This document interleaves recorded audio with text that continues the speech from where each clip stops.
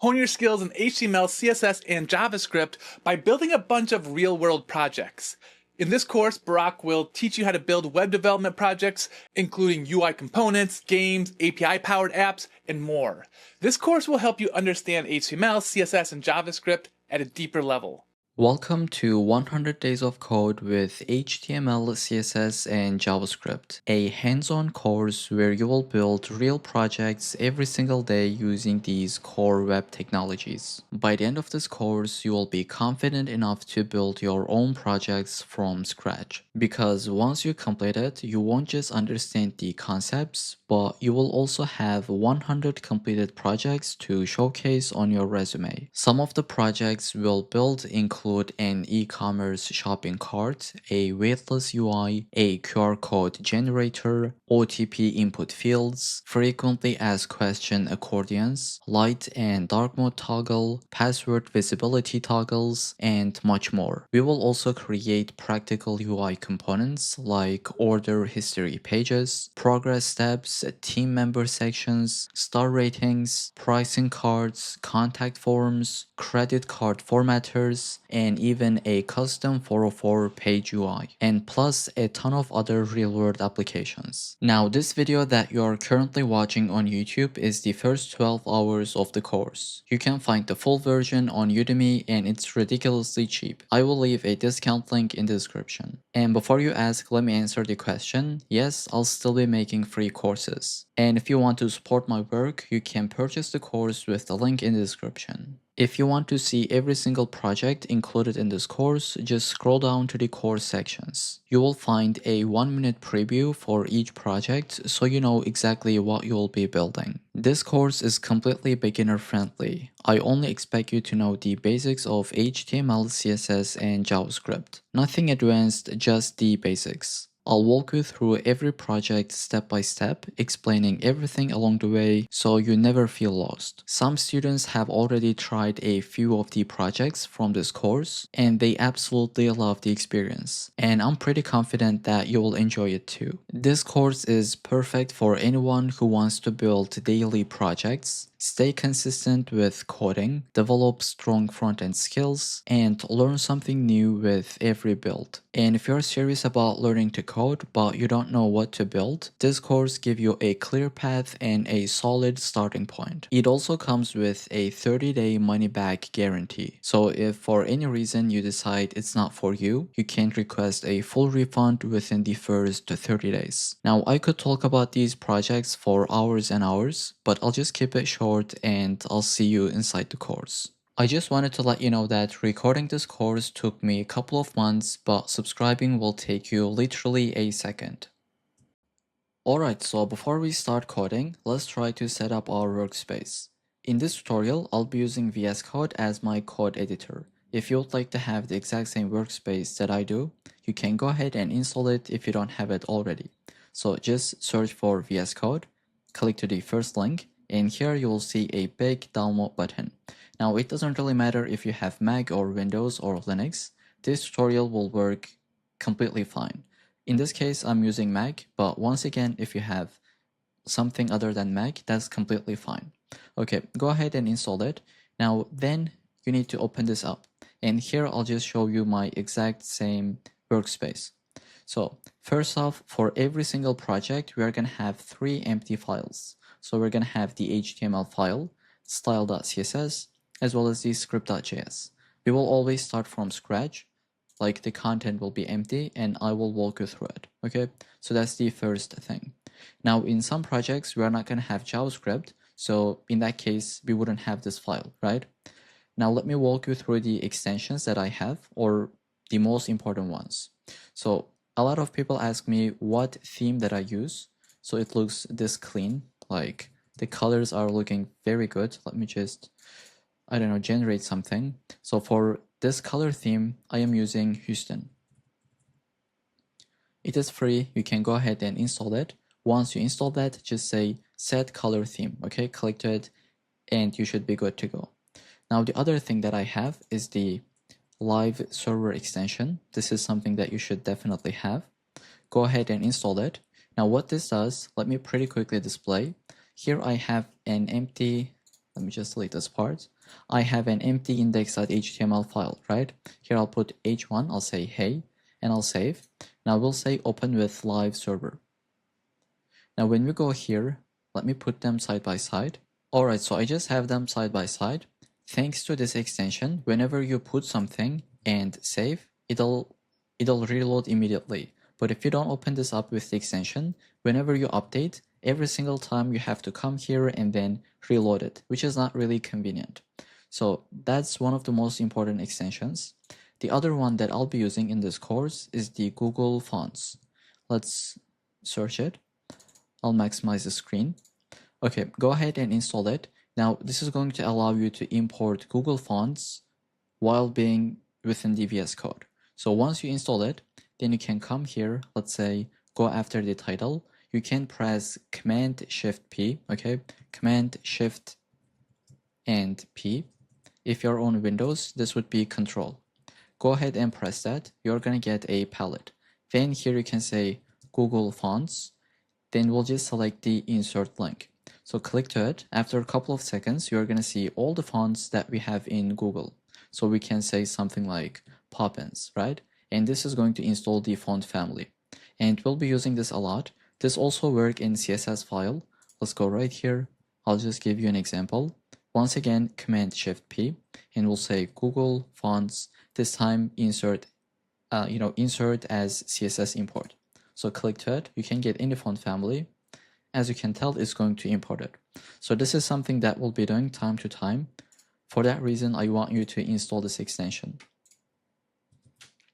Now, another important thing is the code formatting. So notice how if I add some extra spaces, once I save, it nicely prettify my code, right? For this, I'm using another extension called Prettier. Go ahead and install it. It should be this one. I'll zoom out so you can see it clearly. Okay, so go ahead, install that. Then scroll to the bottom and maybe copy this part, okay? The very first line. Once you copy it, you can press Command-Shift-P and you will say Open User Settings. Make sure you have, the JSON right here. Okay, go ahead and run this. You will get this file. Then you would like to paste it somewhere. It could be anywhere, like I would say go at the very bottom and paste that line. Since I already have it, it is warning me, but you get the point. You're not gonna have this. So just go ahead and paste and save this file. The other thing that we would like to do, pressing Command-Shift-P, going under the settings. I'm sorry, we don't really need to go into the settings. So just stay in this file and here type this out. So I already have it. So you can, again, just have it at the very bottom. It's completely fine. Type this out. Let me zoom in exactly in this way. So editor.format on save and colon, then make it to be equal to true. Now, what this does is basically whenever you save, right? Let's say once you save, it's going to format it on save. Now, one of the other extensions that I'm using is called VS Code Grade Icons. Okay, so I'll just try to zoom out so that you can see it clearly. If you wanted to have the exact same icons that I have, like the folders look like this, I think it looks pretty cool. And this is the extension that I'm using. You can see the entire example right here. But yeah, once you install it, you just need to say, set this as the file icon theme. And then of course you have to select it. One more extension that I'm using is called Auto Rename Tag. Let's search for it. So it is this one. It's really handy. Let me display what that does. I'll zoom in. So here, let's say you have a p tag. You just have some content and then you decided to update it. So here you can just say, okay, this is going to be a span and it'll automatically update this part. If you don't have it, like if you don't have this extension, you have to copy this part and then paste it right here. Okay, so let's say you decided to make this h6, it'll automatically update the closing tag as well. So that's the beauty of it. I think these are all the extensions that I can mention at the moment. If you have any questions about the extensions, just let me know under the comments or the questions section. I'll just be there to help you out. Alright, so that was the workspace setup. If you encounter any kind of issues, just let us know in the questions part. Alright, so let's get started. In this section, we're gonna build a quiz game. And before we jump into the code, I'd like to show you the end result so that you know what you're gonna have at the end of the section. So this is the UI that you're gonna get when you first visit the application. We have a button where we can start the quiz.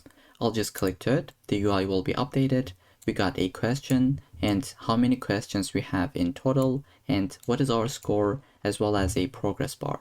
So let's go ahead and answer some of these questions correctly and some of them incorrectly. So here we go, we got different feedback depending on our answer, right? So let's try to complete it. Okay. Now once we are done with it, we are gonna get a feedback as well as how many correct answers we have. Depending on the answer, we will have a different feedback. So if this was 5 out of 5, we would get something like perfect, you're a genius, something like that. And if you got like 1 out of 5, it would say keep studying, you'll get better, and you can just restart the quiz. So this is the end result. This is what we're gonna have. Now let's just jump into the code. So I just have an empty folder in my VS Code. This is the name that I came up with, quiz-game. You can call this anything. Just go ahead and open this up. Now we're gonna have three different files. I'll say index.html. Let's create style.css as well as the script.js file. These are the convention names. You can't really call them anything, but most of the time, this is what you're gonna call them, right? All right, so the first thing we'll be doing, get started with HTML, then we're gonna put the styling, and finally we will put the JavaScript to make it functionally work, right? So let's go into the index.html, and I can just zoom in, shrink the left-hand side, and just get the boilerplate code with this exclamation point with VS Code. All right, let's just put the title, let's say quiz game, and then we can link our CSS file, right? We can say link :CSS. Here we go. If your file name was something like styles, let me put styles.css, then you would come here and update it. But if you go with the style, this is the benefit in VS Code, right? If you just say link CSS, it is the correct name. Okay, so this is one thing that I'd like to mention at the beginning. Now we'll go ahead and build the HTML part, right? The markup. So I'll go ahead just right inside the body. I'll say I'll have a div that will be my container. So I'll say class container. And then the other thing we'd like to have is the start screen. Now let me display pretty quickly. When you refresh, this is the start screen, right? When you say start quiz, the start screen will just disappear. And this is what we call the quiz screen. So we're gonna build two different divs for them. I'll say one div, and let's duplicate this. Give all the space. This is gonna be the start screen. I'll say class. It will take the class name of screen, and initially this will be the active. And then let's put an ID so that we can select it in our JavaScript file. I'll say start-screen. You can call this anything, but I would say just follow along with me. Just do whatever I do, like at least until you complete the project. Once you're done with it, you can go ahead, update anything, just customize the project, make it your own. But if you're following along, just go with me so that we can have the exact same output and you don't really encounter any problems. All right, now the first thing we'd like to have is the H1. I'd like to just put them side by side. Let me take this, if I can take that correctly. Okay, for some reason I can't. Okay, here we go. And I'd like to run this demo application. So this is the end result, but the one that we have, I'll just say open with live server. It should be right here. Here we go. Now I got some warnings because I am already running the demo application, but that's fine. Now we don't have any content at the moment, but let's go ahead and get started with it. The first thing we'd like to put is this H1 that says quiz time. So right inside this start screen, I'll have an H1 where I'll say quiz time and exclamation point. Right after this, we'll say p tag, and we can put this text. Let me copy and paste. We can type this out, and this should be the output. We're going to add styling just to make it nice. And finally, we'll have a button. let's say start quiz, and this will take an ID, let's say start btn. Okay, now let's build the other screen, which is the quiz screen, right? I'd like to maybe just shrink this a little bit more. Okay, so this is the one that we're gonna build for the quiz screen. Let's say class of screen, and we'll say ID will be quiz dash screen. Let's put the markup. So I'll have a div. This will be the quiz header that we have. I'll say class quiz dash header, and we'll say it'll have an h2 that will have an ID. Let's say question text, and we'll say question goes here. So you can put really anything here because we will update this value whenever we got a next question, right? As you can tell, this will be updated with JavaScript. Here we can see every single time this will be something else. So I'll just say question goes here. And then we'll go ahead say div that will get the quiz info. So I'll say class quiz dash info, and then we can put something like p tag, and we'll say question. So this is the part that we are trying to build. We'll say question, and now as you can imagine, this part is dynamic. So when you select something, it'll be updated. So we'd like to have this as a span so that we can have an ID. I'll say current dash question, and at the beginning it'll be 1, but we will be updating it whenever we go to the next question, right? So for now we'll just start with 1, and then we'll say of span. So once again we'll have another span because we will say questions.length. Maybe in your code you will add 10 different questions, so this will be dynamic depending on the length of the questions list, right? Depending on the array. So for now, just follow along with me. I promise everything will make sense once we just move forward with this project. All right, I can show you the entire screen. I'll just zoom out so that you can see everything in one line. Right after this p tag, we're gonna put our score, right? So I'll say give a little bit space, one more p tag, and I'll say score. Now this part once again will be dynamic, right? So we'll say span. Initially it'll be 0, and to be able to select it from our JavaScript code, we'll say ID of score. Alright, so this is what we'll have for this span. So I would like to save my code. Right after the quiz header, I'd like to put an answer container. So this is that container. Here we can see we have a bunch of different answers, and we don't really know what are gonna be the answers because if you take a look at it, whenever the question changes, we got different answers, right? So this will be dynamic coming from our JavaScript code. That's why we're gonna leave the content empty. So let's see what I mean. We'll have a div. Let me zoom in. So we have the div, we'll say ID of, let's say, answers container, and this will take the class name of the exact same thing. Let's say answers container. So we'll use the class to give some styling, and we'll use the ID to be able to select that query selector, right? Now I'll just put a comment here. I'll say answer buttons will be inserted here from our JavaScript code later at some point. Okay, so this is what we're gonna have for the answers container, just an empty div. Then we can put the progress bar. I'll say div, let's say class of progress dash bar, and we'll go within this div.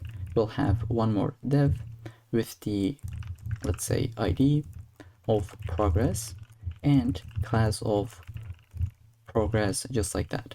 The content will be empty. We will calculate it depending on where we are, right?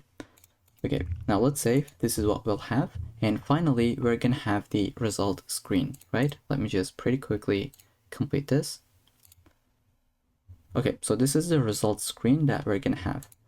Right after the progress bar, as well as this div, which is our container for the quiz screen, right? We'll have one more screen. Let's say div, this is the very last one, and we'll say ID will be result dash screen. And at the beginning of this tutorial, I said we're gonna have 2 screens, but my bad. Turns out we are gonna have 3 different screens. The quiz screen, result screen, as well as the start screen, right? Okay, once again, my bad. Let me just zoom in. This will have the class name of screen as well. And if you say active on this one, which is what we're gonna be doing once we complete the project, this is what you would see. But initially, this will not be the active. Then we can have an H1, let's say quiz results. Then we're gonna have this text, this one, and then the button. I'll just say div class name of result dash info will have a p tag. Let's say you scored in the span, because this will be dynamic. Let's say initially it'll be 0, and then ID of final score within this p tag, but outside of the span, we'll say out of. I'll just zoom out so that you can see it clearly. We'll put another span. Let's say this will take the ID of maximum score, and we can say something like 5. And right after this p tag, we would like to put the result message. So I'll just say div.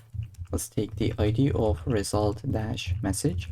And for now, we can say something like good job, but depending on your performance, you'll see something else, right? And we're gonna put this in our JavaScript code. I'll say good job. Then finally, I think that's it. The only thing we left is this button. So right after this result message and this div, which is the result info, just go outside and say button ID of restart btn, and we'll say restart quiz. Okay, so believe it or not, this is the entire markup that we need to put, that we need to have. Now we'll just jump into the CSS file and get started with the styling. So I'll just visit the CSS file that we have, and let's get started with the basic reset. So I'll say basic reset that we're gonna have in almost every single project. So the first thing you would like to do is just say asterisk and then say margin of 0 on every single element. Same thing for the padding. And then finally, and the most important one, is the box sizing of border box.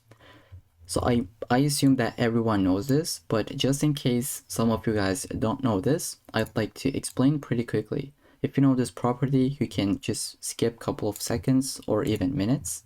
Okay, so I just have a diagram that we're gonna go through, and this is the end result screenshots that if you wanted to have, the link of this diagram will be in the description. Okay, now let's take a look at the box sizing of border box. So what this does in the first place, it changes how the browser calculates an element's total width and height. Now what happens if you don't use this, right? So let's say you don't have this in your code. Okay, this is what will happen.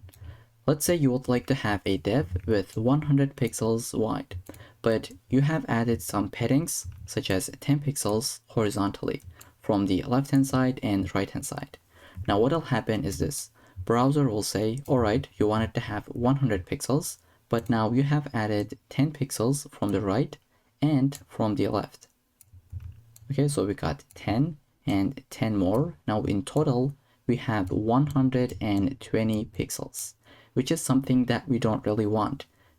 At first we said, hey dude, we want 100 pixels wide, but now we have 120 pixels, which is something that is unexpected and that we don't really want and need, right? What we want is this one. We would like to say, okay, let's go ahead, use the box sizing of border box. So this is the example if you use it.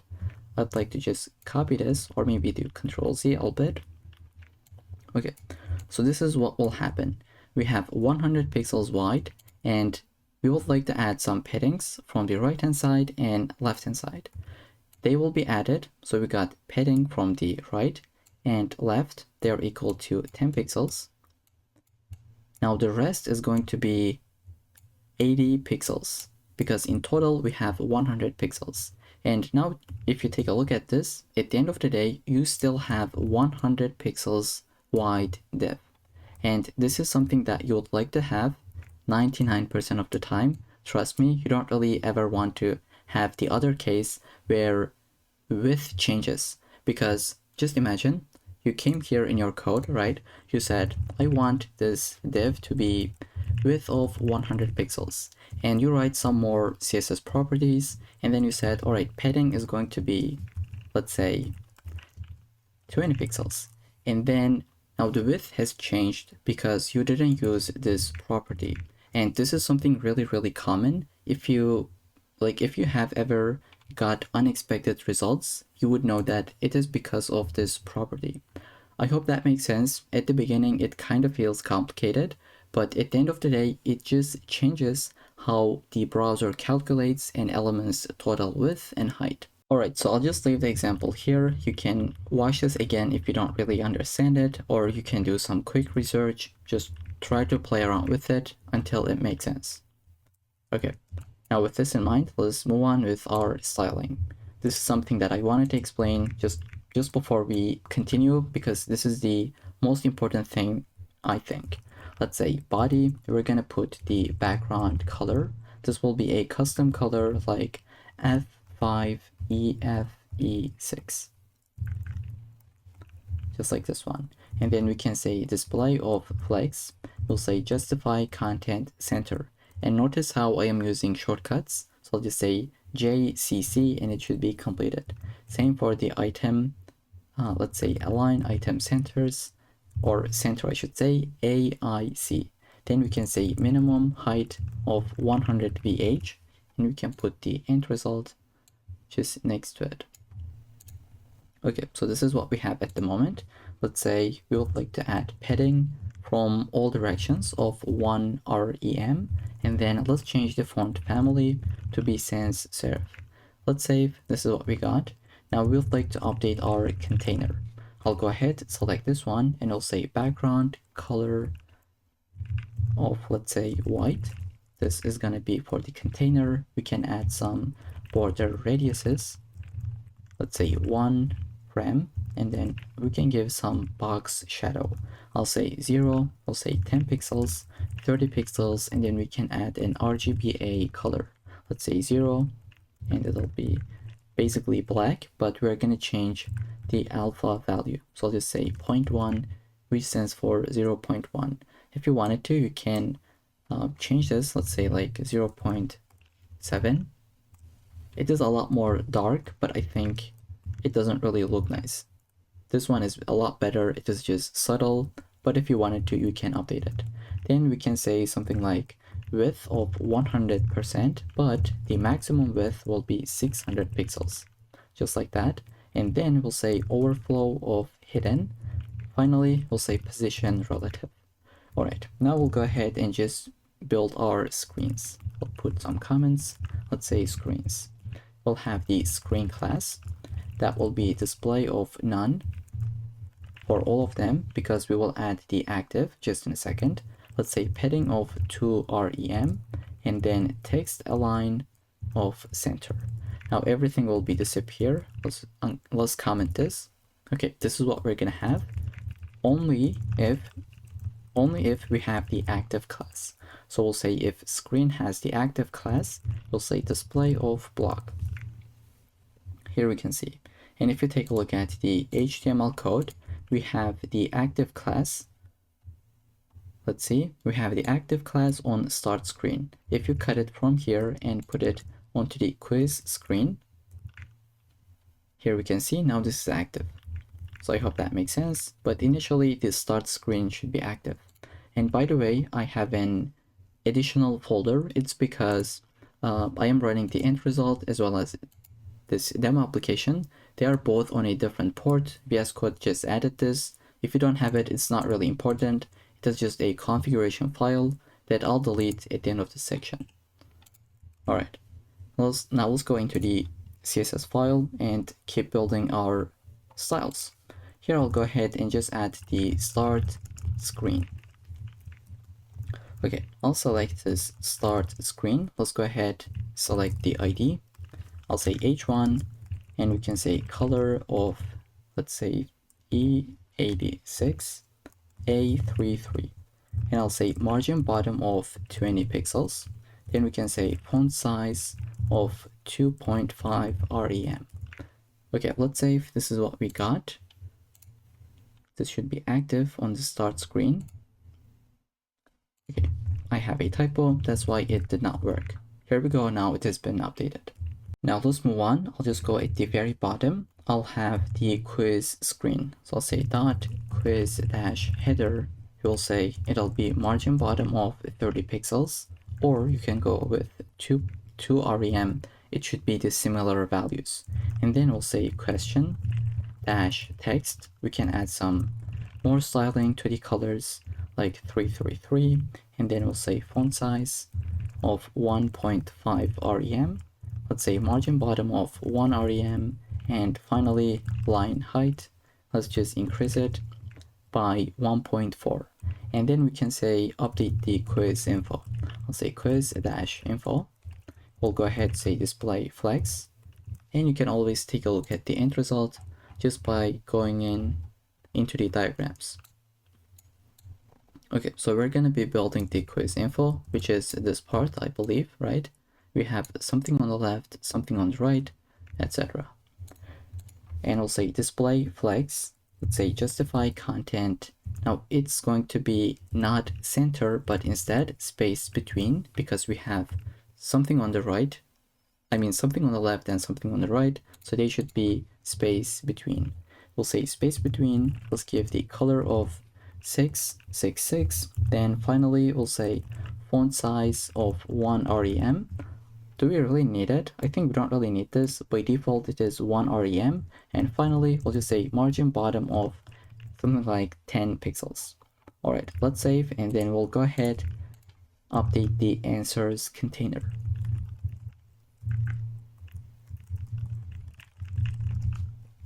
Okay, so right here I'll have display of flex, but this time it'll be flex direction of column, because as we can see we have something at the top, right? And then it is just going in the column direction. Then we'll go ahead say gap of 10 pixels. Finally, margin bottom of 25 pixels, let's say. Then we can put the answer button. So every single one of these that you see, let me change the color pretty quickly. So this is an answer button, this is an answer button, right? Every one of them is an answer button. So let's go ahead and build it. I'll say dot answer dash btn. This is the class that we had. Now we'll just say background color of this custom color F8, F0, and E5. Then we'll go ahead update the color itself. Let's say it'll be 333.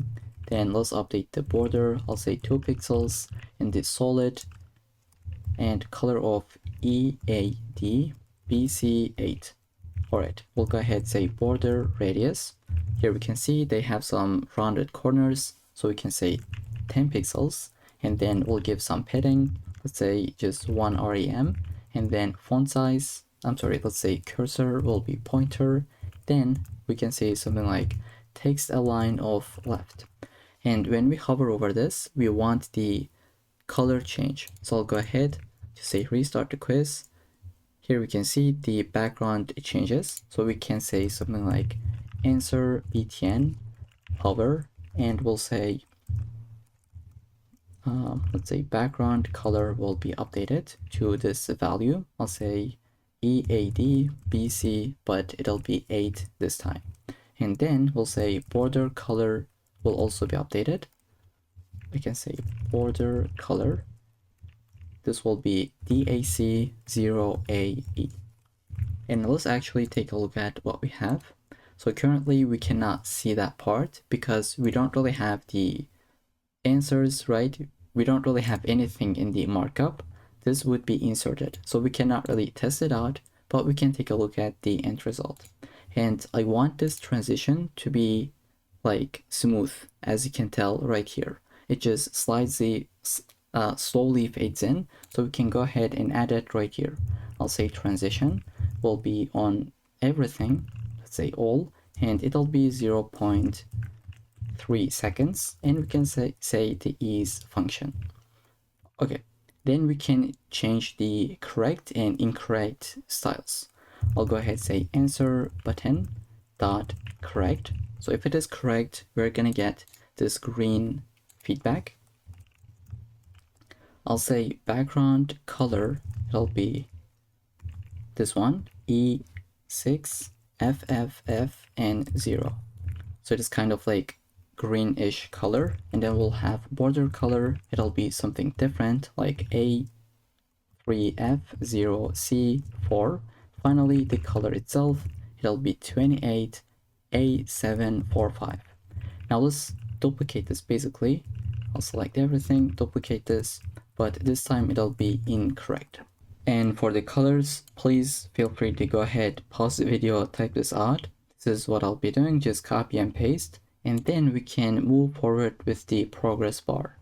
Here I'll go ahead, say, select the class,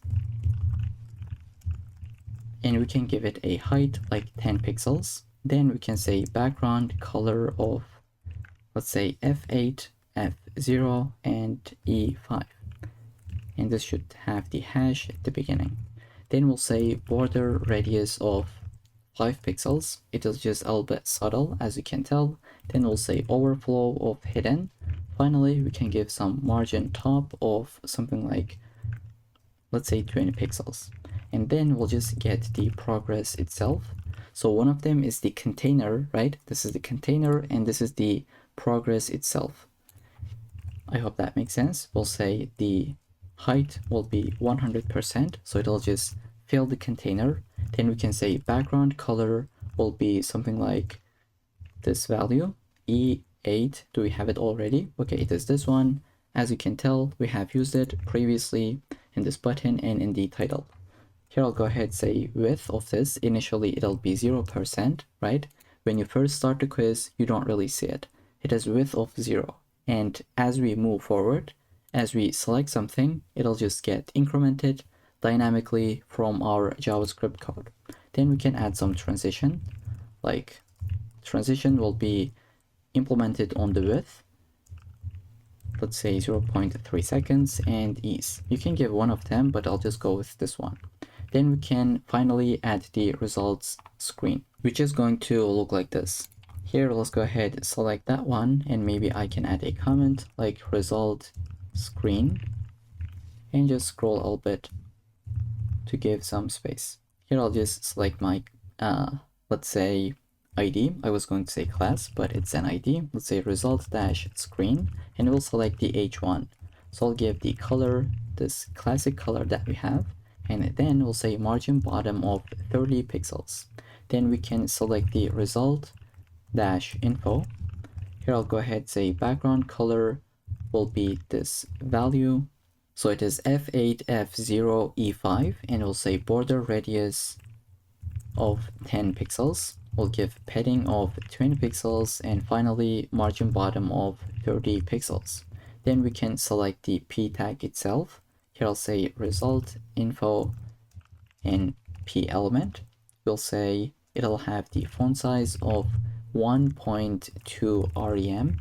We can give the color, which is going to be 333, and finally margin bottom of 1 rem, let's say. And then we can select the result message itself, which is this one, right? We got the P, we got the H1. Now it is time to get the result message itself. I will select it with the ID. So this is the font size, the font weight, it'll be a little bit bold, right? And then the color itself. Now we can change the button itself in general, right?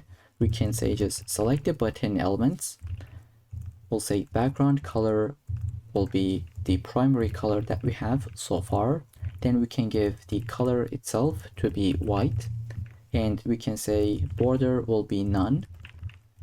Border radius will be 10 pixels so that they are rounded, and then we can say padding will be 15 pixels as well as 30 pixels.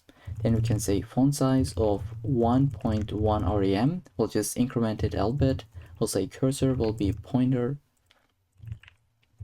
just like this. And finally, we can add some transitions.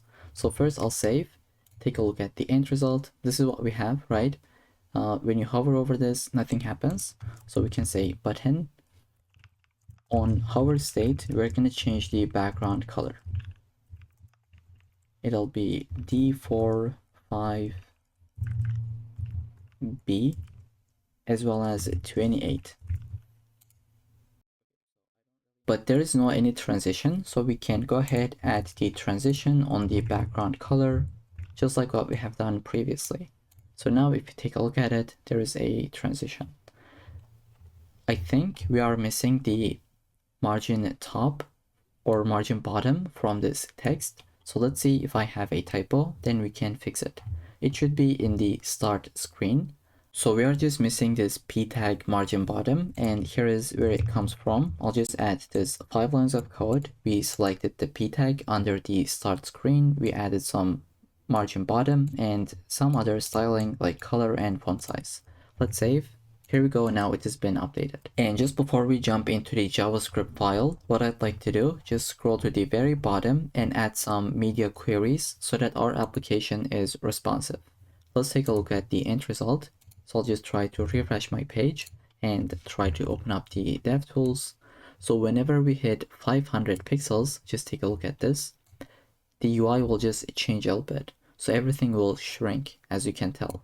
Let's take a look at the quiz screen. Once I hit 500 pixels, everything just shrinks a little bit so that it is responsive and it is looking nice in our mobile phone. So this is what we'd like to do. Just update some stuff whenever we hit 500 pixels and below. So I'll just say responsive design, and we'll say add media. Then we can say something like maximum width of 500 pixels. So this will basically tell to the browser whenever we hit, so let me type, when we hit 500 pixels and below, go ahead and just implement the styles below. Okay, so I hope that makes sense. Let's try to get started with it. The first thing we would like to do, just maybe update the padding on the screen. So I'll just say we have the screen. We'd like to change the padding to be something like, let's see what we had previously. I don't really remember. Let's take a look at it.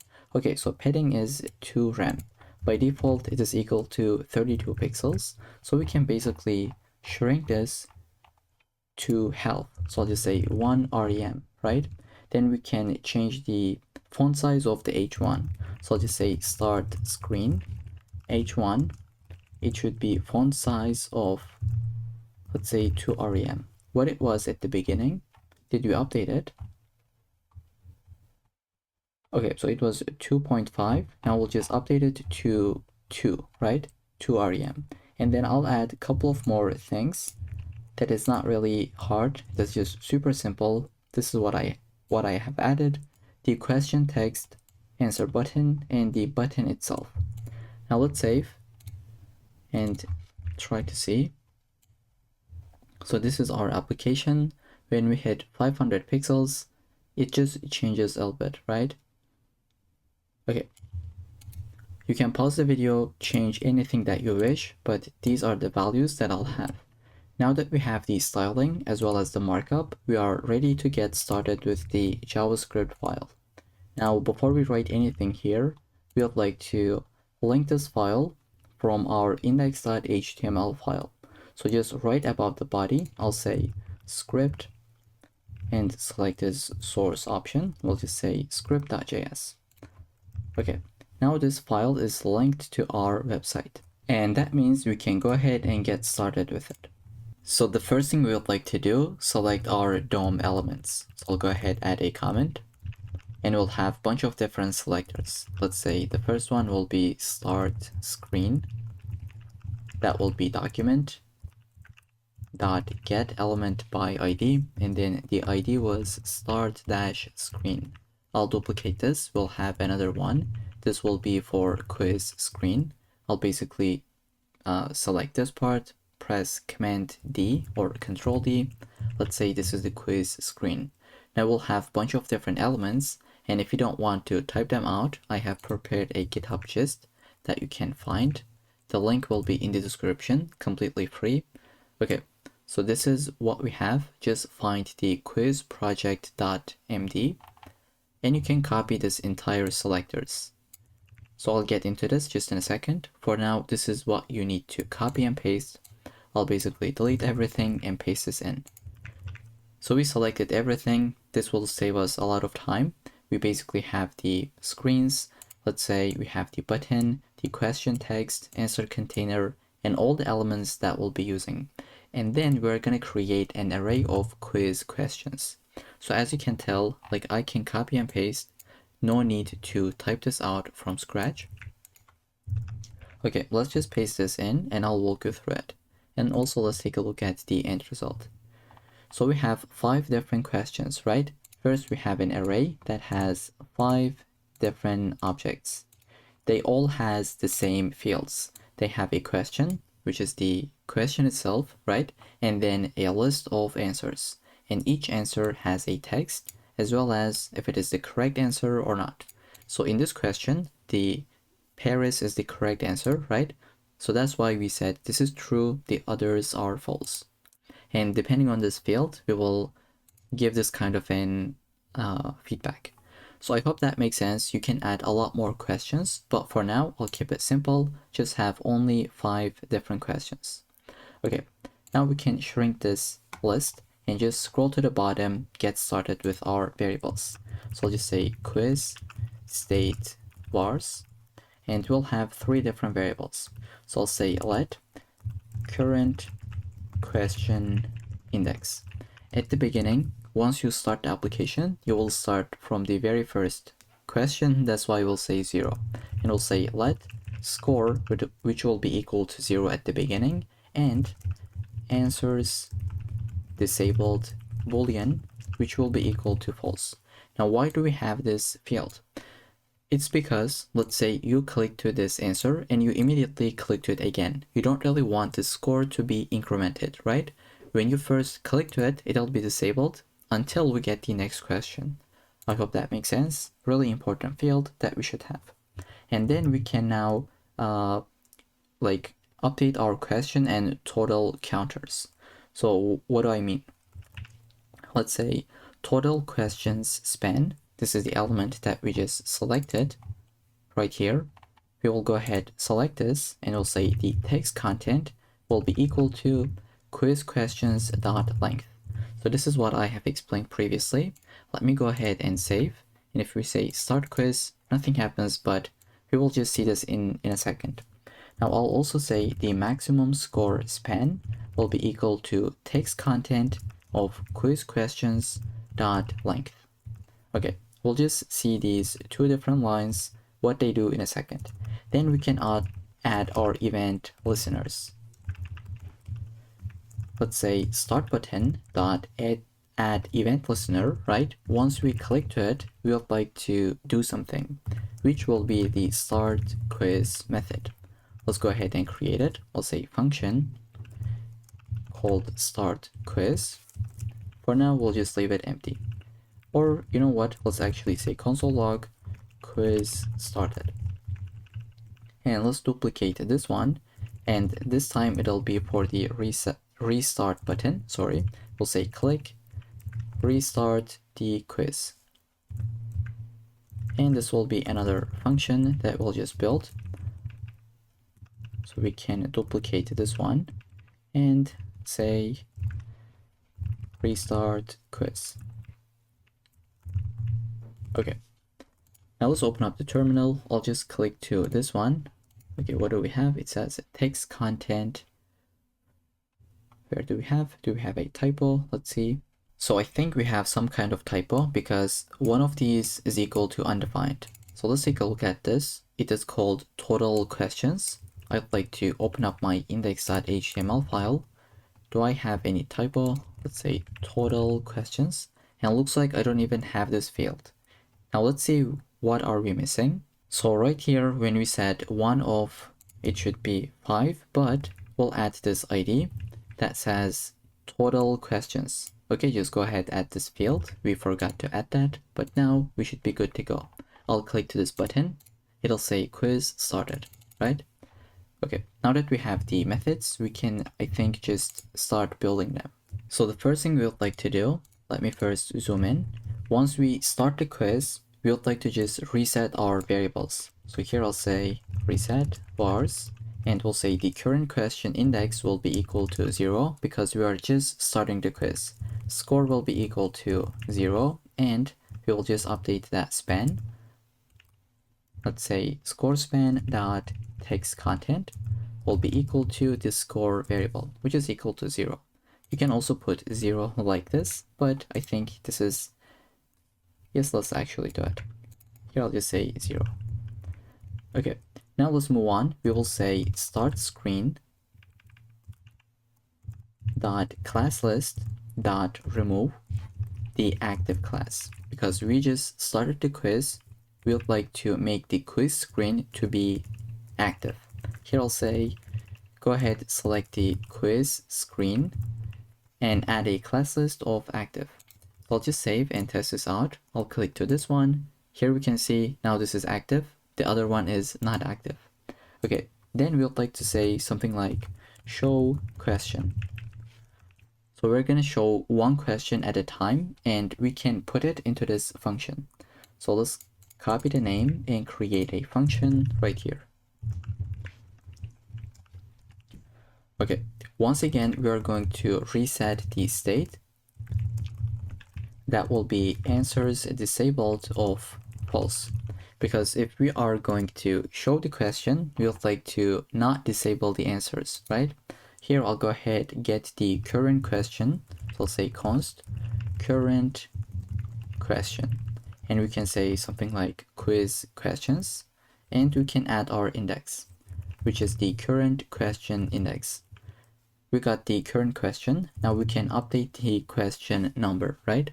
Which is going to be this part. So here I'll say current question span dot text content. We'll say whatever the current question index is plus 1, because this will start from 0. We would like to say something like 1. Okay, so this is the very first question. Instead of seeing 0, we'll just add 1. I know that we are going really slowly, but I just really want to make sure that everyone understands whatever we do. Okay, then the next thing is to update the progress bar. So first we need to get a percent. I'll say const progress percent, and let's try to calculate it. I'll say current question index divided by quiz questions dot length. I'll just zoom out, multiplied by 100. So this is the math that will give you the percent correctly. Then we can say progress bar dot style dot width, and we'll say whatever the percent is, this is what we have calculated, we'll say plus percent. Now imagine this is what we're doing. Let's say the percent is equal to 50. Now the width will be 50%, so it'll be something in middle, right? This is exactly what we are doing. Then we can update the question text. Here I'll go ahead and say question text dot text content will be equal to current question dot text. I'm sorry, the question itself. Because if you take a look at this array, we have the field, which is the question. It is this part, right? And this is exactly what we are doing. And after this, we can clear the previous answer buttons. So I'll just say explain this in a second. Okay, I'll even add a to-do right here. I'll show you this, what this does, but let's just write the code for now. I'll say answer container dot inner HTML will be equal to nothing. Then we can create the answer buttons, right? So this is a button, this is a button, so on and so forth. What do we want to do? Basically, go through these questions for every single answer, right? For this answer, for this one, and all of these, we would like to create buttons. So this is exactly what we'll be doing. Let's go ahead and say current question dot answers dot for each answer, we would like to run this method where we would like to create a button. So let's say const button document dot create element, and maybe we should zoom in. I don't really know. Let's zoom in. Okay, we'll say create an element that is called as button, right? Then we'll say button dot text content. We'll add the answer dot text, such as like Venus, Mars, Jupiter, whatever that is. And then we'll go ahead say button dot class list dot add. We'd like to add this answer button so that we can get the styling. And then one important thing, we need to add the correct property on the button, right? So this is false, this is true, and these are false. How do we add it? If I click to it, how my code knows that that was the correct answer? Well, we can use what we call a data set. So here I'll say button dot dataset dot correct. And you can call this anything really, like true, but like anything, seriously, but it should be correct so that our code makes sense, right? This is at least what I'd like to call it.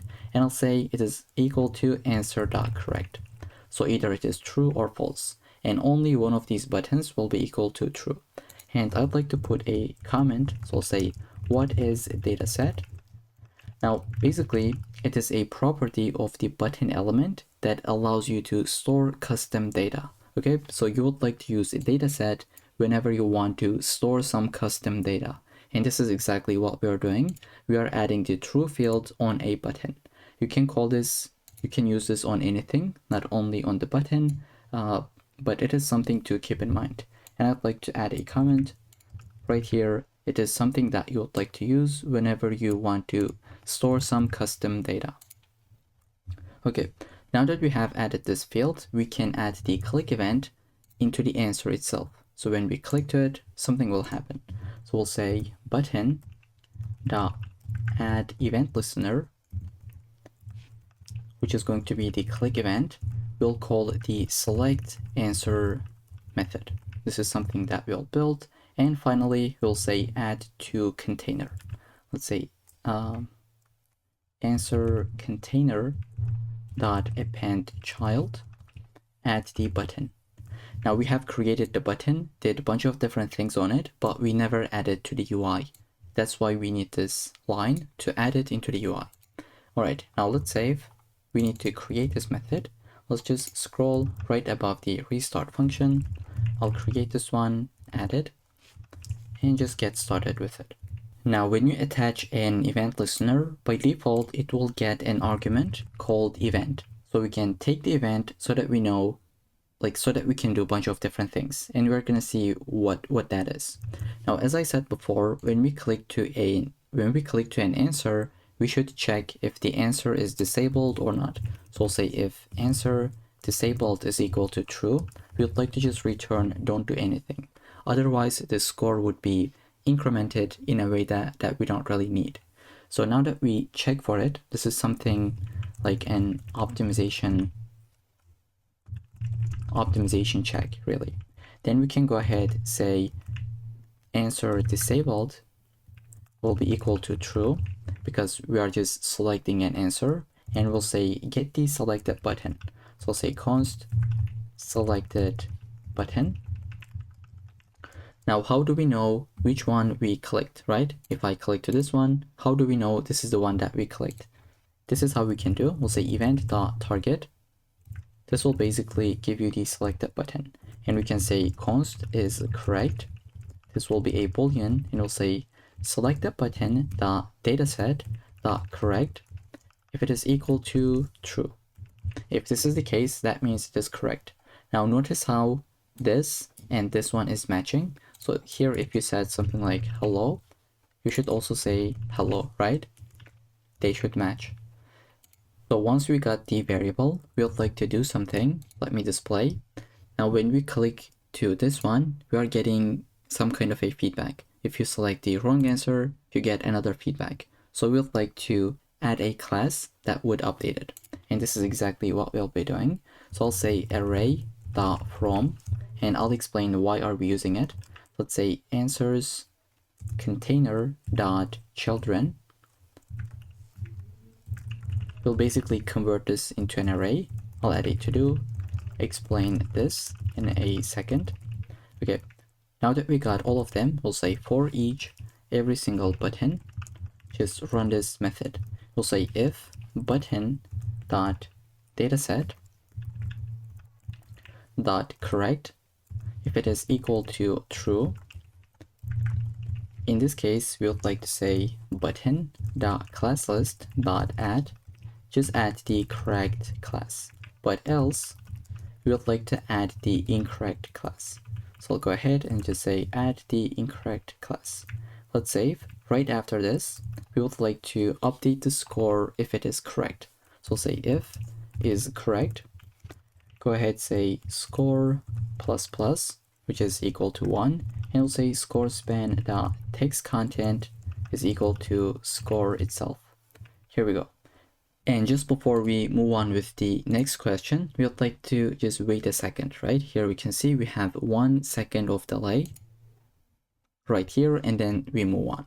So this is what we would like to do. And if you want to add some delays, you would use the set timeout method, which would take a callback, as well as the timeout, which is going to be in milliseconds. So let's say we would like to wait about 1 second. So let's put 1000 milliseconds, and then we say current question index will be incremented.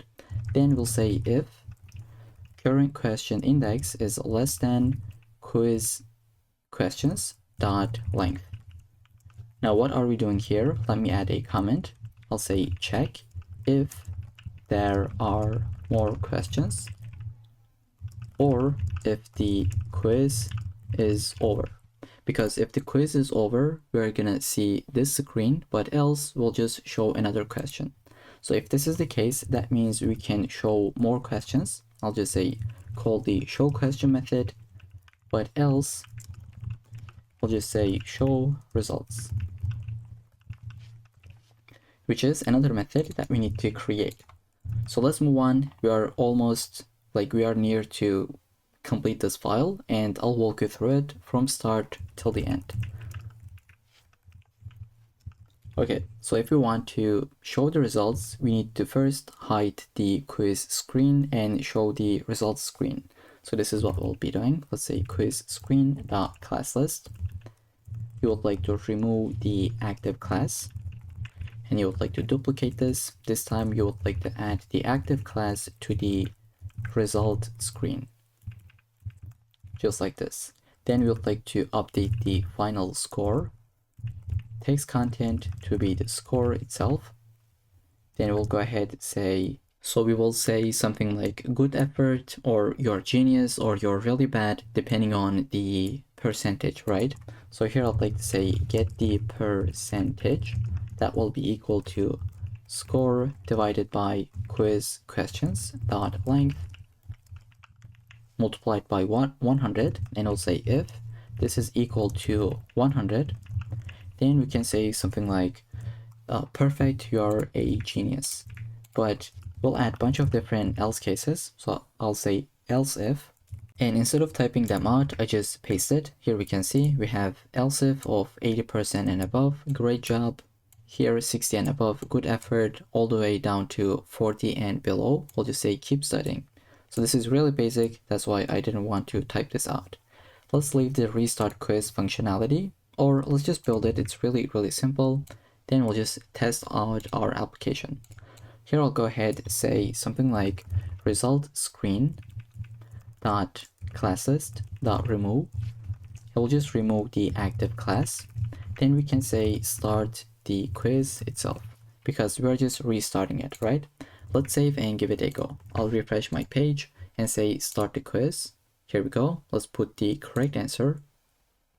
This is what we got. We can say something like, again, correct answer, add the wrong answer this time. And there is one thing that is different from the end result. So if we select the correct answer, the wrong ones are also displayed. So we can fix it by scrolling to the top, where we have this else case. Here I'll say else if the button is equal to select the button, only then we would like to do this actually. Now let's save and give it a go. I'll put the wrong answer. This is what we got. We don't really see the wrong on all of them. I think it just makes it a lot more cleaner. Let's put the wrong one. Okay, so I hope that makes sense. Now we have some to-dos. Just before we get into it, let's complete the app, complete the quiz. Okay, we can restart it. Everything works as expected. Now let's take a look at the to-dos that we have. So I will just go ahead, delete this for a second and try to run my quiz, give it an answer. Now in the next run, as you can tell, the previous answers did not got removed, right? We got the new answers, but the previous ones are still here. So that's why whenever we show the questions, we would like to first get rid of the previous questions. So we say the answer container will be equal to nothing, right? Just go ahead, clear the content. I hope that makes sense. That was the very first to-do that we have. Now I can delete this to-do. And the other to-do that we have, let's just search for it.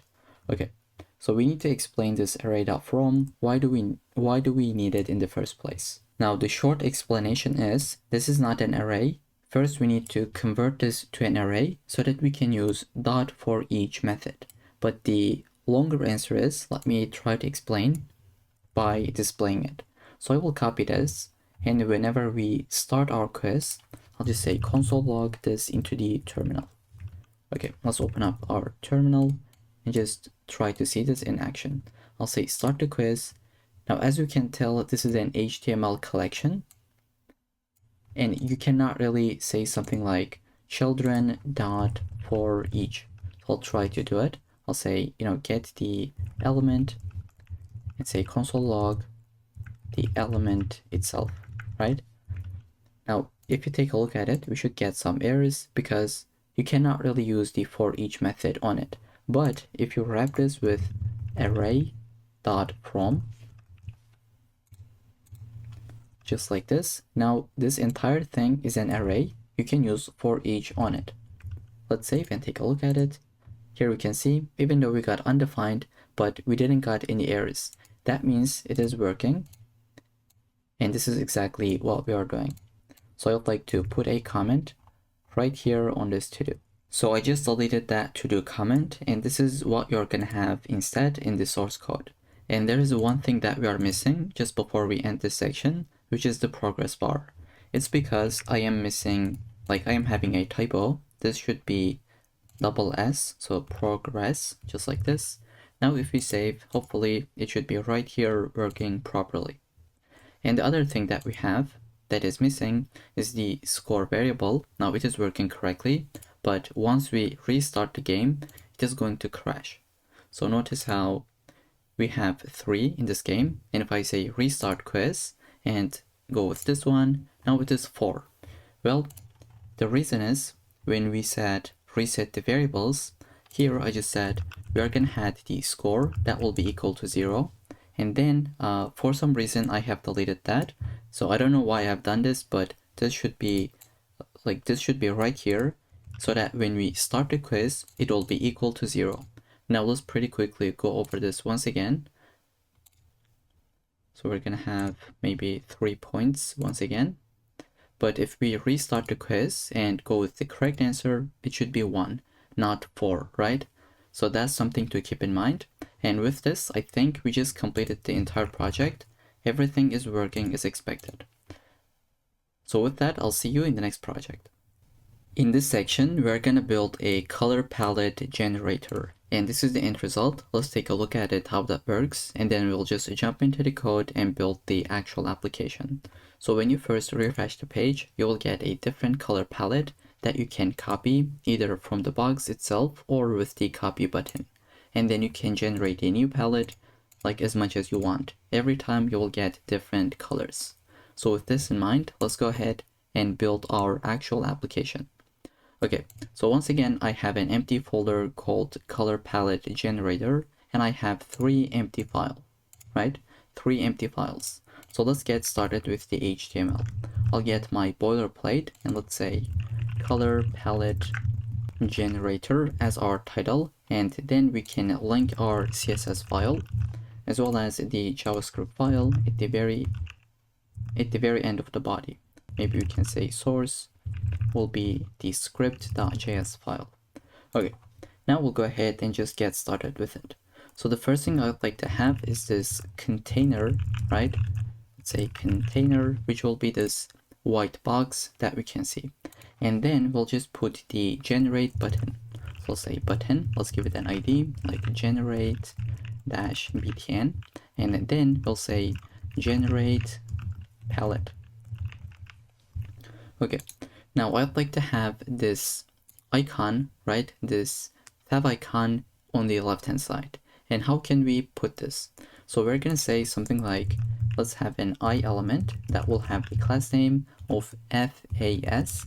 FA will say sync alt. But if you save and try to see the output, let's say open with live server, we cannot see anything. It's because we didn't import the tab icon, right? So let's go ahead and get the URL. I'll say cdn.js. From this website, we can search for font awesome. Okay, just go ahead, copy the link tag.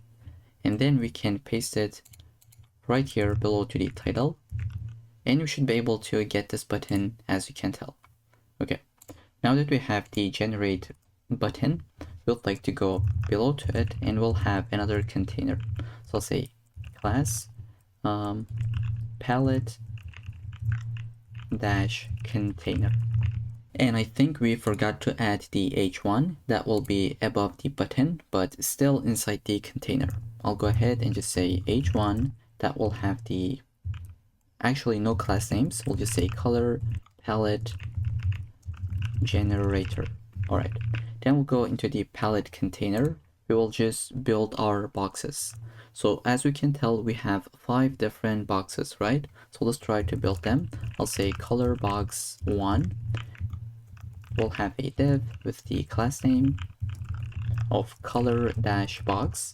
Then we'll go within this div, create another div with the class name of color. This will not have any content, but we'll say style will be something like this.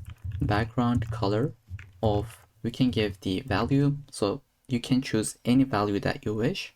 I'll just go with this default value. Let's say E1F5FE.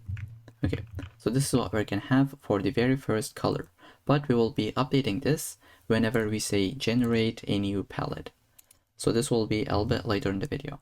And then we'll say, let's create another div that will have the class of, let's say, color-info. Then we'll go ahead, create a span that will hold the hex value and then an icon for the copy button.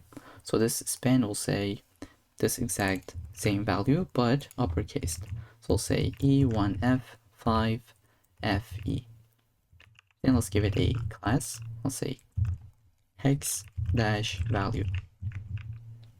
And now let's try to put this button, which is going to be an I element, class of FAR, FA copy, and we'll say just class name of copy button. Let's say copy btn. Okay, now let's save, take a look at the output. This is what we got. This is the actual icon that we just used, right? Okay, and we can even add a title. So when you hover over this, let's say title, it'll say copy to clipboard. So this title will give something like this. Let me hover over that. Okay, so this is the title. This is that property that allows us to see that text. Now basically we're going to do the same thing 4 times, right? At the end of the day, we will have 5 different color boxes. So this is the very first one. I'll just try to maximize this screen and just put 4 different color boxes. So here is what I have just added, the exact same thing, but we have just changed the background color as well as the color itself in the hex value. So this is the second one that you can copy from the source code or just type this out. We have the same thing for this one, for the the last 2. And now we can go into the CSS file and try to build the UI, because currently this looks disgusting and feels like I have a typo right here in this span, especially for the color box of 1. Okay, this should be okay, just like that. Now we just get rid of that span text. Now we can go ahead and jump into the CSS file. So I'll just kill this one. Once again, I have this extra folder. Maybe you have it, you don't have it. It's not really important. It just says we'll just change your port because you have the end result running on this port. So at the end of this section, I will go ahead and delete this folder. It's not really important. Okay, now we can just get started with our CSS file. So the first thing I'd like to add will be the basic reset, where you'd like to select every single element and say margin of 0 and duplicate this. Do the same thing for padding. And finally, we'll say box sizing of border box. Now, one thing that I'd like to do is to update the font family in my entire document. Now, the classic way of doing it, I'll show you a better way. So this is the classic way of doing it. You would just visit Google Fonts, right? Let's say Google Fonts, and then you would search for a font family. Let's say it is Roboto. How do we pronounce it? I don't know. So we got this one. Then you would say get the font, get the embed code, and you would either get the link copy or the import copy. So for the CSS, right? Let's say you would copy this and come back here, add this, then you can use it in your entire document. So you can say font family will be the one that we just installed. Now let's save, it'll update the UI. Now you can install this without visiting the website. So you can do it from your VS Code. The first thing you'd like to do, just install an extension called Google Fonts. Okay, so go ahead and install it. Once you have done this, you can basically, let's just delete this part. You can basically say Command Shift P or Control Shift P. Then you can search for Google Fonts. And if you wanted to add it into your CSS file, you would select this one, and then you would search for the font, so whatever that is. In our case, let's say it is Roboto. Here we go, we got the entire URL that we can save, and we're gonna have the exact same result. So without this, it would not work. Just notice how the font family has changed. But if I add this, now we are using the Roboto, right? Now I'd like to actually change this. Let's go ahead and get something else. I'll say I'll get Poppins. Okay, then we'll update this part. Now it has just changed a little bit more. And if this is not available for some reason, if we cannot load it, we can just fallback this with sans serif. So this is one trick that you can keep in mind. And if you're going to add it into the index.html, you can do it in the exact same way. So just under your head element, right? So you can say Command Shift P, Google Fonts, but this time insert the link. Let's say Roboto. So this is what we got as a link import. I'll just delete that because we have it in the style.css file. So I hope this is a useful trick that you have just learned. Now let's go ahead and update our background color for the body, which will be a linear gradient. So we'll go from this color to this one, from left to right. So I'll just say body. The first thing I'd like to do, just say background, and we'll say linear dash gradient. We can say to right, or what I'll be doing is to say 135 degrees. We'll say go from this color, which will be 83, 8, D and F. Okay, from this one to C3, CF, E2. Okay, then we'll just say minimum height of 100 VH, so it'll take the entire screen. We'll say display flex, align items centered, and justify content of center. Then we'll say padding of, let's say, 20 pixels. So this is the output that we got. Now we'd like to select the container, and we'll say the background color will be white. We'll say border radius will be 1 rem, which is equal to 16 pixels. Then we can add the padding of 2 rem. I'll say width of 100%, and the maximum width will be 800 pixels.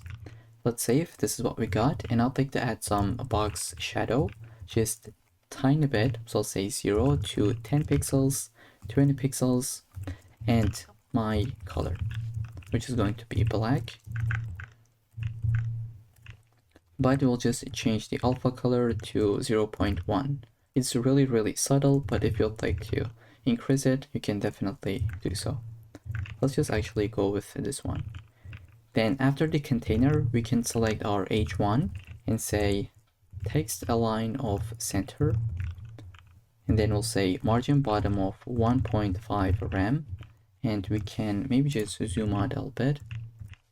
Okay, so this is the normal level that we should have. And then I'll say color of 333. I'll say position will be relative. You will see why. And finally, we can say something like padding bottom of 0.5 rem. Okay, now we'll be using position relative because I will create an h1 after element. We'll be using this after pseudo element to be able to add this underline. And this will be positioned absolutely right below to this text. Now let's see how we can make that work. Basically, we'll go ahead and just say position this absolutely, and then we'll say bottom will be 0, but we would like to position this in the middle, right? So we're gonna say take it from the left of 50%, and we would like to take it back with transform of translate x of minus 50%. So this is that trick that we are using so that it is being centered correctly. And we'll say the width of this could be 50%. You can use any value, like I'll show this what this does in a second. Then we'll say height could be 3 pixels. So this is what we have, 3 pixels on the height, and we'll say background color could be this one. Let's say 667 EENA. Okay, then we'll say just add a border radius of 2 pixels. Now let's save. Probably we're not gonna see anything. It's because if you're using the pseudo element, you have to have the content property, right? I'll just add the content. Even though it doesn't have anything, we are able to see it. Now, if you say width will be 10%, this is what will happen. If you say 100%, it'll be the entire h1 element. But I specifically want to go with 50%.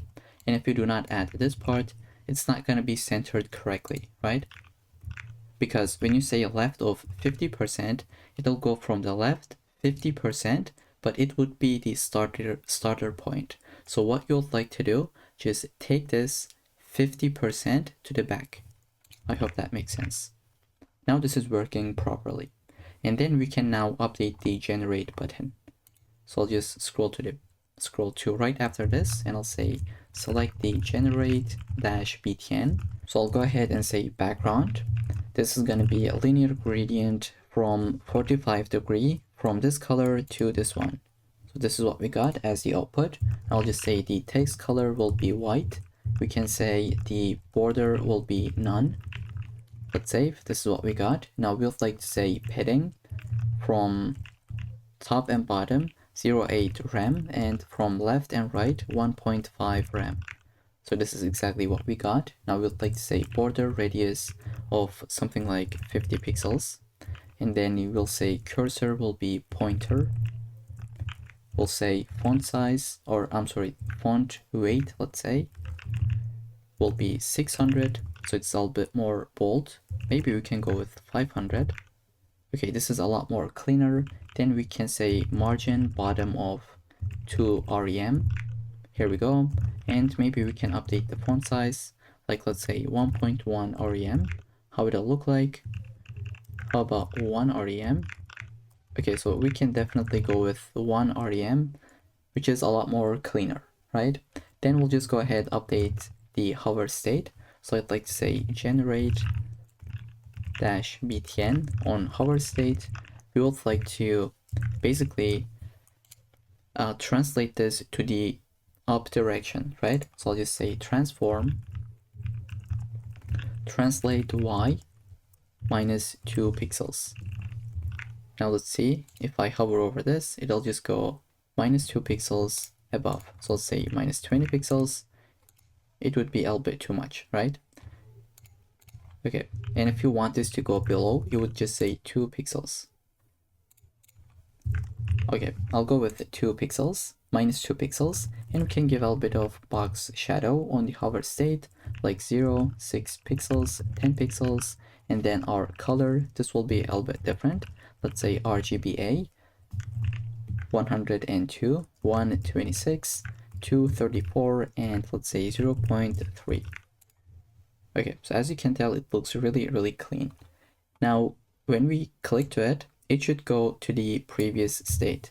And we can do this with the active state. I'll copy this, paste this, but it'll be active.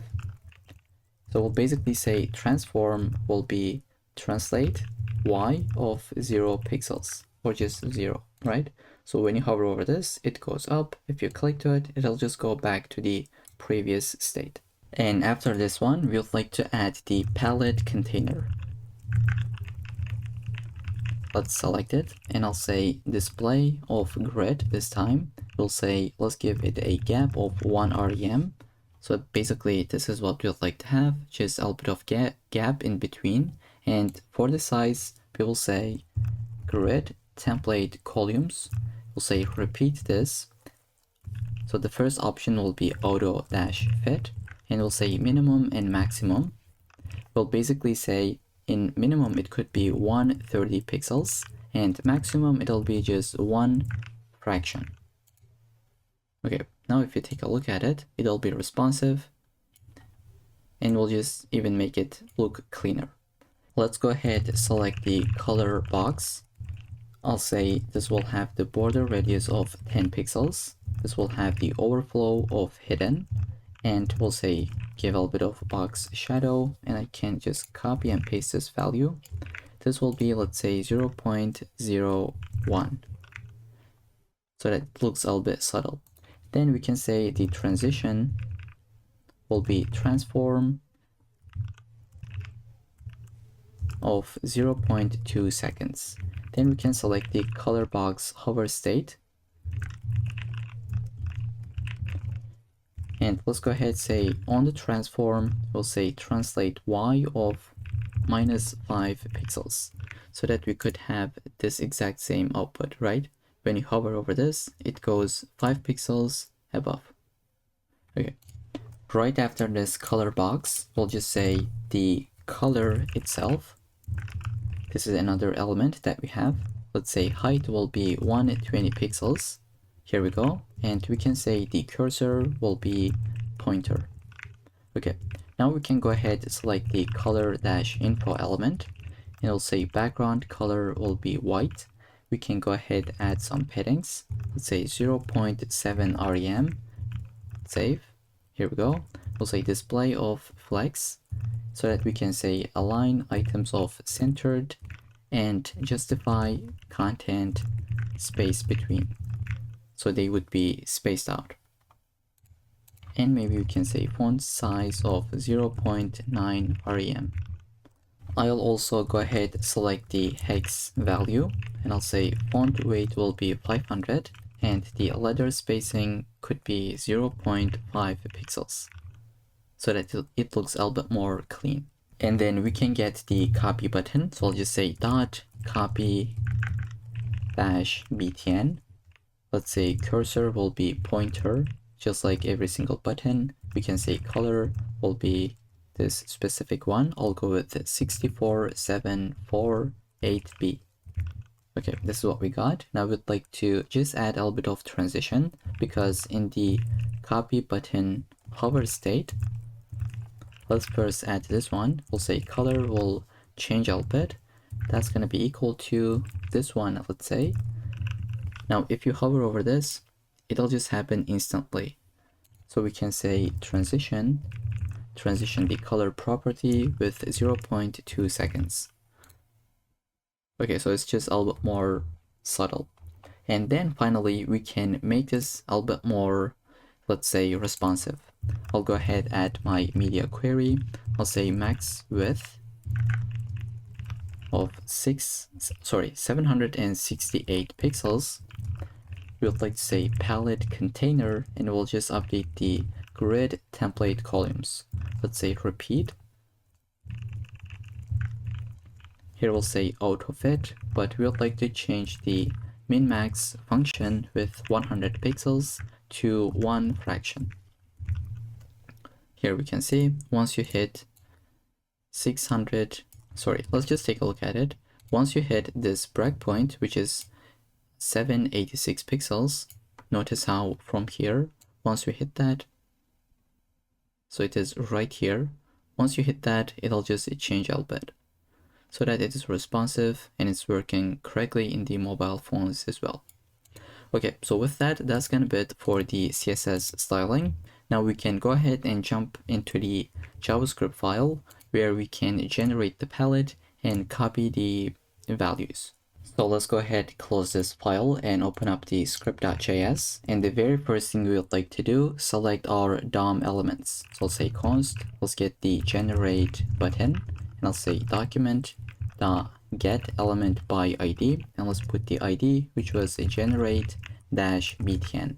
Now I'd like to duplicate this I was going to say, but let's actually type this out. I'll say palette container. We're going to select this one as well. That will be document.query selector this time, because we're going to select it with the class. So say palette-container. This is what we have in our code. Now we'll go ahead and just add an event listener, right? I'll say generate button dot add event listener of click event. In this case, we'd like to call our method called generate palette. And let's create this method for the function, right? Let's say function generate palette and just leave it as an empty function for now. Now the other thing that we would like to do, whenever we refresh our page, we would like to have another palette, right? So I'll just go ahead and say, as soon as we visit this page, just go ahead, call this method. Now if you don't want to, you can delete this part. Really, it's not needed because by default we have a palette. Okay, so just in case if you want to get a different palette on refresh, you can basically add this one. Okay, for now I'll just keep this right here, and then we can move on with this method called generate palette. So in this method we'll have a colors array that will be empty initially. Then we'll go ahead, create 5 random colors, and then we'll just push it into this array. So we'll say for let I starts from 0 all the way up to 5, so that we can just run this 5 times. And then in this case we'll like to say colors dot push, and we'll say generate a random color, which is going to be the method that we're gonna build right now. Generate random color. Now in this function we're gonna have a constant called letters, and this will start from 0 all the way up to 16. So we'll go like from 1 to 9, but then we'll say A, B, C, D, E, F. So this is up until 9, and then 10, 11, because this is how it works if you want to create colors with hex values, right? As you can tell, we have letters from A to F. Okay, so once you have this in mind, we can say let will create a color basically. The first value always will be this hash, and on top of it we'll add some random values such as this one or any kind of value that you can imagine. So I'll say for let I is equal to 0, and we're gonna run this 6 times, because if you have realized, we have 6 letters every single time, right? Just take a look at that. This is what we have, and we'll say while I is less than 6, we'll just go ahead and increment it by 1. And now we'll say go ahead add on top of the color variable, we'll say letters, and we'd like to basically select one of them randomly, right? So we'd like to add an index, and I'll say math.floor math.random, and we're going to multiply this by 16. Okay, now I'd like to show you what this does. Let's copy it, open up the terminal. I'll basically paste this every single time. So now we got 1, 6. As you can tell, we are getting random values from 0 all the way up to 15. Now 16 is not included because we only have 16 elements, but indexes are starting from 0, right? So if we have to put the indices, okay, this is kind of annoying, but this is the index of 0, 1, okay, why do I even type? So 0, 1, all the way up to 15. So that's why this will never give you the value of 16. At maximum, this could be 15. So this is something I wanted to highlight. And after this for loop, we would like to basically say return the color. So it would be returned, right? And then this would be pushed into the array. Now, if you would like to test this out, you can copy this function, put it into your terminal, and just call that method, which is called the generate random color. Just go ahead, call that. So every single time you'll get a different randomly generated color, as you can tell. Now we got the color. What do we want to do? So we got 5 different colors. We would like to take them and update the UI with it. So say update palette display. And this is going to be a method where we'll just pass the colors, right? So we have generated some colors and we will pass it into this method so that it can update the UI with them. Now let's go ahead and create this method. I'll say function, we'll get the colors and we'll do something with it. So the first thing we would like to do, just select all the color boxes. I'll go ahead, say const color boxes and say document the query selector all, where we have this class name color dash box. And we would like to loop through each color box and update it with a color from our array. So I'll say color boxes dot for each method, and we're gonna get every single box. Also, I'd like to get the index. So let's wrap this with brackets, and I'll say index as well. Let's run an arrow function. Here we'd like to get the color itself. So I'll say colors by using the index, so we can get the color itself. We'll be doing this for every single colors, right? And then we'll say const, let's say color div. We can say box.query selector of box. Sorry, what am I doing? So this should be color, I'm sorry. Let's go ahead and duplicate this. Now we would like to get the hex dash value, and we can update this variable. We'll say hex value. Now we are going to see why are we getting those in the first place. The first thing we would like to do is set the background color of the div. I'll say color div dot style, and we'll say background color will be equal to this color, whatever we have. And then we would like to update the text to show the hex value. I'll say hex value dot text content will be equal to color. Okay, let's save. Hopefully it should be working out. I'll say generate palette. As you can tell, we are just creating the values, right? We are creating all these colors, and then we are updating our palette, which is going to get every single colors, right? Then it will just loop through it so that it can update the UI. So I'll just click to it. These colors have been generated and we have updated the UI, both the background color as well as the text itself. Okay, now let's see what happens if we refresh the page. So every single time we're gonna get a different palette, because whenever we visit our page, we are running this method. But if you delete it, every single time, if you refresh, you're gonna get the exact same color palette. Maybe this is the behavior that you would like to have, so you can delete this line, or if you would like to get some random colors, you could add this one. I'll just go ahead and comment this out so that you can have this on every single refresh. Now the other thing that we need to add is the copy functionality. When I click to the box or into this icon, into this button, it should copy it.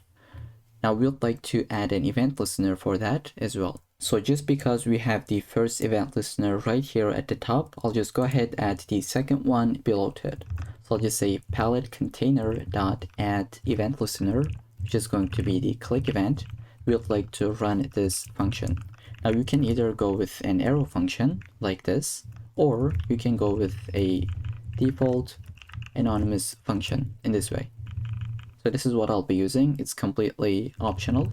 I'll get the event, which is passed by default, and I'll say if. Now we have two different checks, which is this one. Either we click to the button itself or into the box itself, right?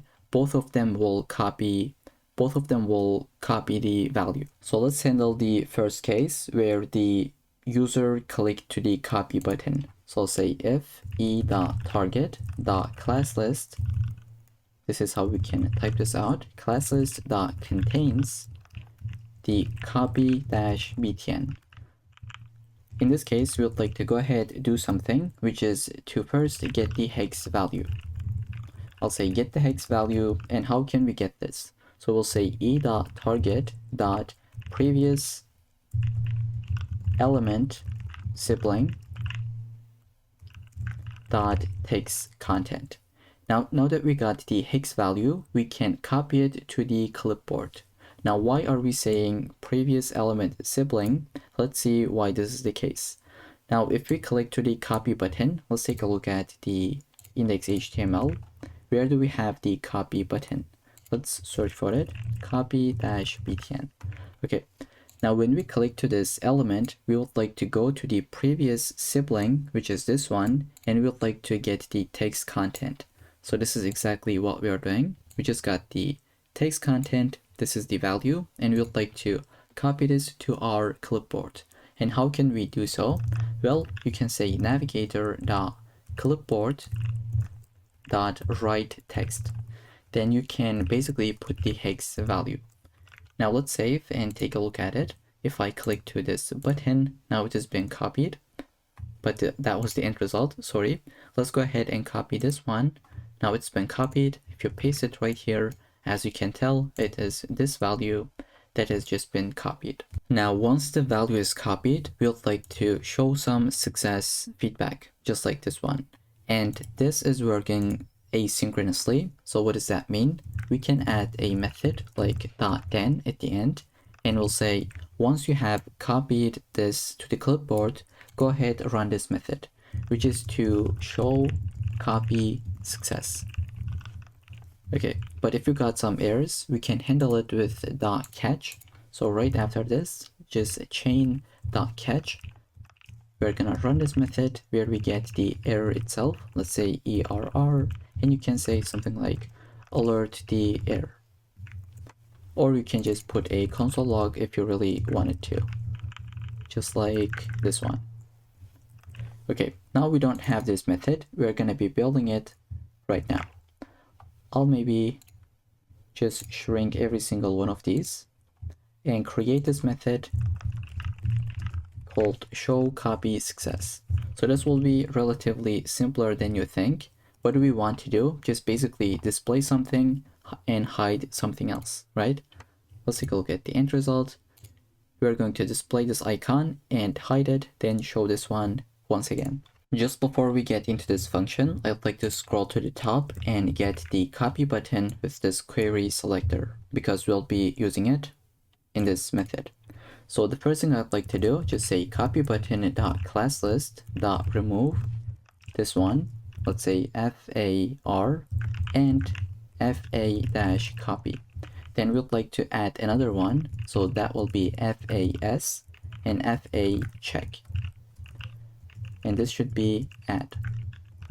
Then we would like to change the color as well. So I'll say copy button.style.color will be this green one.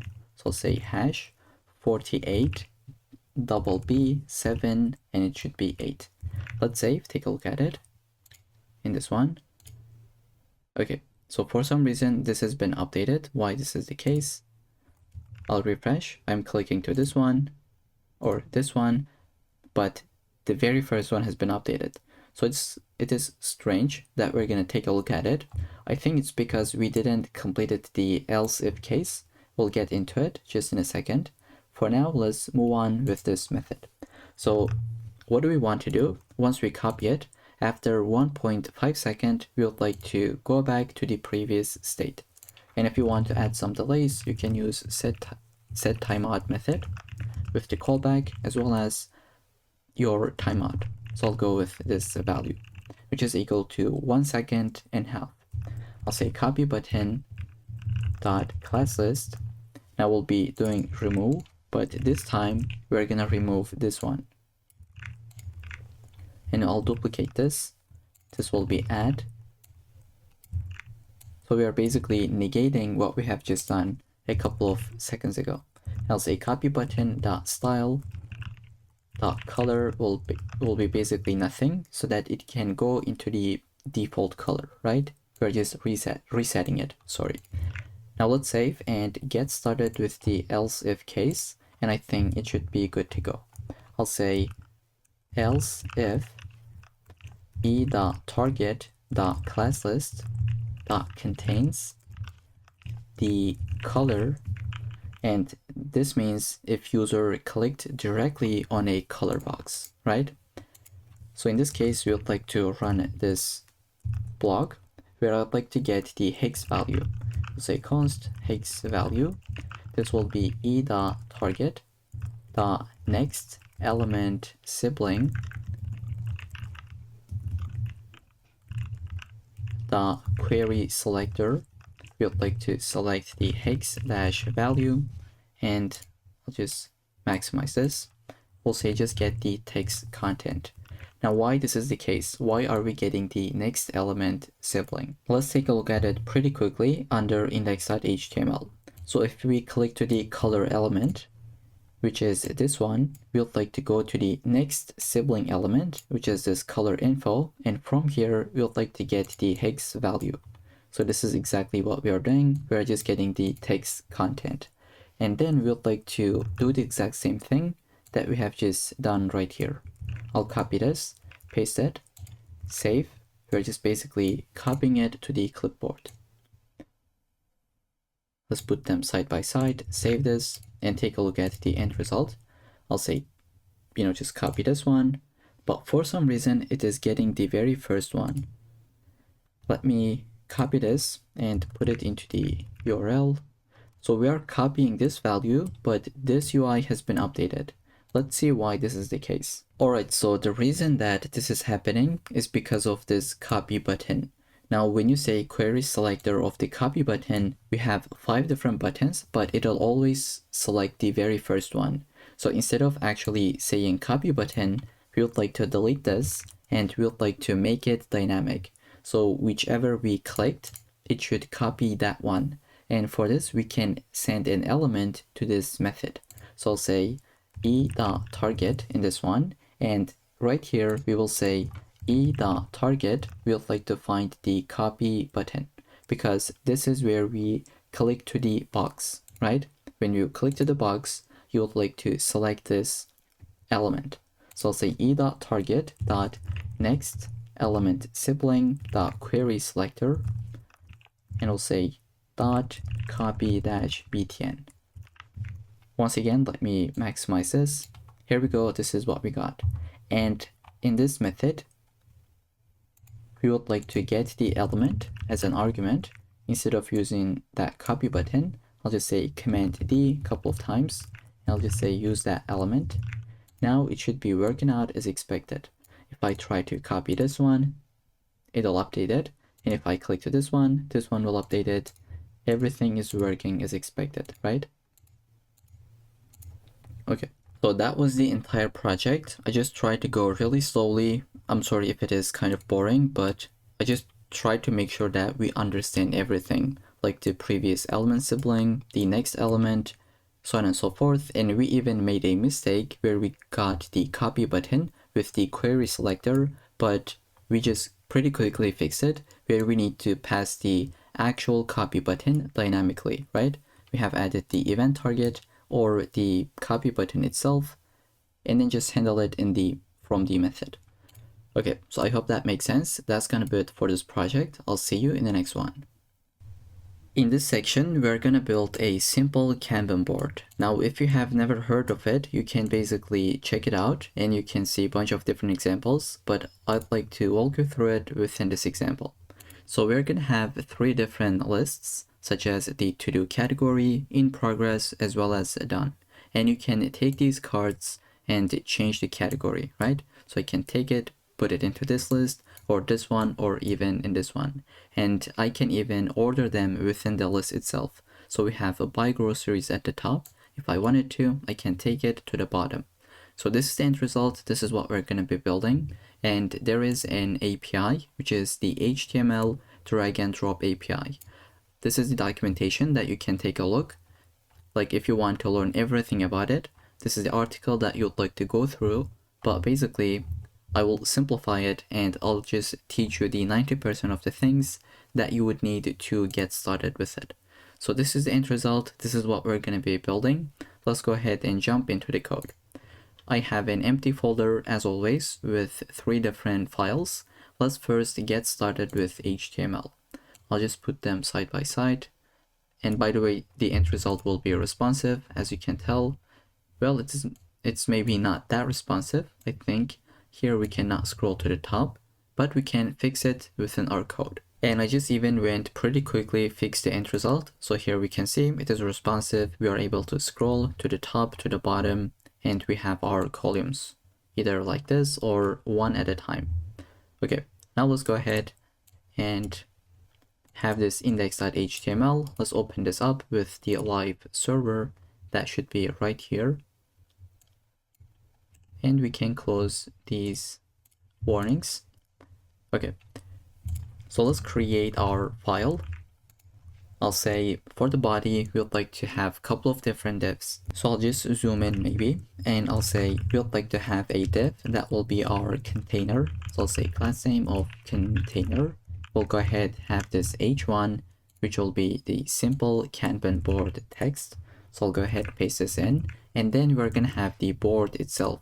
So it'll be this container that you can see. Oops, okay, so it is this one that we have. So we'll just call this as a board. Let's say board, just like that. And we'll go ahead, have some lists. So I'll just say create a div with the list class, and this will take the ID of list 1. And we are going to duplicate this twice, but for now, let's say this is the list 1. And this will take the h2, which will be to do. So this is what we have just built, and we're going to put 2 different cards. So I'll say card class that will have the wash dishes. Now the most important thing, here it comes, it'll be draggable of true. Now let's see what this does. If I save, can I see anything on this file? No, I cannot. Okay, I just refreshed. Now we should be able to see it. Let's say dishes with double S. Okay, now it is working in live mode.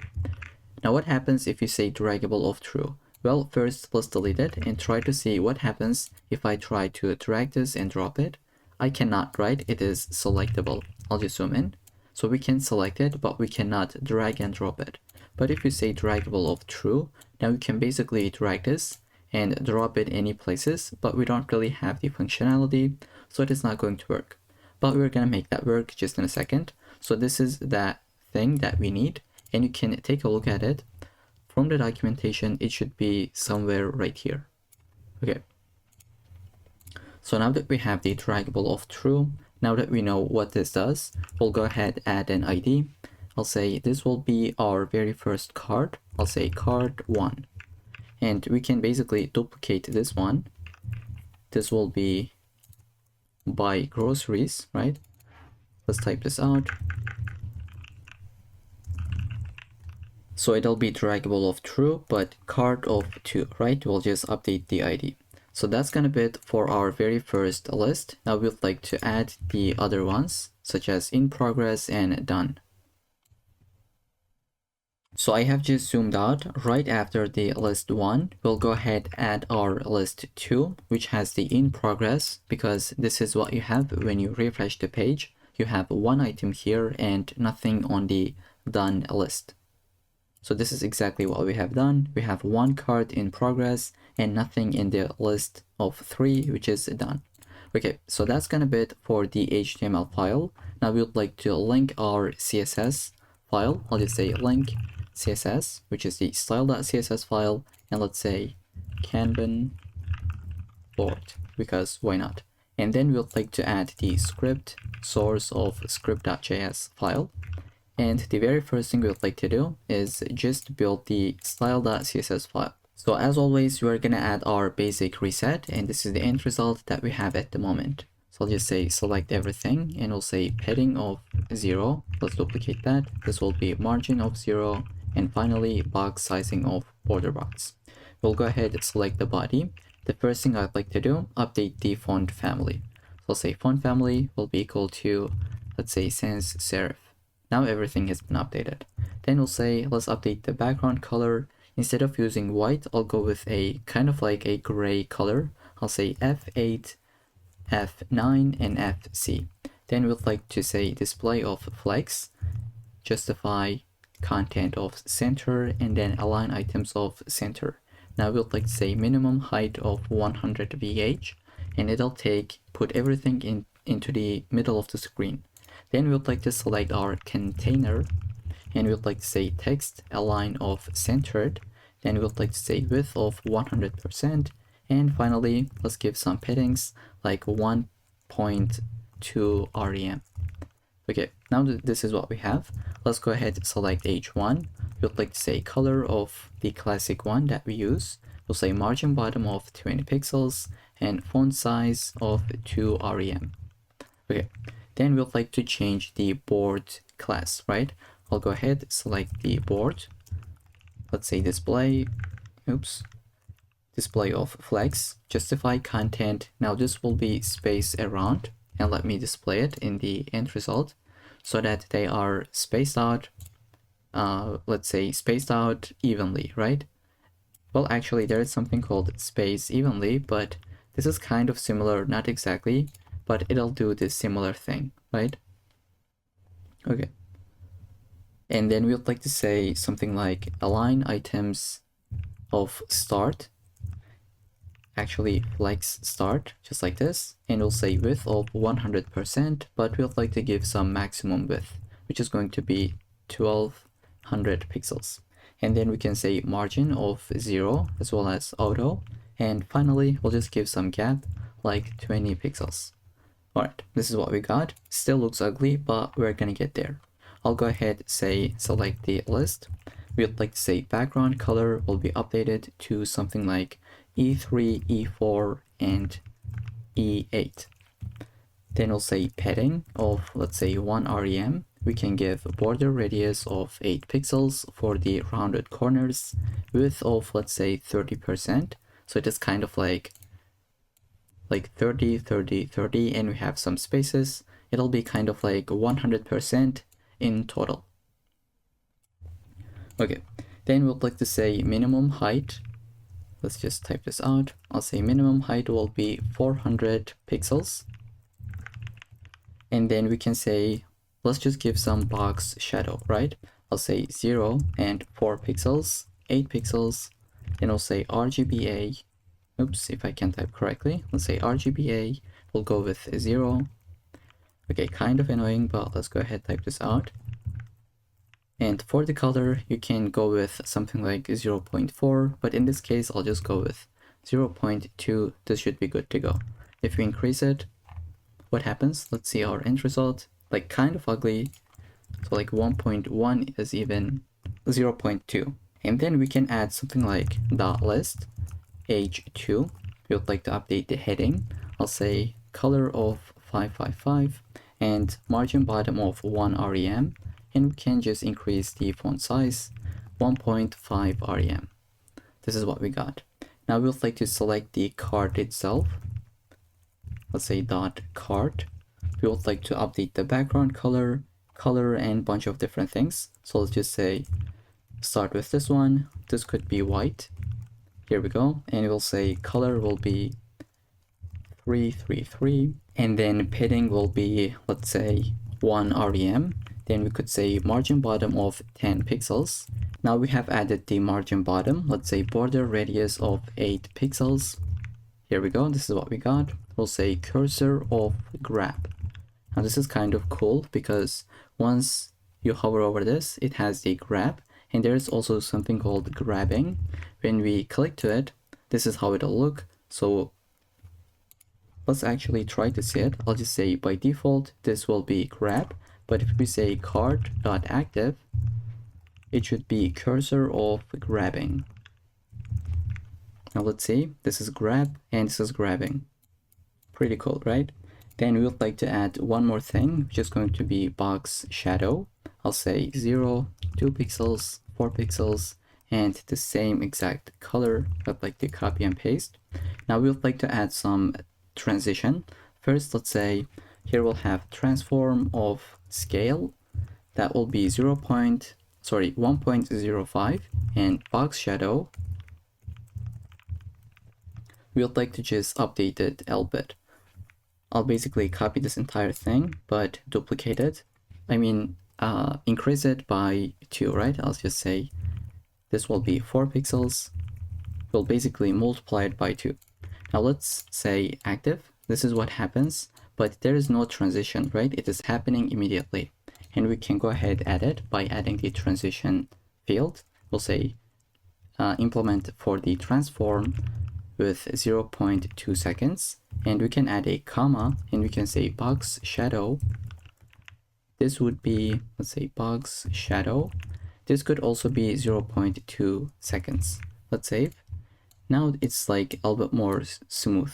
I'll delete this just to see, like, it is happening instantly, but once we have it, it's a lot more cleaner, right? And you can say something like all as well. Now it'll apply to everything, but I just wanted to show this. If you want to add some specific things, let's say for the transform, you want this to be in 2 seconds. Like, as you can tell, it is just happening in 2 seconds, which is kind of ugly, but this is just an extreme example. So I hope that makes sense. And now that we have understand it, we can save and move on with the next class. I'll just say list.over. If we have this over class, we would like to update the background color to be, let's say, D1, D3, D8. Now, why do we need this over class? Let me display. If we go into the end result, so if you take it and put it right here, as you can tell, the background changes, right? And this is what we are doing. Once we enter into the container, we will add that class. And once we are out, we're going to remove it. I hope that makes sense. Now let's go right here. And finally, just make it a little bit more responsive. I'll say add media. So I'll say media max with 768 pixels. We'll like to change something, which will be the board. I'll say flex direction will be column. And we can say align items will be centered in this case. Then finally, the list will be width of 80% and margin bottom of 20 pixels. Okay, why does this looks that ugly? Okay, this should be 80%, not pixels. Here we go. Once you hit here, it's like completely responsive. So we have the entire UI, it is working as expected, but we don't really have the functionality. We can just drag and drop, or we could drag, but we cannot drop it. So for this, we will add the script.js file. So let's kill the left-hand side and get started with it. And I think this will be easier than you think, but let's go ahead and see what we'll have. So the first thing I'd like to do, just select all the cards and lists that we have in the UI. So I'll say const cards and maybe duplicate this. This will be lists. And for the cards, we'll say document.query selector all, and I'll copy this name. And then I'll say just select the card class. Then we'll go below, we'll say document, query selector all. This time we will select all the lists. Now what do we want to do first is to add some event listeners. Now notice how we have things like, in the end result, we have things like drag is started, drag is entered, right? So like drag is entered, drag is leave, so on and so forth. So we'll add all kinds of events that we would need for this project. So the first thing I'd like to do is to create a for loop. I'll say for const card of cards. Basically, we will add an event listener for every single card, and we can do it with a for loop. I'll say card.add event listener, and we're gonna listen for the drag start. Okay, this is how we can type this out. And once we have this event, we can run our method where we will handle this event. So I'll say drag start. This is something that we will create just in a second. Then we can say card add event listener for the drag end event, and we'll call our method to implement it, which is going to be called as a drag end. And now we would like to add some events for the lists, right? So we just added some events for the cards, but we would like to add some events for the lists themselves, right? I'll say for and do the exact same thing, const list of lists, and we'll add 4 different event listeners. So I'll just say list.add event listener, and I'll just duplicate this 3 times. Here we will listen for drag over, we will have drag enter, we'll have drag leave, and finally just a drop event. Now all of these events are coming completely from the documentation. You can double check, but I'd like to simplify it and walk you through it within this project. Okay, so we are listening for these events. We would like to handle them within a function. So I'll just say drag over for this one, and we'll do the same thing for drag enter and these last 2. I'll say drag leave, and finally drag drop. Now let's get started with the drag start function. Let's create it. So here is how I created it, and by default this will take an argument which is going to be the event. So the first thing we would like to do is this one. We'll say e.data transfer, just like this, and we'll say .set data. Now this is exactly coming from the documentation. Let's type this out and then I'll explain what this does. So we'll say text / plain, and we'll just say this .id. So this basically will set the ID, and I'll put a comment. This allows the drop location to know which element is being moved when you release it. So I hope this makes sense. You can take a look at the documentation. Let's just search for text plain. So this is exactly what we have. I think at the top. Okay, so this is what they are doing. They say event.target.id. We are using this.id. It is kind of the similar thing. It is working in the same way. Okay, now let's go ahead and complete this function. This is all we need for it to handle the drag start. Now we're gonna add the drag end. I'll say function drag end. Now you can do anything that you wish within this function, but for now I'll just say console log drag ended. Now I'm not implementing anything at the moment, so just to see this event is actually existed, this is why I am implementing it right here, right? So we got the function, it's really simple, and now let's handle the drag over method. Once again, it will be super simple. Let's say function drag over, and we'll just take the event and we'll say something like event.prevent default. Now, why do we need this method? Why do we need to say event.prevent default? So if we have to explain it with a single sentence, this is what it would be. This line is important because by default, browsers don't allow you to drop elements onto other elements. So this is exactly what we are doing. We will just prevent the default behavior. Now, the other method that we would like to implement is the drag enter. If we take a look at the end result, as I said previously, when we enter into something, we will just see this different background color with the help of this over class. So this is what we have added, list.over. The background color will change. So this is exactly that method that we will handle. So let's say function drag enter now, right? And we'll take the event. We'll say first let's prevent the default. It's the same reason that we have above. Finally, we'll just say this dot class list. Go ahead, just add the over class. Now if we save, hopefully it should be working as expected. If I take this one, okay, why this does not work? Maybe we still didn't complete our code. That's the reason, but let's see how it'll happen. We just need to add one more method, or maybe even 2. I'll say function, basically copy this, duplicate it.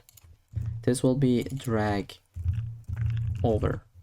And in this case, all we want to do, just remove the over class, and one last function that will be drag drop. So I definitely understand this might be kind of complex or even overwhelming, but everything that you have seen here are basically coming from the documentation. And personally, I didn't really memorize any of them. So if you delete this entire line, or if you delete this entire file and ask me to do it tomorrow again, maybe I'll just forget some part, which is completely fine, right? You don't need to memorize any of them, but just know like this is something that has existed. You can build your own version, or you can use even some built-in packages. So this is the point of this project in the first place, just to make you aware that something like this existed within HTML. And this is how we can build it pretty simply and quickly. Okay, with this explanation out of the way, let's go into the drag and drop method and say, give me the ID of the ID of the element, right? I'll just say const ID. We'll say event the exact same thing actually that we have done above. I'll copy this part, event data transfer, but this time we'll say get data. And this part will be the same, which is text slash plain. Then we would like to go ahead, just find the card. I'll say const card. We can say document get element by ID and just pass the ID within that. And we'll say this dot append child, because we are appending something, right? If I take this one and drop it, I just append this child into this parent. So that's why we need to call this method with the card itself. And finally, we'll just say this class list remove the over class. So that should be it. Hopefully everything should be working as expected. Let's go ahead and test this out. I'll refresh, take this, put it right here. Looks like it doesn't. Maybe we are missing something. Let's see why this is the case. So if we take a look at our terminal, we have an error that says drag leave is not defined. That's true because I forgot to call this as drag leave. Okay, that should be it. Now it should be working out as expected. I'll take this one, put it right here. This is what we got, and we can put it on this one. Everything is working as expected. So that's gonna be it for this entire project. I hope you enjoyed it. Once again, the point of this project was to actually teach you that there is something called HTML drag and drop API. This has existed. This is something that you can use whenever you need it. Everything is coming from the documentation. It is kind of complicated, but you don't really need to memorize the entire syntax. All you have to do is just come up to the documentation, learn it, or try to copy and paste into your code. As long as it is working, I think that's completely fine. So with that, I'll see you in the next project. In this section, we're gonna build an expense tracker. Now this is the end result. Let's take a look at it, and then we'll just jump into the code. So we have a form where we can add a description like AirPods and then the amount. If it is an expense, we should put minus in front, and then we would say something like $250. Now, if you say add a transaction, it'll be added to the list with a nice animation, and your expenses will increase, as well as your balance will be updated. Now, if you refresh your page, they will still be here because we will save them to the local storage. And then let's try to add something like salary. That will be an income, so we don't really want to put minus, just put the amount itself. So let's say 2,000. I'll add this. Here we go. Now it is in the salary list. Everything has been updated. I mean, it is in the transactions list. And if we wanted to, we can delete it. The UI will be updated immediately. As you can tell, and we could refresh, everything would stay here right there. And let's try to add something. Now, as you can tell, once we have a couple of different items, at some point, this will be scrollable. So this is something that we will learn as well.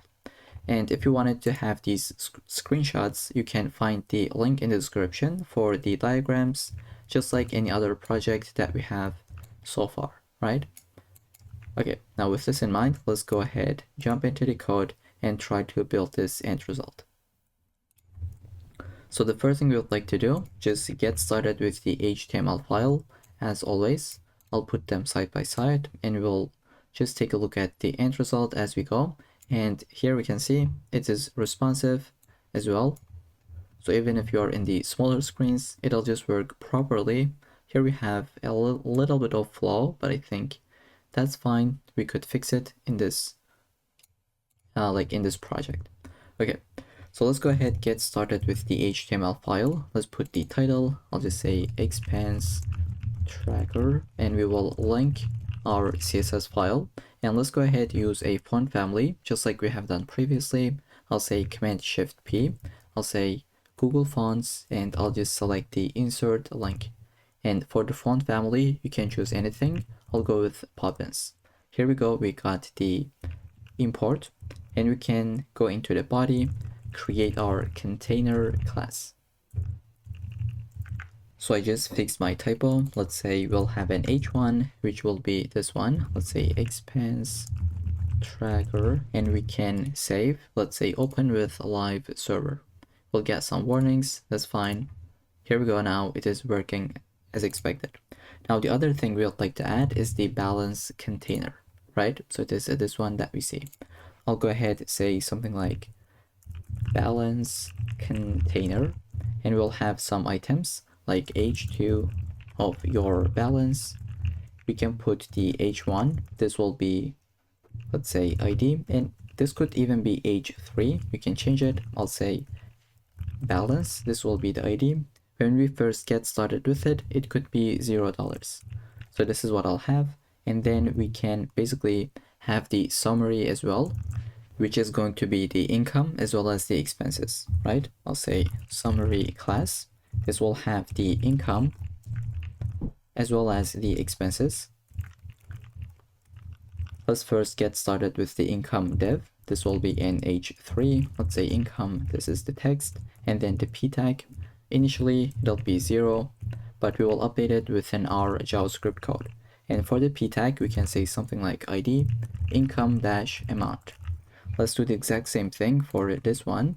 This will be H3 of expenses. And we can basically duplicate this, put it right here. This will be expense amount. Initially, it'll be 0 as well. So outside of the summary, right, go ahead, find this one. And then outside of the balance container as well, we'll go ahead, put the main container, right? So this is what we have. Right below it, I'll say main-content, where we'd like to put the transaction container as well as the form itself. So here I'll go ahead and say transaction-container, and then I'll duplicate this. This will be the form container. Let me show the end result. So we have built the header part, right? Now we're going to build the transaction container as well as the form container. Okay, so let's get started with the very first one. So this will have an H2 that will say transactions. Then we can go right here, we'll have a UL, which stands for unordered lists, and we can give an ID. Let's say something like transaction-list. And now for the content, we are not going to have anything initially. This will be added with our JavaScript code. So I'll say transactions will be inserted here, right? And then right after this UL as well as the div, we'll go into the form container where we'd like to have the H2 that says add transaction. Then we can have our form. Now this is not going to have any actions, but it'll have an ID of transaction form. Then we'll go within this form, we'll have a div that will have the form group. So I'll say class form-group, where we'll have a label as well as an input. Now let's say this will be the description. This is the first input that we are building, and we can give it a for that will be description. And then we'll create the input. Let's say type will be text, ID will be description. Placeholder, it could be something like enter description and ... Finally, let's say this will be required.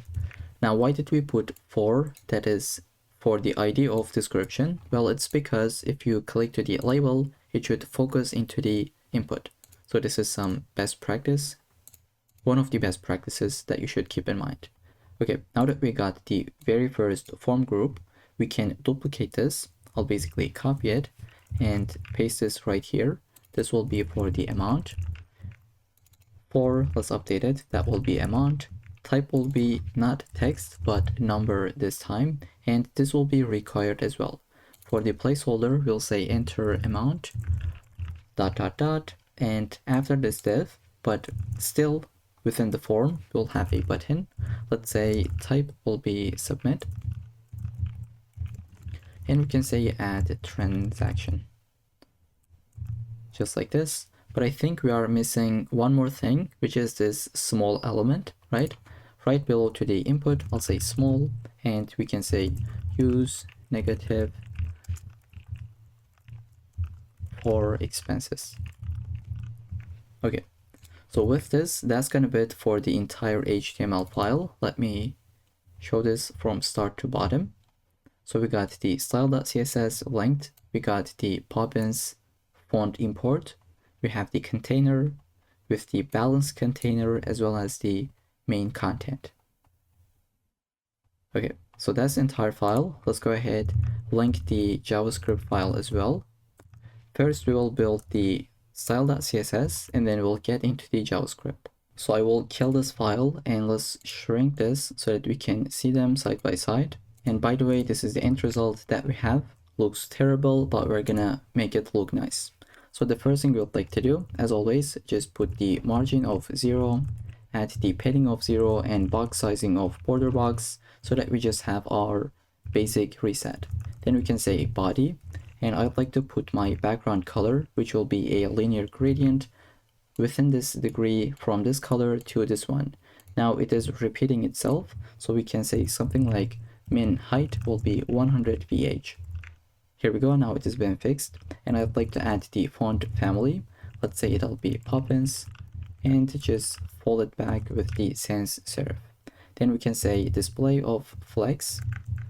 You can just say df, AIC, and JCC. Now everything should be centered. We could give some padding, such as 20 pixels, and then just update the color. That will be 2D 3436. Okay, this is what we have at the beginning.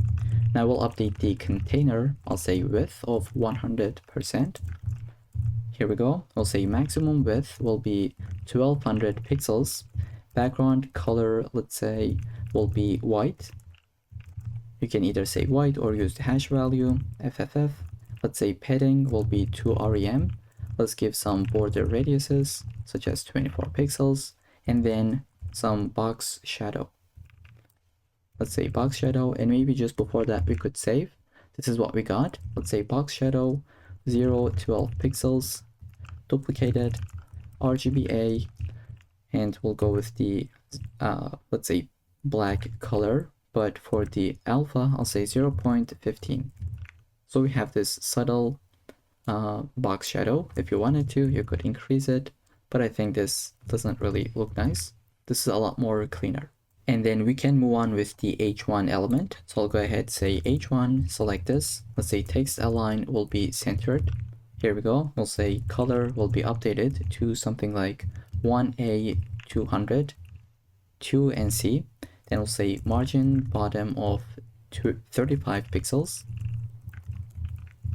Let's say font size will be not font style, but font size will be equal to, let's say, 2.2 rem. Then we can say font weight will be 600, and let's just say letter spacing. Now we'll be using minus, so we'll say 0.5 pixels. So notice how they are just squeezed.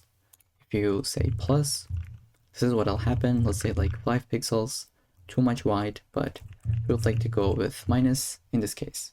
Then let's select the H2. I'll say the color will be 2D 37 and 48. Here we go. We'll say margin bottom of 1 rem. We could say font size will be 1.25 rem and font weight of 500. Here we go. This is what we have. Now we would like to select the balance container.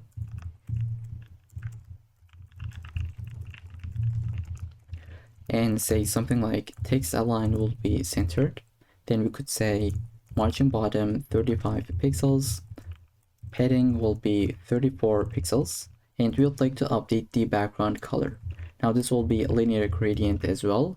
This is what we have. Now we would like to add some border radius, such as 15 pixels, or maybe let's just say 1 rem. Here we go. Then we could add some box shadow on top of it. So say 0, 4 pixels, 12 pixels, and the, let's say, black color. And for the alpha value, we can go with even less than 1.15 that we have done above. I'll just go with 0.05. Super subtle, but why not, right? And then we can select the H1. I'll say balance container H1, font size 3 rem. We could say margin will be 15 pixels to 0, and margin bottom specifically will be 20 pixels. And what happens if you delete this one? I think there isn't that much of a change, but...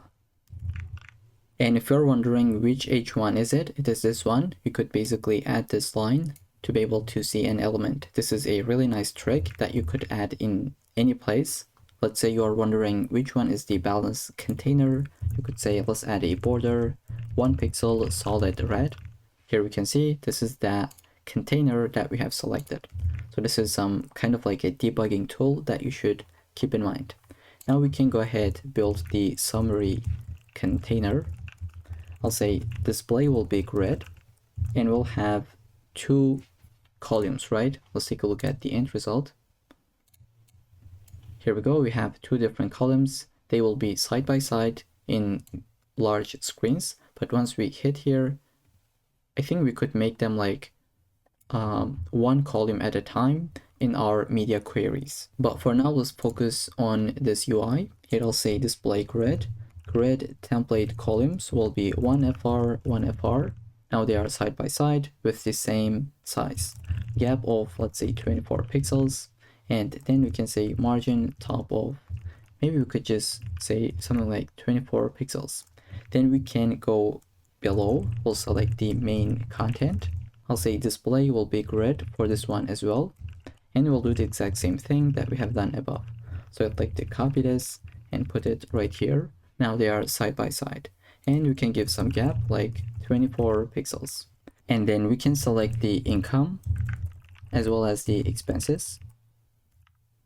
So we can just separate them with a comma. Then I'll say the background color will be white. So I can say white just like this. And we can say padding will be 24 pixels. Let's save. This is what we got. We'd like to give some border radius of 1 rem. And you can add some box shadow, just like what we have done above. So I'll copy this, put it right here. Okay, now when we hover over this, we'd like to do something, which is to kind of like translate them in the Y direction, in the minus direction specifically. So I'll say transition, that will be on the transform, let's say 0.2 seconds, and you can use a method like ease. And then I'll say income hover state, and let's select the same thing for expenses. What we would like to do is basically say transform. Okay, why do I have a typo right here? Let's say transform will be translate Y minus, let's say something like 2 pixels. So this is what'll happen in the end result. Now we can update the titles, right? I'll just say dot income dot age 3. This will be color of kind of like a green color. Let's say it'll be 059669, like 9669, exactly like this. Then we can say font size will be 1.1 rem, and we can say font weight could be maybe like 600, just like this. I can go ahead and duplicate this for the expenses, but this time the color will be updated to something like DC, let's say 2626. It is this red color that we have. Then we can go ahead, select the p tags and update them as well. I'll basically do the exact same thing, maybe this one, put it right here. This will be p tag, and I will duplicate this, but this will be for the expenses. Okay, so we just basically selected the p tags for both of them, and we'll say the font size could be 1.75 rem. Here we can see they are just greater than the H3, and we can say font weight for this one, let's say it'll be 500, and for this one it'll be 600. Then for the color, we are not going to put it right here, but we'll say something like margin top of, let's say 8 pixels. Okay, because the colors will be different. I'll basically get this one, say the color will be the exact same thing that we have right here, and we'll do the same thing for expenses. So I'll copy this and put the exact same color. Here we go. And the next thing that we would like to do, select the transaction container and put them in the, let's say, the column direction, right? So I'll go ahead right here. I'll say select the transaction container. This should be class. And I'll say something like height of 100 pixels, sorry, 100%. Let's save. Now this will be updated later in the video. Let's say display of flex and flex direction of column. Okay, now we would like to go right below to it, and we can select the transaction list. So I'll select it with the ID selector, and I'll say the list style will be none. Now, unfortunately, we cannot see anything at the moment. Later in the video, once we add it from JavaScript, it'll be displayed right here. So this is the part that we are trying to build at the moment. Let's put the classes. We will see the end result a little bit later in the video. So we'll just get rid of the list style. We can say maximum height will be 500 pixels, and then we'll say overflow in the Y direction will be scroll, or let's say auto. Now what happens is this. Let me display pretty quickly. So the maximum height will be 500, as you can tell. If we have more content, they will overflow. And when they overflow, we would like to say auto so that we can get this scroll bar, right? I hope this makes sense. We have some, let's just put something. Let's just add something more. All right. So we have a bunch of different elements, and the maximum height is 500 pixels. Now they are overflowing, right? In this case, we say overflow of Y direction will be auto so that we can get the scroll bar and nicely scroll within that. Okay, so this is exactly what we have done. I wanted to display it pretty quickly. Then we'll just say padding of right could be something like 8 pixels, and we can say flex row will be 1, so it'll take the space as much as possible. Now I'd like to do something else, which is this scroll bar. So as you can tell, the color is a little bit different because we're going to style it manually. So we'll just customize it, and let's see how we can make it work. So we will basically say something like transaction list. I'll copy this name, and we'll say double colons and dash WebKit. We can say scroll bar, and we can update the width. So I'll say width will be 8 pixels. Now we can update the track as well as the thumb. Now what does that mean?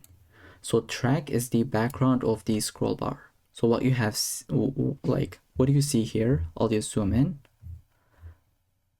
Okay, so this is the track and this is the thumb. Now we would like to select them, and we'll say something like, when we hover over the thumb, just go ahead and change the color. Now we'll see this in a second. Let's be patient and type this out, right? I'll copy this entire thing. I'll say transaction list, WebKit scroll bar dash track. Let's duplicate this, and this time it'll be thumb. And we'll just duplicate this once again. This will be thumb on the hover state. Let's build them. This will be the background color of, let's say, F1, F1, F1, and we'll say border radius of 4 pixels. And I'll just add a to-do, like to-do, show this later in the video. So once we add our transactions, I'll just come right here in the code and try to change something so that you can see what we are doing right here. And I'll add a comment for the track. I'll say track is the background of the scroll bar, and thumb is the draggable part of the scroll bar. Now I'd like to change the background color on this one as well. That will be, let's say, CB the 5e and 0. Then we would like to say something like border radius of 4 pixels. Finally, we'll just update the background color on hover on the thumb.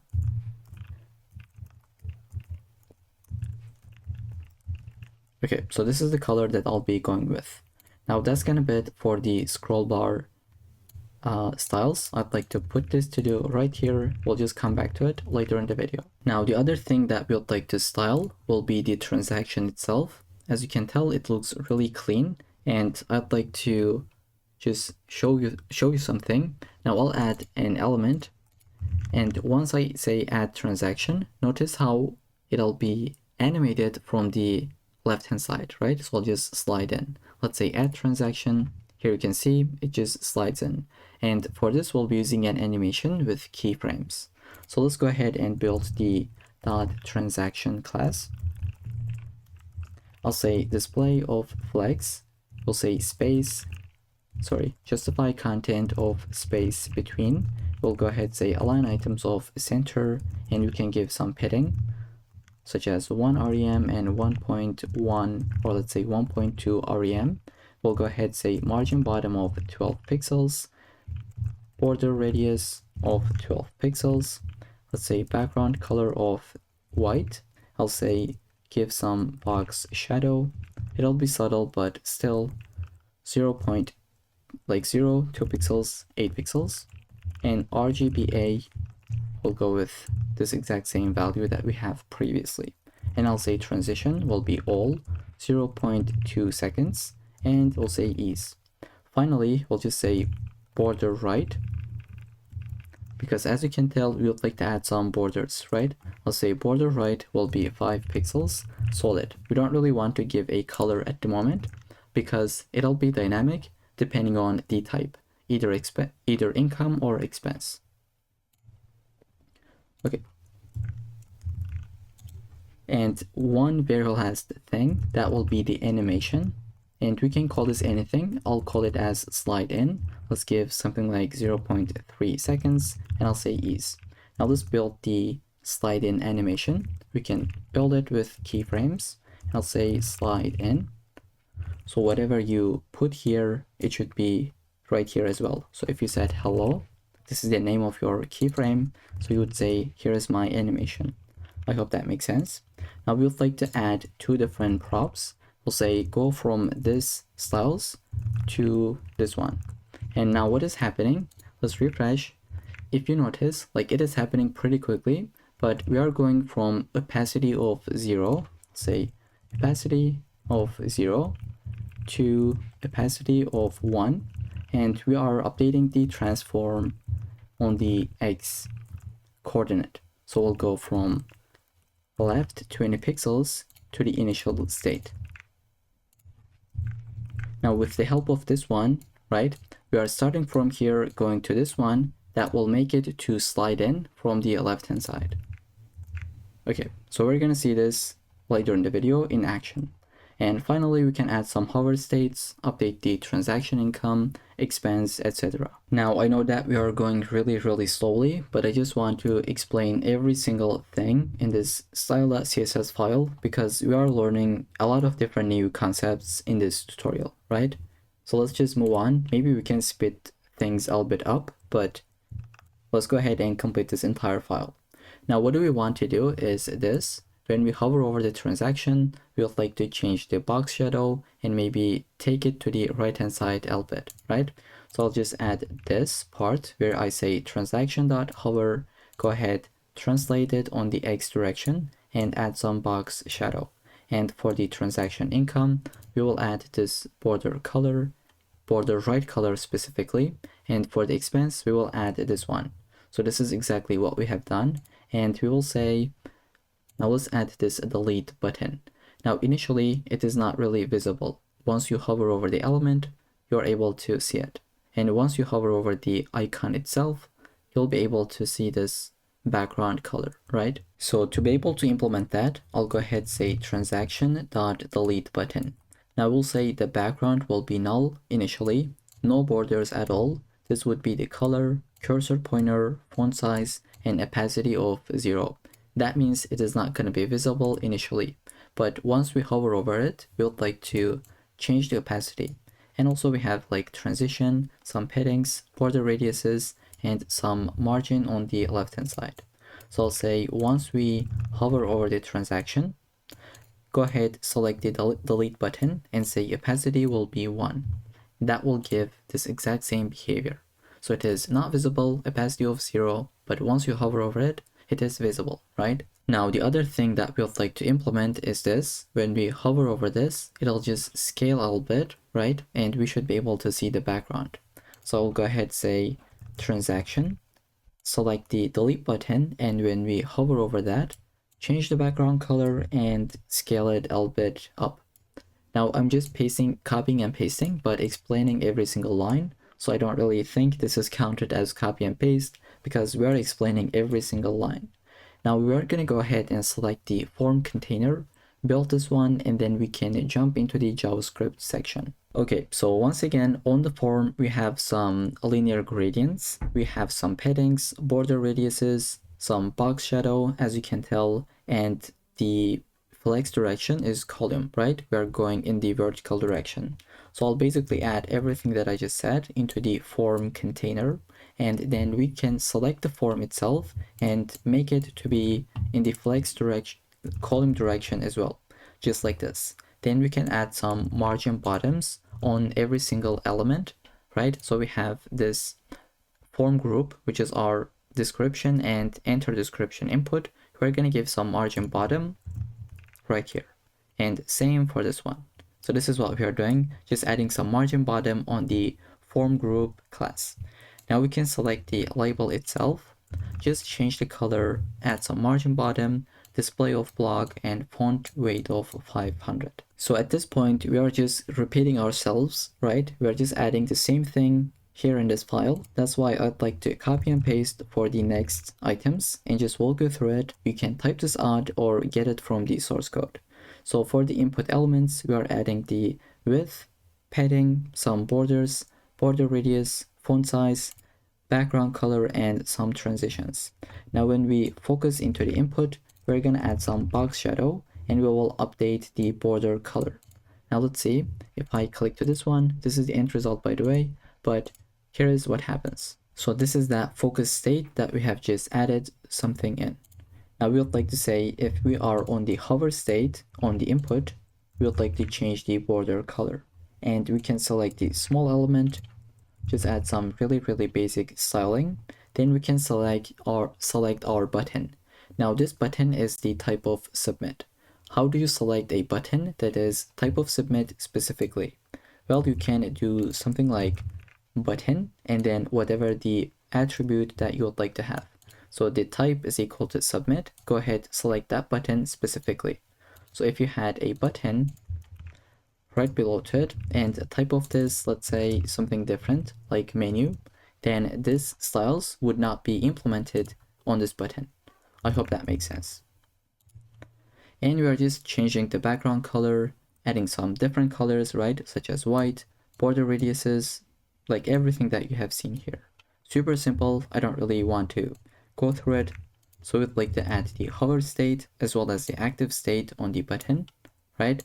On the active, we'll say translate y of 0. So first, when you hover over it, it is a little bit up. And once you click to it, it'll just go down. Okay, so that's the entire CSS that we need. The only thing we left is the responsiveness. Here I'd like to add my media queries pretty quickly. This is the first one that we'll add. And the other one is for even smaller screens, like for the mobile phones. Here are the stylings that I've just added. Super simple. These are the things that we have learned previously. So I'd like to just skip this pretty quickly. So 300 lines of CSS, that's huge, but we have learned lots of different new things in this project itself. Now in the next part, we can build the script.js file to implement the actual functionality. And this is the end result, by the way. The styles that we have written is working as expected. It is completely responsive up until here. So there is no issues at all. Okay, now we can just jump into the script.js and get started with it. So the first thing we would like to do, as always, just go ahead, get the DOM elements. Now I'll just paste this list because I don't want to type this out. And if you don't want to type this out as well, I have prepared a list for you. The link will be in the description. You can find the expense tracker.md file and go ahead, copy this entire thing, paste this in. So we're basically getting the balance element, income amount, expense amount, and everything that we would need. Now the first thing we would like to do, just get the transactions. And as I said previously, the previous transactions will be stored in the local storage. So if you refresh this page, like you will see the previous data. And for this, we can say something like let transactions. Initially, this could be an empty array, but we'll say or if we have something in the local storage, go ahead and get that. I'll just say get item transactions. Okay, now since we are getting something from the local storage, we would like to wrap this with json.parse so that we can get the structured data instead of a string. Okay, here we go. This is what we're gonna have in a single line. And we would like to update these transactions list whenever we add something or whenever we delete something, right? Let's take a look at this part, by the way. Now, the first thing I'd like to do, get the transaction form element, right? On this one, we are gonna listen for the submit event. So I'll say transaction form element, the event listener, listen for the submit event, and we would like to run a method called add transaction. And this is what we would like to create now. I'll copy the name. Let's say function, paste this in. Okay, now this will get the event by default. So for now, if you just save this file and try to submit this form, so here I'll just say AirPods and let's say 200. If I say add the transaction, notice how it'll refresh my page. So this is the default behavior on forms, right? When you submit something, it'll go ahead and refresh your page. And what you'd like to do is just say event.prevent default so that it doesn't really refresh the page. Now we can go ahead, save this file, and let's test this out once again. We'll put something, let's say submit that. Now it doesn't really refresh my page, right? Now we're gonna go ahead and get some values, such as the form values, right? I'll just say get the form values. The very first one is the description. I'll say description element dot value. Let's say value, just like this. And we can say dot trim. Okay, we just got the description. Now we can get the amount. I'll say const amount. Let's say amount element dot value. And what I'd like to do, convert this to let's say integer. I'll just say parse float. Here we go. Because by default, the type of it would be string. Let's actually try to see. I'll just say console log type of amount. Without doing this, let's see what'll happen. What are we gonna get from the terminal? I'll say like 200. Add the transaction. Okay, it says description element is not a function. What do you mean? Okay, it should be value, but without, like, it's not a method, it's property. Let's save and add something like 200 and put something. As you can tell, the type is string by default, but if you add the parse float, here I'll just wrap it up.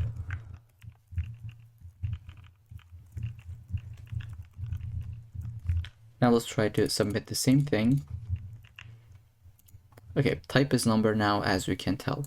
So this is what I'd like to do. And now we would like to create a transaction. I'll say transactions.push. We're gonna basically push an object into that list, right? I'll say ID could be date.now because we're going to sort them, right? Let's take a look at the end result. If you add something new, let's say 100, it will be added at the very top. So notice how it is right here, and this is how we can sort them depending on the type, or we can reverse them. That's another thing, but I'd like to just add a unique ID, and this is what we can use. Then we can say description, just add that. So you can say description, this is the key, and the value will be this one, but since it is the same thing on both sides, you can delete it and shorten this. And let's do the same thing for the amount. Okay, now we have updated the transactions list we would like to save this to the local storage as well. I'll say local storage dot set item, set it into the transactions, and we would like to say JSON dot stringify. Whenever you want to add something to the local storage, you would like to stringify it first, and then whatever that is. In our case, it is the transactions array. Now that we have saved to the local storage, we can update the UI. So just say update transaction list, call the method. This is something that we're gonna build, and then let's say update summary as well. So this is another method that we're gonna build. Once we have done this, we can basically reset the form. I'll say transaction form element dot reset. It should be reset just like this. Okay, so let's get started with this method. I'll say function update transaction list, and we'll go inside. The first thing we'd like to do, just clear the previous list. So I'll say transaction element list element dot inner HTML will be nothing, because basically we're just resetting it at the moment, and then we're going to add whatever we have. Now I'd like to sort the transactions by the most recent first. So I can say something like const sorted transactions. Just get everything that we have under the transactions, and we would like to reverse this. Here we go. You can also use the date, right? You can use the ID, sorted depending on the ID, but this would also work without any issues. And now we would like to add each transaction to the list. I'll say sorted transactions dot for each. Let's get the each transaction and run this method where we'd like to say create transaction element, which is going to be a method, and we'll just say transaction, pass it into it. Then we would like to build this method. This will give us the list item, right? It'll give us the, let's say, transaction element, and we would like to append this to the UI. I'll say transaction list element dot append child, and it will be this child, which is the transaction element. Now let's create this method. I know that at the moment it might not make too much sense, but once we complete everything, it should be pretty clear and crisp. So I'll go ahead and basically create this method. Here we go. This will take the transaction as the argument, and we are going to create a list item. Now why this is the case, here we said that the transactions will be inserted here, which is a UL element. So we'd like to basically put a couple of different list items right here, and those will be whatever you submit, right? Okay, so this is exactly what we're going to be doing right now. The first thing we'd like to do is just create a list element. I'll say document.create element, which is going to be a list item. Then we'll say list item.class list, class list dot add, and the thing that we'd like to add will be the transaction class.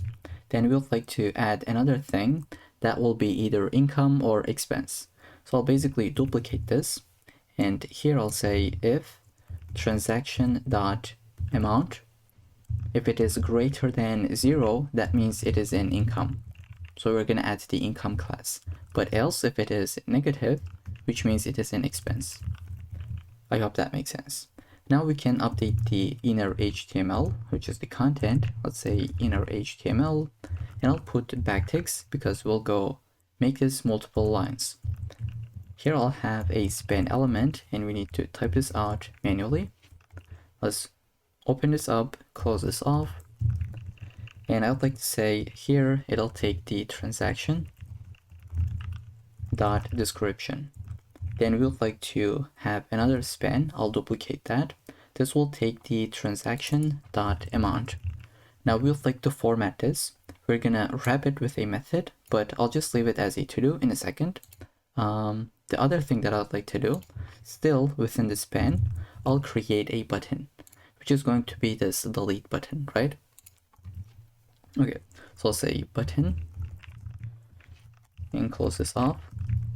Okay, we're gonna give the class name, let's say class will be equal to delete dash button. And please be very careful, just type it out exactly what I do. So do not forget the quotes anything that we have right here. Otherwise, it's going to crash, right? So you should add the closing tags, opening tags, like everything, it should be correctly. Okay, we have the class name. On click, we're gonna add. So once we click to this button, what do we want to do? Just remove a transaction. Here I'll open up my codes and I'll say remove transaction, call this method with the transaction ID. So this is another method that we're gonna build. Let's maximize this. Here I'll say we will put the transaction dot ID. Once again, this will make a lot of sense just in a couple of minutes. And for the button content, it could be this X icon, right? The X character.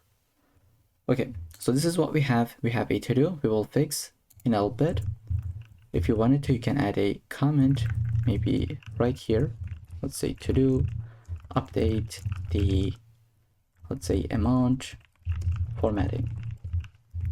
So this is what I do almost always, adding a to-do so that I do not forget it in either case, right? In any case. Okay, so that's gonna be it for the inner HTML. Now we can basically return the list item, which is the thing that we are getting and appending it to the UI. Okay, so that's gonna be it for this update transaction list method. The other thing that we need to build is the update summary method. For now, I'll comment this out and just test it out just to make sure that everything is working as expected. Okay, let's go here. I'll refresh and we'll say enter description, could be like, let's say my salary. And for the amount, let's just go with 500 and I'll say add the transaction. As we can tell, it has been added without any issues, right? If we click to it, nothing will happen because we haven't built the method, but this is a bit later in the video. Okay, now we have updated this part, but the summary has not been updated. This is something that we'd like to do right now. I'll go ahead, uncomment this one, copy the name and create the method at the very bottom. Let's say function. This will not get any arguments, but we'll just go right here and try to calculate the total balance. Okay, so the first thing I'd like to do, just say const balance. This will be the total balance. We'll say transactions, and we can use the reduce method. Let's say reduce, and you can use this on arrays. This is an array method, and since the transactions is an array, we can safely use it. And here's how that works. So this will basically take a callback and then an accumulator, right? And we are going to start with 0 and we'll add on top of it. Now let me give you an example. Let's say we have an expense, or let's say we have an income of 100. We have an expense of minus 50. We have another income 200, and let's say another expense with, let's say, minus 200. What this method will do, it'll just get add these values on top of 0. So we're going to start with 0 plus 100 plus minus 50 plus 200 plus minus 200. So this will be equal to 0. This will be equal to 50. At the end, the balance will be 50. I hope that makes sense. And now let's see how this will work. I just need to explain it in really detail because maybe this is your very first time seeing this method. So we're going to get the accumulator, right? And then the transaction itself. So here we'll say accumulator plus, this is what we would like to return, transaction.amount. Okay, so once again, I'd like to walk you through it pretty quickly. So we're going to start with 0. Accumulator is equal to 0, and the first transaction is equal to 100. So 0 plus 100, this will be equal to 100, right? Now this will be the new accumulator. So we have 100 at the moment as our accumulator. So 100 plus minus 50, right? 100 plus minus 50 will be 50. This is our new accumulator. So on and so forth, we'll just go through it until we complete this entire array. I hope this makes sense. I genuinely wanted to explain this super slow so that it makes sense. Now we got the total balance. Let's try to calculate the income. So I'll say const income transactions. Now this is an array. We'd like to first filter out the, let's say first we'd like to get the incomes, right? The positive numbers. So we'll say get every single transaction where the transaction dot amount is greater than 0. And then we'll do the same thing that we have done above. We'll like to reduce it to a value. So we'll copy the entire thing, paste this in, dot reduce will get accumulator, the transaction, and we will add it on top of 0. But this will be the positive values only. We can do the exact same thing for the expenses. And we'll say if the amount is less than 0, just grab them and finally reduce it into a one single value. Now that we got all the values, we can update the UI. We'll say update UI. Let's say balance element dot text content will be equal to the balance. And we'll basically do the same thing for income amount element as well as the expense amount. So here I'll just say income, let's duplicate it, this will be expenses, and then we'll like to say expense amount element. Now I'll add another to do right here. I'll say to do fix the formatting. Again, we're going to create a method and wrap them with these arguments, but it'll just be in a couple of minutes. For now, let's save and actually test this out. So here I'll go ahead, take a look at the end result. This is what we have. I'll just refresh. We get rid of the previous state, but it'll just come back once we use the local storage. So for now, let's say my salary to this time, I'll add 500. Add the transaction. Here we can see the balance has been updated, right? And we can say now something like AirPods. It is expense. I'll say minus 200. Add the transaction. Everything is being updated. Now, as you can tell, this is not really formatted. We would like to see something like this. And it is really easy to build thanks to the internalization method or the API. Basically, I will create a method called format the currency. Let's say function format currency. This will take the number that we would like to format, and we'll say return new internalization. So intl the number format.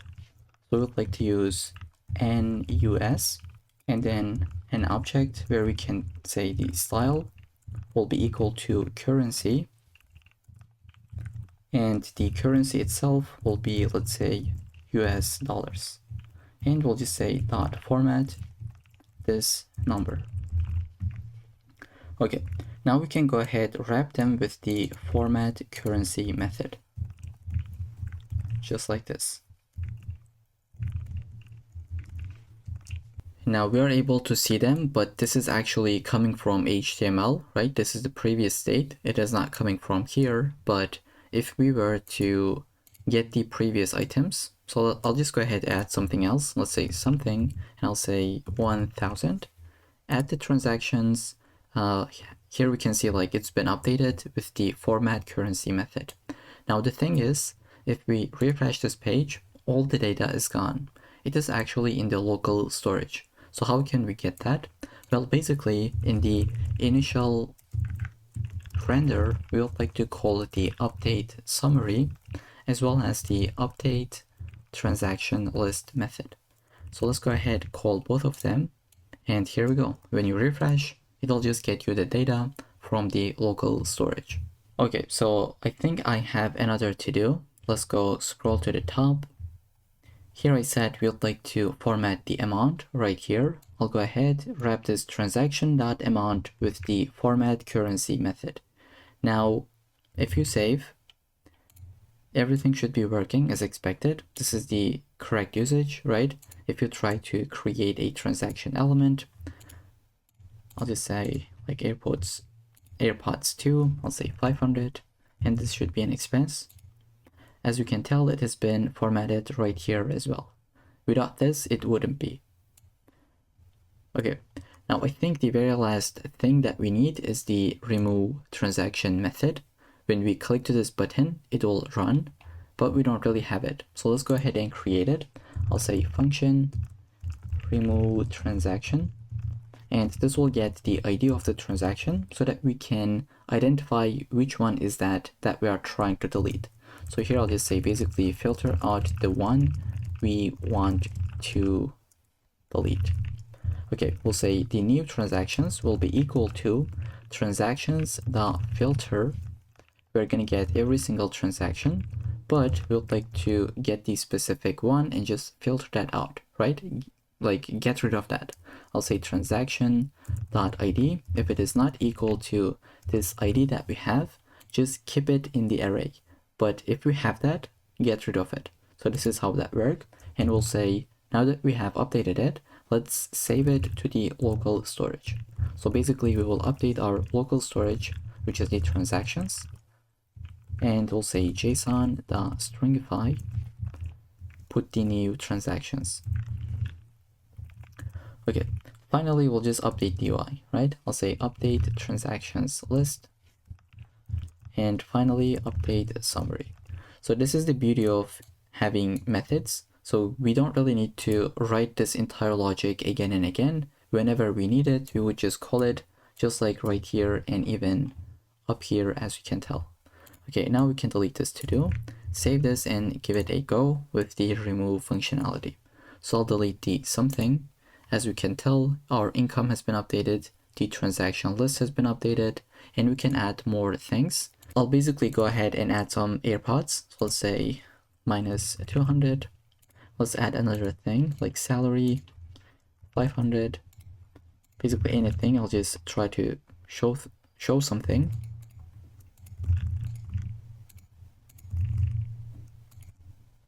Let's say, some text. Okay, so I said we're gonna have some to-dos in the style.css file when it comes to the WebKit scroll bar, right?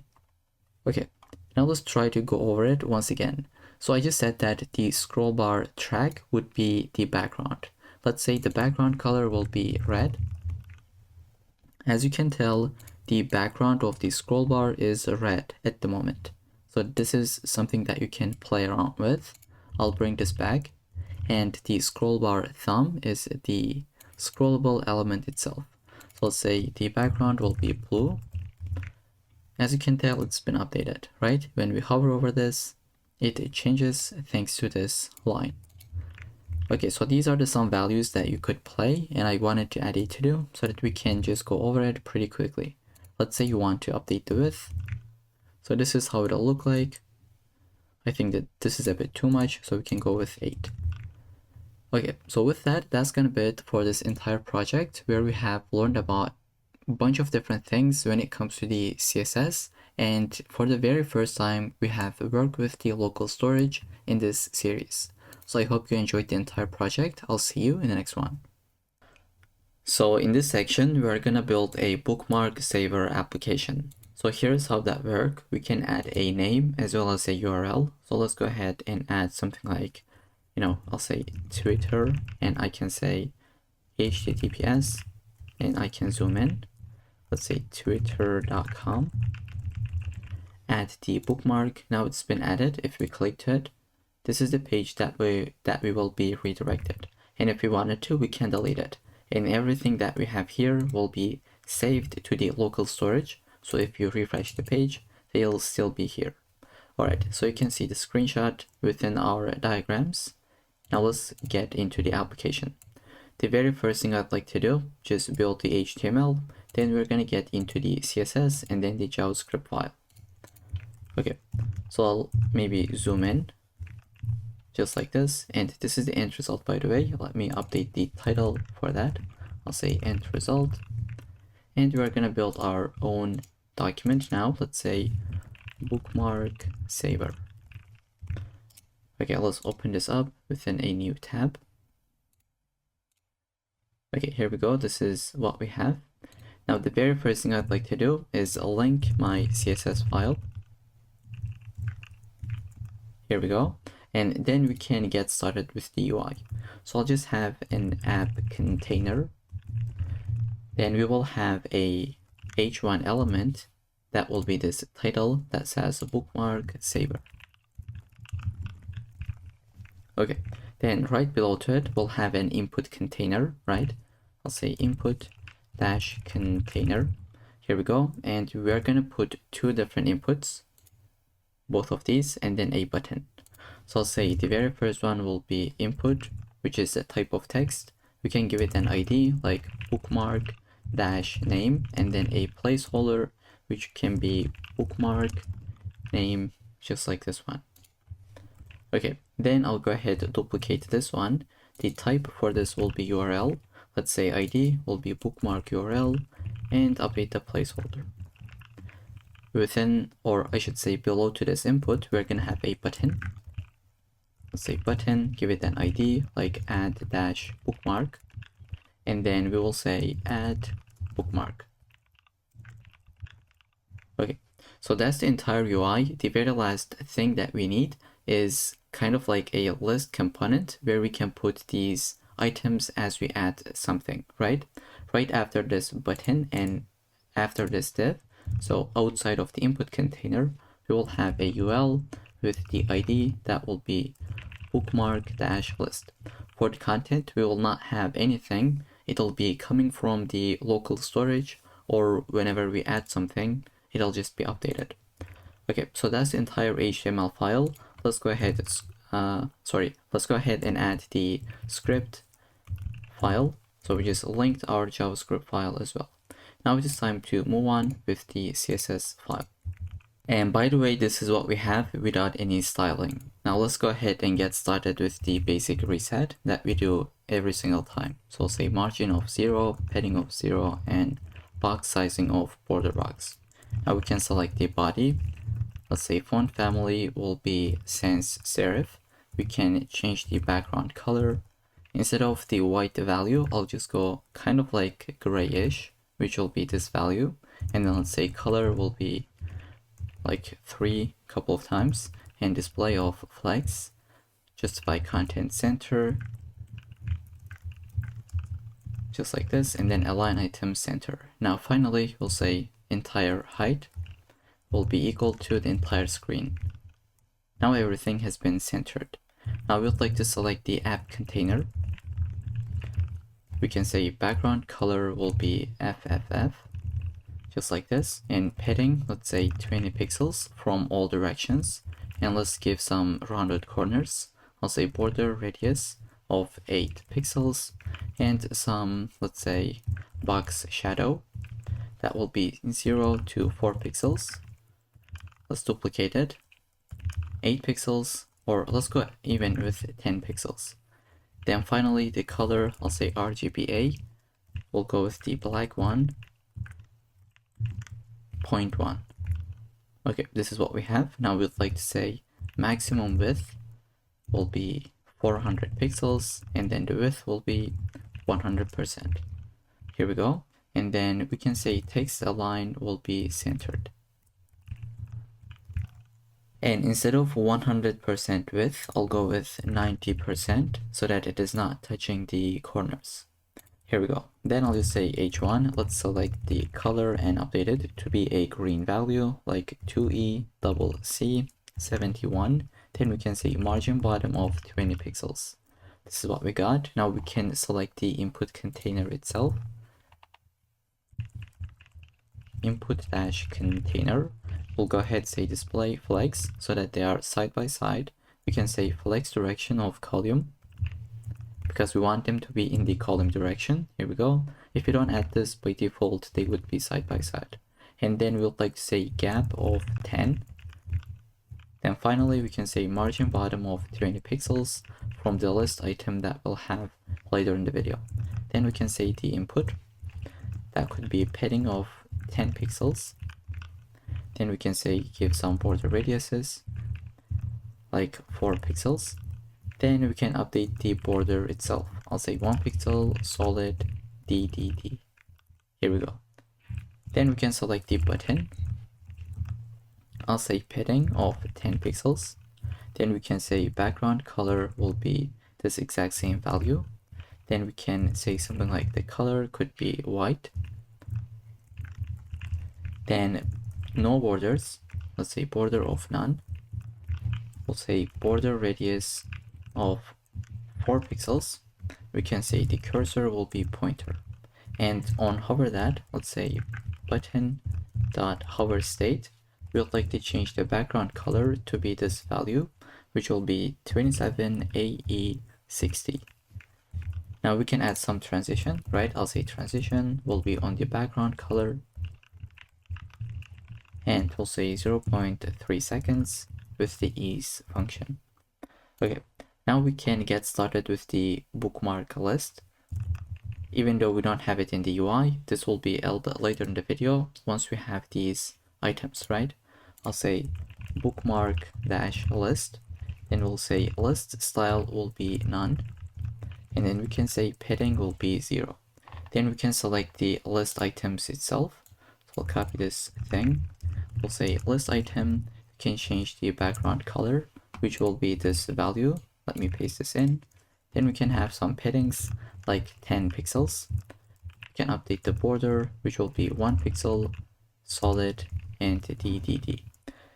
We can say border radius will be 4 pixels, margin bottom of 10 pixels, display of flags, and then we would like to say like justify content will be space between. Let's say space between, and then align items center. Here we go. Then we can select the A elements. I'll say bookmark dash list A element, which is the link. That will be color of this exact value. And we can say text decoration will be none, so that we get rid of the underline text decoration, which is coming by default. Then we can select the button element, which is this one, and give this kind of like a delete background color, right? I'll say bookmark dash list, select the button, background color will be E74 C3C, and then we can say color could be white as well.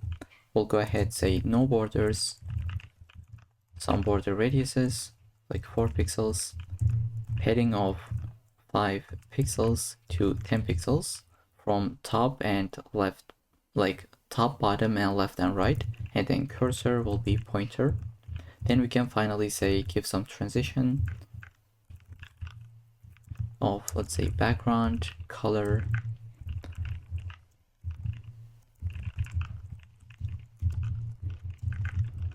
Okay, so 0.3 seconds with the ease function. Now we can select the exact same thing, but change the hover state. Okay, I'll say background color will be equal to this value, which is C0392B. Okay, so that's gonna be it for the entire styling. Now we can jump into the JavaScript code. And just before we jump into the JavaScript, you might be asking, what we have here is almost the exact same thing that we have on the button.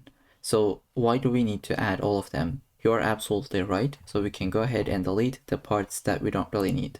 So this thing is exactly the same. We can delete it. These styles are exactly the same. We can delete it. The only difference will be the background color as well as the padding.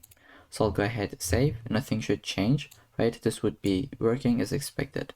Now this is not what we have, but this is what we have at the moment, but the end result will look like this. So what we have just done, update the padding on this button as well as the background color. The everything by default would be coming from the regular button component that we have.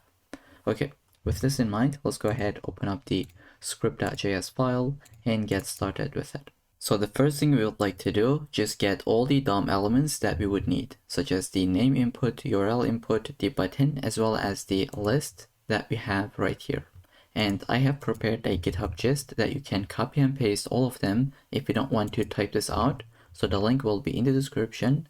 Go ahead, find the bookmark saver.md and copy this entire thing.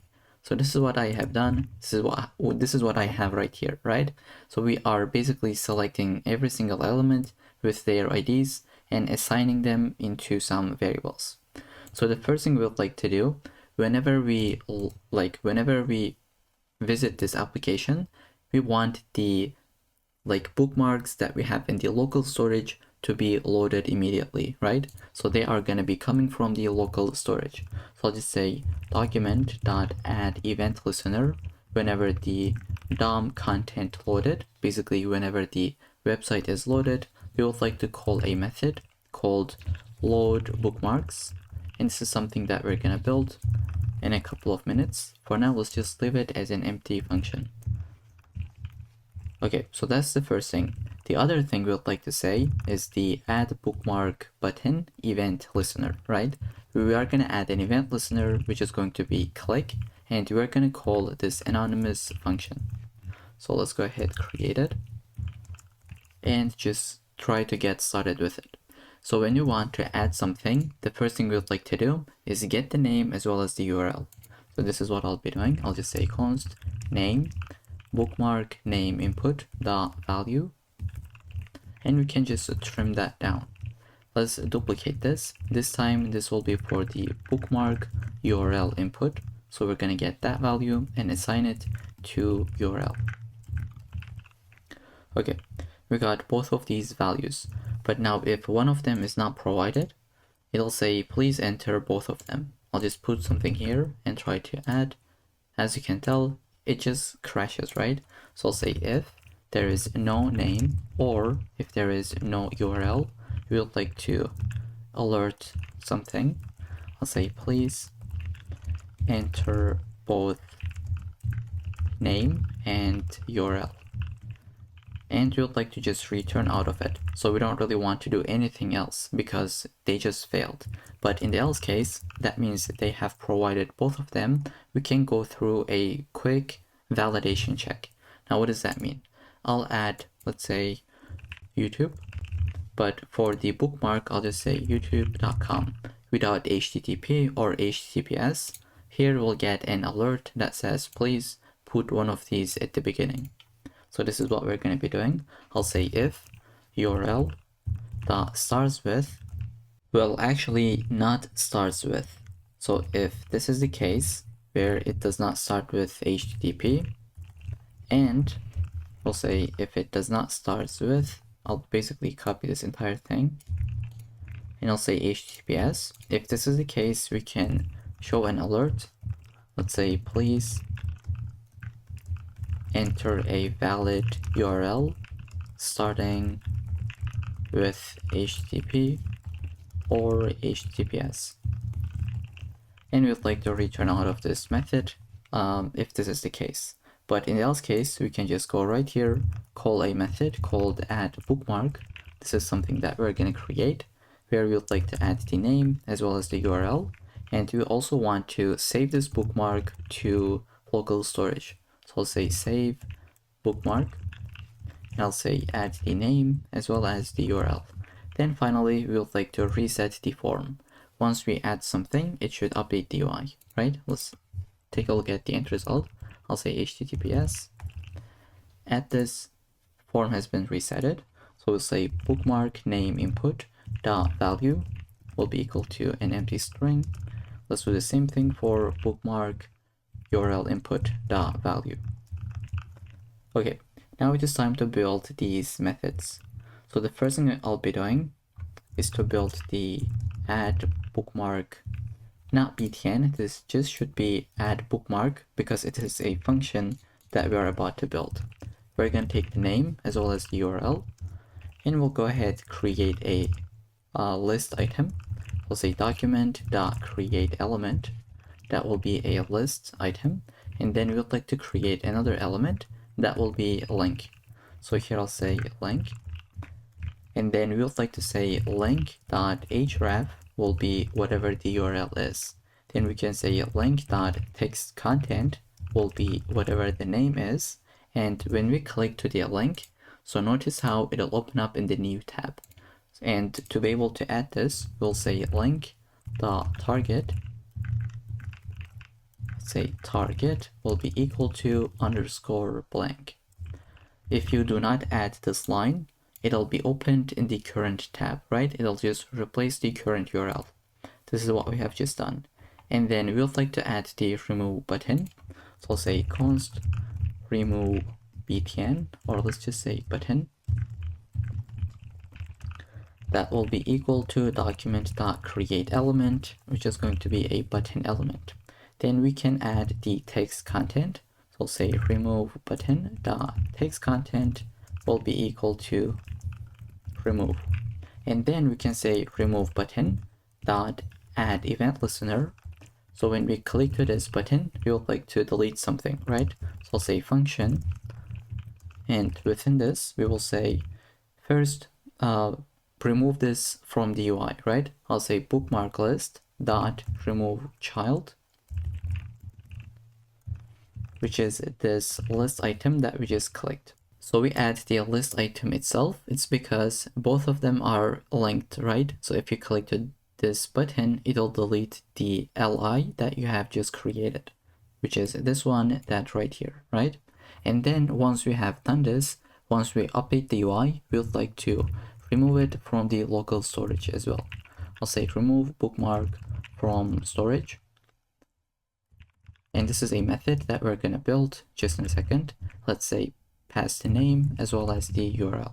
Okay, so we have created the list item, but we never added the link and the remove button into it, right? I'll just say li.append child, where we'll append the link, and then let's duplicate this.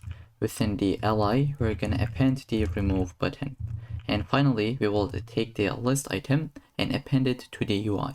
I'll say bookmark list.append child, and we're gonna basically append the list item itself. Okay, so let's move on. I'll just save. Now the next function that I'd like to create is called get bookmarks from storage. So this is a helper function that we'll be using a lot. And all this does, as the name suggests, it'll just go ahead and get the bookmarks from the local storage. So I'll say bookmarks, it'll be equal to local storage.get item. And we can give this key, I'll say bookmarks. And we'll like to say just return the bookmarks. But now if this is undefined, right, we'll like to return an empty array instead.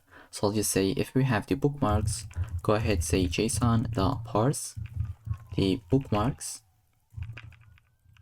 but else just return an empty array. And let's move on with the next function, which will be save bookmark. That will take the name as well as the URL. We'll go ahead and first get the bookmarks from the local storage. So this is why we have built this method in the first place. We'll just say get the bookmarks from the storage, and we'd like to add this new one on top of it. We'll say bookmarks dot push, where we'd like to push a new object with the name as well as the URL that we just got. And then we can say local storage dot set item. So we'll just update it with the new value, right? I'll say set item, that will be added into the bookmarks, and we would like to add some value. So we'd like to say json.stringify and whatever the value is, which is the bookmarks. Okay, so that's gonna be it for this method as well. Now let's build this one as well as the remove bookmarks method, and that should be it. So if we want to load the bookmarks, we would like to say const bookmarks, just like what we have done here. I'll copy it and paste it.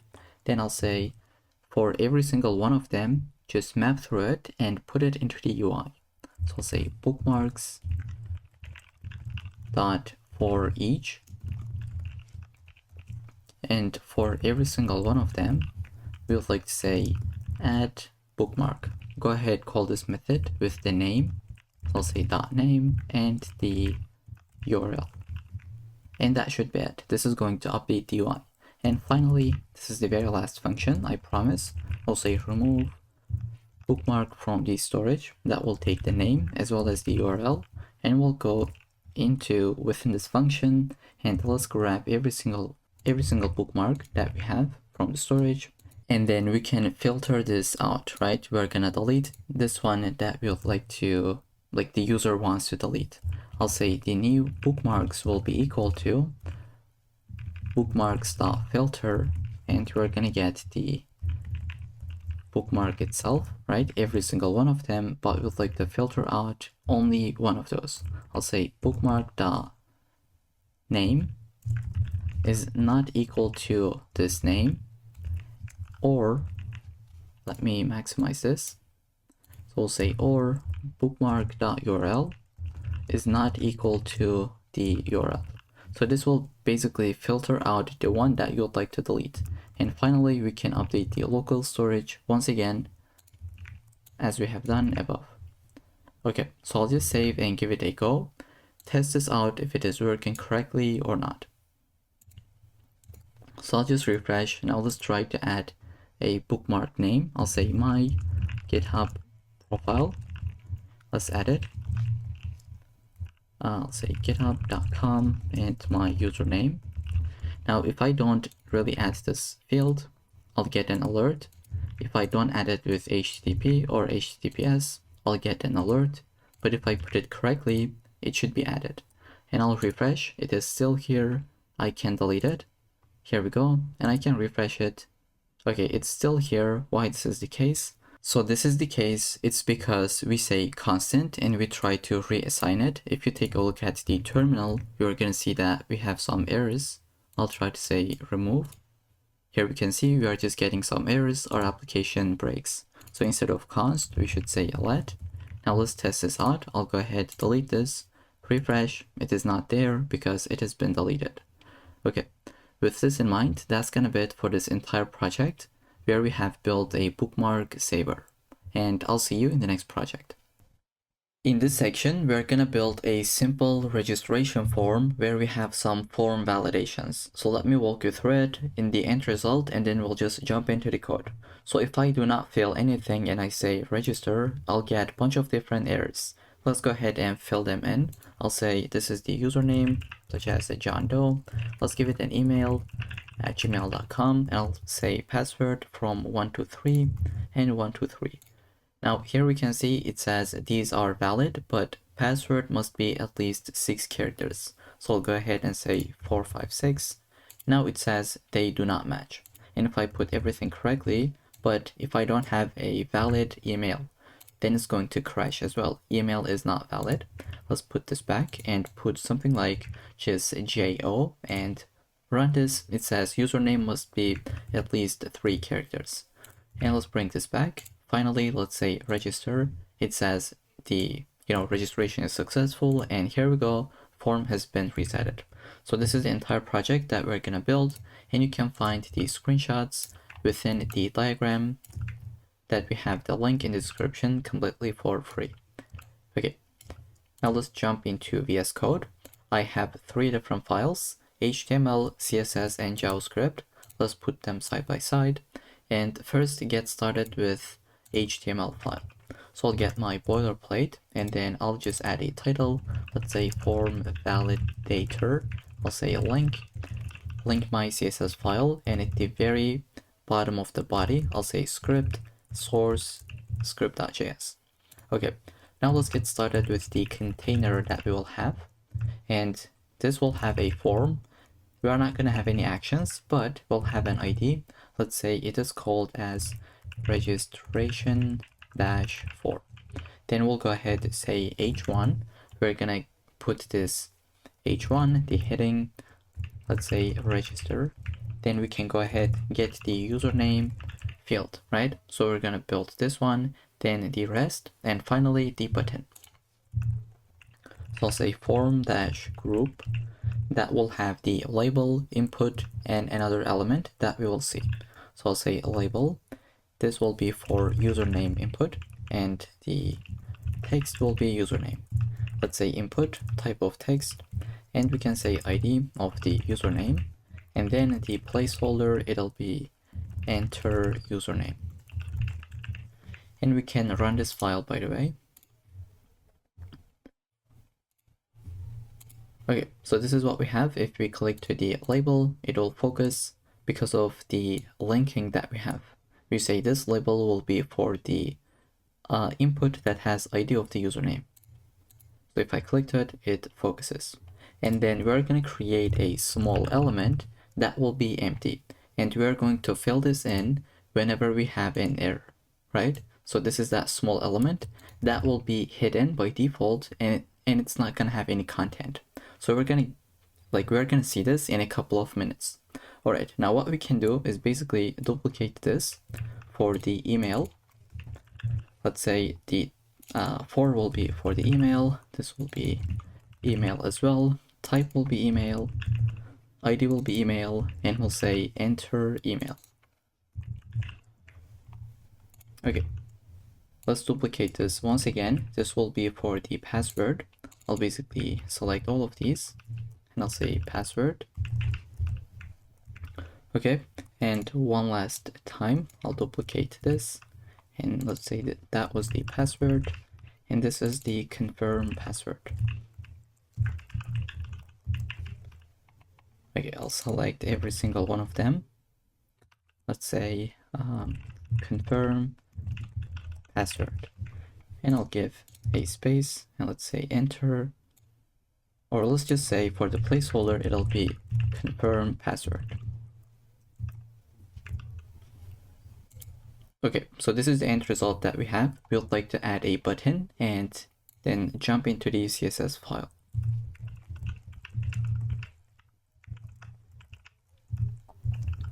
Let's say type will be submit, and then the content will be register, just like this. Now let's save and go back into the CSS file that we have and get started with it. The very first thing I'd like to do, add my reset. So I'll say margin of 0, padding of 0, and box sizing of border box. I'll select the body element. I'll give the background color. Instead of white, I'll go with this hash value of F9 a couple of times. Here we go. And then I'll say font family. We can go with sans serif. If you'd like to change it, definitely feel free to do so. Then I'll say display flex, align item centered, justify content centered, and we'll say minimum height would be 100 VH. So we are basically setting up the height to be 100 VH and centering the entire content in the middle of the screen. Then we'll go ahead and select the container element. We'll say background color will be white. Here we go. We'll say border radius will be 8 pixels. So this is what we have. Maybe it is not really that visible, but this is that container we just created. And then, okay, this should not be a background repeat, but border dash radius. And then we'll say box shadow. I'll say 0 pixels, 5 pixels to 15 pixels, and then the RGBA of the classic color that we use. So I'll go with black, and for the alpha, I'll say 0.1. Here we go. Then I'll say width will be 100%, but the maximum width will be 400 pixels. And then we can say, give some paddings, such as 30 pixels, and then we could say overflow of hidden. Then I'll get the H1 and say text align will be centered. Then I can say color will be 3 bunch of times, and then margin bottom of 20 pixels, let's say. Here we go. You can also use REM. I'll just go with 1.2 REM. Then we can select the form group element. I'll go ahead and say margin bottom will be 20 pixels. Now we also want to add the position of relative, and because let me display, we'll say position will be relative because on these small elements we will position them absolutely. So that's why we are saying this is the position of relative. Then we can go ahead update our labels. We'll say select every single label, just say display of block. Then we would like to say something like margin bottom of 5 pixels.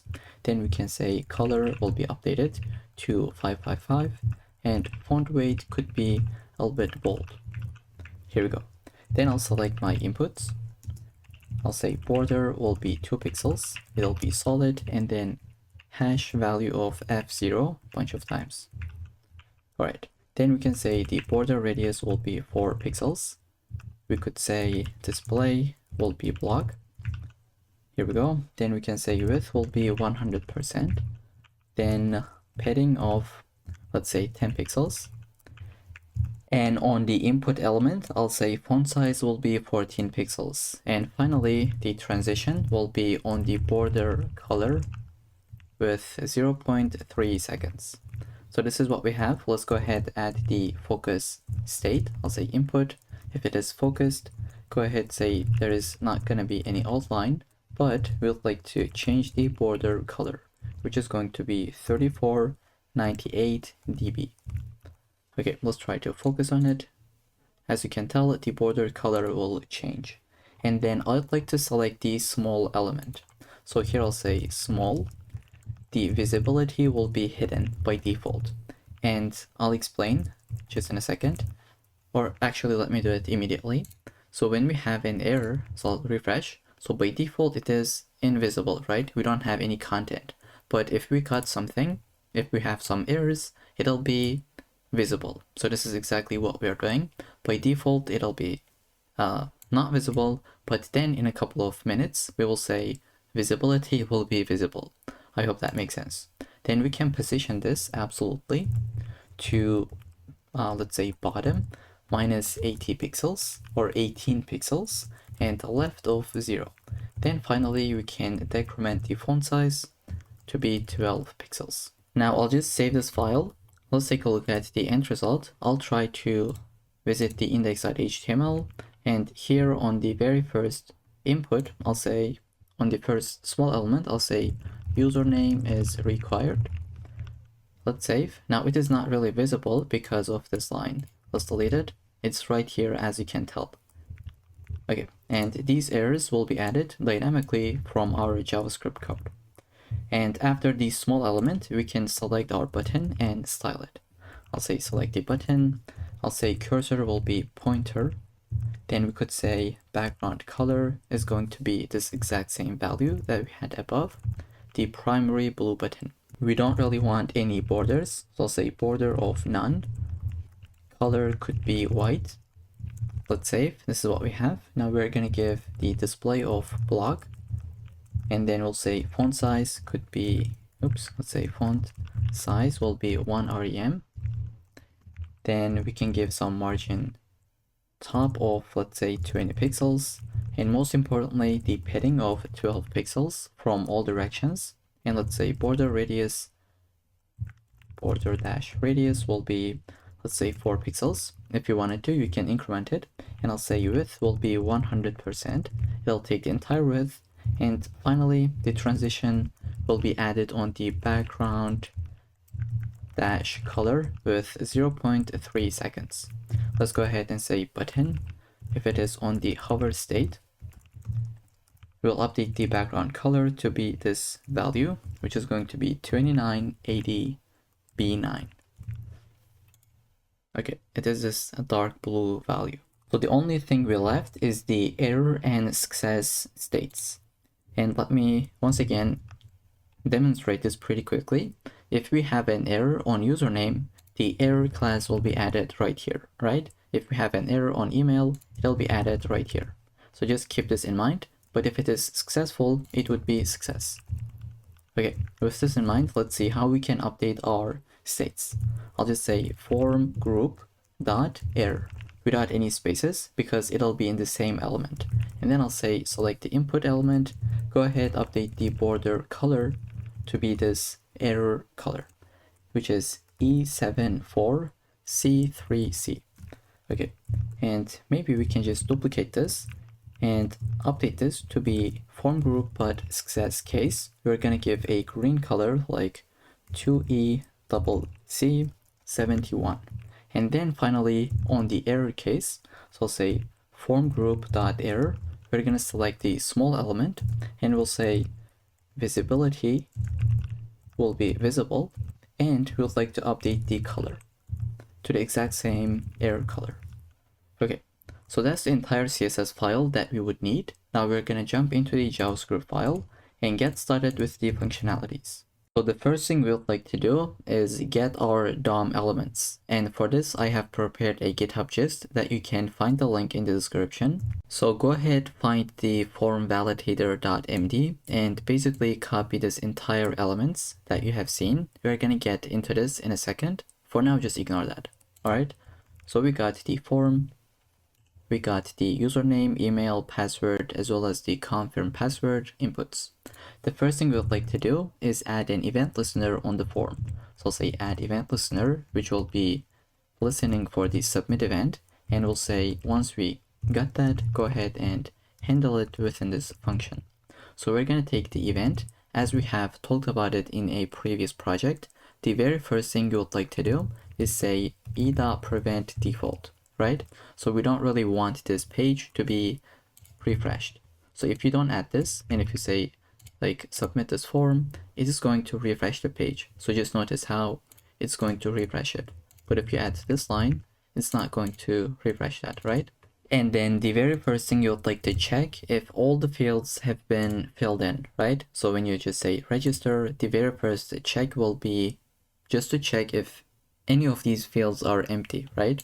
So let's say const is required valid. You can call this anything, but this is the name that I'll have. And we're going to call a method called check required. And this is a method that we're going to create. Let's say function check required. Now this will take an array. Let's say we're going to put the username, email, basically all of our inputs, password, as well as the confirm password. So we're going to pass this as an array so that it's a lot more comfortable to handle it. Can we just minimize this? It's already minimized. Oops. Okay, I'll just leave it here. Alright, so we just sent this array that we're gonna check within the method in a really easy array. So I'll just say get the input array, and we'll basically run a for each on this input, on the input array. So first I'll say let is valid. That will be equal to true. So by default, we will think that it is valid, but we will update it. Let's say input array dot for each. For every single input, we're gonna run this method. So I'll say if input dot value dot trim. So we're going to trim this down, and if it is equal to an empty string, that means it is invalid. We would like to throw an error. So I'll say show error. And this is a method, once again, we are going to build, and this will take two different arguments. So the first one is the input itself. So we need to say which input has an error. Let's say you filled this in, but you did not fill these, right? Okay, so the show error will be run on these inputs, and this is exactly what we are passing. I'll say the input so that it knows which input to show the error, and then we will say like the message. Here I'll say something like is required. But what is required, right? Is it password? Is it confirm password? For this we can say the input itself. But now if you put it like this will look kind of not formatted. So it will say something like password is required. But what we want to do is take the very first letter and capitalize it. So this is what we would like to have. So for this, I will create a method that will format the input. I'll cut this for a second. I'll say get field name. Let's say input. This will basically format it. Let's create that method, and let's actually call this as a format field name so that our code is a lot more readable. And I'll paste this method. It's super simple, and I even added some comments. So if the input ID is equal to username, it'll take that and capitalize the very first letter. So this is how we do it. We'll say input.id, get the first character and uppercase it, and then put the rest as it is. I hope this makes sense. Now this is working properly. Now that we got an error, we'll say is valid is equal to false. But in the else case, we can show a success message. Let's say show success, and this is another method that we're gonna build. And of course, we need to pass the input so that we know on which input we will display the success message. And at the very end, we'll say return is valid. Because at the end of the day, from this method, we are expecting a Boolean value that is either true or false. And just before we move on, let's build the other functions that we would need, which is going to be the function of show error as well as the success.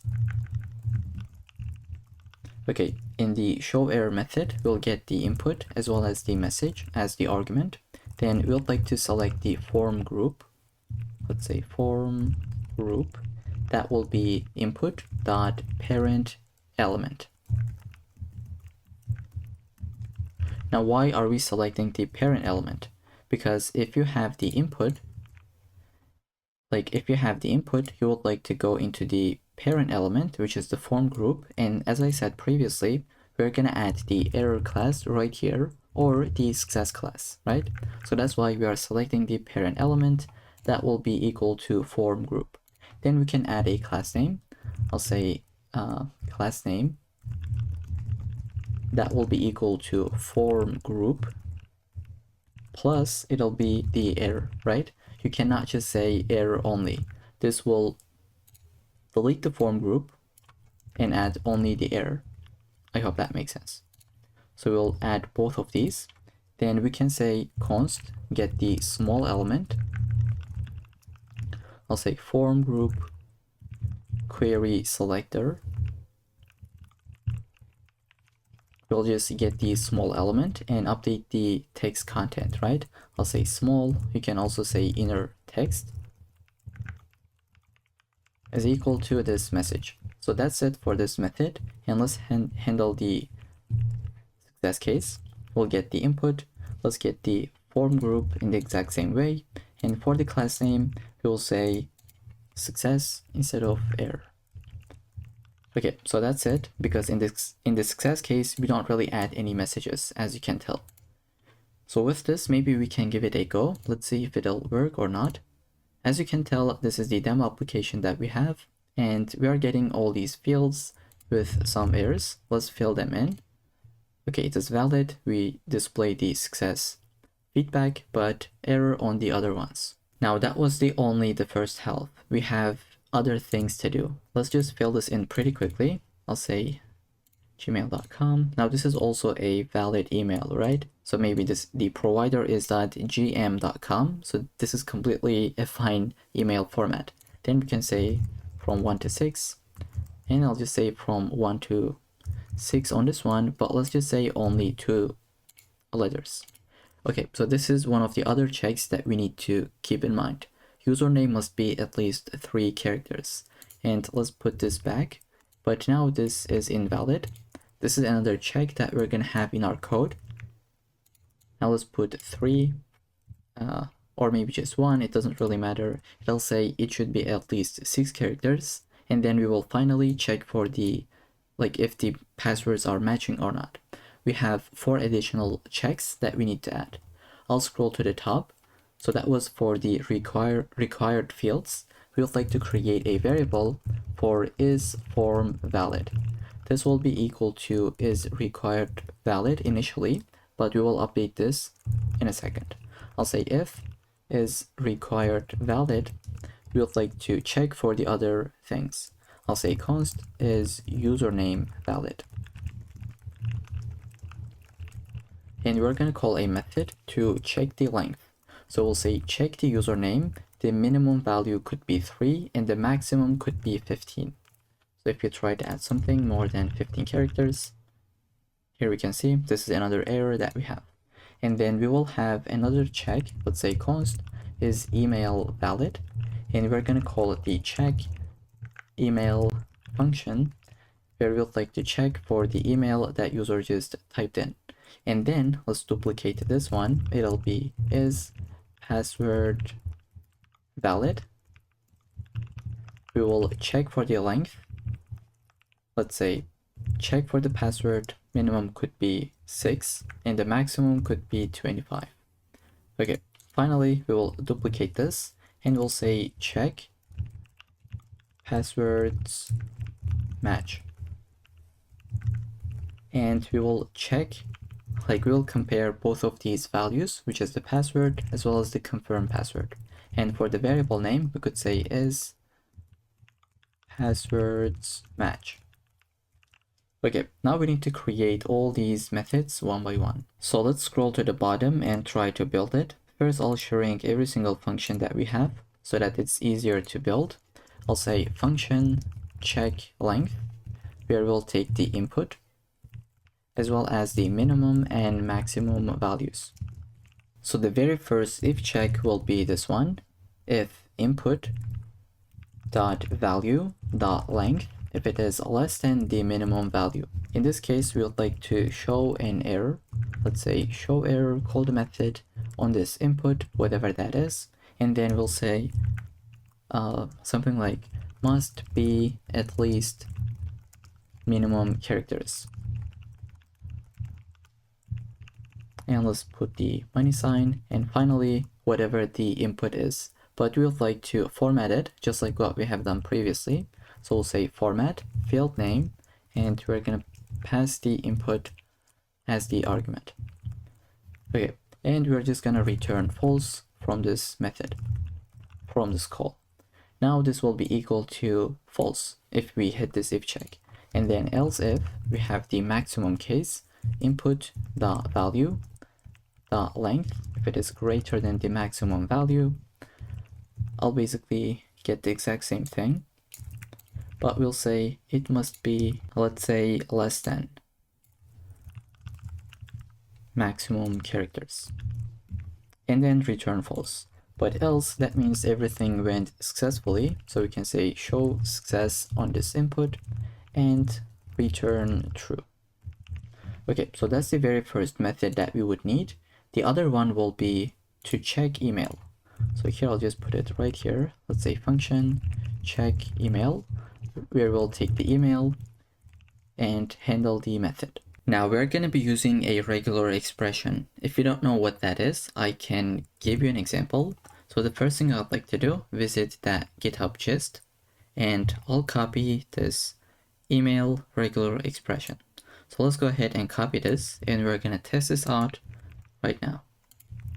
Okay, I'll just open up my terminal, or the console I should say. I'll paste this in. So this is a regular expression that will check if an email is valid or not. So let's paste this in. We have this variable. Now we can say email regular expression. Okay, let's get this one, and we'll say test. And we can test anything. Let's say a.com. Is it an email or not? Obviously it is not, so it'll return false. Let's put something correct. I'll say gmail.com, but let's say john@gmail.com. Okay, this is equal to true. So here we can see this is not valid, it'll return false, and this is valid, it'll give you true. So this is what we have. This is really easy to build with regular expressions. And just before we move on, if you delete this part and tell me to type this out, honestly, I cannot do it. And I don't have to, and you don't have to neither. So this is something that you would mostly get from, online, or you would get it with AI. So, okay, just keep that in mind. If this looks complicated, maybe you are thinking, how do I memorize this? How do I learn this? Absolutely not needed. Then we'll go ahead and say if, basically what we have done in the terminal, I'll say email regex dot test, and we'll basically test the email. So I'll say email dot value dot trim. If this is equal to this will return you either true or false.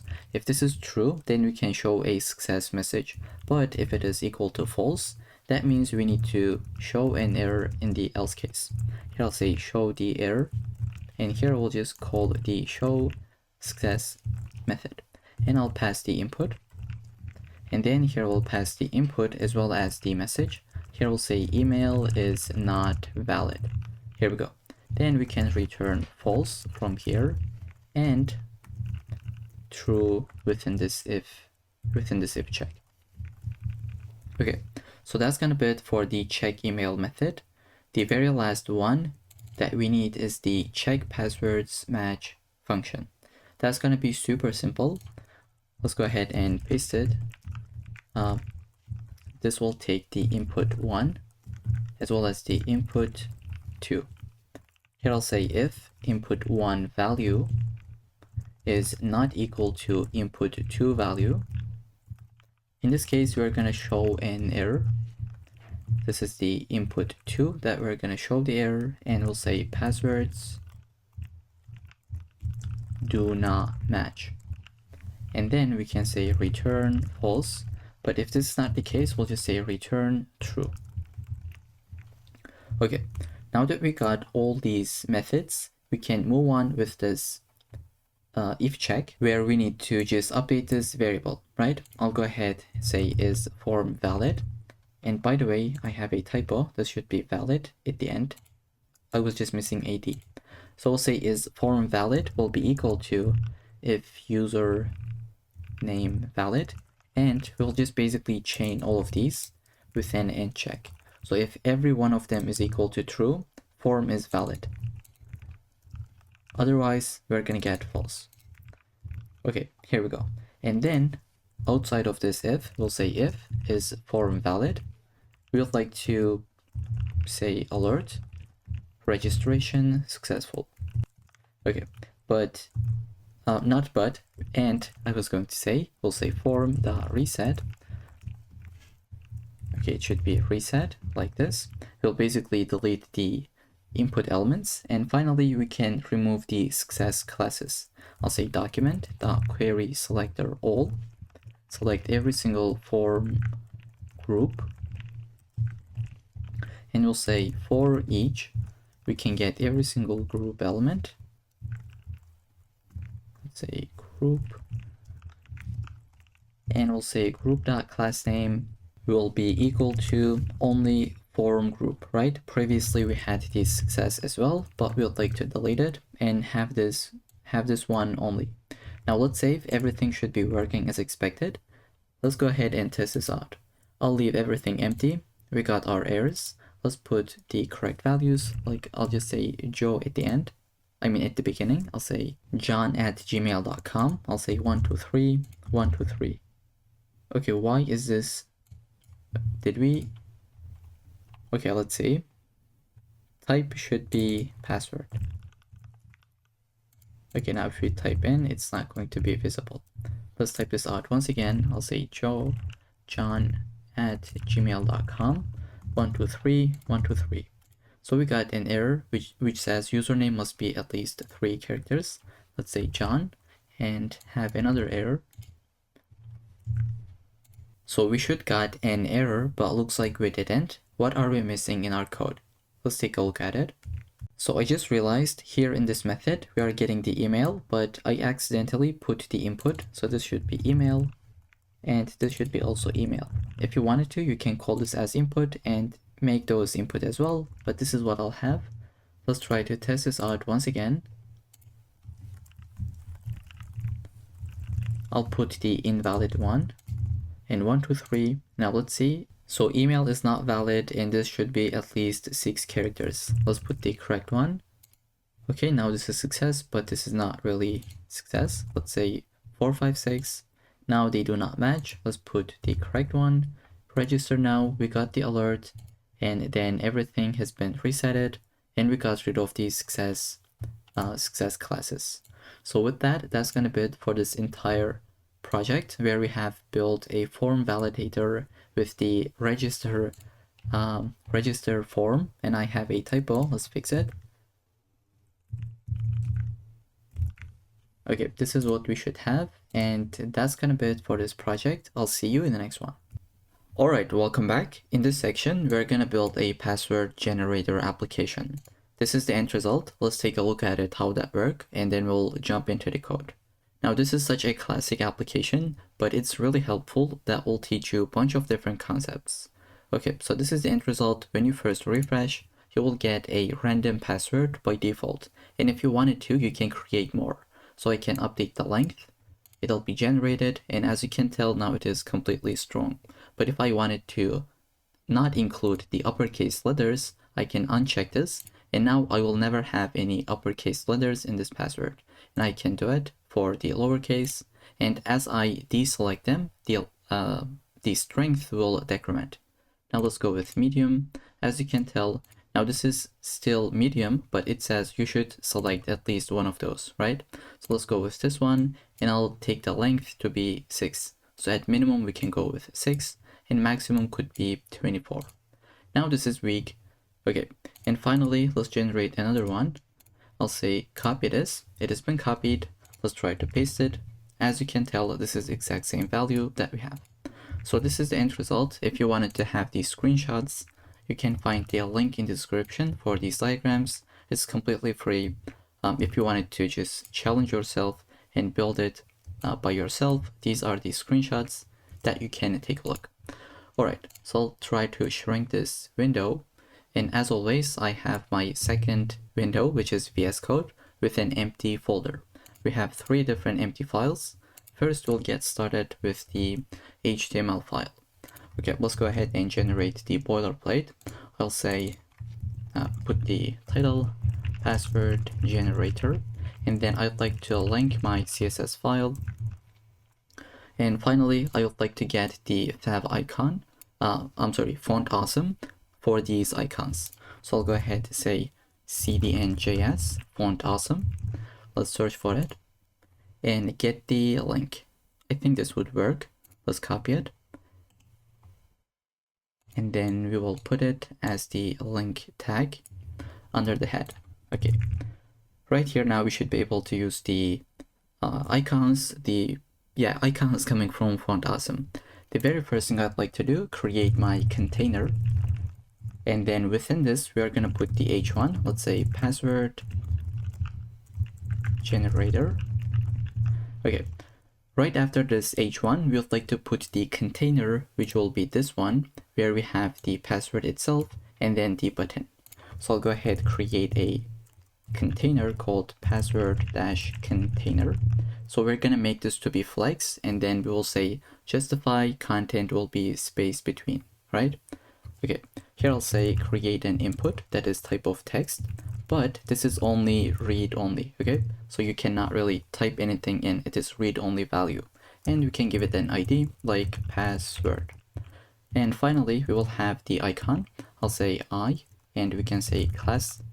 Class will be FA copy, which is coming from Font Awesome.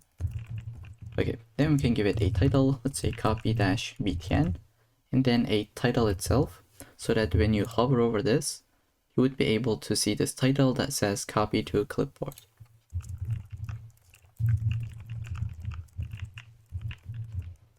Now let's see, what do we have? I'll say open with live server, and we'll get the warning as always. But here we go, this is what we have. Icons are working correctly.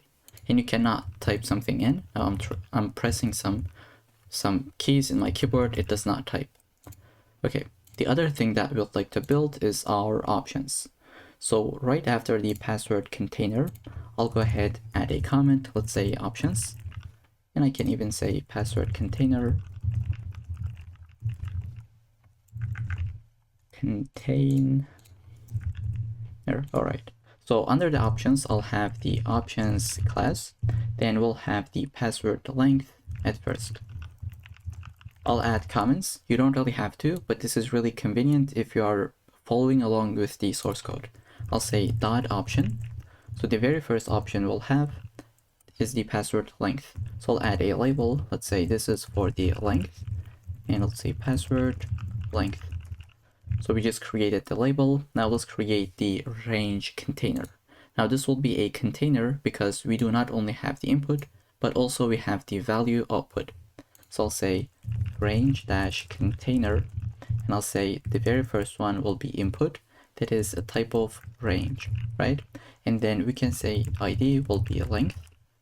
Then finally, we'll say minimum value, maximum value, and then the value itself. So at minimum, as I said, we could have 6, maximum could be 24, and by default, it'll be 12. So I'll say minimum 6, 24 as the maximum, and the default value will be 12. So whenever you move this around, this would be updated from our JavaScript code.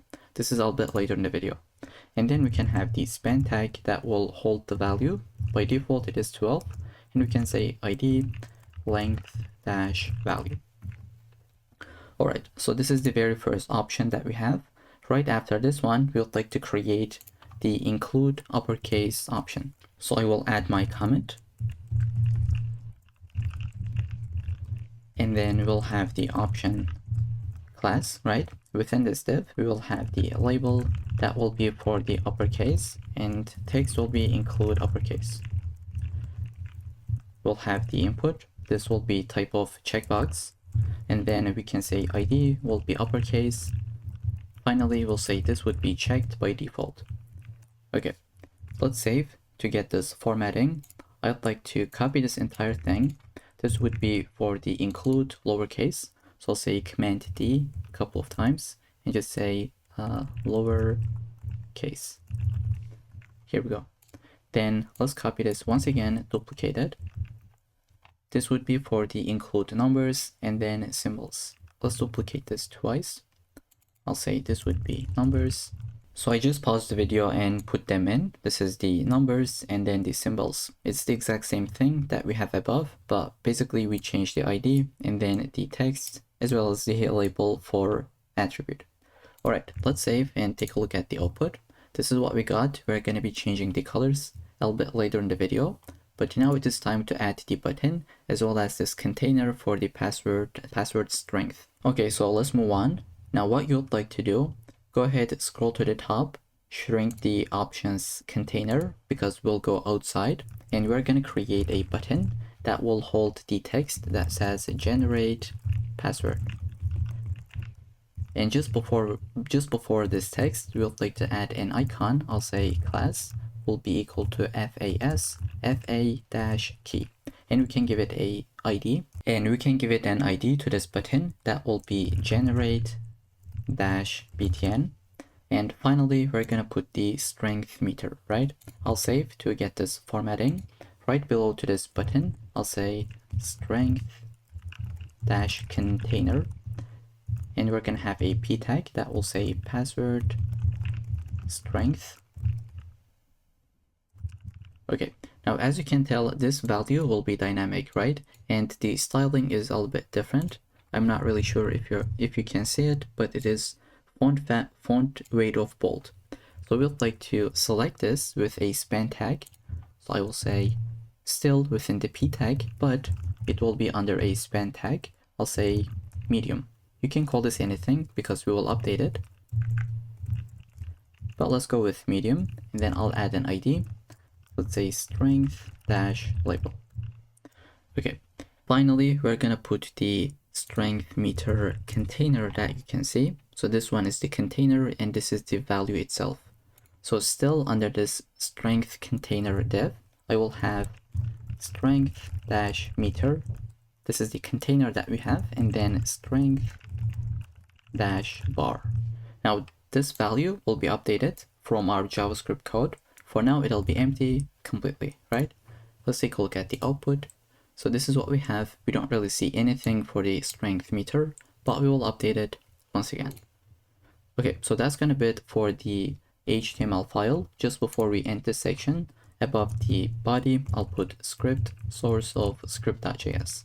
Now we can close this file with Command W and then just open up the style.css file and get started with it. Now it's been a while since we haven't used any external font families, so let's go ahead and install something. I'll say Command-Shift-P and we're gonna say insert CSS import. And let's go with Montserrat in this case. Alright, we got the import. Now let's put our basic reset, and like if this did not work in your case, you should visit the extensions tab and get the Google fonts as we have explained previously. So once you install this, then you should be able to search for it with Command-Shift-P. Alright, so we're going to select everything and I'll say margin of 0, padding of 0, box sizing of border box, and let's say font family will be Montserrat that we have just imported. And we can fold this back with sans serif. Now what I'd like to do, select body and just say minimum height will be 100 ph. We'll say display of flex, let's say df, jcc, right? Justify content centered, align item centered, color could be 333, and then we can say padding will be 20 pixels. Okay, so everything has been, let's say, centered in the middle of the screen, and I'm just too much zoomed in. This is what we have. Now in this section, I'd like to use what we call CSS variables. You're gonna see it's really cool and easy to get started with. Now I'll create it. This is how you would do it. You would say :root, and then you can create anything that you wish. So we're gonna put primary color, and let's add it to be 2B5876. Now why are we creating this? So let me let me just showcase it pretty quickly with an example. Now let's say you have really large CSS file. Basically you have a button. Let's say you're selecting a button. Let's say you select the label, so on and so forth. You select your cards, and in all of them you would say something like color, and you would use this value. Let's say you got this value, and you did the same thing for all of them. But now some of your friends told you that this color is not really good. Go ahead and update it with this one. Now what you'd like to do, copy this from here and update it on every single places, right? And if you imagine like you have 100 instances, you have to just scroll to the bottom and update every single one of them, which is not really acceptable, right? You definitely don't want to do something like this. So instead, if you used, let's say, CSS variables, I'll do Control-Z, get the exact same value. Okay, just imagine you are using the CSS variable. So instead of this, you would say var and use the primary color. Now, if you do the same thing for all of them, let's put it. Okay, now this is how your code looks like, and your friend told you that this color doesn't look really nice. You should update it with this one. Now all you have to do, only update this part, because every single one of these are using the same color, right? It's been updated here, here, and on this one, and let's say on the next 100 instances. I hope this makes sense. This is why most of the time you would like to use CSS variables. It is really useful. All right. Now the first primary color that we'll have is this one, as we just had. Now I'll put a couple of different colors, such as the secondary one. Let's say the weak color. That's gonna be this one. Okay, and like basically this is the primary color, the secondary color, weak, and we'd like to add the medium as well as the strong colors. So I'll go ahead, copy and paste. You can pause the video, type this out. Here we go. We got 5 different colors, and we'll be using them a lot within this CSS file. So what I'd like to do, just say background color will be linear gradient. And just a quick correction, if you're going to be using linear gradient, it has to be background. So if you put background dash color, it's not going to work. So this is something to keep in mind. And then we're going to put the degree, let's say 45 degrees. You can update it. This is the one that I'll be using. And then we'll be using our primary and secondary colors. So just like we have used a couple of minutes ago, I'll say var get the primary color. We'll go from this one to the secondary one. Okay, now let's save, take a look at it. This is the output. Now if you wanted to change this secondary color, all you have to do, visit this part and put something else, and your document would be updated. Any place that you use the secondary color has now been updated to this value. Okay, I hope that makes sense. So that's gonna be it for the body. We're gonna go ahead and update the container class. Let me just scroll down a little bit. Okay, so we're gonna put the background color. Let's say it'll be white. FFF, here we go. Then we can say padding will be 2.5 rem. And then we can add some rounded corners. I'll say 1 rem. You can say box shadow. That will be 0 to 10 pixels to 30 pixels. And then RGBA of, let's say, like the black, 0.15. Okay, so it's subtle, but I think it's looking nice. If you wanted to, you can increase it. This is the one, this is the value that I'll have. I'll say width will be 90%. And we'll say the maximum width could be 450 pixels. Now let's select H1. I'll say text align would be centered. We can say margin bottom will be 1.8 rem. Then we can say color will be the primary color. Here we go. Then we can say font size will be 1.8 rem. As we can tell, we'll say font weight will be 700, so it's bold. I'll say position will be relative. I'll tell you why. And then we'll say padding bottom will be 0.5 rem. So this is what we got. We'll be using the position relative because right now we'll use the after pseudo element to be able to give this underline. So here I'll go ahead to say H1. Let's grab the after pseudo element. As always, you have the content as empty. Even if you want this to be displayed, this should be empty. Or like if you're gonna put something, it'll be there, right? But if you're using it for only decoration purposes, just like what we have here, you would leave it empty. I hope that makes sense. Now we'll say position will be absolute and the parent is relative. So we're going to say the bottom will be 0. And then we can say from the left, it'll be 50%. Let's say if this is what we got, nothing. But if we add width, we should be able to see something, or maybe height as well. Okay, why cannot we see anything? Maybe it doesn't have the background color. So currently it is right here, but it is invisible. Let's say background color will be red. Here we go. By default, the background color is white, so that's why you cannot see it. So I'll go ahead and add the background to be the same linear gradient that we have above. I'll copy this and paste it right here. Let's change the degree to be 90 degrees. Okay, but now this is not centered. We would like to take it 50% back. I'll say after the left, I'll say transform, translate x will be equal to minus 50%. Here we go, now it is centered completely. And we can say border radius could be like 2 pixels. So this is one way of creating the underline. If you wanted to, you can create a different element right after the h1.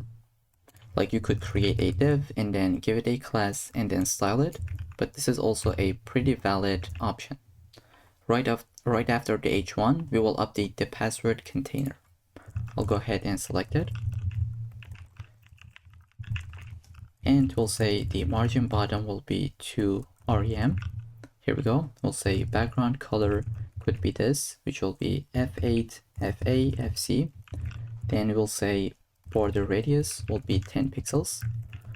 We can add the border itself, 1 pixel solid, and this value, which will be E2, E8, F0. Here we go. And then let's say we will have the overflow of hidden. And then I'll add a tiny box shadow, just like this one. If you don't want to, you can delete it, but this is what I'll have. And then let's say display flex, align items would be centered. And as I said previously, the justify content will be space between. Here we go. Then we'll go ahead, say padding. Let's say 0, 1 rem, and 0 for both of the values.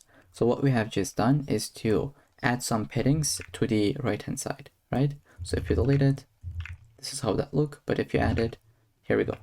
Now we would like to select the password itself, and we'll say width will be 100%, then we'll say padding will be 1.1 rem. Here we go. We'll say padding right will be 50 pixels. Let's say no borders, and the background could be transparent. Here we go. And then we'll say color will be this grayish color, 4A 5568. And then we can say the letter spacing will be 1 pixel.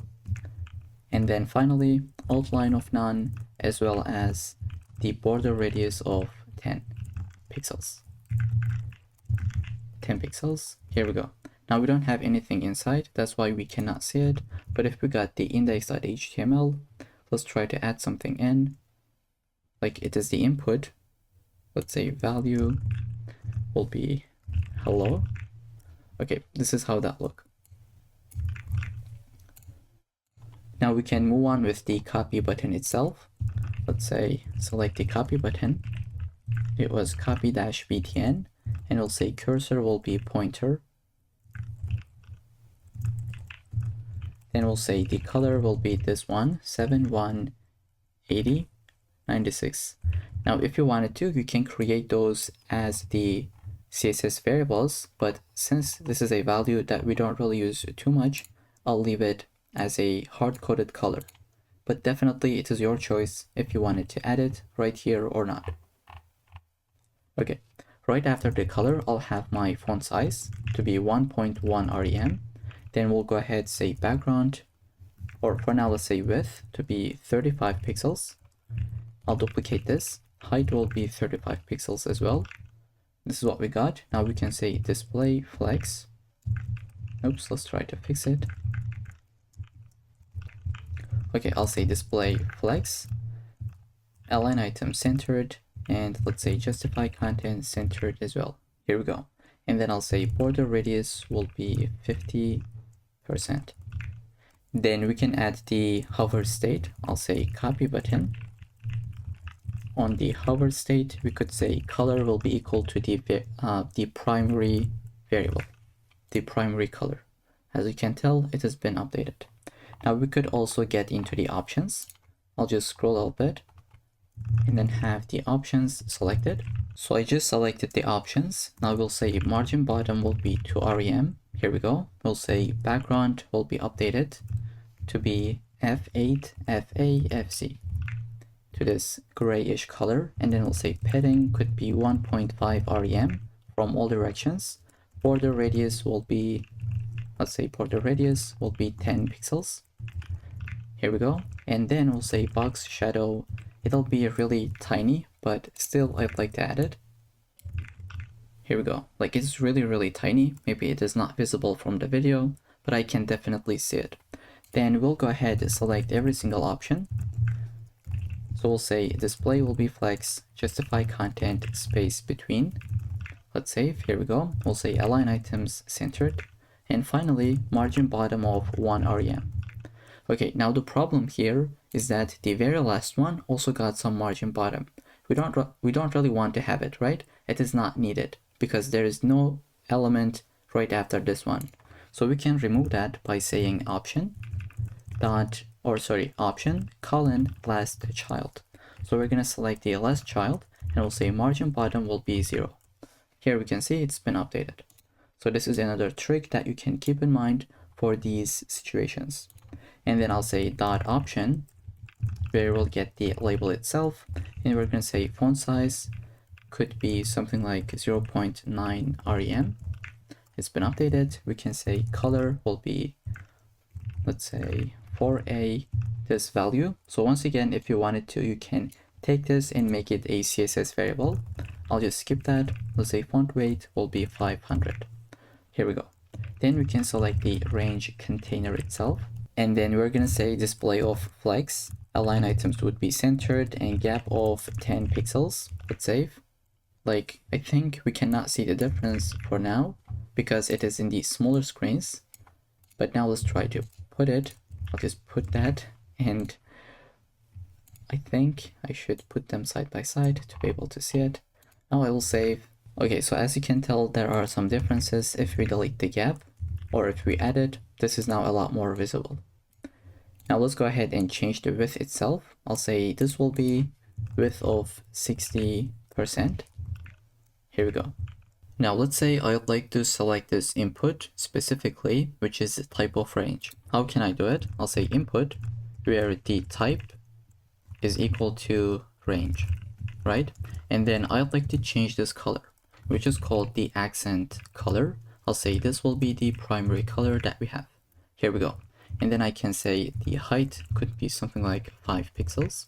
It's been updated. If you wanted to, you can change it to be 50. I don't know what is the maximum value, but let's go with 1 pixels. It's really tiny. I'll go with 5 pixels. Then you can say something like cursor will be pointer as well. And finally, I'll just say flex of 1. Okay, now what I'll be doing is to select the checkbox itself.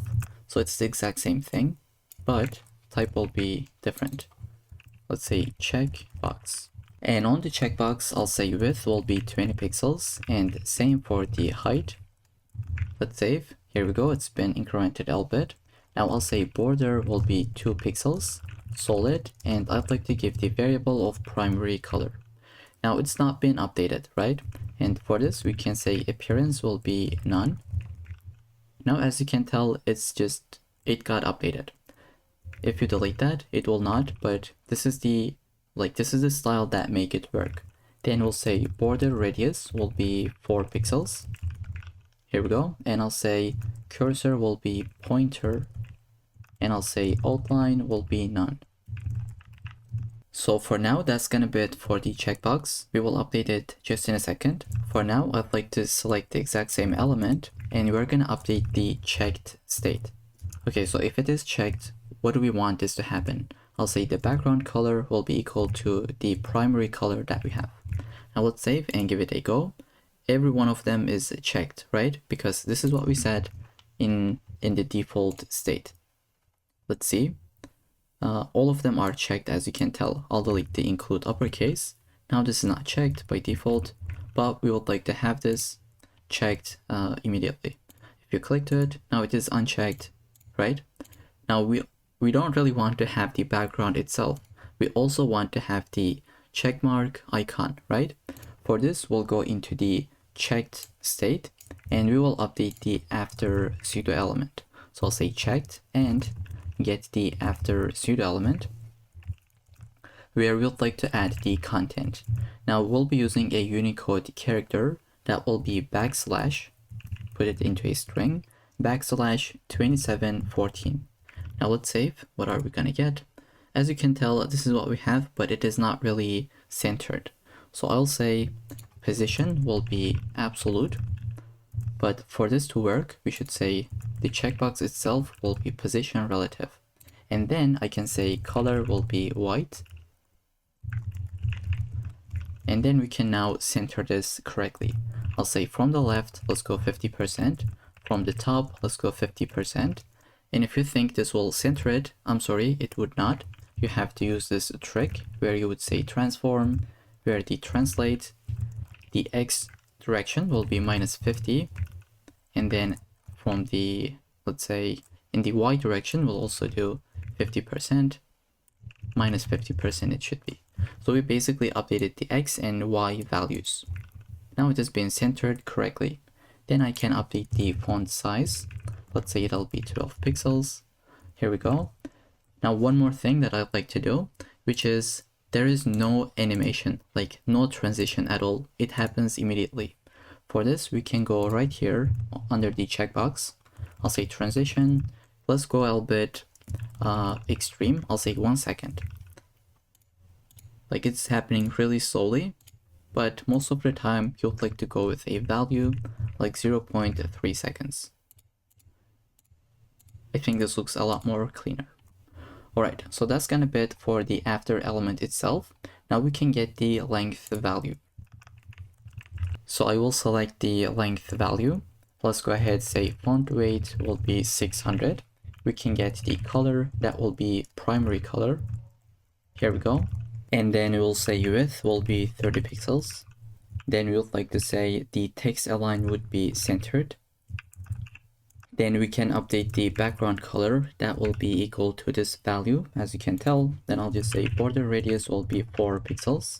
Here we go, it's a little bit rounded. Now I'd like to add some paddings, finally.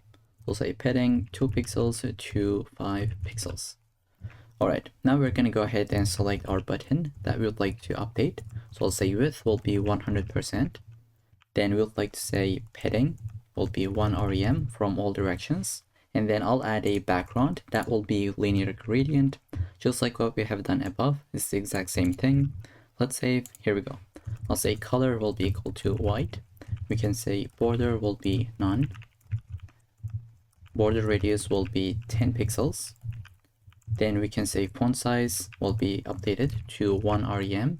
Then we can say font weight will be 600. Here we go. It's a little bit more bold.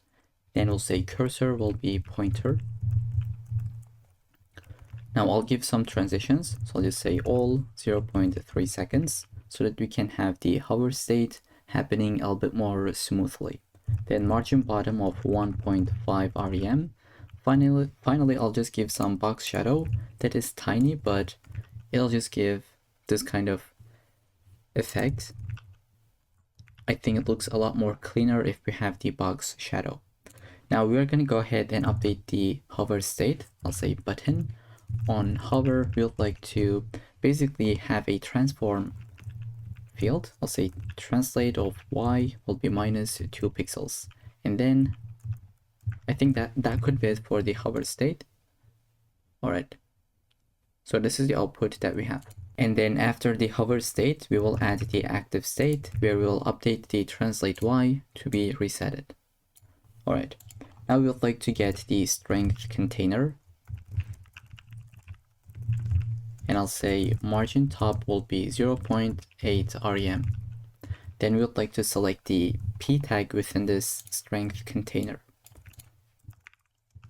So I will update the font size to be 0.9 rem, and then we can update the color to be this value that you see on the screen, and then we'll say margin bottom of 0.6 rem. Here we go, and then I'll say display of flex. Then finally we'll say justify content space between,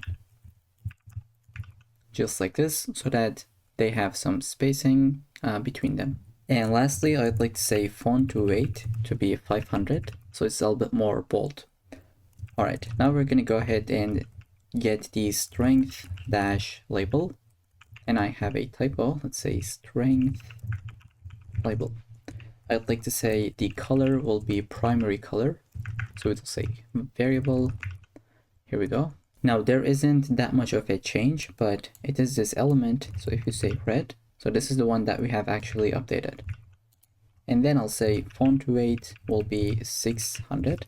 Now it's a little bit more even bolder than this one. Now I'll select the strength meter. Then we'll say height will be 10 pixels. Then I'd like to say the background color will be updated to EDF2F7. It should be like this. Then I'll say border radius is going to be 5 pixels. Then we would like to say margin bottom will be, margin top actually, will be 0.5 rem. And I'll say overflow would be hidden. Finally, we can give some box shadows. I'd like to copy and paste. Here we go. Now we just said inset, and as you can tell, it is like inwards, right? It is inset. If you delete that, it would be outside, but now it is set into the container itself. Now we will get the strength bar itself. So say bar, and height could be 100%. It'll take the entire container. We'll say width will be 0 initially, right? And then we can say minimum width will be 5%. Now we can add a background color. I'll say variable. You can use any color. I'll go with the weak one. I'll say weak color. Here we go. And then we'll say transition is going to be all 0.3 seconds, and we'll say ease. Now transition is needed to have this effect. Now this will be strong. Notice how it'll transition smoothly. Here we go. Just take a look at it now. Okay, so this is happening thanks to this transition that we have. And we can add some border radiuses. So I'll say border radius that will be equal to 5 pixels. Okay, now it is rounded. And at the very end of this file, I'll have my media query. That's around 10 lines of code. We will update the container, h1, and option label when we hit this pixels and below. Okay, let's save. Now it's been updated, right? So there's like a subtle change once you hit that breakpoint. Okay, so that's gonna be it for the entire CSS file that we have. Next, we're gonna build the JavaScript. So the very first thing we would like to do is get all the DOM elements, such as these checkboxes, the button, the copy button, the strength meter, so on and so forth. Now we could type them out like const password input. We would get the document dot get element by ID, and then we put the ID. But instead of typing them out, I have prepared a file. You can find the GitHub gist link in the description. Just find the password generator file. Go ahead, copy everything that you have seen here. This is what I'll be doing. And I'll just delete this, paste this in. Now these are all the elements that we'll be using. And then we have the character sets that we're going to be using to be able to include the uppercase letters, lowercase, numbers, and symbols. So these are those variables that you don't really need to type them out. All right, so the first thing I'd like to do is this. If I update this input, I want this value to be updated, right? Currently, the value is 12. Let's open up the HTML file. search for the value. All right, so it is 12 by default, and here is the text. We want this to be updated whenever the value changes, right? So this is how we can make that work. I'll say select the length slider.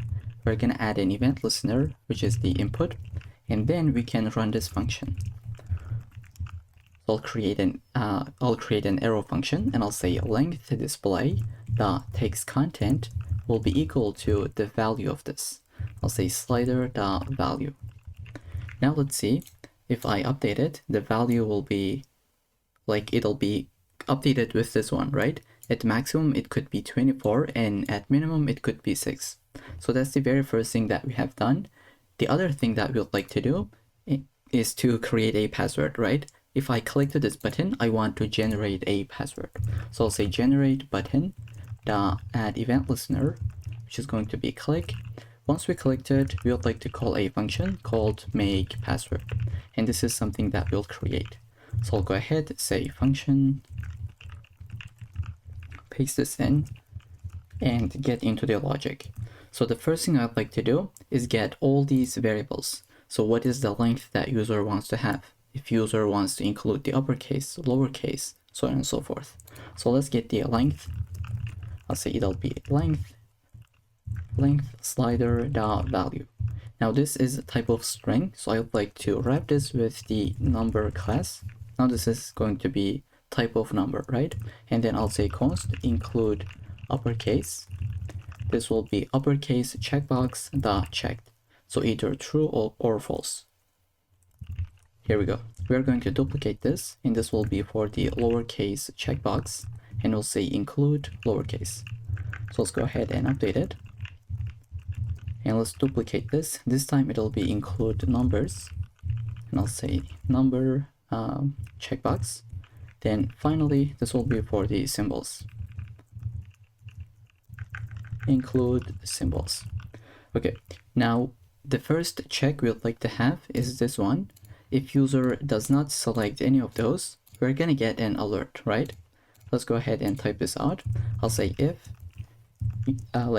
not include password, if not include uppercase, and if not include lowercase, and the rest too. So I'll just say if this is equal to false and this is also equal to false, which means it is not checked.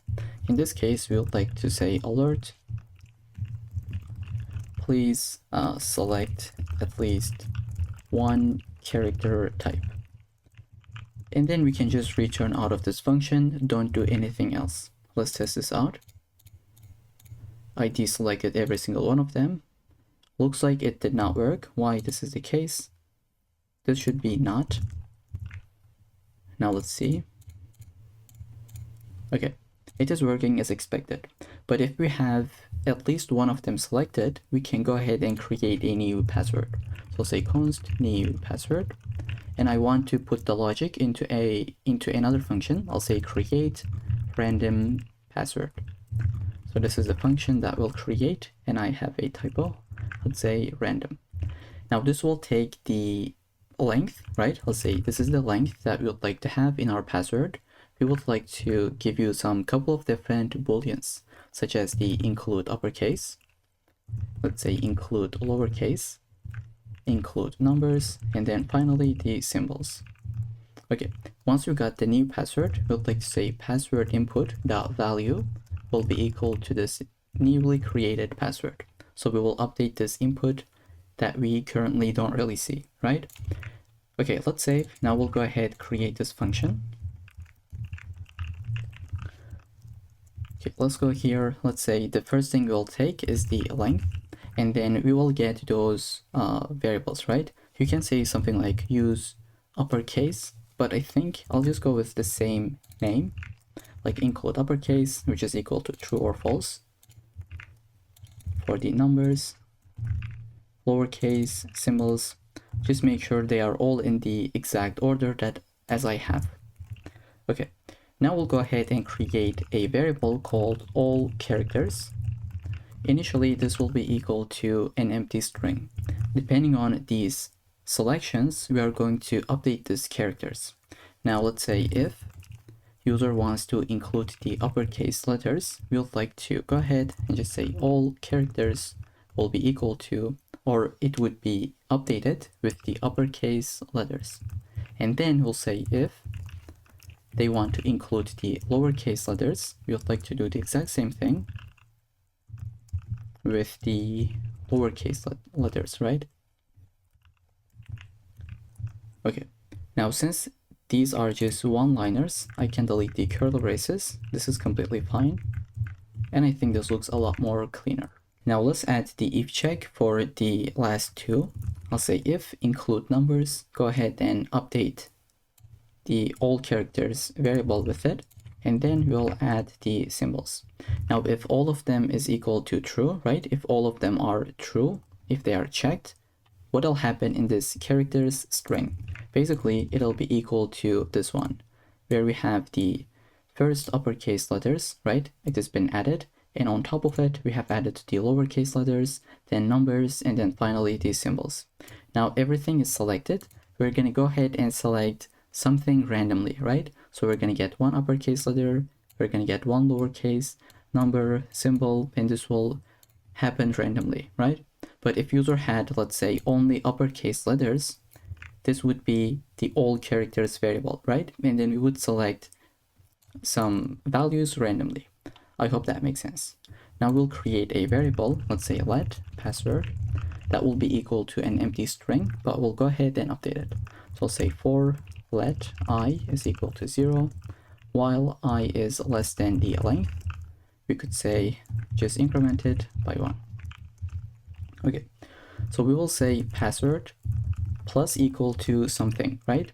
And for this, we need to create a random index. So in every single iteration, we're gonna get a random value, right? And to be able to select those values, we need to get a random index. I'll say const random index, and this should be a variable name. I'll say math.floor, we'll say math.random, call the method, and we're going to multiply it by all characters length, right? Depending on this length, we're going to get a different random number and floor this down so that it is a valid index. And we'll say password now will be equal to all characters random index. So here we go, the password will be updated with the length, whatever that is. And finally, we can return the password. Okay, now let's save. Go ahead, try to update this. I'll include everything. Here we go, this is the output that we got. It just works without any issues. Now I'll just say only include symbols.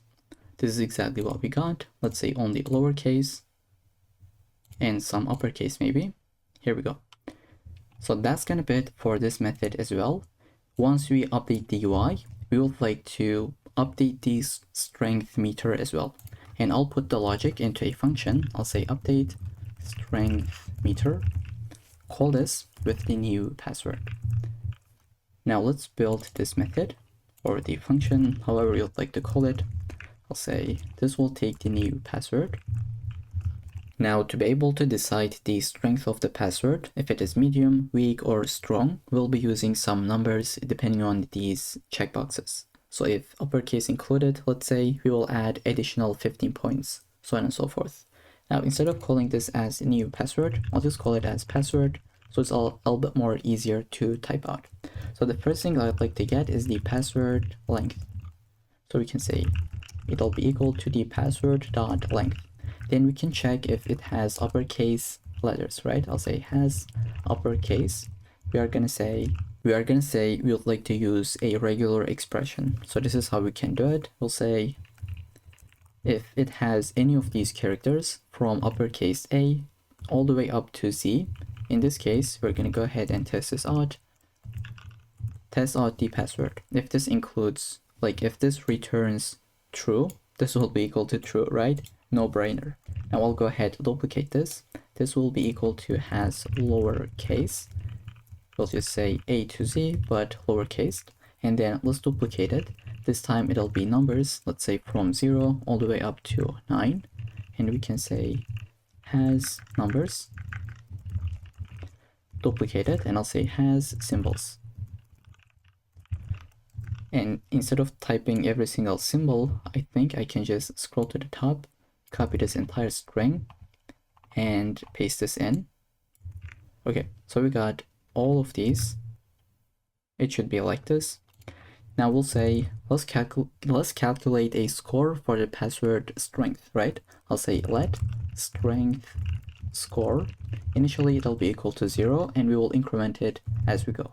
So let's say first we'll get started with 40 points, right? I'll say strength score plus equal to, I'll say math dot minimum. We'll say password length times 2 and 40. So basically we are going to have two different values. Let's say this is equal to 30. We're going to get the minimum of them. Now if this is equal to 300, we are going to get 40, right? So at maximum, it could be 40, right? It doesn't really matter if this is like 3 million. We are going to always get the minimum value, which is 40. So that's why I say at maximum, it'll be 40, right? So this is something to keep in mind, not only to specific to this project, but if you want to get a value that is like at maximum, right? Here at maximum, we would like to get 40. That's why we use the minimum method. So maybe this is kind of like a quick note that you can take. If you want to get a maximum value, you would use the dot minimum, right? So I can feel like it sounds a little bit complicated. That's why I just put a comment that you can have in the source code. Here, the dot min method will get the minimum value from these, right? But this will make sure that at the maximum you would get 40. I hope this really makes sense. And then we'll go ahead, just add a couple of different if checks. I'll say if has uppercase. We would like to increment this strength score. Let's say strength score plus equal to 15. I'll duplicate this 3 times. And I'll say if we have some symbols, if has numbers, I think this should be numbers. Okay, and then I'll say has lowercase. So we'll just add additional 15 points for every single one of these options. And then we can enforce the minimum score for very short passwords. I'll say if password length is less than 8, I would like to run this if check. I'll say strength score will be equal to math.minimum strength score and 40, right? We're just gonna get the 40 depending on this, like thanks to this minimum method. If this is equal to 100, we would still get the 40 because length is less than 8. We want to just enforce the user, right? I'll say enforce minimum score for every short password. Alright, now we'll go right below to this if check and I'll get some variable called save score. And I'd like to add a comment. Now, why do we need this? So basically, I would like to ensure the width of the strength bar is a valid percentage. So we don't really want to have something like -50 or 1000, right? It doesn't really matter what that is. I'd like to just make sure it is valid, right? So I'll say math.maximum. We'll add either 5 or we'll say math.minimum. That will be 100 and strength score. Now let's say this is equal to 1000, right? We are going to get the minimum value. So this part will be equal to 100. Now as you can tell, the save score will be either 5 or 100, right? It will be always within this spectrum. Now here we are using maximum, so we're going to get 100. I hope that makes sense. Okay, now that we have this variable, we can say strength bar. Let's select it. We'll say style. And finally, we'll just update the width. So I'll say style.width will be equal to save score, whatever that is. And we'll just add the % at the end. Because this is some CSS, we'd like to calculate the width as a percentage. And finally, I would like to update this text as well as give a color, right? This would be either medium, weak, or something like strong. So I'll create 2 different variables. I'll say strength label text. That will be equal to an empty string, and then let bar color will be equal to an empty string as well. We'll go ahead and say if this is equal to, if strength score equal to, or if it is less than 40, this will be equal to a weak password. So I'll go ahead and say something like bar color will be this red color, that will be a hash FC8181. And then we'll say strength label text will be equal to weak, right? And then let's add the other cases. Instead of typing this out, I'd like to copy and paste. I just said else if strength score is less than 70, this will be a medium password, the yellow color as well as the medium text, finally the strong password. I'll paste this in. Here we go. And now that we got all these variables, I'll just go ahead, update this strength bar and then the color. I'll say strength bar dot style dot background color will be equal to this bar color that we have, and the same for the text. Do I have a typo? Let's say strength label. Now it seems like we don't really have this selector. I'll go ahead, scroll to the top and get this element. So strength label will be this value that we have. Now let's save and give it a go. I'll refresh this page. Let's say generate a password. Here we can see this is medium. Let's go all the way up to 24. Now it is strong. It is working as expected. Let's go with this value. Okay, it's medium. Now it is weak. But I think we have kind of like an error. If we select everything at maximum, it doesn't really fill this in completely, right? So let's see what we are missing in our code. So I have just paused the video and find the solution. Now this has symbols regular expression is not really correct. Notice how we have the opening and closing brackets. We are missing it right here. So first I would like to add the opening brackets, and then let's go ahead, close this off right here. But still this is not really valid because here we would like to add a backslash. Now this should be completely working out. Again, really weird, really complex, but this is what we would like to use with a regular expression, right? So I'll go ahead and save. Now let's give it a go. I'll maximize this, select everything. Now it is 100% as we wish. So I hope that makes sense. The very last functionality we left is this copy button. If we click to it, we want this value to be copied. Update the UI, and after 1.5 seconds, like we have some delays, and then it'll go back to this icon, right? Let's go ahead and add it. And just before to it, I would like to add one more thing. So if you reload this page, when this page loads, we don't really get a new password.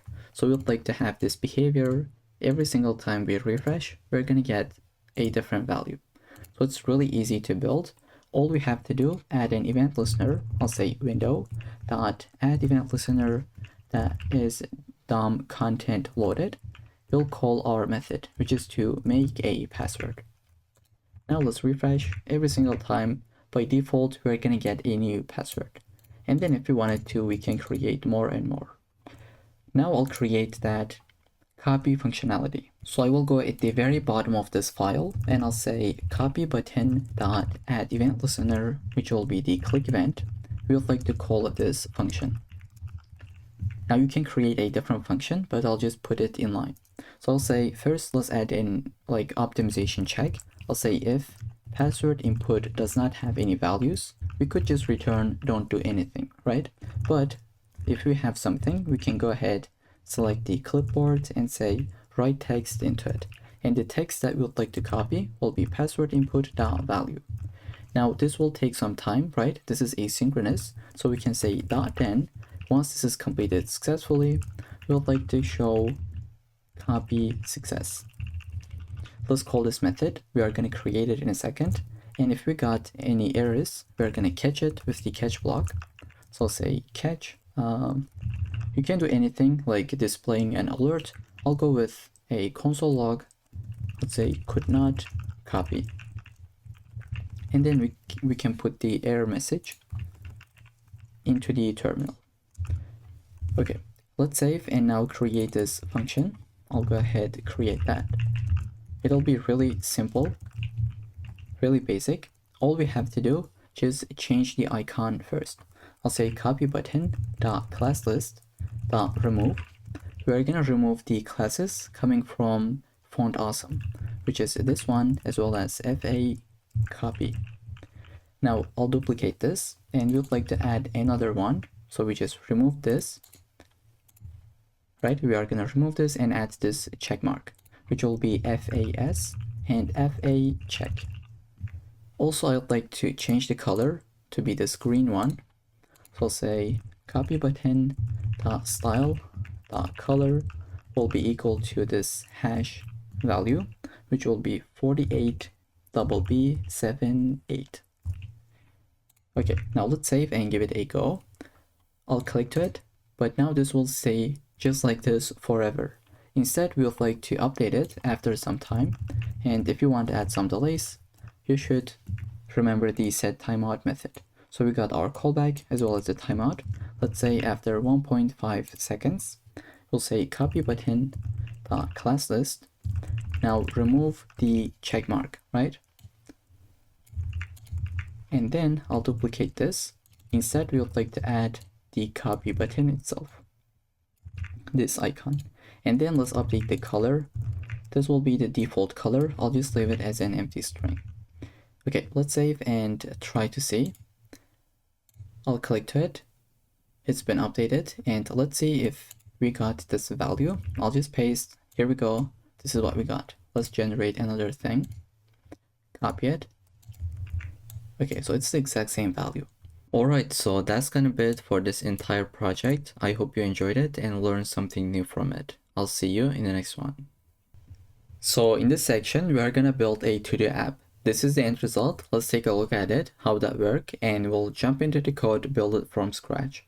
So we have an input element where we can add things, right? I'll say learn Python. I can either add this by pressing enter or clicking into this button. It should be added to the list. I can delete them and check them as completed. And we can have some filters. So I'll just say only show me the ones that are active and completed ones. If I say clear the completed, it'll go ahead to delete all of them. And now we only have these active ones, right? And the best thing about this app is that this data will be saved to the local storage.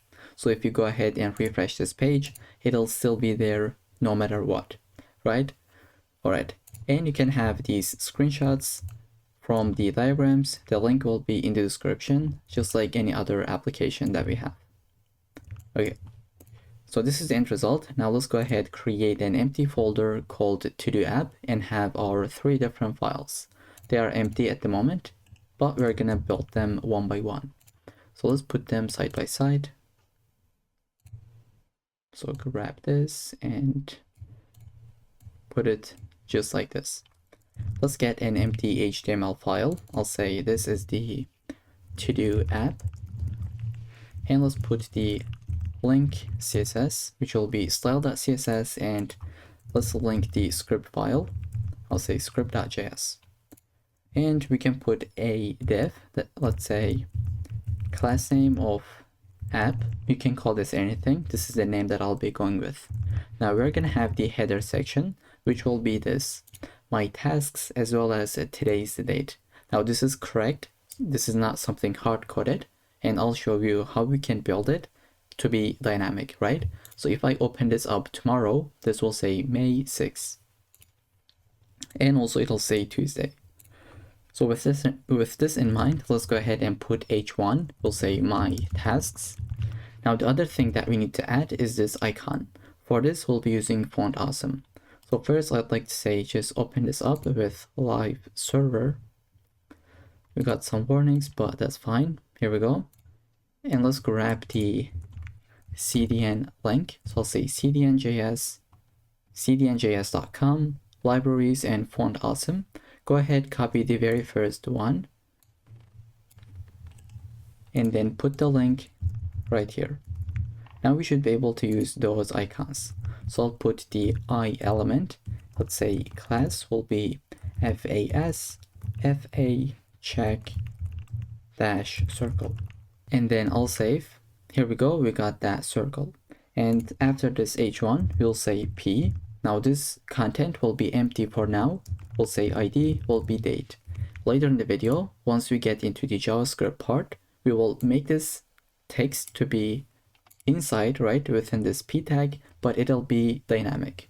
All right, after the header component, we'll say div that will take the class name of to-do-input. We'll go within this div, we'll say create an input that is type of text, and we can add an ID like task-input, and then placeholder, so this should be task input, and then placeholder, it'll be what do you need to do, just like this. And then right after this input, I'll put a button that will be ID of, let's say, add dash task, and I'll put the I element, the I tag, let's say class FA plus. Okay, so this is the end result that we have at the moment. Right after this div, which is the to-do input, we'll go ahead and add our filters. So these 3 filters, I'll say dot filters, and we're going to create a span. Let's say the class will be filter, and this will be active initially, which is going to be the all filter, right? And I'd like to add a data-filter attribute. I'll say this will be all. Now we'll be using these later in the video. For now, just go ahead, duplicate this twice. This will be filter but not active.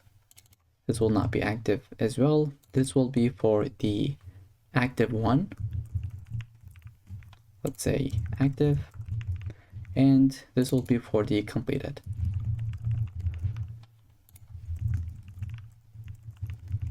Okay, let's save. Take a look at the output. This is what we have at the moment. Right after this div, after the filters, we will add the to-dos container. Okay, so the first thing I'd like to have is a UL that will have the ID of to-dos list, and content will be empty. As we add more and more things, we're going to add it right here within this UL, right? So you can add a comment such as the list items will be inserted right here later in the video. Okay, after this UL, I'd like to put a div. Now this will be the case if we don't have anything. We're gonna get this icon and then no tasks here yet. So I'll say this div will have the class name of empty dash state, and this will be hidden by default. Let's go ahead, say I, this will be the icon, fa-clipboard list. Then we can say something like no tasks yet, but this will be within a p tag. So I'm too lazy to type this out. I'll copy and paste. Here we go. So currently this is visible, but we're gonna make it to be hidden unless we have nothing, right? If we have something, we're gonna see the input or the list item, but else this is going to be the output. And then after this to-dos container, so I'll just delete this comment, shrink this. Right after the to-dos container, I'll have a footer element, which is going to be this part, right? I'll say get a p tag. This will be ID of the items dash left, and we're gonna put something like 0 items left. And again, this will be dynamic later in the video. So if you add more and more things, this will be updated, and if you check them, it'll be decremented. So this will be updated from our JavaScript code later in the video. So I just need to mention them a couple of times so that it doesn't really feel any complicated. I hope it's not really annoying. So I'll say button ID clear dash completed, and let's say clear completed. So it is this button, as you can tell. So this is our output. Looks terrible, but we're gonna fix it in a couple of minutes. Okay, so we got the styling linked into the HTML. We can go ahead and get started with it. So let's get into the style.css file. The first thing I'd like to do, just add my reset. So I'll select everything and I'll say margin of 0, padding of 0, and then box sizing will be equal to border box. Now let's create some CSS variables, just like what we have done previously. so that it's a lot more convenient to work with the colors and like CSS variables in general. So I'll have my primary color. I'll just say it'll be 7749F8. Okay, it'll be this primary purple color that we have right here. And then I'll have the primary light. Let me just go ahead, put them one by one. If you wanted to type this out, you can just pause the video and do so. This is what I'll be doing just to not waste any time. We'll have dark, light, gray, we'll have danger, success, and finally the border color. Okay, so I hope these make sense. We'll be using them in a couple of seconds. Now let's say we're gonna select the body. I'll say font family will be sans serif. I'll say background color is going to be, it'll be F1, F3, F5. Now, if you wanted to, you can take this and put it as a CSS variable, or you can still use the hash values if this is something that we'll be using only once. And I think this is one of those cases where we'll be using this value only once, so I'll just put it right here instead of creating a CSS variable. So it's completely optional. Now let's try to take a look at the output. I'll save, background has changed output, and then I'll say the minimum height will be equal to 100 VH, and then we would like to center everything. So I'll say display flex, justify content centered, and align items to be centered. Here we go. Then I'd like to add some paddings. I'll say padding of 20 pixels, and let's say color will be our dark color, right? So I'll say variable dash dash dark. Here we go. Then I would like to select the app class, and I'll say width will be 100%, but the maximum width is going to be 500 pixels. Then we can say background color is going to be, let's say white. Here we go. And I'll say border radius will be something like 12 pixels. And we can say overflow will be hidden.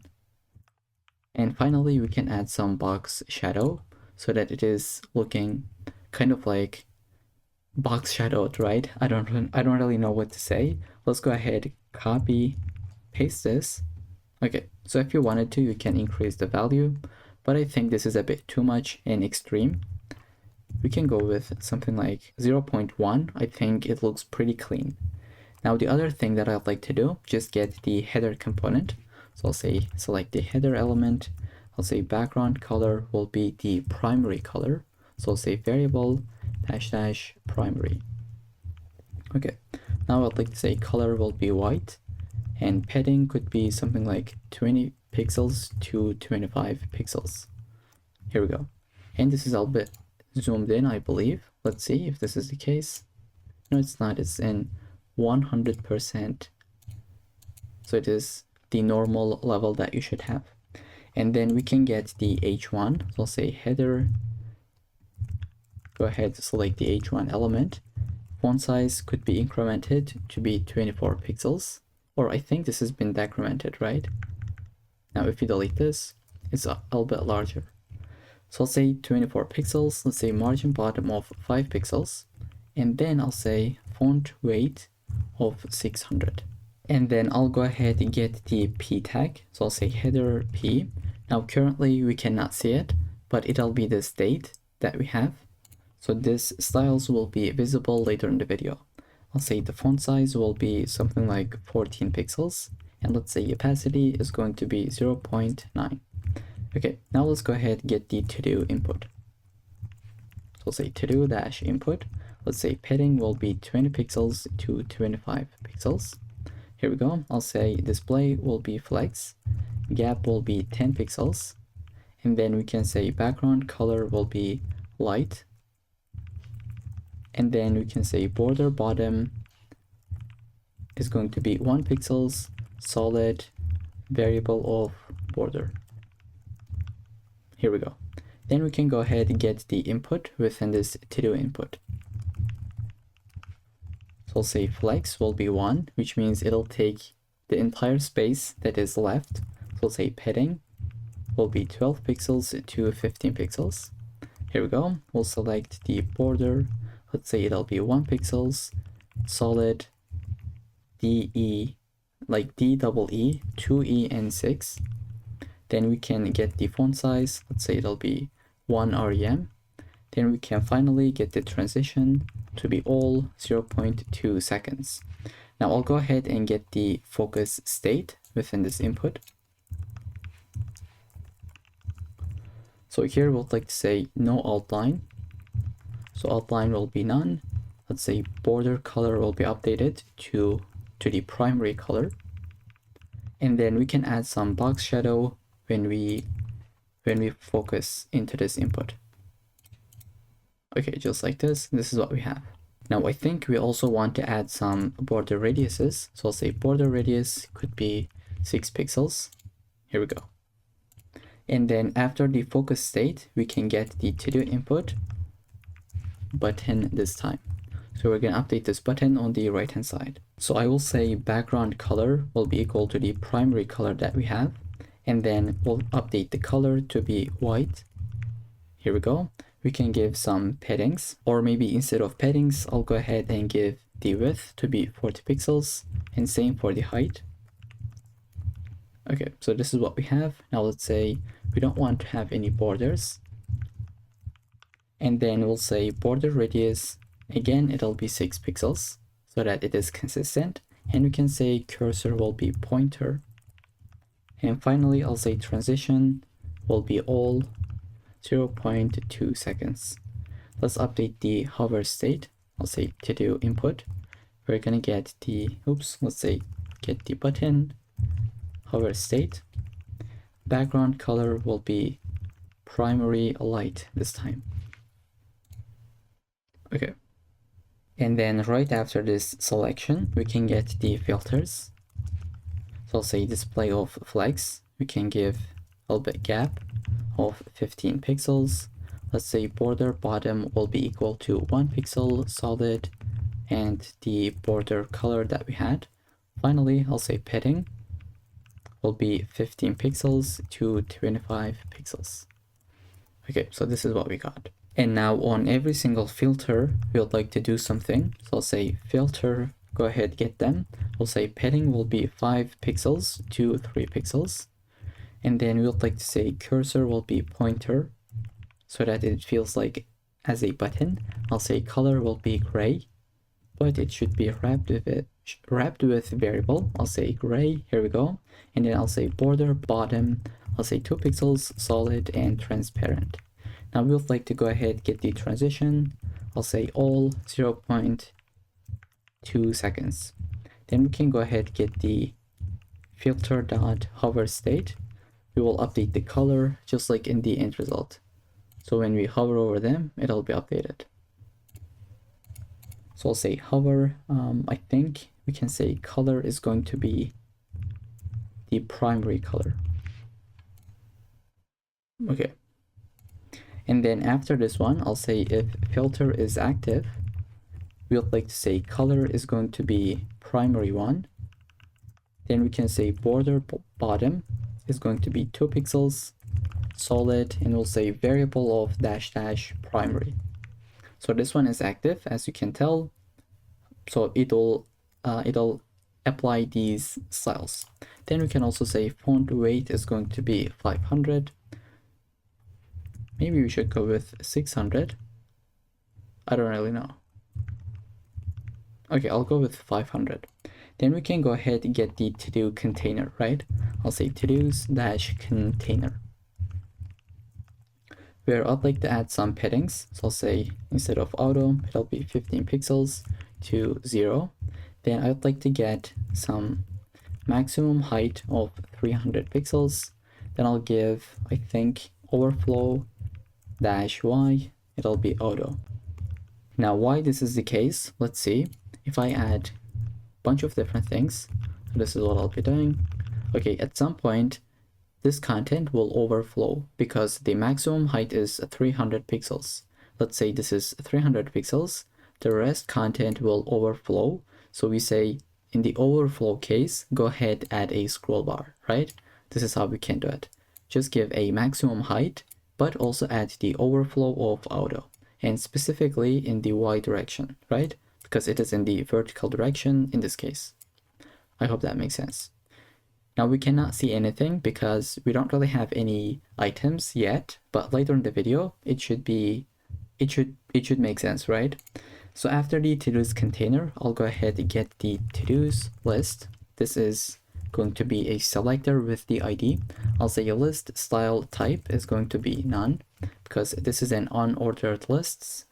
It's an unordered list and we don't really want to see those kind of like bullet points, right?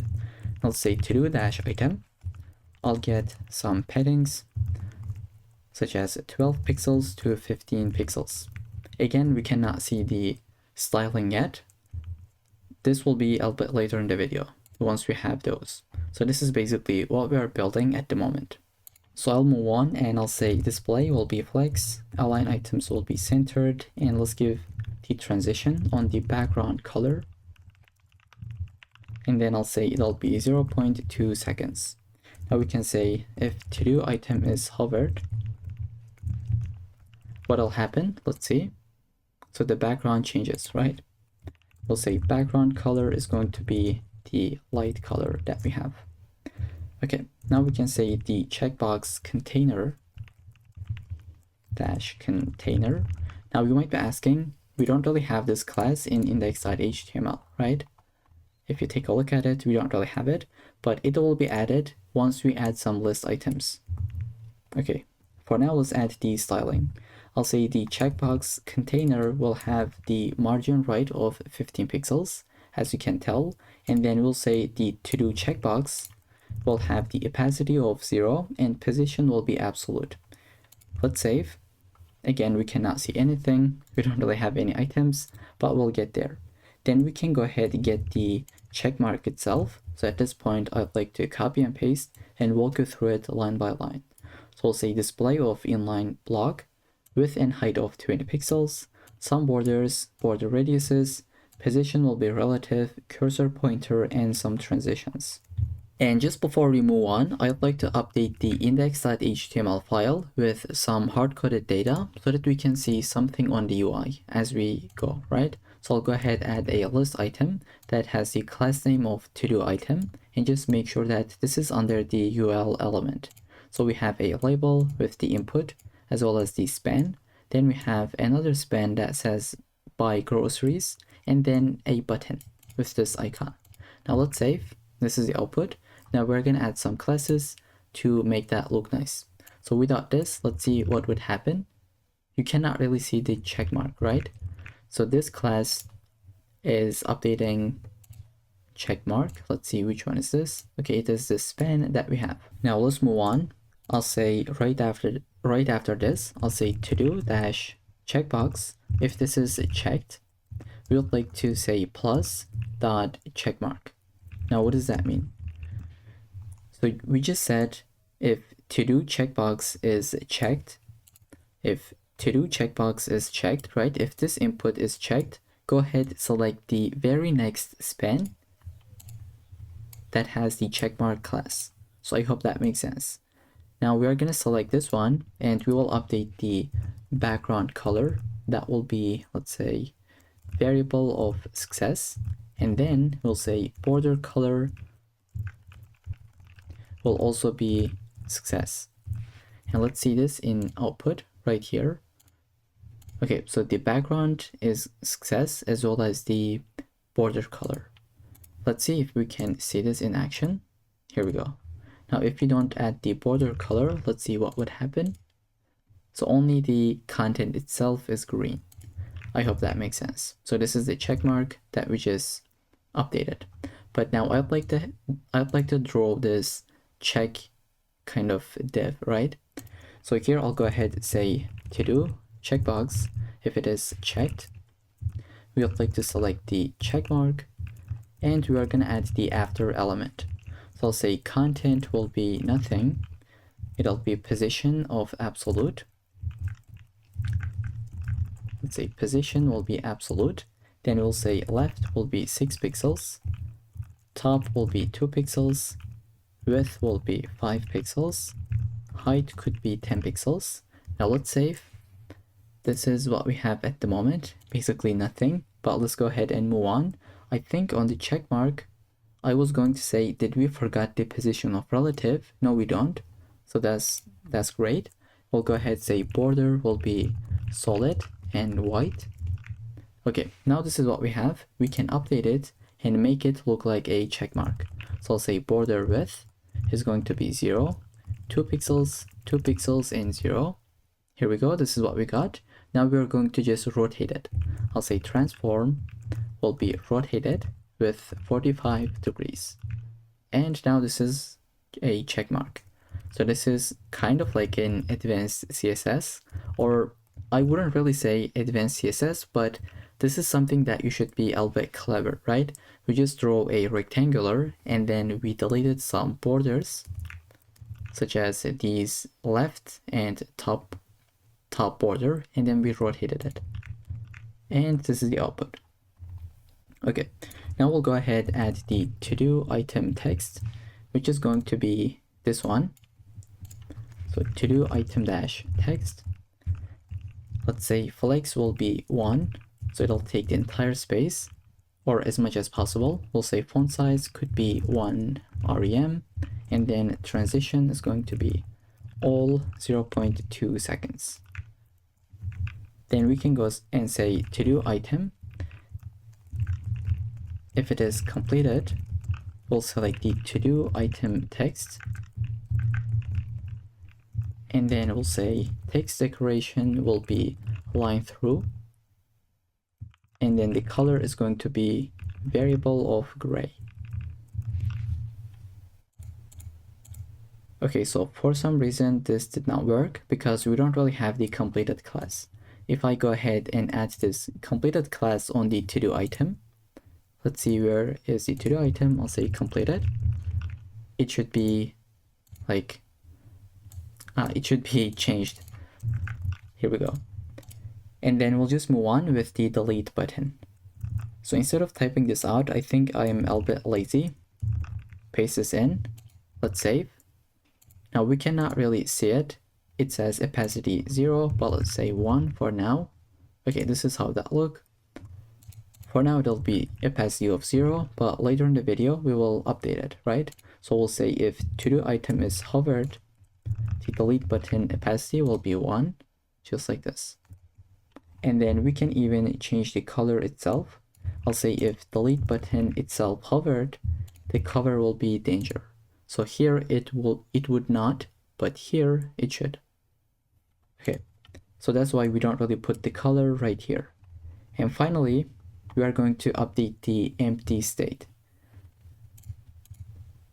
So if we delete everything, or let's just take a look at the completed filter. This is the output that we have. This is the empty state, and let's try to update it, right? Okay. First, I'll go ahead, delete this, maybe comment this out. I'll say dot empty state. Let's say display will be flex, flex direction will be column. I'll say align items would be centered, justify content would be centered as well. Here we go. I'll say padding is going to be 40 pixels to 0. And then color is going to be equal to gray. Now I'll select the empty state of icon, right? The icon of the empty state. I'll say font size is going to be incremented to be 40 pixels and margin bottom of 10 pixels. Finally, opacity is going to be 0.7. Here we go. And let's say the hidden class is going to have this style, which is display of none. Finally, we'll add the footer element. So what I'd like to do, just copy and paste, because this is super simple that we have done millions of times at the moment, right? So far. So display flex so that they are side by side, justify content space between, align items off centered, some padding, change the border top, background color, and font size. Okay, now let's get the items on the left. Let's say items left, the color would be updated. Then the clear completed button. We'll say cursor will be pointer, color will be updated, and the rest. So this is how that look. And on the hover state, we will update the color to be this red color, right? Okay. So with that, that's kind of it for the entire CSS file. In the next section, or maybe just in a second, we're going to get into the script.js file. Okay, so now let's get started with the JavaScript file. Now we would like to get all of our DOM elements so we can type them out, or the better option, I have prepared a GitHub gist that you can find the link in the description. Go ahead and find the todo-app.md file and select everything that you have seen here, copy it and paste it right here. So we got a couple of different items, couple of different elements that we'll be using. All right, so the first thing I'd like to do is create some variables. I'll say let to-dos. This will be an empty array initially, and then we'll say let current filter is going to be equal to old. So this is the default value that we'll start with. And then I'd like to add some event listeners. So I'll say add task button dot add event listener, which will be the click event.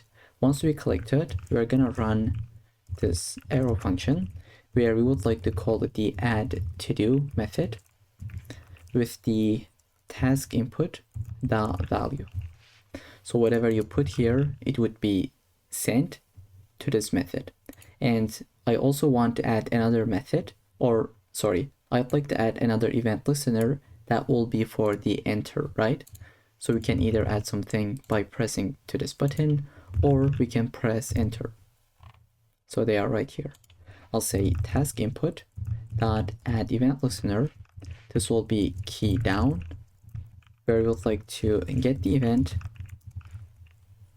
I'll say if event.key is equal to enter, we would like to go ahead and run this add to do method with the task input dot value.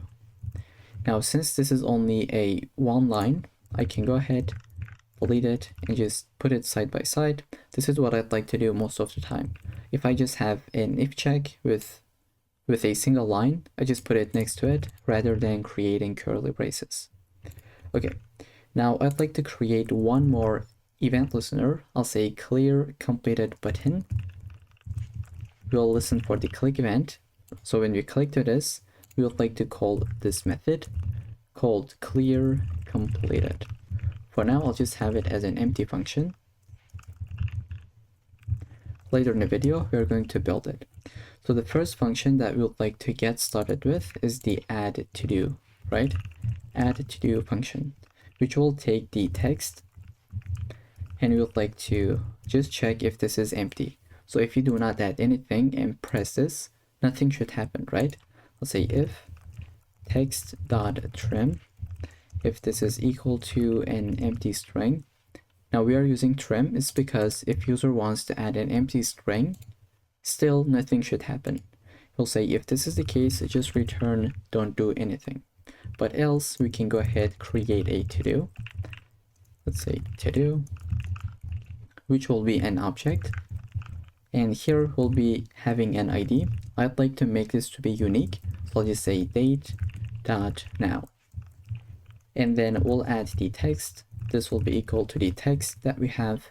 Now, since they are the same, we can shorten this. And here we should have a comma. Then I'll say by default, the completed will be false. Now that we got the to-do object, we would like to say to-dos.push. So we're gonna push this to-do into this array that we have above, right? So we just updated the array. Now we would like to update the local storage as well. So I'll say save to-dos, call this method, and then we'll say render to-dos as well. For now, I'll comment this out. This will update the UI, but this will update the local storage. So I'll say function save to-dos. I'll say local storage dot set item. We'll update the to-dos key. You can call this anything really, such as hello, but it should be something that makes sense. In this case, it'll be to-dos. We'll say json.stringify these to-dos that we are adding. And then I'd like to update the items count. This is another function that we'll create, and then we'll say check empty state.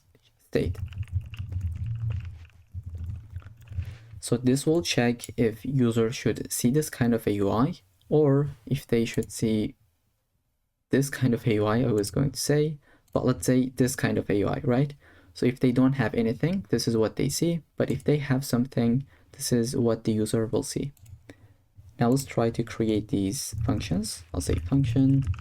Let's create this one first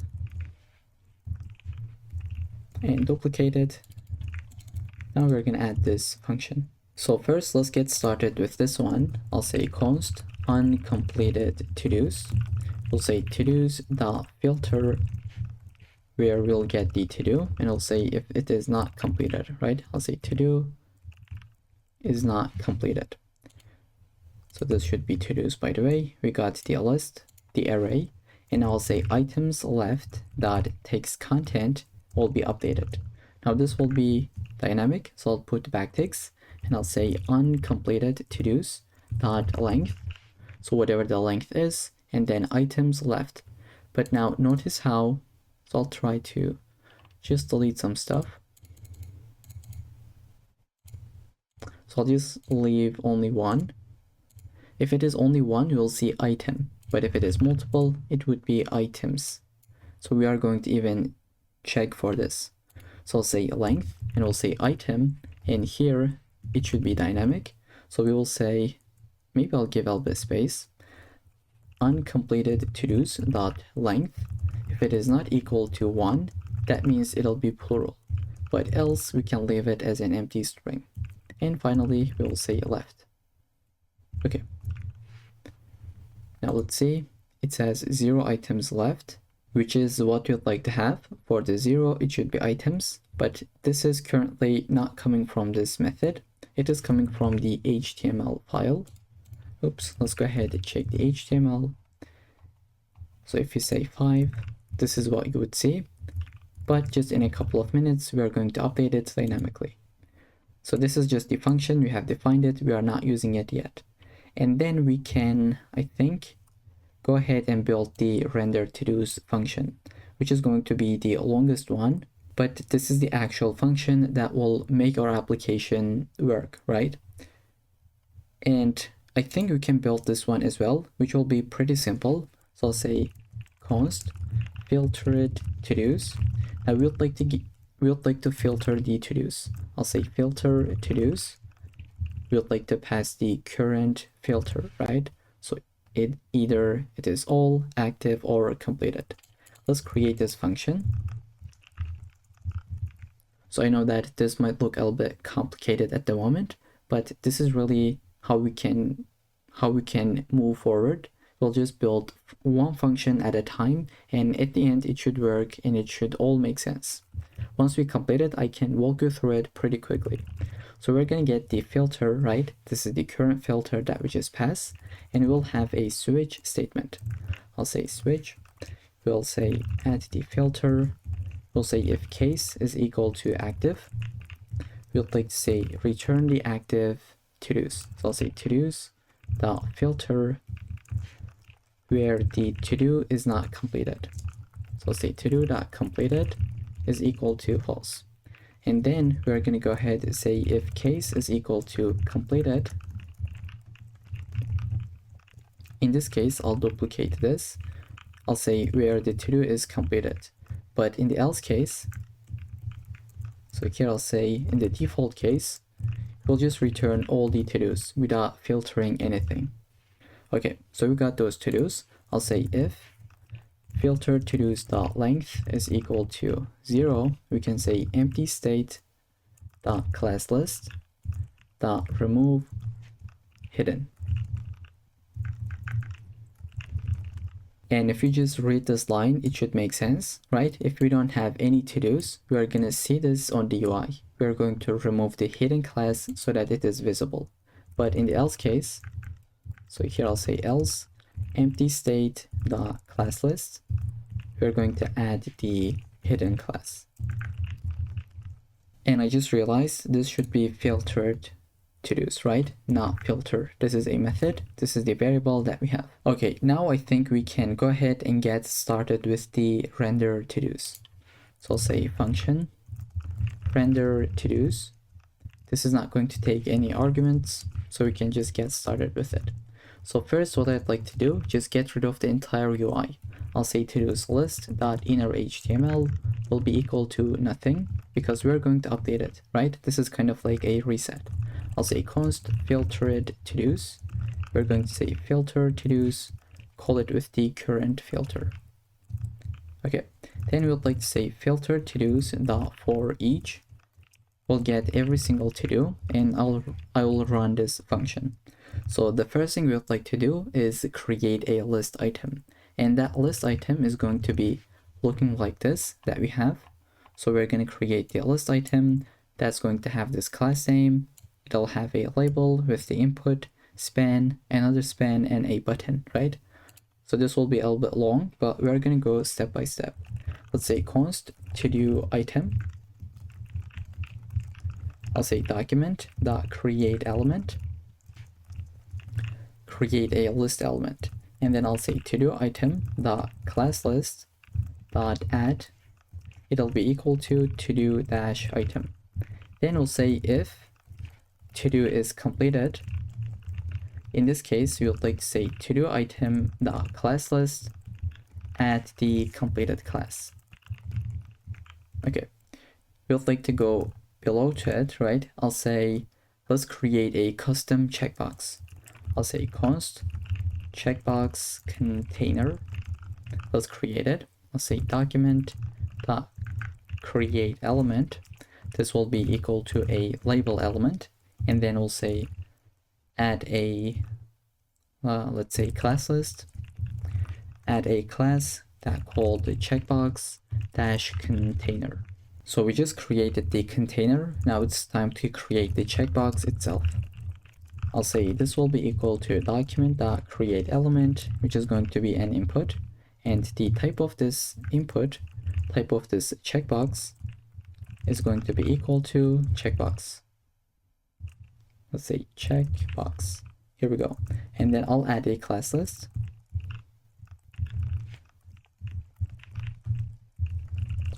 That is going to be equal to to-do dash checkbox, and I'll say checkbox dot checked. So either it'll be true or false, which is going to be coming from to-do dot completed field. And then we can say checkbox dot add event listener. We're going to listen for the change event. In this case, we are going to call this function called toggle to do with the to-do.id. We're going to pass the ID so that we know which to-do that we're updating, right? So we're going to toggle the state whenever we click to it. And let's create this function as well. I'll duplicate this. Let's say toggle to do. This will take an ID. We're going to build it in a little bit later in the video. And now let's create the check mark itself. So we created the checkbox. Now let's create the check mark, which is this one, right? I'll say const check mark. That will be equal to document dot create element of span. We'll go ahead and say let's add a class list. So we are going to add a new class name that will be equal to check mark. And then now we are going to update the UI, right? I'll say checkbox container dot append child checkbox, and then I'll duplicate this. We're going to also append the check mark. Okay, now we would like to create a text element. I'll say const to do text. We are going to create a span element. I'll say to do text dot class list dot add to do item text. And then we would like to update the text content. I'll say text content will be equal to to-do.text, so whatever the value is. And then we can create a delete button. Now at this point, I think we can move a little bit faster. I'll add a class name called delete button, and the content will be this. which is this exact icon. If you take a look at the index.html, this is what we have used previously as well. Okay, so this is the exact same thing. And then when we click to it, we would like to call a function, right? That is called delete to do. I'll duplicate this, call the delete to do. We will implement it in a bit later in the video. Okay, so we created everything. Now let's add this elements to the to-do item.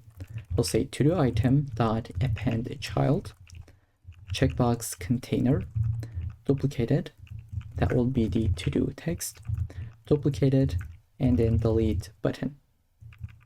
And then finally, we'll say to-dos list append child to-do item. So what we are doing here is this basically. So we created all these elements one by one, right? At the end of the day, we would like to take all of them, right? All of them and put it under the list item, and then take the list item, put it under the UL so that it is visible on the UI. Okay, so this is what we are doing. Now let's try to save this, which we already did, and give it a go. I'll say learn HTML and CSS. Let's add. Okay, something has been updated, not the UI. We'll take a look at it why, but definitely something is working. I'll go ahead and just say learn Python, add this. Now 2 items left. So it looks like something is working, right? Now let's try to scroll to the top and see if we have called the render to-dos method. Looks like we didn't, so let's save. Okay, I'll try to add something else. I'll say learn JavaScript this time and add this.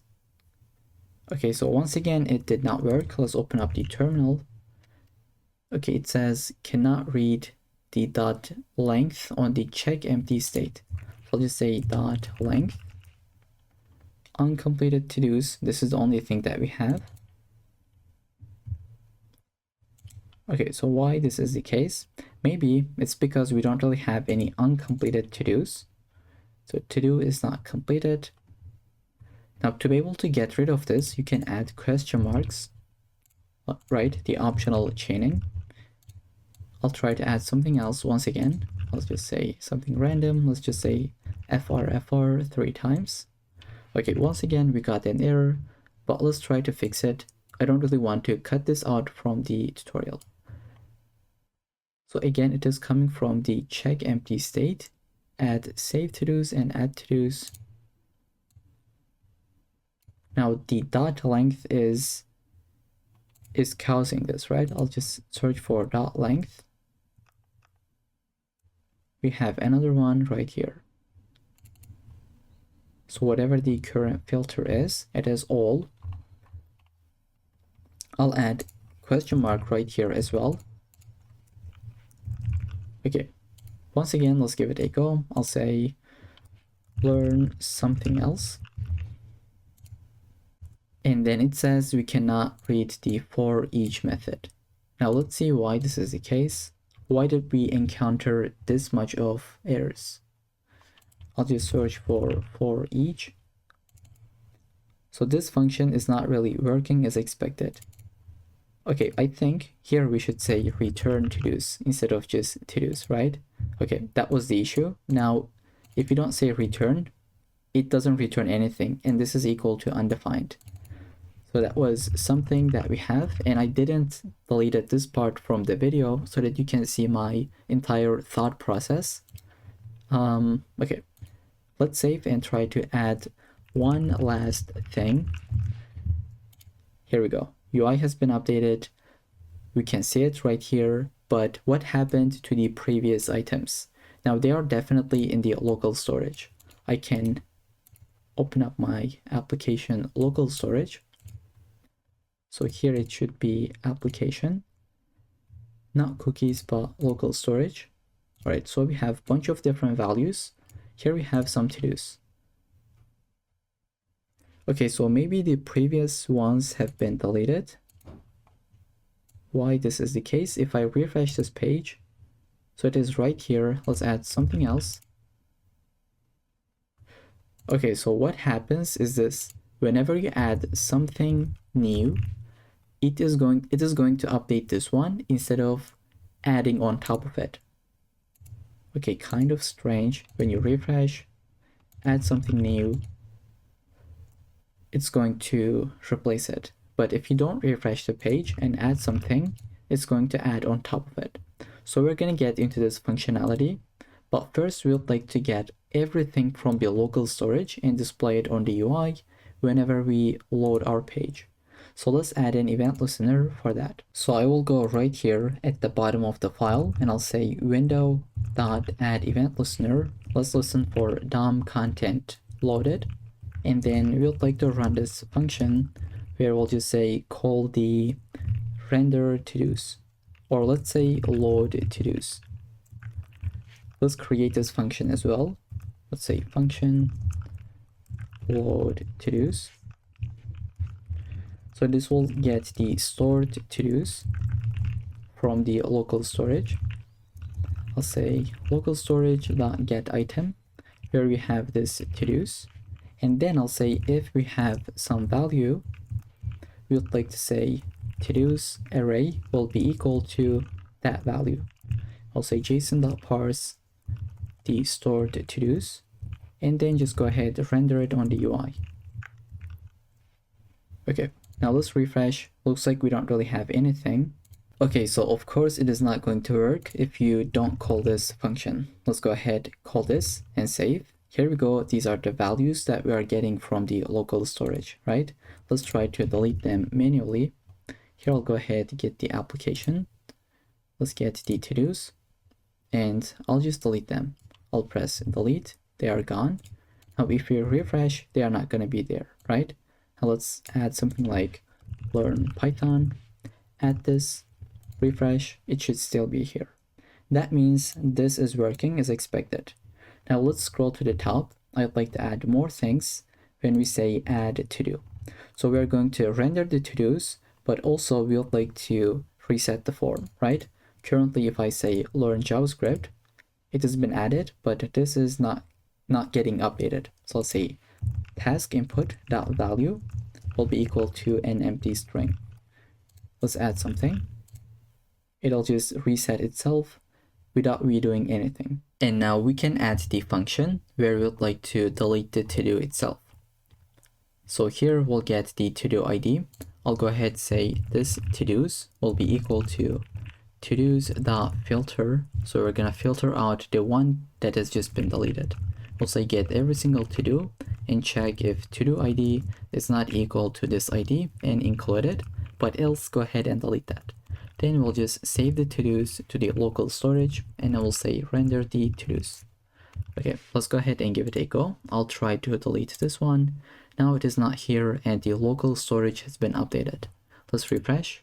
As you can tell, it is not here. Now the other method could be to toggle the state, which is this one, right? Let's give all the space. I'll say, we're gonna say the to-dos will be equal to to-dos.map. We're gonna get every single to-do and then run this function. Here I'll say if to-do ID is equal to this ID, we're gonna go ahead and update the completed field. So I'll say return all the previous fields of the to-do and update the completed state, right? We'll say it will be equal to to-do.completed, but we're going to negate it. So if it is equal to true, it'll be false. If it is equal to false, it'll be true, right? And if this is not the case, we'll just return the to-do as itself. Okay, and then we'll say save this to the local storage and then update the UI. Okay, now let's give it a go. I'll say complete it, refresh. It is still this value. I can complete this one, uncompleted, refresh, and this is what we got. Now the other functionality that I'd like to add is this button. Let's just search for it where we have the clear button, clear completed button. We have added this function, which is this one. So when we click it, it's going to delete the completed ones, right? So let's say this one is completed. If I click to it, this should be deleted. I'll go ahead and say maybe to-dos. It'll be equal to to-dos dot filter, right? We're gonna get every single to-do. So with this, we only have the uncompleted to-dos, right? We'll say save to-dos. Go ahead, call this and render to-dos. Okay, I'll click to it. Now UI has been updated. And then we have one more thing. Let's try to refresh. Now when we refresh, it says 0 items left, but we actually 1 item left.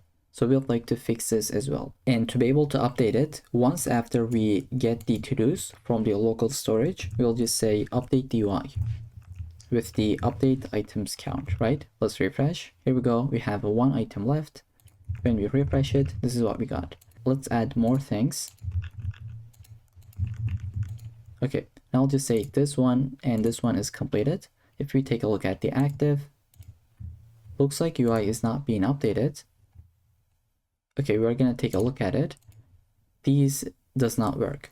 And to be able to make them work, we can add an event listener, which will be click, right? We're gonna add a click event listener to this one, this, and then the completed one. So let's go ahead and try to do so. I'll say get the filters for every single one of them. We would like to run this function where we'll say filter dot add event listener of click, and then we are going to run this function. So I'll say set active filter. And how do we get the filter on all of them, right? How do we know if this is the all, if this is active, and this is completed? So we have added some attributes like data-filter, right? And they have all these values. This should be a lowercase, by the way.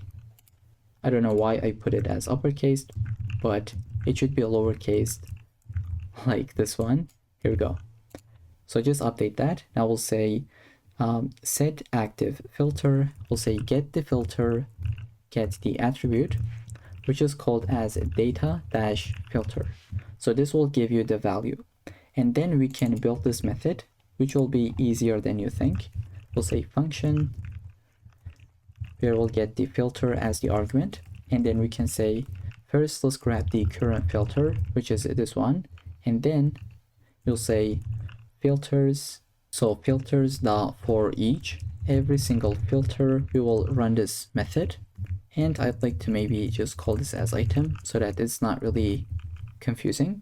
I'll say if item.get attribute, get the attribute of data-filter. If this is equal to the filter that we have, in this case, we'll just say item.classList.add the active class. In the else case, we'll just say remove it. Okay, so this will just make sure that only one of them is active at a time. And then once we have done this, we would like to update the to-dos. And now it should be working out. I'll say active. So we only see the active ones. If I say completed, here we go. And then all of them. And one more thing that we are missing is to set our date, right? We would like to get the today's date and format it in this format. So I will create a function for this. I'll say function that is called as set date. And we would like to call this function whenever we load this page. We'll just say set date. Now let's get into it. So we'll say const today, which will be equal to the new date. And now we would like to create some options so that we can update it properly, so that we can format it properly, right? I'll say options, where the weekday will be in the long format, month will be short, let's say, and then day will be numeric.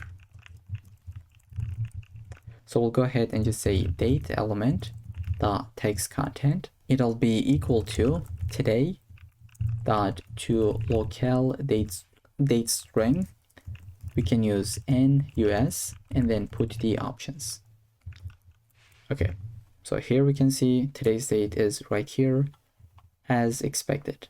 If you wanted to, you can change the options, which is going to update the formatting, but this is the one that I'd like to have in my code. So let's go ahead and save this file. And I think that's gonna be it for this entire project, right? Let's just try to test this out for the very last time. I'll try to add something else. Let's just say something else.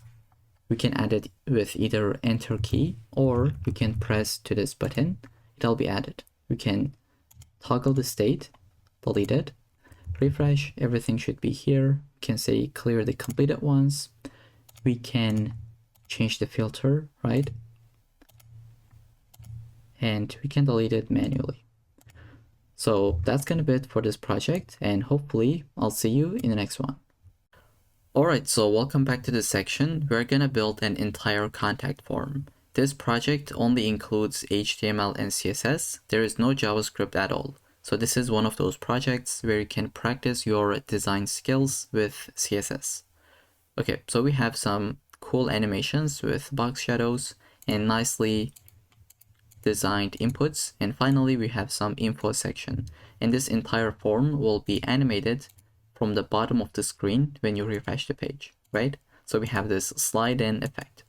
If you would like to get the end result screenshot, it'll be right here in the diagrams, and the link will be in the description.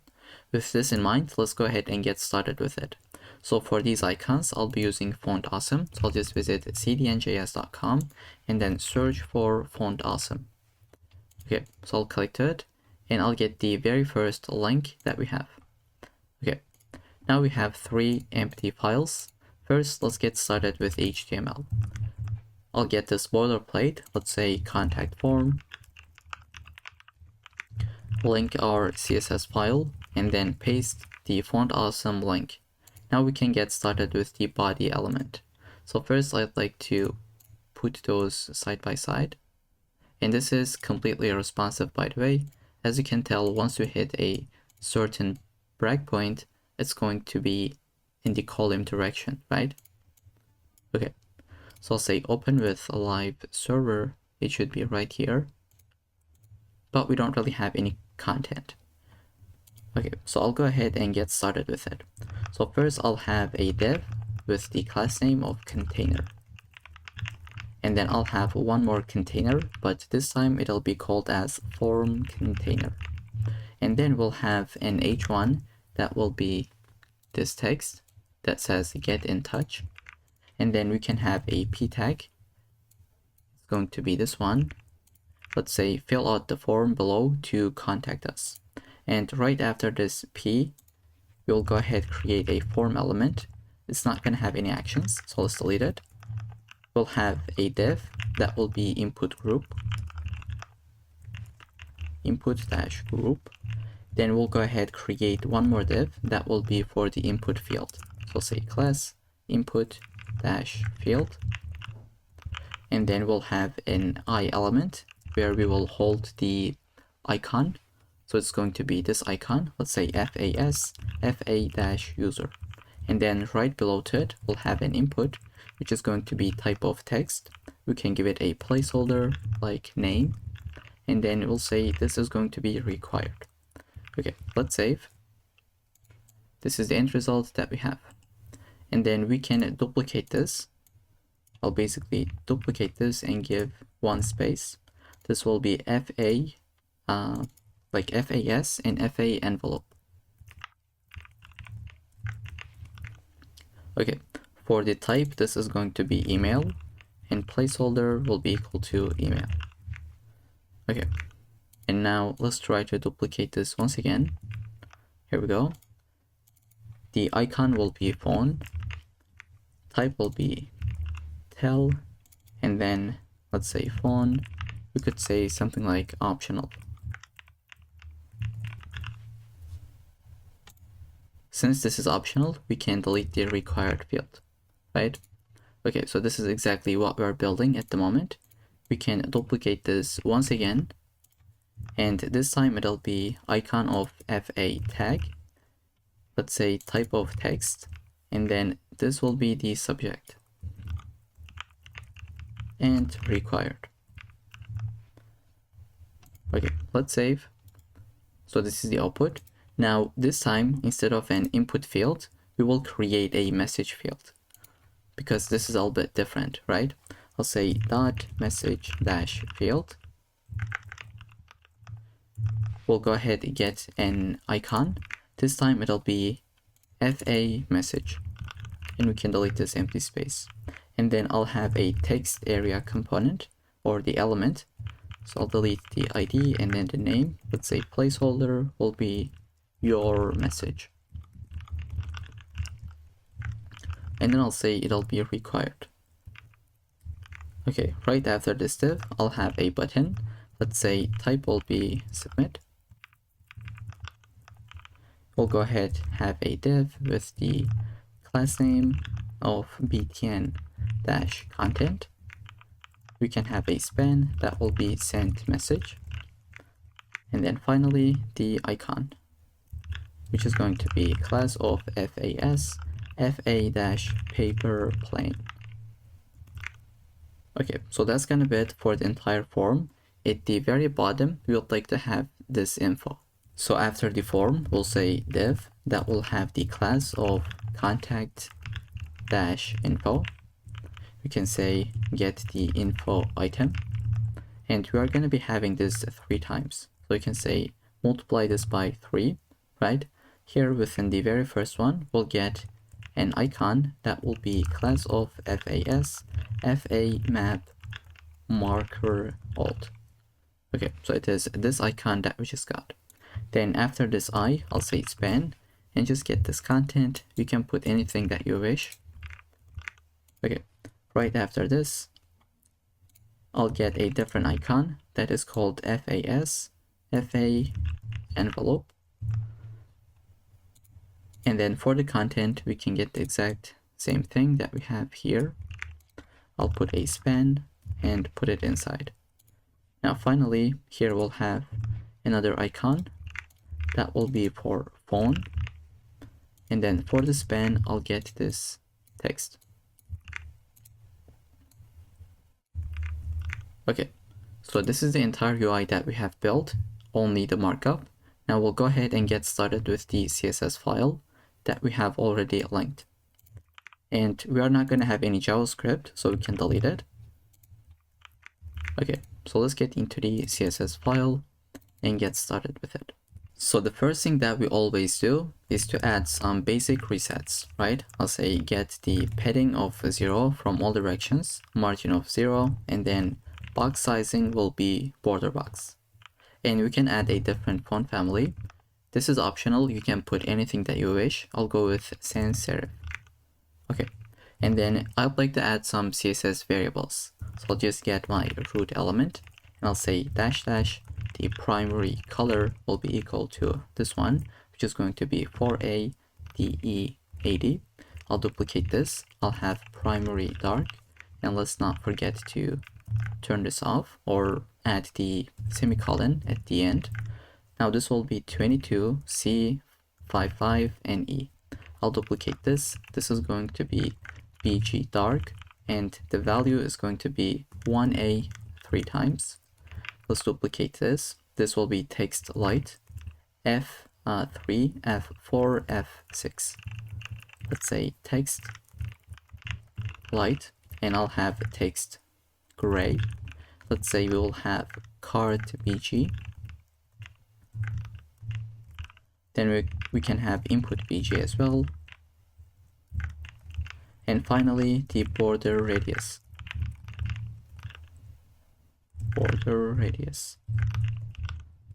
Okay, let's just put these values. This is going to be 10 pixels. We'll have the input BG as 333, and then we'll have card BG as 25 3 times, just like this. And then the text gray will be 9CA3AF.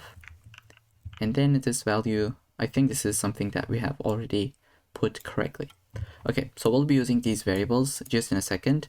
We'll go ahead and get the body element. Now we'll say the background color is going to be equal to var dash dash bg dark. Okay, then we'll go ahead and change the color. That will be text light. Okay, then we'll say minimum height is going to be 100 VH. So we'll say display flex, justify content centered, and align items will be centered. Then we can say padding will be 30 pixels to 15 pixels. Then we'll go ahead and get the container itself. I'll say the width is going to be 100% and the maximum width will be 800 pixels. Here we go. Then we'll go ahead and select the form container and we'll update the background color. So I'll say background color will be card BG. Okay. And then we'll get the border radius value. I'll say variable dash dash border radius, which is going to be equal to 10 pixels. And then we can get a padding value such as 40 pixels from all directions. And then we can add a box shadow. So I'll say box shadow will be equal to 0, 10 pixels, 30 pixels, and then RGBA. Let's say it'll be 0.3. Okay, then we'll go ahead and add an animation. Now this animation will be, let me demonstrate pretty quickly. It'll be this slide in effect from the bottom of the screen, right? So we will add this animation called fade in. Let's say 0.5 seconds, and it can be eased out. Now we don't have this fade in animation, right? We can create it with a keyframe. So I'll say keyframes, and the name should be fade in. We'll say go from this styles to this one. And here from will be opacity of 0, and then we'll say transform translate Y of, let's say, 20 pixels, because we'll be coming from the bottom, right? And now 2, which is the end result, will be opacity of 1 and transform of, let's say, just reset it, which is going to be 0 pixels in the Y direction, right? Now let's save and take a look at it. Okay, whenever I refresh, it'll be like fade in from the bottom of the screen. Now we can add more things, but I think this is already looking pretty nice, so I'll just leave it as it is. Then I'd like to select the H1. Let's give a little bit of space. I'll say the color is going to be primary color that we have. Here we go. And then I'll say font size will be 2.2 rem. Then we'll go ahead and say margin bottom will be 10 pixels. And then we can select the P tag. I'll say margin bottom will be 30 pixels. And then color is going to be text gray. Okay. Then we can get the input group class. If I can type correctly, here we go. We'll say display will be grid. Now hear me out. Let me demonstrate this pretty quickly. So it'll be display of grid, right? But once we hit a certain breakpoint, it's going to be in the column direction. So let's see how we can make that work. I'll say display will be grid, and then we'll have the grid template columns that will be a repeat of, let's say, auto-fit, and then min max 240 pixels to 1 fraction. Let's see the end result. Okay, so this is how that works at the moment. Now let's move on. Right after this, I'd like to add some gap, such as 20 pixels, and then we can say margin bottom will be 25 pixels. Now I'll get the input field. This will be position of relative, because we'll use position absolute on the on these icons. And let's select the message field as well. And it'll be also position of relative, so that we can nicely position this icon. Let's do it immediately. I'll say input field, and we'll say message field. Now we would like to select the icon within the message field as well as the icon within the input field, right? So I'll select both of them, and I'll say position will be absolute. It'll be top of 50%. From the left, we can say 15 pixels. Transform on the translate Y is going to be minus 50% so that it is centered vertically. Now let's save and let's see what we're gonna get. Okay, so it is overflowed within this, and we'll say color is going to be primary color. And then finally, font size of 1.1 rem. So this is what we have. Now currently it looks not really good, but once we format the input as well as the text area, it'll look nice. Okay, so here I'll go ahead and get the message field icon, and I'll change the top position to be 25 pixels. Okay, now we'll go ahead and get the input as well as the text area. So I'll say input as well as the text area. This will have the width of 100%. Here we go. We'll say padding is going to be 15 pixels from all directions, but at the very end will be 45 pixels, which is going to be from the left hand side. And then we'll say background color is going to be input BG. Okay, then we'll say border is going to be 2 pixels, solid and transparent. Then we'd like to add the border radius, and then the color is going to be text light. Here we go. And then I'll say font size will be 1 rem, and finally the transition from everything, let's say 0.3 seconds and ease. Okay, now let's add the text area itself. We are going to update it a little bit. I'll say the height is going to be 150 pixels. Let's save, and then I'll say the resize is going to be equal to none, because currently I can't resize it, right? And since we have some transitions, it is happening really slowly, but we are going to get rid of this resize property. And I just realized this should be text area. I had a typo. Let's save. Now we don't really have this resize option. I'll say margin bottom will be 35 or 25 pixels. Okay, now we'll go ahead and get the focus state on both input as well as the text area. And we'll say the border color will be updated. Let's say border color, not the background. It's going to be primary color that we have. And then outline is going to be none. And finally, I'd like to add some box shadow. So if we don't add the box shadow, this is how it'll look like. It's still looking pretty nice, but I'd like to have this effect as well. So I don't really know if it is visible from the video, but there is definitely a subtle change which is happening thanks to box shadow. So let's go ahead and add it. I'll say box shadow, and I'd like to just provide the value. Box shadow, everything 0, but then 3 pixels, and then we have this green color. Now let's see the end result. Okay, so this is what we have at the very outside layer. Then we can get the placeholder styling. I'll say input placeholder element and duplicate it. This will be for the text area. I'd like to change the color to be text gray. Alright, so it's been updated, a subtle change, but I think it's looking pretty nice. Then we'll go ahead and get the button itself and say the background color will be updated to primary color that we have. Then we can get the color itself, it's going to be black. And then I'll say font weight of 500, or let's go even with 600. And then I'll say font size will be 1 rem. Here we go. We can give some border of none. We'll just get rid of that. And then border radius variable that we have. Paddings will be 16 pixels to 30 pixels. Then we can say cursor is going to be pointer. And then I'll say width will be 100% no matter what happens. And then the transition will be for everything 0.3 seconds, and we can say ease. Okay, now on the hover state, let's try to update something,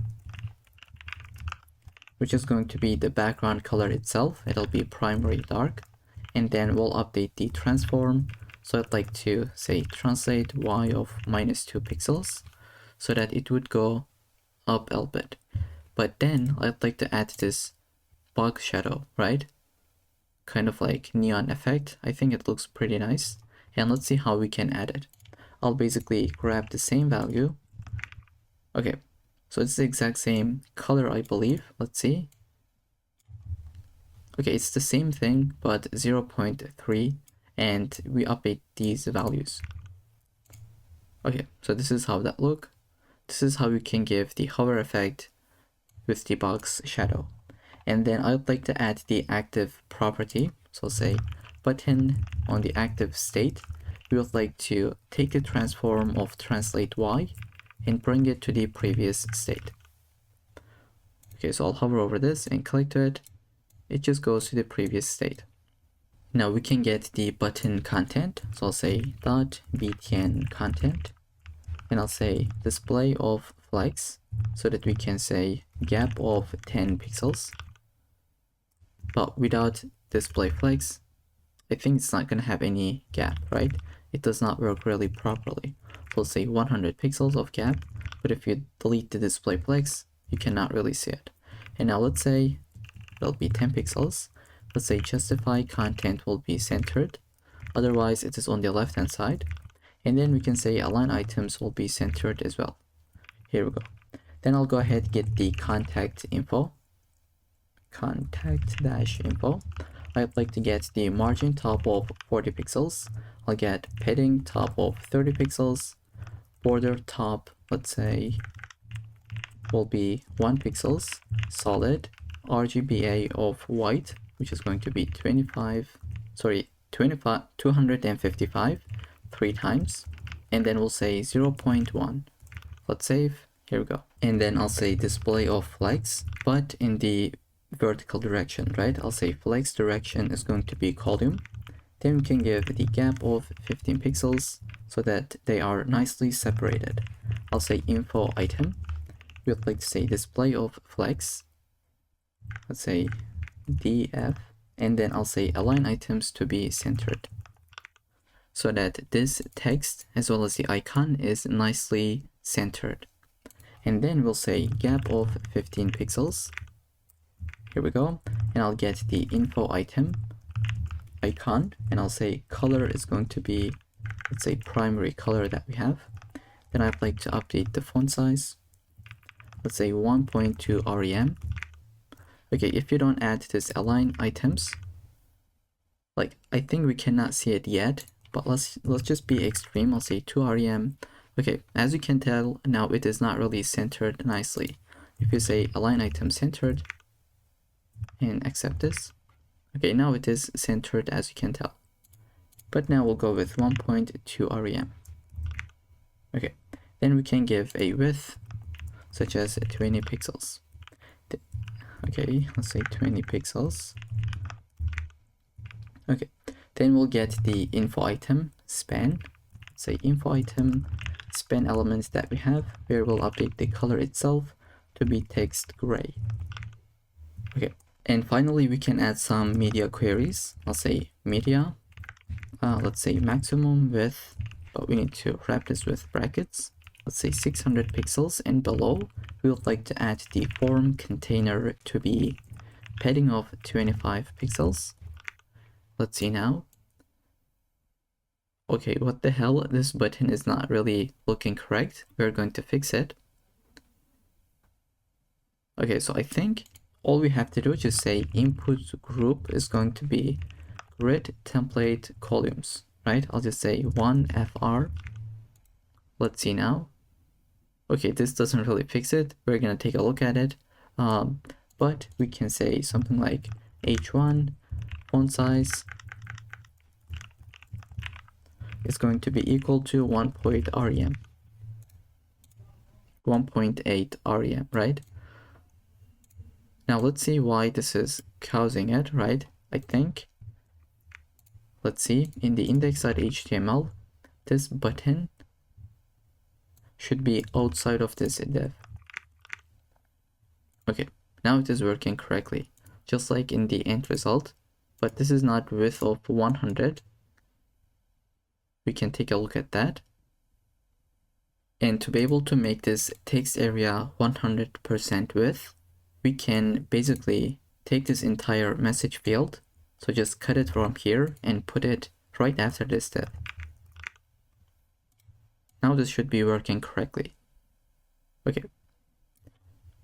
So with this, that's gonna be it for this entire project. We had two different small issues where we had to get this button, put it outside of this div, and then the same thing for the text area, which is this message field. Just go ahead, take it, and put it outside of this div. Previously, it was right here, but we took it and put it outside. So that's the entire project. We have learned a bunch of different things with the grid to, let's say, box shadow to animations. Now, if you want to change the entire theme, all you have to do, visit the style.css file. You don't really need to change anything here in these styles. Just change the root CSS variables. Let's say we would like to go with a blue theme. I'll go ahead, change them. Let's say we're gonna have this one. And if you save, now everything is in the blue theme. So this is the beauty of using CSS variables. So I just bring back the previous colors. I hope you enjoyed the entire project. I'll see you in the next one. Alright, so welcome back. In this section, we're gonna build these pricing cards that you can see on the screen. This is a really popular component that almost every single company uses nowadays. And if you ever wondered how to build one of those, this is what we're gonna be doing in this video. And at the very bottom of this page, we have this testimonial component, which is also pretty popular, right? And this entire website, this entire UI is completely responsive. So once you hit a certain breakpoint, this is what you're gonna get. And then finally, one card at a time. And you can scroll to the bottom. Everything is working without breaking anything. Alright, so if you would like to get the screenshot, here I have it. The link will be in the description for this diagram.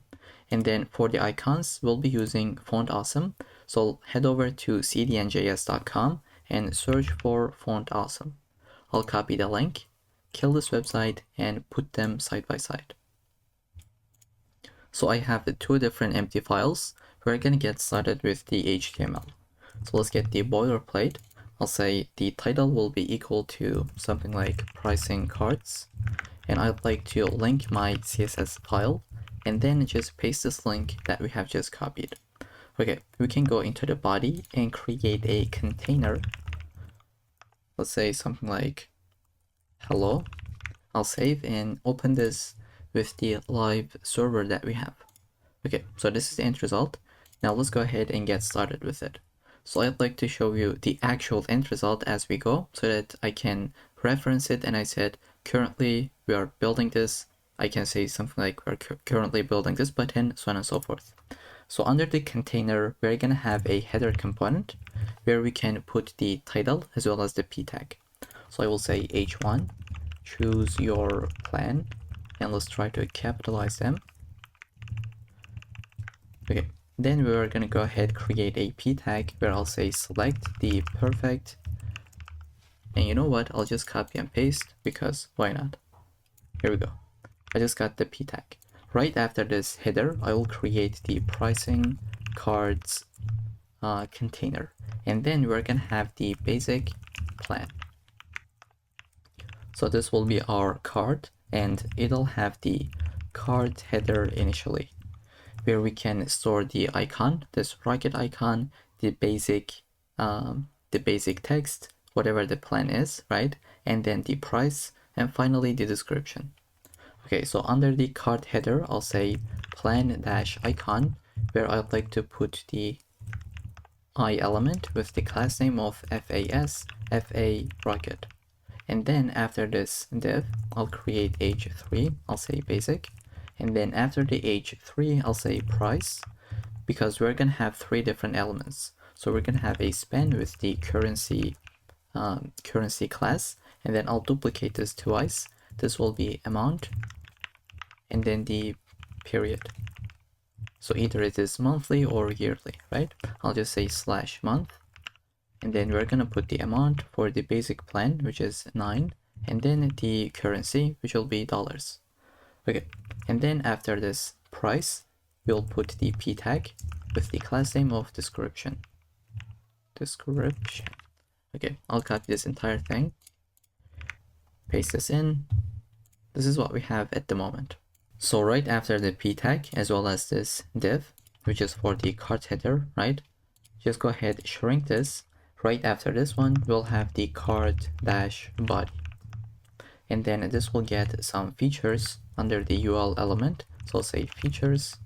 Let's put all of them one by one. We'll have the list item with the icon that will be for the check mark. So I'll say class name of FAS, FA check. And next to it, we'll put, let's say, we'll put a space and I'll say 5 projects. Okay, let's save. So this is what we have at the moment. Now I will go ahead and duplicate this a couple of different times. So we're gonna have for the 20 gigabytes storage, basic support, email notifications, advanced analytics, and then finally the custom domain. But these two will have different icons. So I'll just say FA times for both of these, and they will be disabled. So I'll just say class name of disabled. Let's copy this and put it right here, right? Let's update the content. The very end one will be custom domain, and this one will be advanced analytics. Okay, now we're gonna build these three. So this will be 20 gigabytes, right? I'll say 20 gigabytes projects, sorry, storage. Here we go, if I can type it correctly. And then we'll say basic support. And finally, the email notifications. And let's capitalize this correctly. Okay, so that's gonna be it for the card body. I'll shrink this. And finally, we'll have the card footer, which will get this button. So I'll go right below it, card dash footer, that will get the button. Let's say class name will be btn, and we can say get started. Okay, so that's gonna be it for the basic plan. Let's go ahead and shrink this entire card, and this is the end result, but we're gonna make that look a lot more better, right? So I'll have my pro plan. This is basically the same thing, but we'll have different content as well as different, let's say, class names. So I'll say it'll get the card as well as the popular class name so that we can have different styles on it. And then we'll put the, let's say, popular dash badge, which is going to be this one. We can say most popular, right? We will position this absolutely to the top right corner. And then we can have the card header component that will get the icon. So it's the exact same thing. I'd like to copy and paste. If you want to, you can pause the video and type this out. So under the card header, we got the exact same content, right? We just changed the icon, and then we have the price. This is the pro plan. We got the currency, amount, and period, as well as the description. And then right after the card header, let's go ahead and shrink this. I'll have the features. Sorry, we'll have the card body. Now what I'd like to do, just go into the basic plan, copy the entire card body, and then paste this in. We will just change the content. Okay, so this will be the same. Everything will be the same, but the advanced analytics will not be disabled. Let's go ahead and delete that. And this will be a check mark as well. So I'll just say check. Here we go. And there is nothing different, like nothing is different than this one. We can leave this as it is. And then at the very bottom of this card body, we will create a card footer. We'll just say this will have a button with the class name of btn and also btn dash accent. And I'll just say get started. Okay, so that's gonna be it for this plan as well. Let's go ahead and shrink this. Finally, we're gonna put the enterprise plan. And by the way, this is the output that we have. So right after this one, I'll say enterprise plan. And then we'll create the card class. This will get the card dash header thing. And I'd like to give you the content. So this will get the plan icon with this building icon. Then we'll get the text. So right after the plan icon, go ahead, put the enterprise text. Then we'll get the price as well as the currency, amount, and period. Okay, right after this one, we are gonna put the description. So after the price, go ahead, get a p tag with the description class, and this is the content. And then after the cart header, we can put the cart dash body, and then we'll put the features. Instead of typing this out, I'd like to get everything that we have here under the UL. So that was the pro plan. Now we're gonna put it right here under the cart body. And this will not be disabled. It'll also be a check mark. Okay. And then right after the cart body, we will put the cart footer component, or the div I should say. We'll say this will get the button, class of btn, and then the content will be get started. Okay, and then at the very bottom, we would like to put the testimonial component. So let's go ahead and scroll to the top. I would like to find the pricing cards, shrink this, and then we'll go ahead create the testimonial div. And then I'd like to have the code as the class name. I'll have an icon which will be class of fa code dash left. Then we'd like to put a p tag right after this. I'll say p tag. You can change the content. This is what I'll have. I'll copy this entire thing, paste this in, and then right after this p tag, I will create the author class. That will get an avatar as the div with the class name, and then we would like to put an image. Now we can use the randomuser.me. So let me provide this to you, and I'll copy this entire URL, paste this into my URL, into my browser, and this is the output that we got. If you wanted to, you can change this value, we can put something like 14, you'll get a bunch of different results. And this is the one that I'd like to go with. Let's add an alt tag. I'll say this is the customer that we have, and then after the avatar, I'll say the info, which is going to be this part. We'll just say h4, put the name, and then we'll have a p tag that will be their title. Let's say marketing director. Okay, so that's kind of it for the entire markup. Next, we would like to build the CSS file. So let's go ahead, open this up and get started with it. So the first thing I'd like to do, as always, get our base styles. I'll say margin of 0. This is the basic reset that we always do. Then padding of 0, box sizing of border box. And then I'd like to change the font family. Let's say it'll be equal to sans serif. You can use anything that you wish.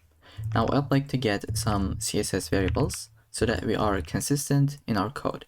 And now these CSS variables will be really helpful if at the end of this project you want to change the entire color. All you have to do, just update these CSS variables, right? So let's say at the end of this section you would like to go with a yellow theme or a blue theme. All you have to do, just update a couple of different values right here. And now instead of typing everything, I'll just type out the very first one. Let's say primary dash color. We can put this value. I'll say 4ADE80. Now we'll have a bunch of different values, and instead of typing them out, I have prepared an entire GitHub gist that you can find the link in the description. Go ahead, scroll, and somewhere in at the bottom you should find something like pricingcards.md. So copy this entire file and paste this in. Here we go. We got the primary color, the dark one, light, and a couple of different values, as well as some shadow values, right, for the box shadow. We'll be using all of them. Now let's scroll to bottom. I'll have the body selector, and I'll say the background color is going to be this BG dark. Okay, now we'll use the color. It will be text light. And if you want to use a CSS variable, you should wrap them with the variable, as you might already know. And then I'll say minimum height is going to be 100 VH. Here we go. We'll just say display of flex, justify content centered, and then align items will be centered. Then we'll say padding will be 40 pixels to 15 pixels, and you can change the align height, could be something like 1.6. Okay, now after this, I'd like to select my container. I'll say container, that will be width of 100 pixels, sorry, 100%, but the maximum width is going to be 1200 pixels. And then I'll say margin is going to be 0 to auto. Then we can get the header styles. I'll say header, it'll be text align of centered. Now it's been centered, and then we'll say margin bottom of 50 pixels. Then I'd like to get the header h1. Now there is something different here. This is not just a regular color. I'm not really sure if it is visible from the video, but we have a linear gradient from left to right. So this color is a lot different than this one. Let's see how we can make something like this. So the first thing I'd like to do before we get into the colors, I'll say font size will be 2.5 rem, and then I'll say margin bottom will be 10 pixels. Okay, now we're gonna get into the colors. So I'll say background and not background color. Notice how it should be background because we'll be using linear gradient. So I'll say to right, we'll be going from this color, which is the primary color that we have, and to this color, which will be primary light that we have. Okay, so if you save, this is what we got. But we don't really want to have this on the background. We want to have this on the text. So we'll like to first just say display inline block. So it only takes the space that it needs. And then we'll say background clip is going to be equal to text. Now the background is gone, right? We would like to say color will be equal to text. Sorry, it'll be equal to transparent. Let's go ahead, update it. Here we go, now it works. And if you want this to work on every single browser, such as Safari as well, you can add the fallback with WebKit. Let's say get the exact same thing and just paste this without any spaces. Okay, so I'll just put a comment. Let's say this is for Safari. Okay. So this is how we can get this kind of an output. If you want to change the colors, now we can basically go scroll to the top. Let's say you would like to get a blue theme, update the primary one, and which one did we use? It is primary color and then the light one. You can go ahead, update it as well. Okay, now the entire theme has changed, but I'd like to go with these ones. Okay. Now let's scroll to the bottom. After the h1, we're gonna get the p element. So I'll say header p tag. I'll say color will be text gray that we have, and then we'll say font size is going to be 1.1 rem. I can change the max width. Let's say it'll be 600 pixels, and margin is gonna be 0 to auto. Then I'd like to say get the pricing cards container, right? I'll say pricing dash cards. And then I'll say display will be grid. We'll say grid template columns is going to be repeat to auto fit. We'll say min max. That will be 300 pixels to one fraction, right? And then we'll say gap of 30 pixels. Now we would like to say margin bottom will be 60 pixels as well. Now currently we cannot see the effect, but if you put it like this, it'll be responsive out of the box. Okay, after the pricing cards, I would like to get the card itself. I'll say the background color is going to be the card background color that we have. And then we'll say border radius is going to be the border radius variable that we have. I think it is 10 pixels. Okay, so it's 12 pixels that we are using. If you wanted to, you can update that value as you wish.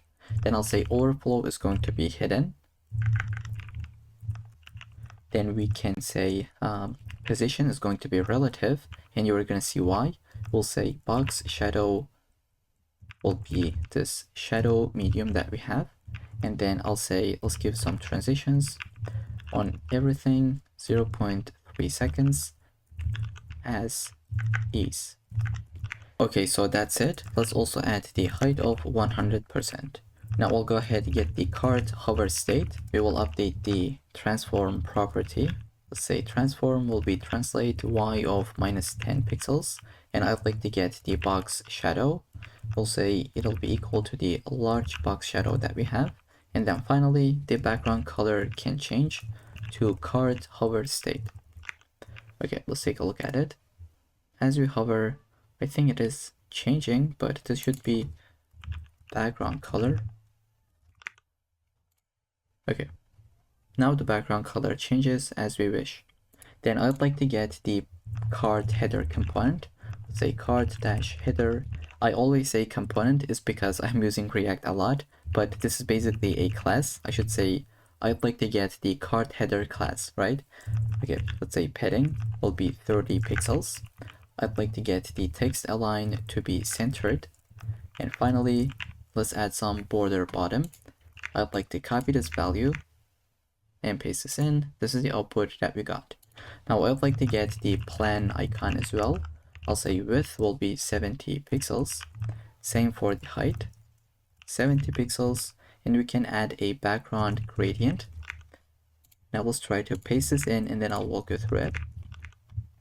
Okay, so there's nothing to walk you through it basically, but we have added some degrees. You can also say something like to right or to left, to bottom, whatever you wish. I'll go with 135 degrees. We're gonna go from this color to this one, and we're updating the alpha value, right? So that we can get this kind of an output. And then I'd like to change the border radius to be 50% so that it's a complete circle. And then I'll say display flex, and then so that we can center this icon within that, right? I'll say display flex, align items to be centered, and now let's say justify content centered as well. And we can say something like margin of 0 to auto, and I'll give something like 20 pixels. Okay, so that it's centered within this container. And then I'd like to select the plan icon itself, right? The icon element, not the container. I'll say font size will be 1.8 rem. It's been incremented, and we can say the color is going to be primary color that we have. Now it is looking a lot more cleaner. Then we can get the H3. I'll say font size will be 1.5 rem. We can give margin bottom of 15 pixels. Okay, then I'll get the price itself. Let's say margin bottom will be 15 pixels as well. Then we can get the currency. So I'll go ahead and say currency. It'll be equal to font size of 1.5 rem. And then I'll say margin right is going to be 2 pixels. It's very tiny, but if you had 20 pixels, this is what would happen. I'll just give 2 pixels. Then I'll say color is going to be a variable of primary color that we have. Here we go. Now the other thing that I'd like to do, just align this to the top. So I'll say vertical align will be equal to top. Now in this case, the text has gone to the top, but what I want to happen is this, right? The currency will go to the top. Now, currently, this is not really how that works, but once we make this larger, it'll work as expected. Okay, so I hope we're gonna see what that means just in a second. Let's say amount, select this. I will say font size will be equal to 3.5 rem. Here we go, this is what we got. If you delete this part, they would be side by side. But now this is the output that we would like to have. And I'll say font weight is going to be equal to 700. And then I'll say line height could be 1. And then I'll say color is going to be a variable of primary color. Okay, now we'll go ahead and get the period itself. I'll say font size will be 1 rem. And I'll say color is going to be text gray. And after this, we can select the description itself. I'll say dot description. Let's say font size can be decremented a little bit, such as 0.95 rem. And then the color is going to be text gray as well. And then I'll select the cart body. Let's say this will get the padding of 30 pixels. And then let's say flex grow of 1. Now why this did not grow? Cart body, if we delete it, I'll just bring this back. Even though we cannot see the difference, I think it'll be clear in a couple of minutes. I'll say features will be equal to list style of none. so we can get rid of those bullet points that we have. And then I'll say the features, let's say dot features get the list items. We'll say margin bottom will be 15 pixels. Then we'll say the display will be flex, so that we can align items in the center, right? In vertically they are centered. Now we'll get the same thing, but the icon itself. I'll say margin right will be 10 pixels, and we can say font size will be 0.9 rem. And then I'll select the check marks specifically, and then we'll get this cross icon. So I'll say features LA I, so list item I, and then actually the FA check specifically, right? We'll say color is going to be variable of primary color that we have, and I can duplicate this. This will be for the FA times, and this would be a color such as the danger color. I'll go with EF4444, right? 44 double times. If you'd like to take this and make it a CSS variable, you can definitely do it. So you would just come here and you would say dash dash, let's say danger color or whatever you'd like to call, and then paste the value, then use it in your CSS variables, right? I mean right here. But I'll just use it as a hard-coded value because it's not really that important at the moment. Now we can select the disabled state as well. I'll copy this. I'll say if list item is disabled, so let's say li is disabled, we'll say the opacity is going to be 0.7, and then the color is going to be text of gray, as you can tell. Then I'd like to get the card footer itself. I'll add some paddings, such as 20 pixels to 30 pixels, as well as the 30 pixels as well. Then we're gonna get the button itself, because currently it looks terrible. I'll get the button, let's say display of block. Then I'll say width is going to be 100%. I'll get the padding itself, let's say 14 pixels. And then font size could be just 1 rem. I'll get the font weight to be 600. Text align is going to be centered. I'll say color can be text light. And then I'll get the background color, which is going to be RGBA value of, okay, this is kind of annoying, but let's type this out. We'll get the white color, and we'll just change the alpha value. And then I'll duplicate this, do the same thing for the border itself. This will be 2 pixels solid, and then this exact same value. And I'll say border radius is going to be border radius value that we have, which is 12 pixels. And then I'll say cursor is going to be pointer. Finally, the transition is going to be all 0.3 seconds and ease. Okay, now let's get the hover state. I'll say btn. If we are in the hover state, we will update the border color to be primary color that we have, and then the background color. I'd like to copy and paste this value, and like why this did not update, this should be .btn. Okay, so this is what we have at the moment, working as expected. Now this button is the accent, right? This is how we called it. I'll say btn dash accent. We'll select this, and I'll say the background color is going to be variable of primary color that we have, and then the border color also gonna be the primary color, and finally the color itself will be black. Okay, so this is the output that we would like to have. Now on the hover state, I'll update some stuff. Let me copy and paste, super simple. We'll change the background color as well as the border color itself. Now the other thing we would like to do is take the popular card and scale it a little bit, right? It's larger than these two. So how can we make that work? I'll go ahead and just say get the popular card. I'll say transform will be scale of 1.0.5. So it is just tiny bit, but it definitely has the effect. I'll say border will be 2 pixels, solid, and the variable of primary color that we have. Okay, so this is what we have at the moment, right? Let me just put them side by side. Okay. Now, right after the border, I'll just say z index is going to be 2, so that it's always in front. Then I'd like to get the hover state. I'll say popular. If it is on the hover state, we can change the transform.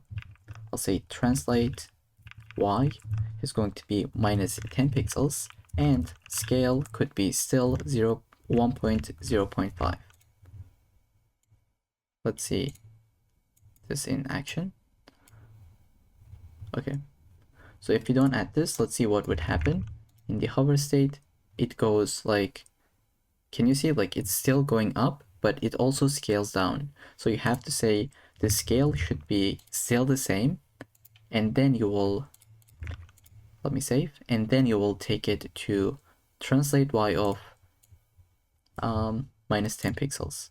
I hope that makes sense. I'll just put them side by side. Okay, right after this hover state, we'll say popular dash badge, and as I said previously, we're going to position this absolutely to the top of 15 pixels, and let's say right of 15 pixels as well. Now we'd like to say the background color is going to be the primary color that we have, and then I'll say, and it is this one by the way that we're building, the color is going to be black. We'll get the font size to be 0.8 rem, font weight, let's say 600. Let's say padding is going to be 5 pixels to 12 pixels, and then border radius will be 20 pixels. Okay, and if you want this to be always in front, just to make sure, you can add the z index such as 3. So what we have done is to set the popular z index to be 2, and then this is larger than this, right?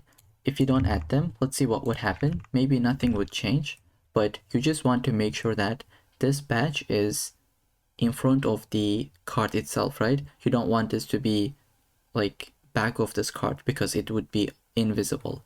So what you would like to do is just add this double check where you would put the z index on the popular to be something like 2, and then this would be larger than this. Okay, so that's gonna be it for the cards. Now we can build the testimonial component itself. I'll go ahead, just get the testimonial. I'll say margin top is going to be 60 pixels. Does that work? Let's say 600 pixels. Okay, it's working. I'd like to get the display of flex and justify content to be centered. Now I'll go ahead and get the code. I'd like to say maximum width is going to be 700 pixels. Background color could be the card BG that we have. Let's save. Like, is it updating? I don't really see. Background color, let's say it'll be red. Okay, seems like we have a typo. Let's visit the code. Okay, so it's actually correct. That's strange. Now let's say the border color is going to be 1 pixel solid red. Okay, so it is not working because I have a typo. This should be code correctly. Now let's save. We can see the output, but this should be the variable of card background. Then right after this background color, I'll have the border radius value under the border dash radius. And I think I'm missing the semicolon. And also I am missing this variable at the, like, in front, right? After the border radius, we'll add the padding of 40 pixels from all directions, and I'll say position is going to be relative. And finally, let's give some box shadow, which will be the shadow medium. Okay, this is what we have. Now let's go ahead and get the code icon. I'll say color is going to be the variable of dash dash primary color. Then we would like to get the font size to be 2 rem. I'll say opacity will be decremented. We'll say 0.3. This is looking a lot more cleaner, I think. If you wanted to, you can increase it or even delete the opacity itself. This is what I'll have. And then I'll say the position is going to be absolute to the, let's say, top of 20 pixels and left of 20 pixels. Okay, then I'll go ahead and get the code p tag. I'll say font size can be 1.1 rem. I'll say margin bottom 20 pixels, line height, and just make sure to put the semicolon. I'll say line height will be 1.7, and let's say position will be relative. I'll say the padding left is going to be 15 pixels. Then we can get the author itself. So just say dot author. This will be width of 50 pixels. Same for the height. Then we can get the border radius to be rounded, which is going to be 50 pixels. I mean, it's going to be 50%, but this did not work because this has to be the avatar itself, right? Also like the author, and just change it to be display of flex. And we'll say align items to be centered. Okay, now this is what we have, but still not working correctly. Let's go ahead and say overflow will be hidden. Now what is happening is this, the image overflows the container, so that's why it cannot wrap it. So we say if there is an overflow, just go ahead and hide it, right? Just hide that overflow. Now we'll just say margin right is going to be 15 pixels to have this spacing, and I'll say border could be 2 pixels, solid, and the primary color that we have. Okay, still we cannot see this, but we'll just see this in a second, I believe. Let's see. Okay, so we're gonna get this kind of an output. Let's say right after the avatar, I'll get the avatar image itself. Now let's say the width will be 100%, and we'll do the same thing for the height. And just to center this correctly, I'll say object fit will be cover. And I just realized this should be border, that's why it did not work. Okay, now it's working as expected. After the image, we can select the info H4, where we had the font size to be 1.1 rem, and then margin bottom of, let's say, 3 pixels. And then I'll get the info p tag. I'll say padding will be 0. Let's see, it's going to fix this spacing. I'll say margin will be 0 as well, and let's say font size can be 0.9 rem, and then finally the primary color will be used. Now this is the entire UI. I'd like to make this a little bit more responsive, so I'll go ahead and select the media queries. I'll say maximum width 768 pixels. We would like to get the body and just change some paddings, right? I'll say padding will be equal to 30 pixels to 15 pixels. And then I'd like to get the header component. I'll say margin bottom will be 30 pixels. I'll get the header H1. This will be font size of 2 rem. And then I'd like to get the pricing cards. I'll change the grid template column to be 1 fraction. And then I'll say maximum width is going to be 400 pixels. Margin will be 0, auto, and 40 pixels as well. Then I'll go ahead and get the card as well as the popular. And I'll just say transform is going to be none. Okay, and then on the hover state, I'll just change the transform L bit to be minus 5 pixels instead of 10 pixels. That would be a bit too much for mobile devices. And then I'll get the testimonial. I'll say margin top will be 40 pixels. And finally, for the code, we'll say 30 pixels. Okay, so this is the entire application that we have built. We are just missing one thing, which is this animation that we have on the button, right? We want this to be infinitely working.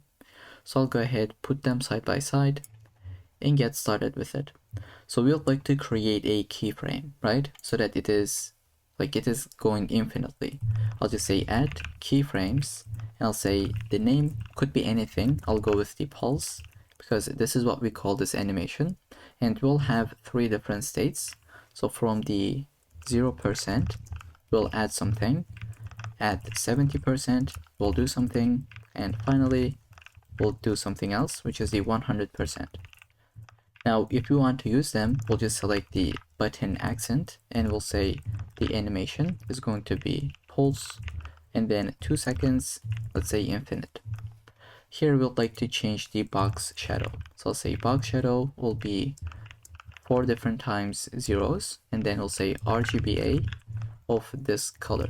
So instead of typing this out, let me please copy and paste, and you can pause the video, type this out. I have already done this. Now initially this will be the value, and then we are going to change this to 10 pixels. So it's the exact same value with a different opacity, and then finally at 100% we will add this value. Again, we don't really have any pixels, but also no opacity at all. Okay, now this is how that works. For a split second, we are able to see the box shadow and then it's going to disappear. Okay, so with that, that's gonna be it for the entire project. Now, if you wanted to change the theme, all you have to do, just scroll to the top, find your primary color, right? Let's say I want to have kind of like a pink theme. I'll go ahead and select this value and change it to this one. And let's have one more. I'll go with this light theme. Now, as you can tell, the entire application has changed. All you have to do, maybe just update this background color, but you get the point. This is the beauty of using CSS variables. I'll do Control Z to go to the previous state. Okay. So that's the entire project. I hope you enjoyed it. I'll see you in the next one. Okay, so welcome back to this section. This is what we're gonna build. This is what we call the team members showcase, which is something really popular and really common where the companies put their team members on a separate section. And this is exactly what we're going to be building with the avatar, the full name, title, as well as the biography. And we can even add some social links. And this will be completely responsive. So we're going to have 3 different columns in large screens, and then medium will have 2 columns at a time, and then just 1 column at a time. And this section at the very bottom, this is what we call the CTA, which stands for call to action. So there is no JavaScript at all. It is HTML, CSS only. And I think this is a great project to practice your CSS skills. And if you want to get the screenshot and build it by yourself, here I have it. And the link will be in the description for completely free. Now the first thing that I'd like to do, get the icons, and for this we'll be using Font Awesome. So I'll visit cdnjs.com. Let's search for Font Awesome. You can use any other alternatives, but this is the one that I'll be using, Font Awesome, right? I'll go ahead, get the link, let's copy it, and then paste it into our HTML file. Speaking of which, we'll create that, and then let's say style.css. First, let's get started with the markup. So I'll get the boilerplate code. Let's say this is the team members showcase. Link our CSS file. And then I'll put the link that we have just copied for Font Awesome. I'll just say hello, save, and let's say open with live server. And then we're gonna put them side by side.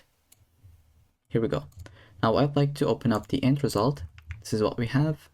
Here you can see the title says end result, so that we can do some references.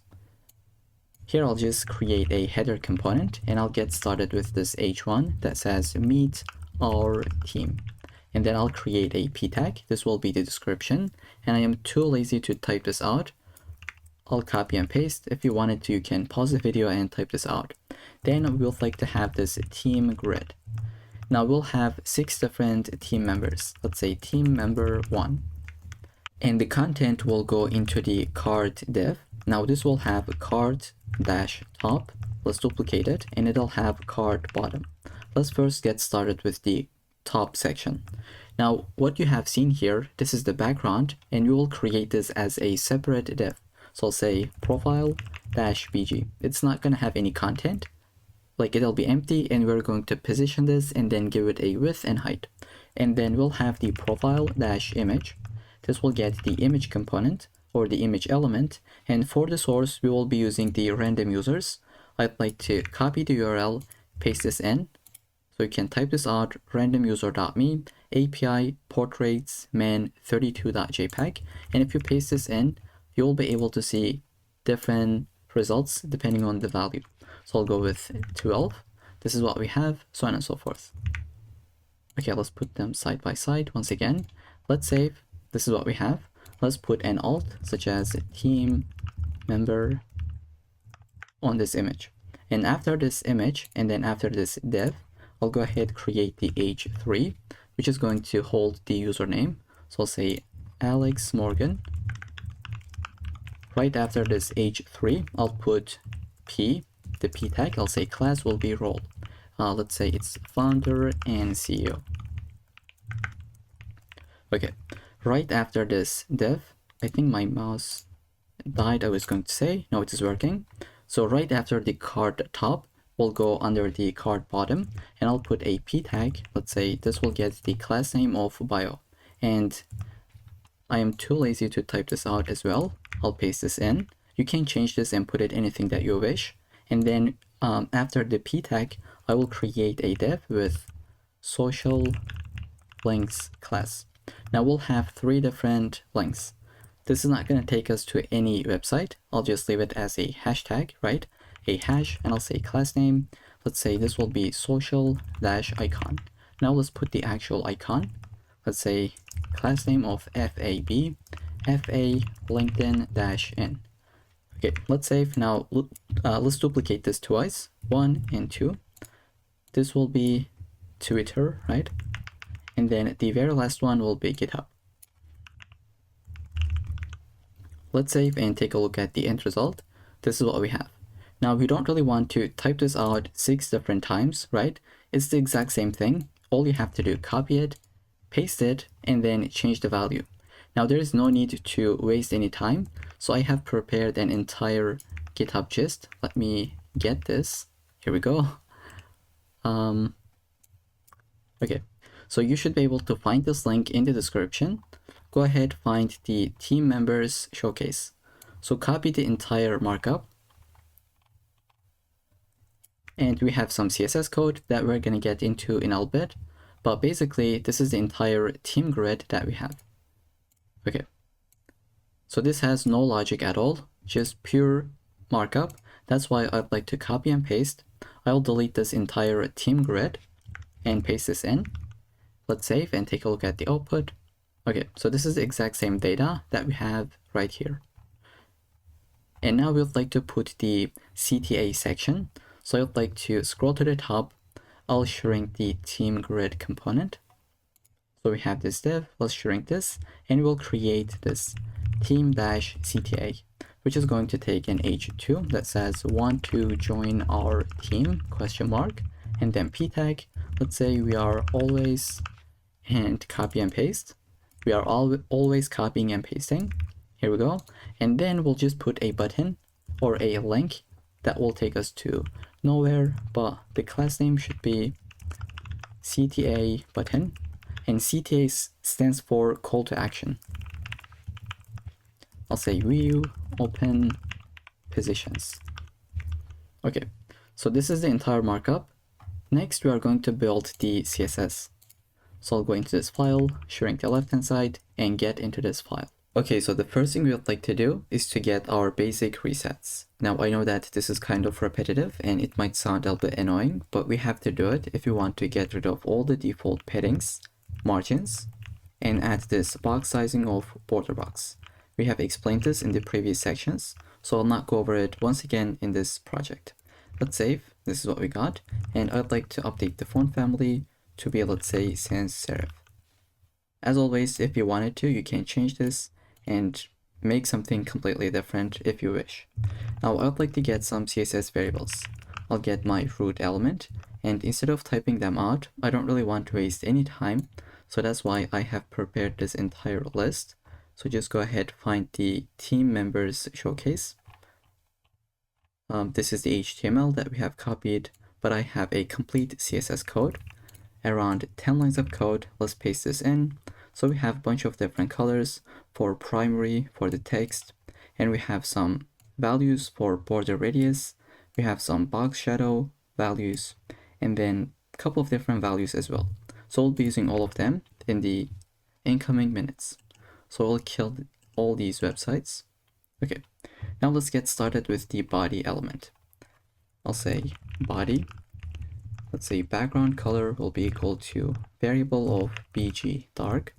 I'd like to get the color that will be text light, and I'll say min height is going to be 100 ph, and then I'd like to get the display flex. Let's say justify content centered, align items to be centered. Let's give some paddings. I'll say 50 pixels to 15 pixels. Finally, line height of 1.6. Okay, now we'd like to get the header element. I'll say text align will be centered. Then I'd like to say margin bottom of 60 pixels. Okay, so we'll go ahead and get the header h1. Let's say font size is going to be 2.7 rem, which is this one, h1. Now I can see that everything is side by side. I think we forgot to wrap everything with the container component.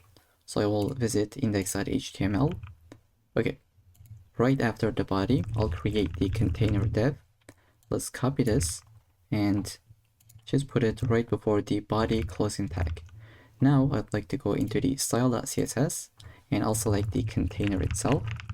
Let's say the width is going to be 100% and the maximum width could be something like 1200 pixels. Now if we go into the larger screens, this is the maximum width it'll take. So if you wanted to, you can inspect it. Let's find the container, right? So here we can see, just notice here at the top, just take a look at it.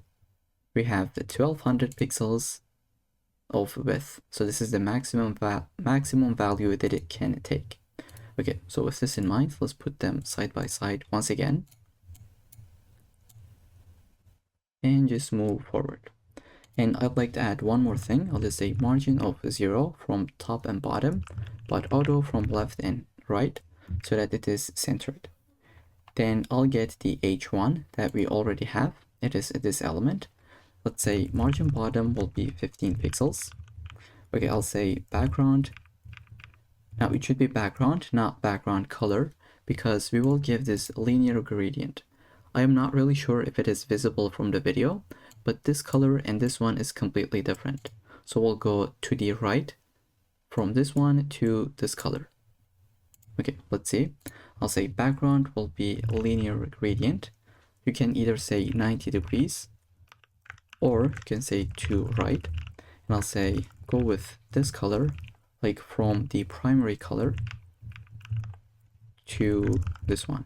Let's say variable of primary light. Okay.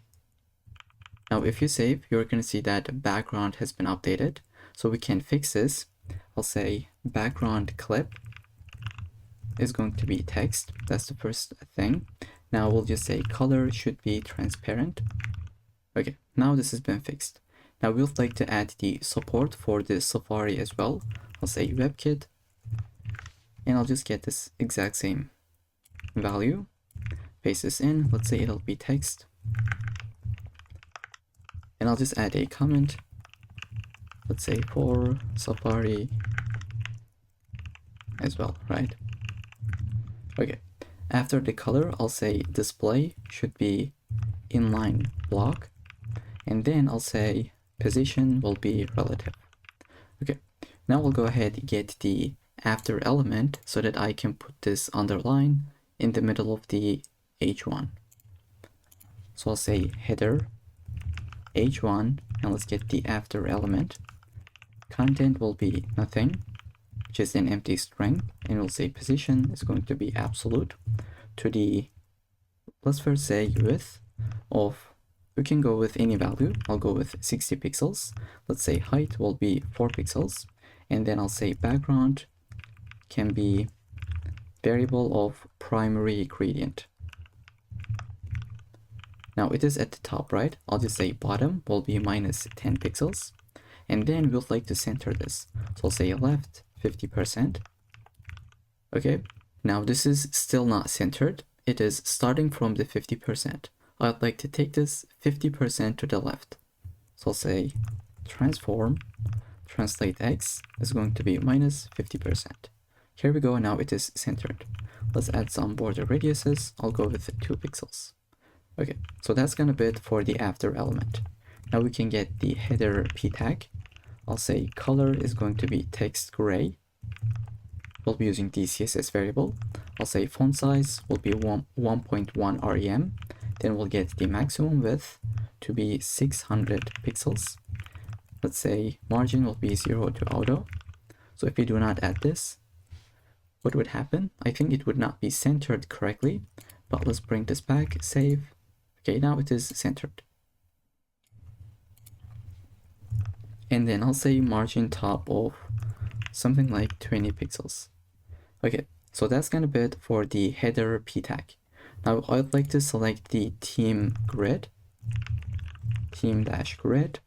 I'll say display will be, as you can tell, it'll be grid. We'll say grid template columns.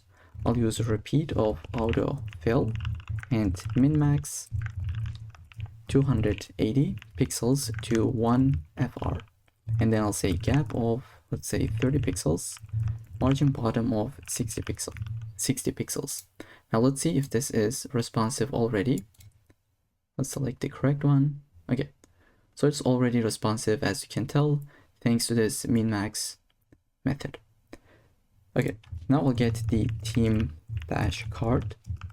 Let's say the background color will be card BG, and then we'll get the border radius, which will be the border radius value that we have. So it is 12 pixels, but if you wanted to, let's say you want to make this to be 20 pixels.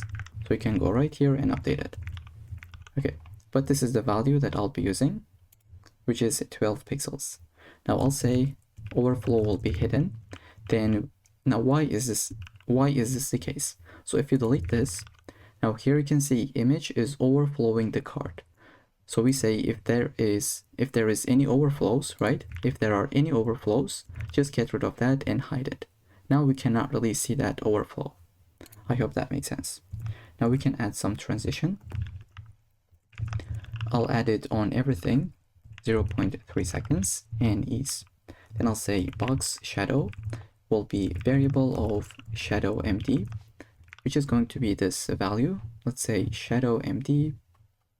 Okay, so it is this one, and we're using a CSS variable so that our code is consistent, right?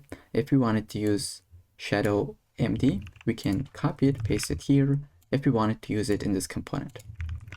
Okay, right after this one, I'll say height will be 100%, and let's say display will be relative. Sorry, position should be relative, right? On display, we don't really have relative. Okay, I'll say position is going to be relative, and then I'll say display will be flex, and flex direction is going to be column. Now I would like to add a hover state on the card so that it can be translated to the top, and there are a little bit of box shadow. I don't really know if it is visible from the video, but there is definitely a box shadow going on. So let's shrink this and go into the theme card hover state. Transform could be translate y of -8 pixels.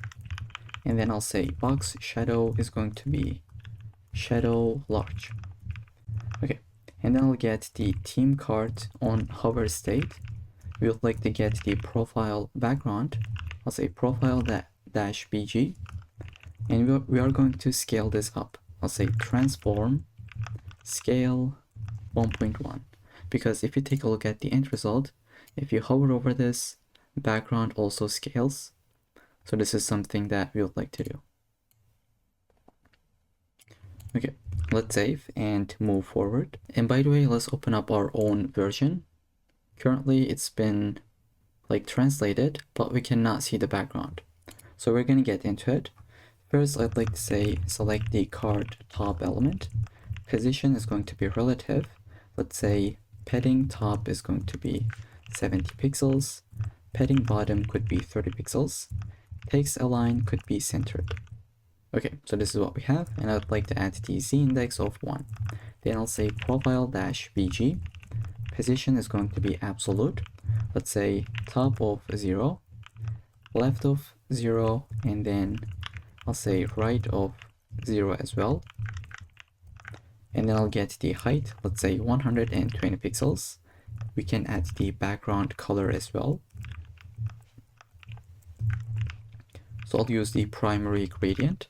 Let's save. We cannot see anything. Why this is the case? It is profile-bg. Is it because maybe we don't have the z index yet? Let's test this out. I'll say -1 or maybe 10. Okay, so for some reason we cannot see this. Profile-bg. Let's see, do we have this element? On team grid, we have profile-bg. So I think we are using a gradient and we are saying background color. That's why it doesn't work. Let's say just background. Here we go. It is working as expected. Now, if we wanted to take this back of the image, right? I'll say z index of -1. Okay. So if you do not add this, it will, how do we call it? Like it would overflow the image itself, but it will just take it to the one level behind. Okay. So we got the z index, and let's give the transition to be on the transform because we are scaling this up, right? I'll say transform 0.4 seconds and ease. Now, if you hover over this, as you can tell, the background is scaling up a little bit. Okay, then I'll get the profile image. Let's say width is going to be 100 pixels. Height will be 100 pixels, and we'll say border radius to be 50% so that it can be rounded. Currently it doesn't, maybe because we have the overflow of hidden. I was going to say maybe we are missing overflow of hidden. Now with this added, it is working as expected. Then we can add some margins. I'll say margin from the top, right and left, and from the bottom. Okay, now it's been centered. And then we can say border is going to be 4 pixels, solid, and it'll take this card background. Okay, then we can say something like position will be relative on the image container itself. Now we're going to select the image. I'll say profile image, because I don't really know if you remember, but this is the container that we have. This is the actual image. Okay, I'll say width is going to be 100%, same for the height. And I'll say object fit of cover. Okay, so this is nicely centered. And we can add some transition on the transform. Let's say 0.3 seconds and ease. Okay, I'll go ahead get the team card on hover state. Profile-image, and I'll select the image. We would like to just say transform will be scaled up 1.1. Okay, so this is how that effect happens. Basically, when we hover over the card, the profile image is being scaled up. And we have this beautiful effect. Then we would like to select the H3 on the card top. So I'll say card dash top. Let's select the H3. I'll say font size will be 1.4 rem, margin bottom of 5 pixels, and then font weight could be 600, just like this. And then I'll get the role, update the color to be variable of primary color. Here we go. And I'll get the font size to be 0.95 rem, and then font weight could be 500. I'll get the card bottom class. Let's say padding is going to be 20 pixels from the top, 25 pixels right and left, and 25 pixels from the bottom. Okay, then we would like to add the flex grow of 1, and then I'll get the display of flex direction of column. Let's save. This is what we have, and then I'll say justify content to be space between. And then finally, I'll say border top is going to be 1 pixels solid variable of border light. Okay, now we'll go ahead and get the bio. We'll say color will be text gray. The font size, let's update it to be 0.95 rem. We can say the margin bottom will be 25 pixels. Flex grow is going to be 1. And finally, the line height could be 1.6. Okay, and then I'd like to scroll a bit. I will select the social links. I'll say display of flex so that we can give some gap of 15 pixels, and I'll just say justify content will be centered. Okay, and then I'll select the social icon itself. Let's say display of flex, justify content centered, align item centered. I'll say width will be 36 pixels, same for the height. And then we can get the border radius to be 50%. Okay, then I'll say text decoration is going to be none so that we can get rid of this underline. Okay, I'll update the, let's say, background color that will be equal to background overlay. Okay, so this is the background that we are building. That's why we said give some height and width and height. Otherwise, this is how it would look like. And if you do not add the border radius, it's going to be a square. Okay, after the background color, we can add the color to be text light, just like this one. And finally, I'll just add some transitions to be on everything, 0.3 seconds, and let's use ease. And then I'd like to update the hover state. So I'll say social icon on hover. We'd like to get the background color to be updated to the primary color that we have. Then I'll say the color is going to be text gray. And finally, we can give the transform of translate y. That's going to be -3 pixels. Let's save and give it a go. When we hover over this, this is what we got. Now I think color is not really visible, so we can update it on the hover state. Let's say this will be dark. Okay, now this is a lot more readable and accessible. Okay, now let's move on with the CTA section, because at the moment we have built all of our cards working properly. Okay, now we're gonna build this section.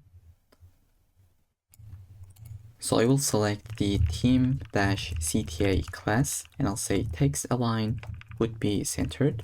And let's scroll to the bottom so that we can see it in action. I'll say margin top is going to be 30 pixels. Let's say padding will be 40 pixels as well, just like this. And then I'd like to update the background color to be variable of background overlay. Then I'll get the border radius value that I already have, just like this one. And finally, let's say, not finally, but a couple of different things. So we would like to say position will be relative, overflow is going to be hidden, and then box shadow will be shadow empty. Okay, now we are good to go. Then I'd like to add this kind of like UI where we have the, how do we call it? Like kind of like border top, but I'll be doing this with the after element. Or like we have used after element a lot, let's go ahead and use the before element. Let's say team.cta. Let's get the before pseudo element. We can add the content of nothing. If you add something, let's see what'll happen. It'll be added before to this component itself. Now we don't really want to have any content. This will have the position of absolute. Top of 0, left of 0. We can add the background, not background color, but background, because we'll say variable of primary gradient. And then we can get the width of 100 pixels. Sorry, 100%. Height of, let's say, height will be 5 pixels. Okay, this is what we got. It's working as expected. I would like to get team CTA H2, update the font size to be 1.8 rem, and then I would like to get the margin bottom of 15 pixels.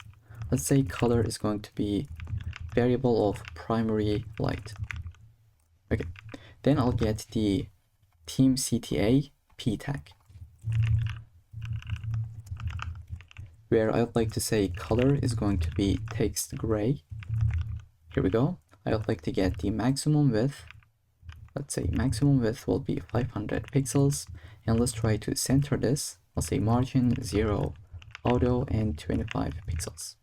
Then I'd like to go into the CTA button. Let's say display is going to be inline block. I'd like to get the padding, that will be 12 pixels to 25 pixels. Pixels it should be. Okay, and we'll say the background will be updated. Again, background, not background color, because we'll use the primary gradient. Now I'd like to get rid of this text decoration of underline. I'll just say none. Let's update the color itself. This will be variable of text dark. This is what we have. Right after the color, I'll say font weight is going to be 600 so that it's bold. And I'll say font size could be 1 rem. Then I'll go ahead add the border radius of 30 pixels. And then let's say transition will be on everything 0.3 seconds. And let's use ease in and out this time, because why not? I'll add the box shadow to be 0 to 5 pixels, 15 pixels, and then variable of shadow color primary. Then I would like to add the hover state on this CTA button. Let's go ahead and select it. I'll say on the hover state. As always, I'll say transform of translate y of -3 pixels, and then box shadow will be updated. Let's say 0 to 8 pixels, 20 pixels. Variable will be shadow color primary hover. Okay, so this is how that look. I think pretty clean and sick. And with this, we are pretty much done with the entire project, but I'd like to add some media queries just to make this completely responsive. I'll say maximum width of 768 pixels. We would like to add some additional styling. I'll say header is going to be margin bottom of 40 pixels. I would like to select the header H1 and update the font size to be 2.2 rem, and then I'll get the theme grid. Gap will be updated. Let's say 20 pixels. And I'll say theme CTA. Padding is going to be 30 pixels to 20 pixels. And let's say theme CTA H2. That's going to be equal to font size of 1.5 rem. And then we'll be even more responsive. I'll say media, get the max width 480 pixels. So below to it, and like this value and below to this value, we would like to say body will have the padding of 30 pixels to 15 pixels. We can get the header H1. I'll copy this value and even decrement it more. That's going to be equal to 1.9 rem. And let's get the profile image. Let's say width is going to be 90 pixels, same for the height. And I'll say card top of H3. Font size will be 1.3 rem. And finally, the theme CTA. Get the padding of 25 pixels to 15 pixels. Okay, so these are definitely optional. You don't have to add it, but I'll just leave it here in case you want to have this working completely responsive. Okay, so this is how that works. This is the entire project that we have built. Now let's say you want to change the color theme. All you have to do is just scroll to the top and change these values to anything that you wish, right? If you want to go with a green color, you could update all these values with some green colors. But I'll use this beautiful purple theme that we already have. Okay, so that's the entire project. I hope you enjoyed it. I'll see you in the next one. Okay, so welcome back. In this section, we're gonna build a recipe finder application. I'd like to give you a quick demo before we get started with it. So I'll say, let's search for chicken. We got different results. Here we can see. Let's click to one of them. We'll even get more details. such as the instructions, the ingredients, and even a YouTube video link. For a split second, I'll open this up. I think we'll get some ads. Okay, so but this is the actual video that is working as expected. Then you can click to the other recipes and UI will be updated. And then we can scroll to the top, search for anything that we wish. So I'll just say egg. Okay, now all these recipes are coming from a service. It has both a free plan and premium plan. We'll be using the free plan, right? This is what we call an API. If you don't know what that means, I'll explain it pretty quickly on a diagram. But basically, you can use the free plan if you are building this during development, or if it is for educational use. This is exactly what we'll have in this video, so we don't really need to pay anything. Okay, so they have a bunch of different endpoints. If you don't know what that means, once again, I'll explain. But basically, when you put chicken and click to this button, we got some results, right? But what is actually happening behind the scenes? Let's see. So they have search meal by name. I'll copy this URL, copy this endpoint. Now when you say chicken, right, you are sending a request to this endpoint, but the search query is equal to chicken. Okay, so this is the output, this is the result that you get, and then we are displaying it on UI. So here we have chicken handy, chicken kangi, right? I don't know how you pronounce it, but this is the exact same data. So chicken kangi, chicken, I don't know how do you read it, but as you can tell, it is the exact same data. So we are sending a request to this endpoint and we are getting a response. So we are displaying it right here, and we'll see how to do it in code. And then we have another request to a different endpoint where we do a lookup, right? I'll click this. We got the details. So this is another request. Let's see. They have this lookup. Like there is the lookup endpoint. So what you do, you pass the ID of that meal. Let's do it pretty quickly. So here I'll go ahead, add the ID of chicken, I don't know, karage, paste this in. Okay, so this is the exact same meal, but we got even more details about, let's say, like the ingredients, like we got the instructions, so on and so forth, and even a YouTube video. Okay, so I hope all that makes sense. We'll be using them. Now, if you don't know what is an API, let's say it pretty quickly, and then we'll just jump into code.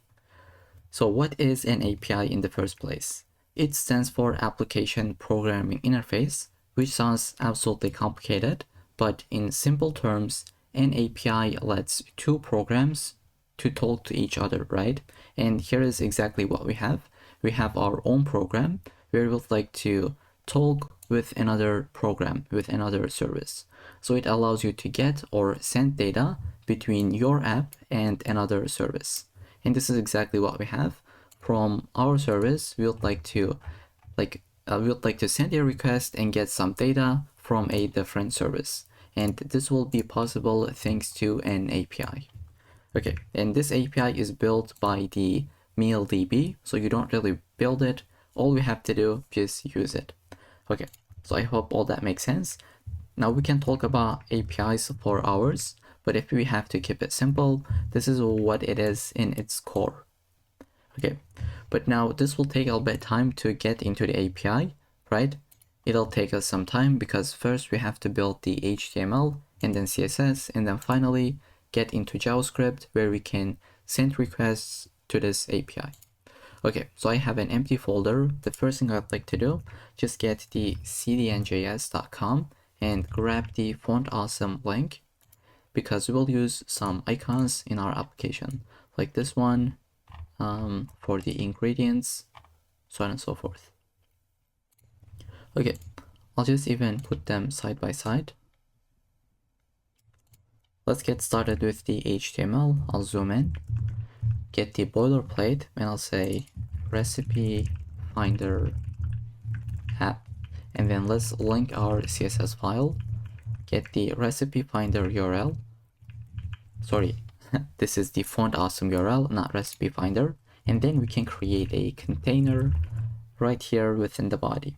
and then I'll get my header component, which is going to be this part. And as you can tell, our application is completely responsive.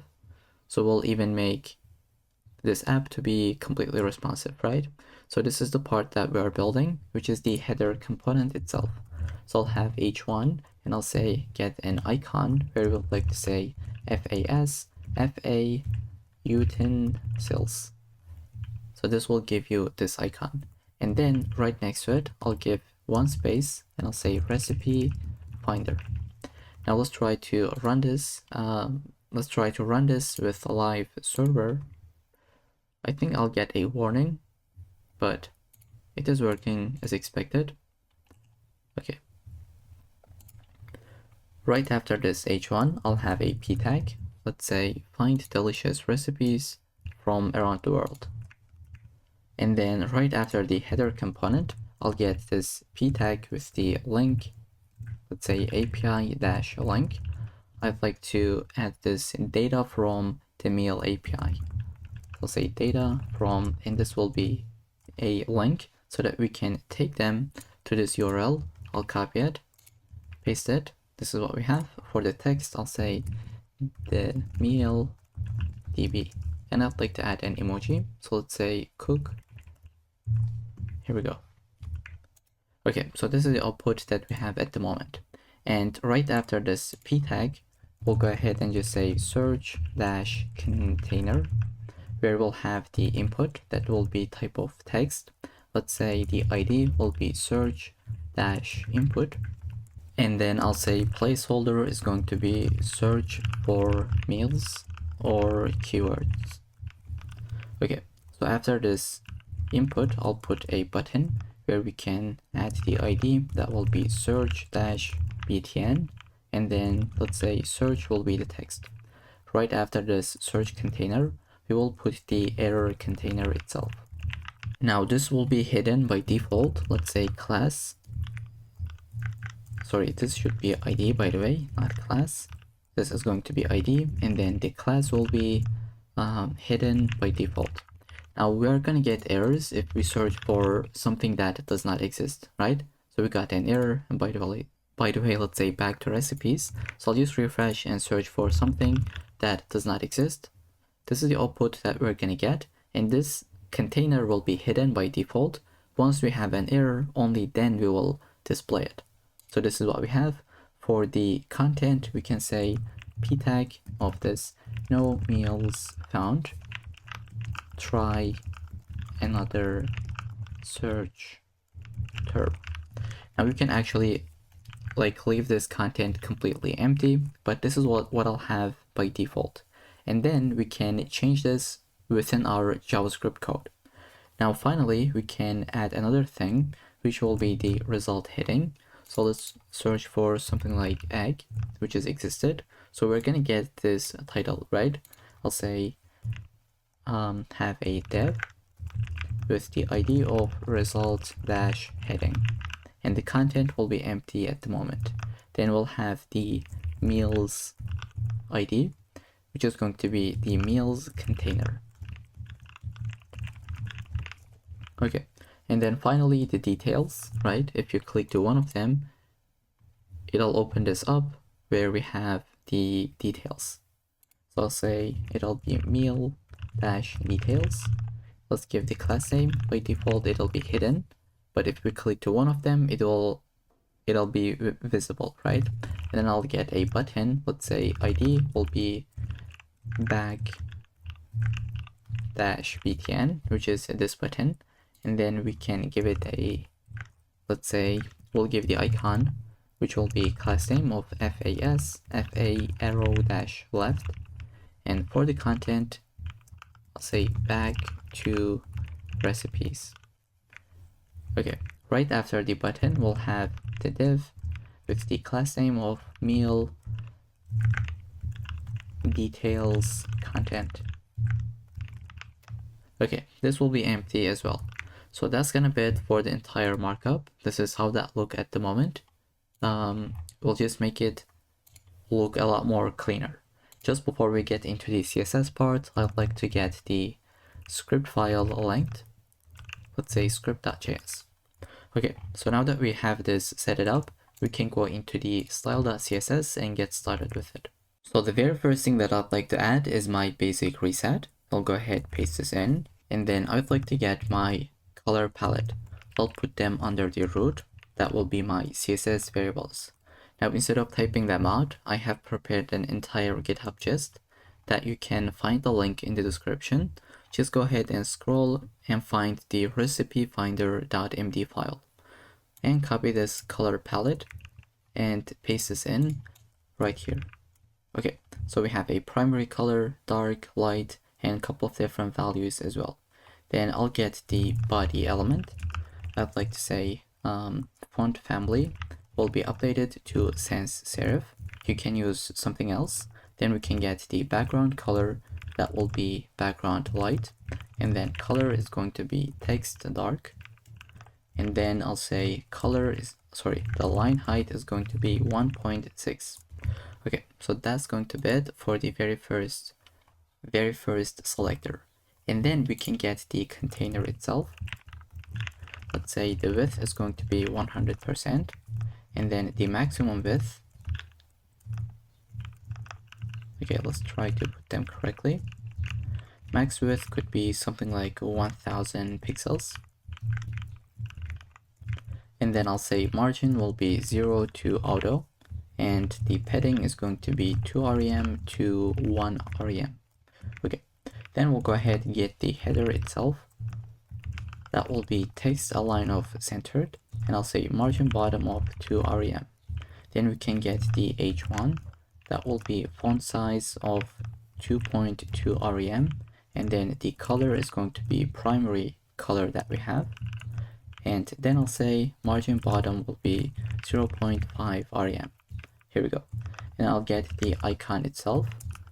I'll say margin right could be something like 10 pixels. Okay, then I'll get the header p tag. Let's say header, get the p tag.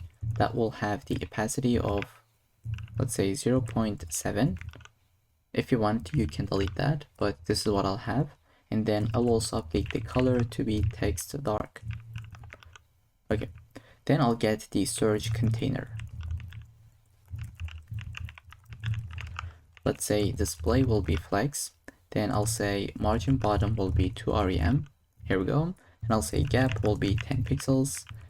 Max width is going to be 500 pixels. And we can say margin is going to be from the left of 0 and from the right 0 as well. And let's actually say auto instead of 0. It'll be centered correctly in a second. So I'll save and let's move on. We'll get the input, that is type of text specifically. So I'll say where the type is equal to text. We would like to select that input, and I'll say flex is going to be equal to 1. Okay, now it is taking the entire space. And then I'll say padding is going to be 10 pixels to 16 pixels. Let's say 16 pixels. And I'll say font size will be 1 rem. Then we can say border radius is going to be the border radius value that we have. Then right after this, I'll add a border that is 1 pixel solid, and this color that is DDD. And I'll say background color will be the background that we have. And then color will be text dark. And I can say outline will be none. Okay, so this is the output, and I'm really happy with it. Now I'd like to select the focus state on this input. I'll say if it is focused, go ahead, update the border color to be primary color. Okay, and then we can select the button and try to update it. I'll say the background color will be updated to the primary color that we have. And then we can add the color to be white. Let's say border will be none. Okay, this is what we have. And then I'll add some border radiuses. Let's say variable of border radius value that we have. And I think it is either 10 pixels. Or is it even 8 pixels? Okay, after the border radius, I'll say padding is going to be equal to 0 to 20 pixels. Then we can add some font size of 1 rem. Let's say font weight is going to be 600, so it's a little bit more bold. And then I'll say cursor is going to be pointer. And then finally, some transition. I'll say it'll be equal to the variable that we have. Let's say transition. Okay, now we'll add the hover state where we'd like to change the background color, which is going to be equal to primary dark. Okay, so this is how that works. Now we would like to get the result heading, and let me grab this value, paste this in, and walk you through it. So we have the result heading, the text is centered, we have the margin bottom, font size, and then the color. Then right after the result heading, I'll select the meals-container, and I'll say display will be grid. Let's say display grid, grid template columns will be repeat of, let's say auto-fill, and we'll say min max of 250 pixels to 1 fraction. And then let's give it a gap like 1.5 rem. And then we can get started with the meal itself. I'll say the background color will be equal to cart bg, and then the border radius value, let's say box shadow is going to be equal to shadow variable that we have, and then overflow will be hidden. Then we can get the transition. Cursor is going to be equal to pointer, and then the position will be equal to relative. Now on the hover state, I'd like to transform this. Now let's see the end result. When you hover over these items, they are just translating to the top by -5 pixels. And we have some box shadow going on as well. Right here you can see it on hover state. So this is exactly what we have just added. Then we can select the meal image. We'll say width is going to be 100%, the height is going to be 180 pixels, and then the object fit will be equal to cover. Okay, so we can save this, and then I'll say dot meal-info. That will be getting padding of 1 rem, and then we'll get the meal title. Let's say font size is going to be equal to 1.1 rem. I'll get the margin bottom of 0.5 rem, and then color is going to be text dark. So this is the meal title that we have just built, right? It is this component that we have in our code. And then after the meal title, we can get the meal category, which will be this one that you have seen. So I'll go ahead, paste this in. Instead of typing this out, it is super simple. We just have the display of inline block. We have a background color, which is this primary light. And then we have the color, some paddings, font size, border radius, so that it is rounded, and then some margin bottom. Okay, and then we can get the meal details, which is going to be this component, right? This is what we call the meal details container itself, right? I'd like to select that one where we had the ID of meal details. So we'll give this background some border radiuses so that it is rounded, some box shadow, padding, and margin from top and bottom with 2 rem. And then we can update the back button. So I'll go ahead, paste this in, and walk you through it. We'll give some margin bottom. We'll add the background color so that it is transparent. We'll add the color itself, some borders, and then some paddings. Then on hover state, we are going to update the color as well as the background color. So this is exactly what we have. And then we can get the details content. Now we would like to center everything, right? But we want them to be in the column direction. So as you can tell, we have one at a time that is going on in the column direction. So I'd like to put this code. I'll say meal details content, flex direction will be column, and it'll be centered. Then we can get the image itself. So this will be maximum width of 400 pixels. Okay, I'll just paste this in, some border radiuses, and some margin bottom. Now let's get the title, which is this one. that will take the color of primary, some font size, margin bottom, and text align. So I am just copying and pasting these styles because they are super simple and we don't really want to waste that much of time, right? So I'd like to get the category as well. We'll say margin bottom and text would be centered. Now we can get the span itself. This is what we'll have. And if you remember, we had the span, or do we have it? Let's see the category. Okay, so I think we don't really have this span at the moment, but once we take this data from the API and once we display it within this div, we will just have the content within a span, right? So for the category specifically. So it'll make sense once we get into the JavaScript part. Okay, so these are just some basic styling, and let's get the class for the instructions as well. We'll get the h3, where we update the margin bottom only, and then we'll say the ingredients list, which is going to be this list that we have, and then we can get the list items as well as their icons. So you can pause the video, type them out. Really, there is nothing complex other than background colors, border radiuses, margin bottoms, paddings, so on and so forth. I don't really want to waste that much of time, where I'd like to give you these classes. And if you even want to, you can copy the entire style.css file from the source code and just jump into the JavaScript section. And then we'll like to get the YouTube link, which will have this background color of red. And then we will update the icon, where we would like to give some margin right of 8 pixels. Okay, and then we can get the error container itself updated as well, right? Because let's take a look at it. If you put something that does not exist, this error container will be shown. And we would like to have these classes.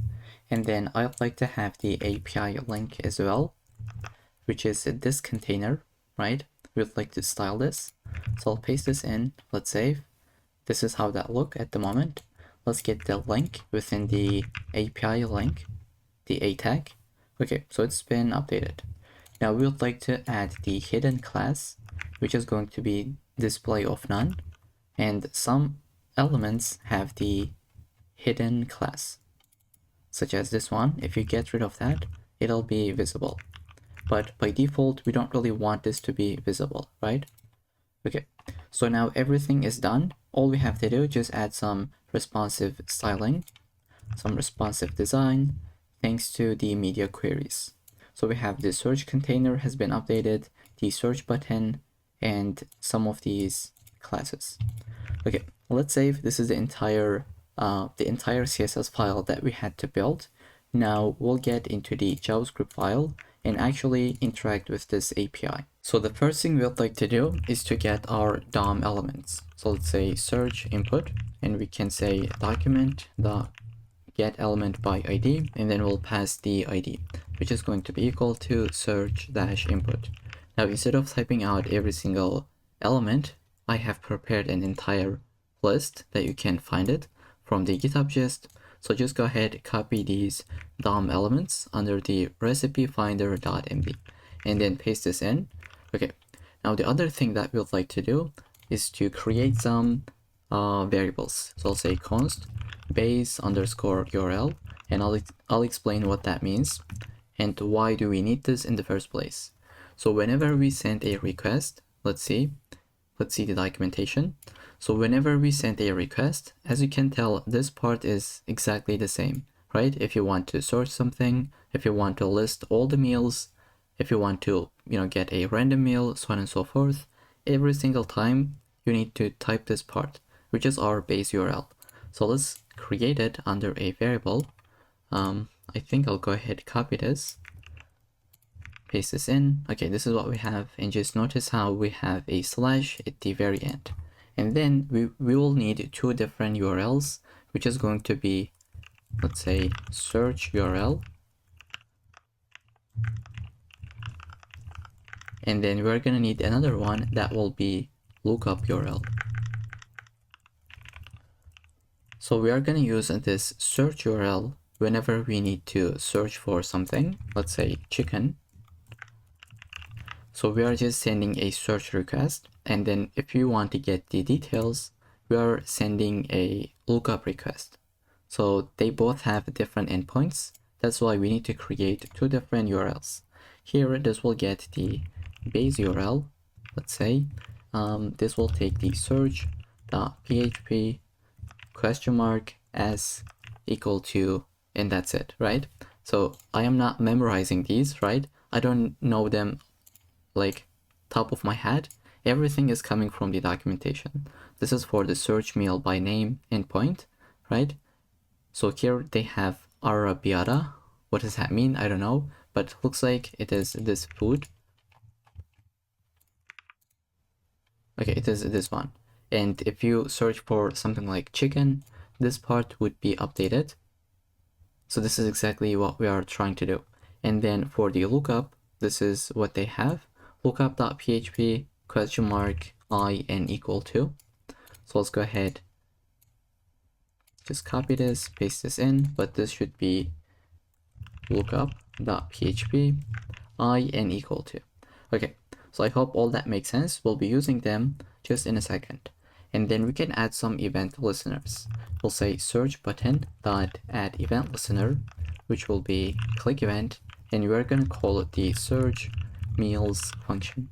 And then we can add another event listener. Instead of clicking, when we press enter, it should also search, right? So I'll say search input dot add event listener. Let's say key press. In this case, we would like to get the event, and we'll just check if this event.key is equal to enter, right? I'll say if it is equal to enter, just go ahead, search for the meal. I'll say search meals, and we don't have this function, so let's create it. I'll say function search meals. But now, since we'll be using the fetch request, since we'll be using the fetch API, this needs to be, let's say, async function, so that we can use await. Okay, so I'll say const. Let's first grab the search term. So whatever user types in, I'll say search term. We'll say search input dot value, and we'll like to trim this down. Let's say value dot trim. Now what happens if they don't put anything? I'll just search. They say please enter a search term. Let's try to handle this case. I'll say if search term is equal to an empty string, or you can say if it is not valid, right? If it is a falsy value. In this case, we'll say error container dot text content will be equal to please, let's type it correctly, please enter a search term. And then we can say error container dot class list dot remove the hidden class so that it can be visible. And then we don't want to do anything else from this function. We'll just say return out of it. Let's save and take a look at this actual application that we are building. I'll say don't put anything and search for it. Here we go, this is what we got. And I'll do the same thing with enter key. I just press enter. This is the UI that we got. Okay, so this is the edge case that we just handled. Let's say handled the edge case. And then now we'd like to actually fetch the data. So I'll say try and catch block. We'll try to do something successfully, and if it fails, it'll hit the catch block where we can handle the error itself. So in the try, we would like to first show some kind of a loading message. So notice how if I send a request to chicken, we are gonna see something like loading for a split second. Okay, so it says searching for chicken. Let's do it. In the try, I'll say result heading dot text content can be equal to this dynamic value that will be searching for, let's put the actual search term. And then we can even add 3 dots at the end. And then we can say meals container inner HTML is going to be equal to nothing. And then we'll say the error container dot class list dot add hidden. Now, since we are just starting to search, we're going to get rid of the error container, right? We're going to just hide it. But if we have some errors, then we can display it under the catch block. Okay, now it is time to actually fetch the meals, right? I'll say fetch meals from API. And to be able to fetch something, we can use the fetch API. So I'll say await fetch, and we'll put our search URL, right? I'll just say search URL because we are trying to search for a meal, and then we'll put the search term. I'll say search term. And now if you just scroll to the top a little bit, if you're wondering what the hell does this even mean, right? What is it? What is this equal to? Now the base URL is this one, and search URL is base URL plus this value, right? So if you delete this part and put the base URL, so this is what the search URL is. I'll copy this and just do Control C. Okay, so this is the search URL itself that we have, and then at the very bottom we have the search term. If user put something like chicken, this will be equal to chicken. I hope that makes sense. So this is the URL that we just put to get the correct value, the correct details. And this will give you a response, right? Let's say response, and then we can get the data out of it. I'll say const data, again, await response.json. Then we can, let's just say console log the data itself. Let's say data is here. And also we can do something like if, okay, I'll just leave it so that it's not really confusing. I'll do it in a second. For now, let's go ahead, open the terminal, the console, and send a request to chicken. Okay, so it says this could not be found. Do I have a typo? Let's see why this is the case. For some reason, this is what they put in front. So I just paused the video and debugged this a little bit. Just make sure to add HTTPS and double forward slashes. Now this should be working out. Let's go ahead to search for chicken. Okay, so we have this loading state, and then we got the data itself, and it is under an object called meals. So we'll say data.meals, and then we can get the actual results. So if we search for something that does not exist, the meals will be null. And let's handle this with the if check. So this is what I was going to add. I'll say if data.meals is equal to null, or we can say if it is not existed by doing this. This is the same thing. I'll just be a little bit more explicit, and I'll say if it is equal to null. In this case, I'd like to do something, right?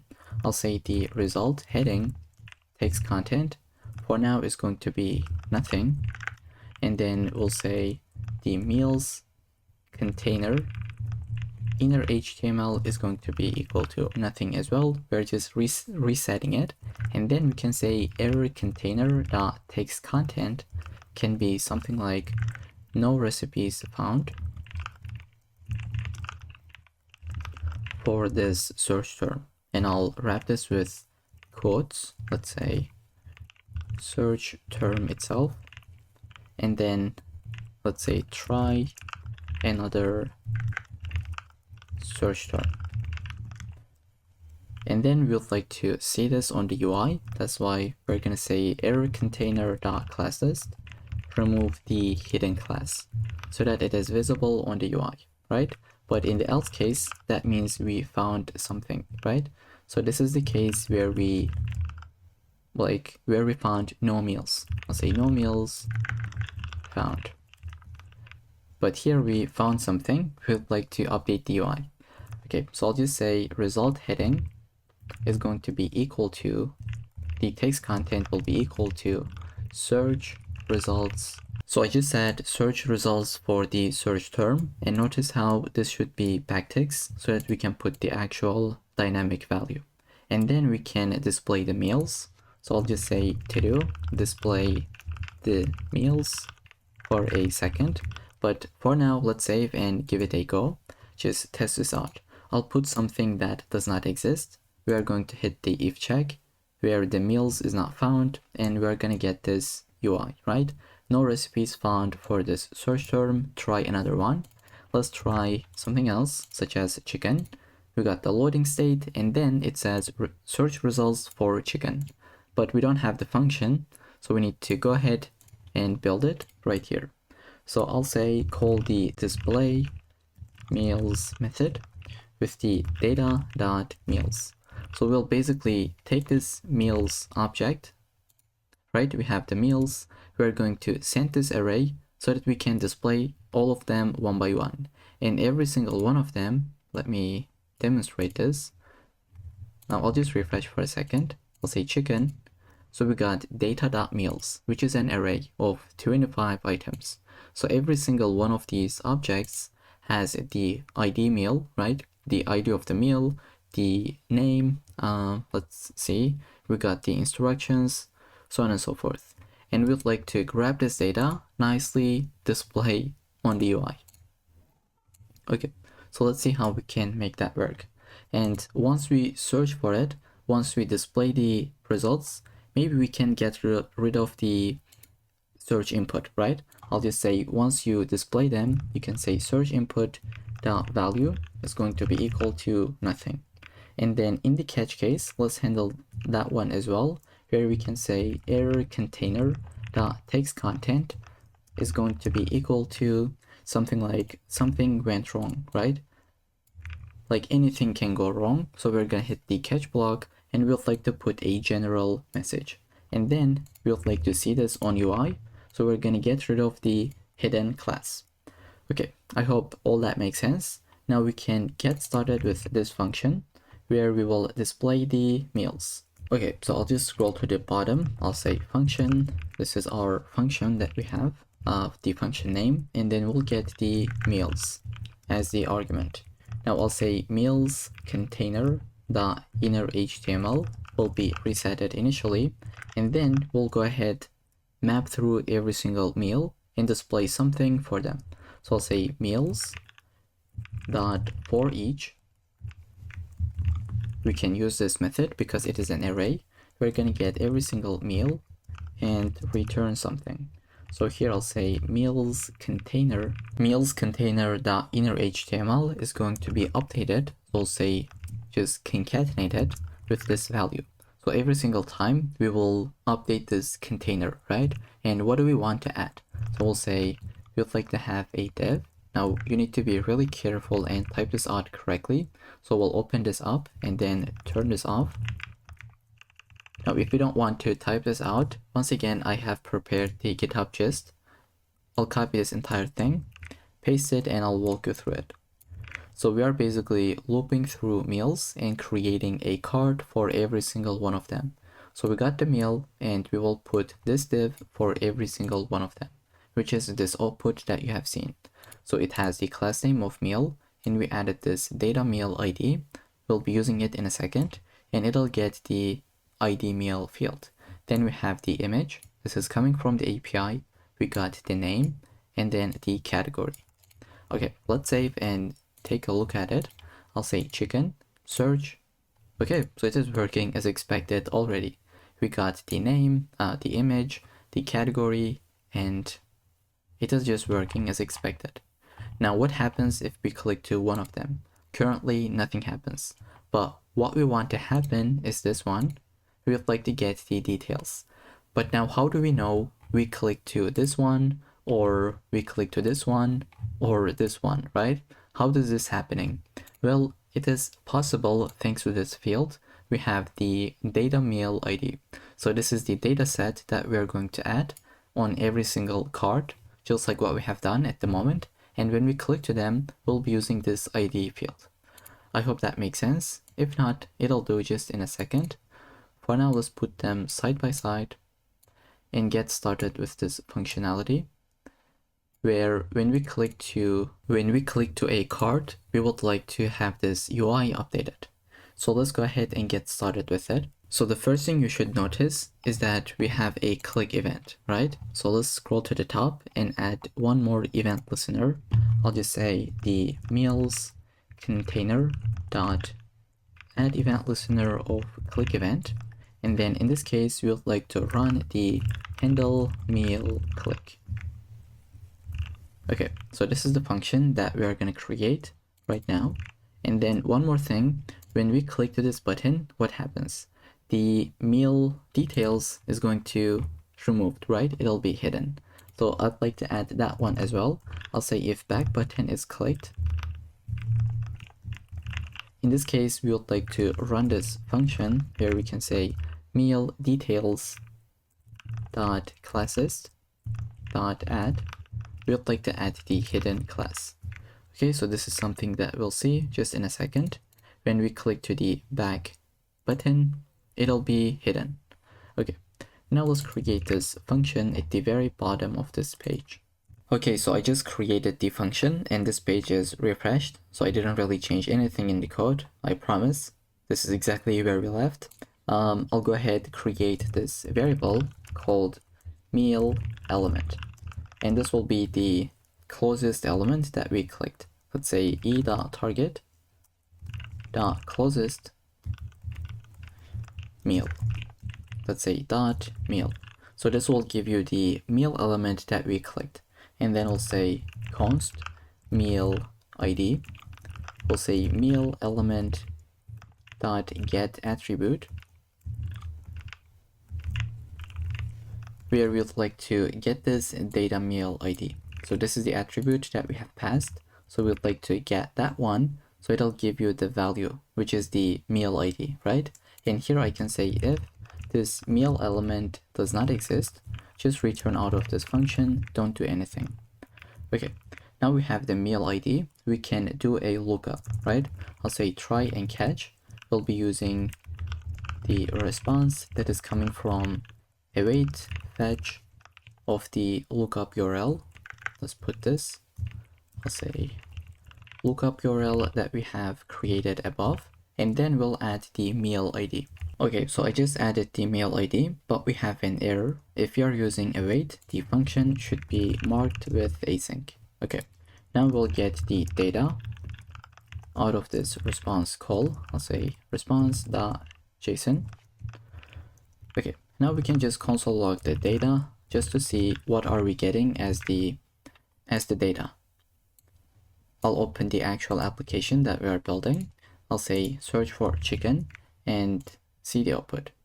Okay, so we got the data is here. This is the previous console log. If we click to this one, it says E is not defined. Okay, this should be event. Let's take this as the argument and do it once again. I'll click to this one. Okay, now this console log is coming from here, right? It is the line 90, as you can tell.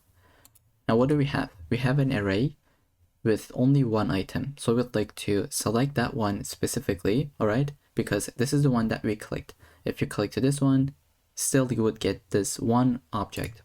We'll select this, and then it has the area, category, it has the instructions, and it has all the ingredients. Now it says the ingredient 1 is chicken, and here is the measure, 1.2 kilograms. And then onion, it's going to be 5 thinly sliced, and then tomatoes, 2 finely chopped, so on and so forth. So it is going in this order. But we don't really want to add any ingredients that is not existed, right? If it is an empty value, we don't really want to put it here on the UI. Let's just demonstrate this pretty quickly. Okay, so if a ingredient is equal to an empty string, we don't really want to see it here on the UI. So this is something that you would like to keep in mind, and this is exactly what we're going to be doing in our code. Let's put them side by side. Right after this console log, I'll say if data.meals and if data meals of 0. So we just selected that object. If this is existed, then we would like to get the meal itself. I'll say data.meals of that object, which has all the data that we need. Now I'll create an array called ingredients, and this array will take at most 20 different ingredients. Because if you take a look at the console log, let's open this up once again. I'll click to this one. Okay, so we have at most, let's say at most we have 20 different ingredients. That is starting from 1 all the way up to 20. And we would like to get rid of the empty ones, right? So this is what we're going to be doing. I'll say have a for loop that starts from 1 and it goes all the way up to 20 included, and we'll say just increment it one by one. Now I'll say if, and I'll paste this in. So we basically say if string ingredient 7 or 6 or 5, whatever the I is, if it has existed and if it is not equal to an empty string. So just read this please. We say if this has existed and if it is not equal to an empty string, only then go ahead select that. And in this case, we'll say ingredients.push.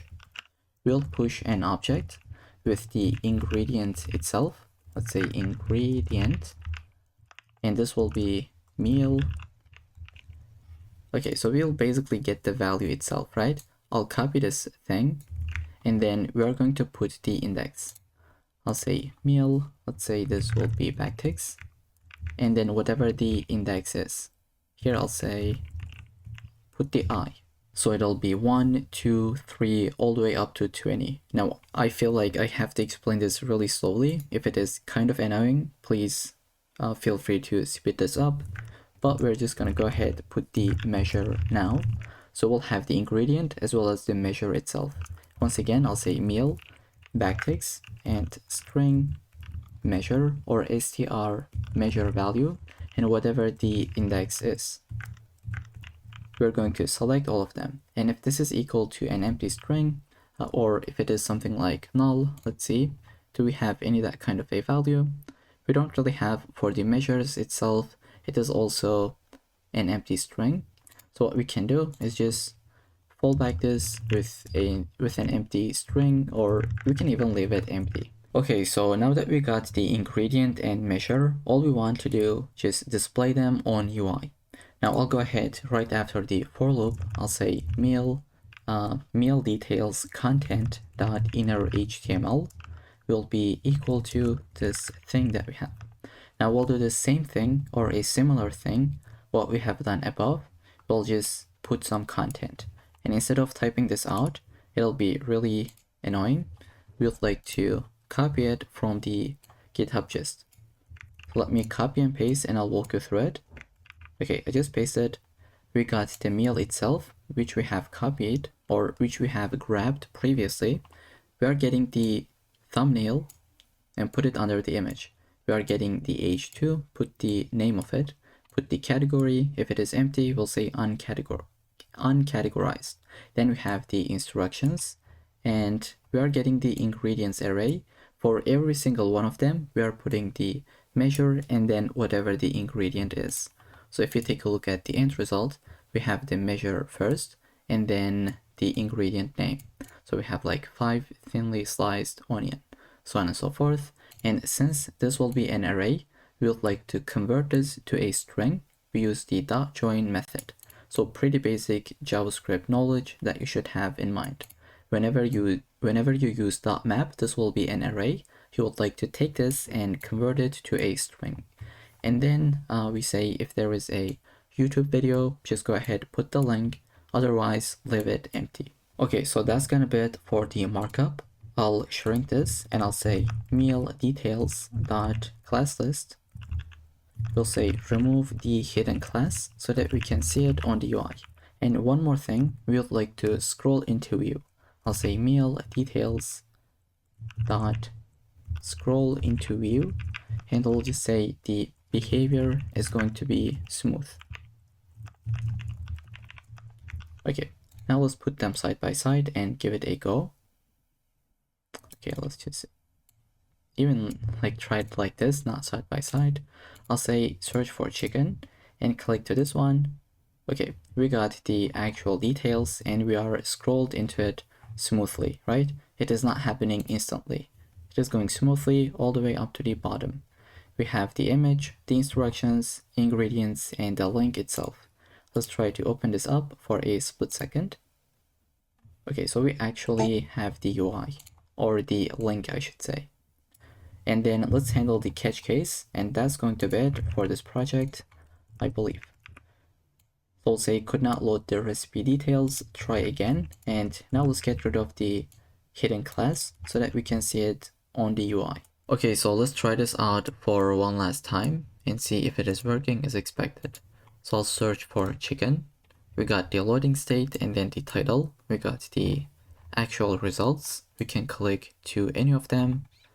We got the details, and we can say back to recipes. It'll be hidden because we are adding the hidden class. And then let's try to search without putting anything.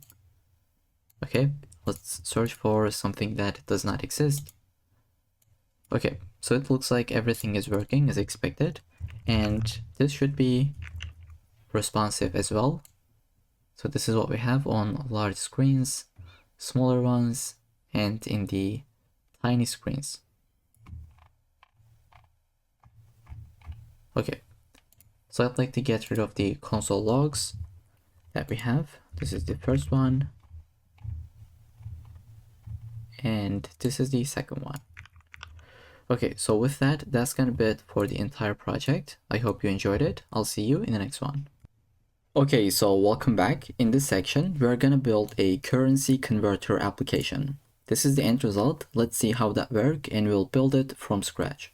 So we can put any kind of amount, let's say 150, and we will convert US dollars to something like euros. And all these currencies are coming from an API, a free service that we'll see just in a second. Okay, let's say convert. This is the equation that we have, and we can even double check this with a different application. So in my Mac, I have Raycast, so I'll say $150 to euros. Okay, so this is more or less the same thing. Maybe this one is using a different API, that's why there is a slight difference, but basically it is the same thing and it is working correctly in real time. Okay, if you would like to get the screenshots, I'll leave the link in the description. So if you would like to maybe build it by yourself, this is the, let's say the starter point. Once you convert, this will be the output. And you have all kinds of currencies, and all of them are coming from an API. So you don't really need to type this out at all. Okay, now let's go and get started with the HTML. I'll say index.html, style.css, and a JavaScript file. So I'll say script.js. First, let's get started with the markup. I'll put them side by side. And let's say start this with the live server. Okay, so I just got a warning as always. This is something that I'll delete later in the video once we complete it, but this will basically update the port. So if this looks like something that you didn't get or kind of confusing, just ignore it completely. It has nothing to do with this project. Okay, so I'll say get the title as currency converter app, and let's put a title like h1 hey. Okay, just refresh. Now it should be working out in real time. As you save, it'll be updated. So the first thing I'd like to do, just link my CSS file as well as the JavaScript file. I'll say script source, that will be script.js file. And then the other thing that we would like to do is to create a container where we would like to put the h1. And let's actually take a look at the end result and go over it. So I'll say it'll take the currency converter as our title. And then right after this, I'll have the form. Let's say form, it'll get the ID of converter-form. Now we don't really need any actions, so I'll go ahead and delete this. We have the ID where we can get started with the very first form group element. Okay, so we're gonna have a label that will be this label amount, right? I'll say for will be for amount, and then content can be amount. Right after the label, we'll have the input that is going to be type of number. Let's put that and give it an ID. Let's say it'll be amount, and then a placeholder. Let's see if I refresh, this is the placeholder that we have. So I'll say enter amount. And let's say this will be required. So if we don't put an amount and try to convert this, we are going to get a warning. Okay, right after this very first form group, we're going to have another one. Let's say group, just like this. And then this will be the select element. Now here we can see we have a select with a bunch of different options. So let's say first just get the label itself. I'll copy this, paste that. Let's say this will be for from dash currency, and amount could be from, sorry, the content could be from, and then we'll have the select element. Let's delete the name. We'll put an ID. Let's say from dash currency. Now the content will be empty at the moment, so we cannot really just go ahead and say option and then add every single option. So we have, I think, more than 100. I didn't really count it. I don't know how much we have, but we cannot really type this out, right? Technically we could spend the next 1 hour and put all of them, but this is not really something that you should be doing. This is not really how you build real world applications, right? This data will be coming from our API. So let's say currency options will be inserted from our API. Okay, so that's gonna be it for the very first one. I'd like to duplicate this, and let's say this is going to be the form group. This will be to currency, right? Let's do the same thing, and then the content can be to. Okay, once again, the options will be displayed, and then finally we can put the result. So once we put an amount, let's say from USD to this one. Okay, so this will be the result text. So we'd like to put that after this select and after this div. I think I forgot to add the button. So go right after the form group, and still within the form, we'll have the button. Let's say the type is going to be submit, and then we can say button will say convert. Okay, and then we can go outside of the form.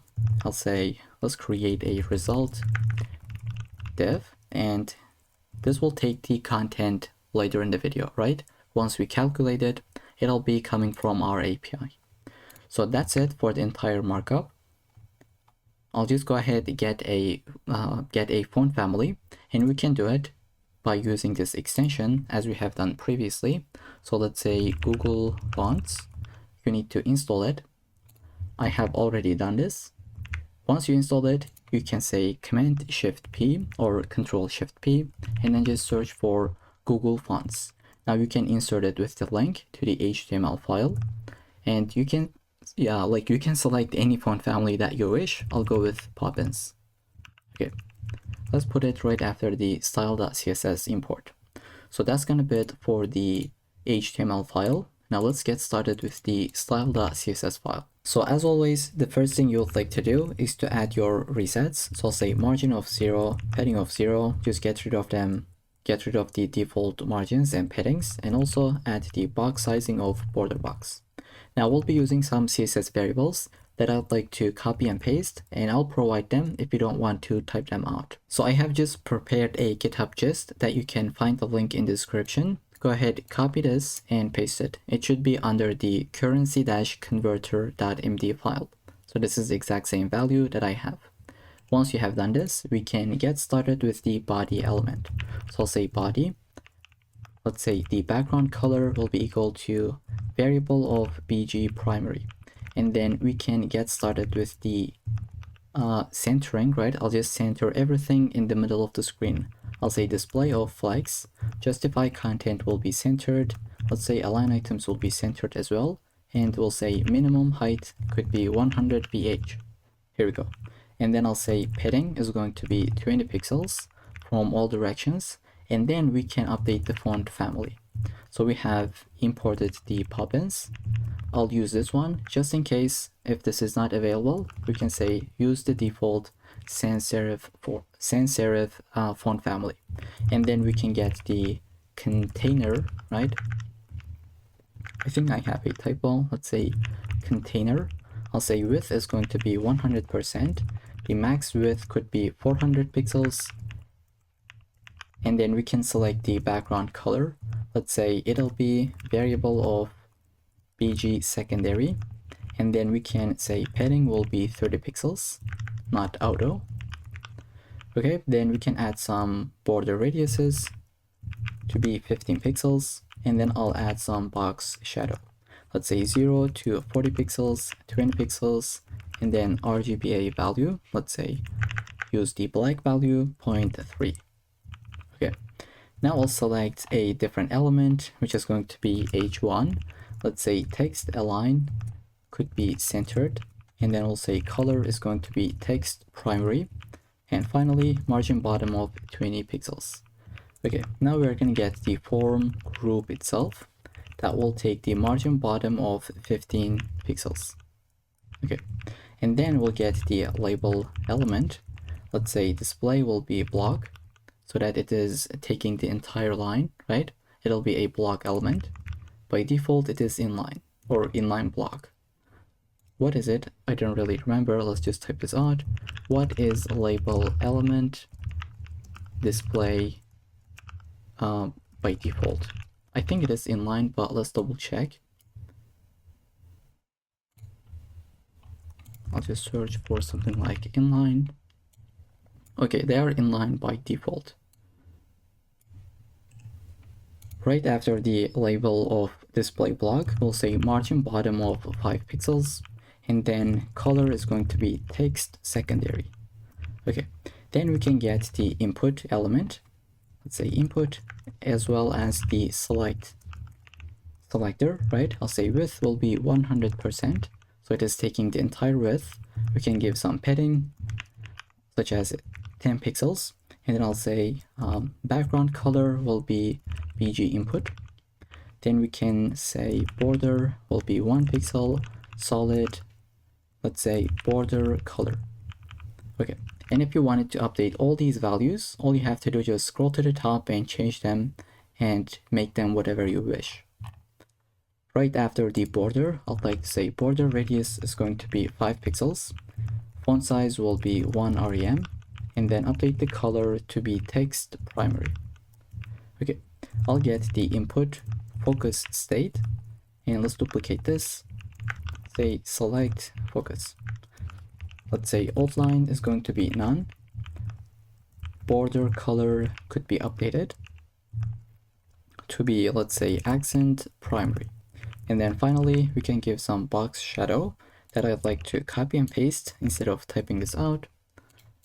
Okay, so this is what we have as the output. Now we'll go ahead and get the button element so that we can style it.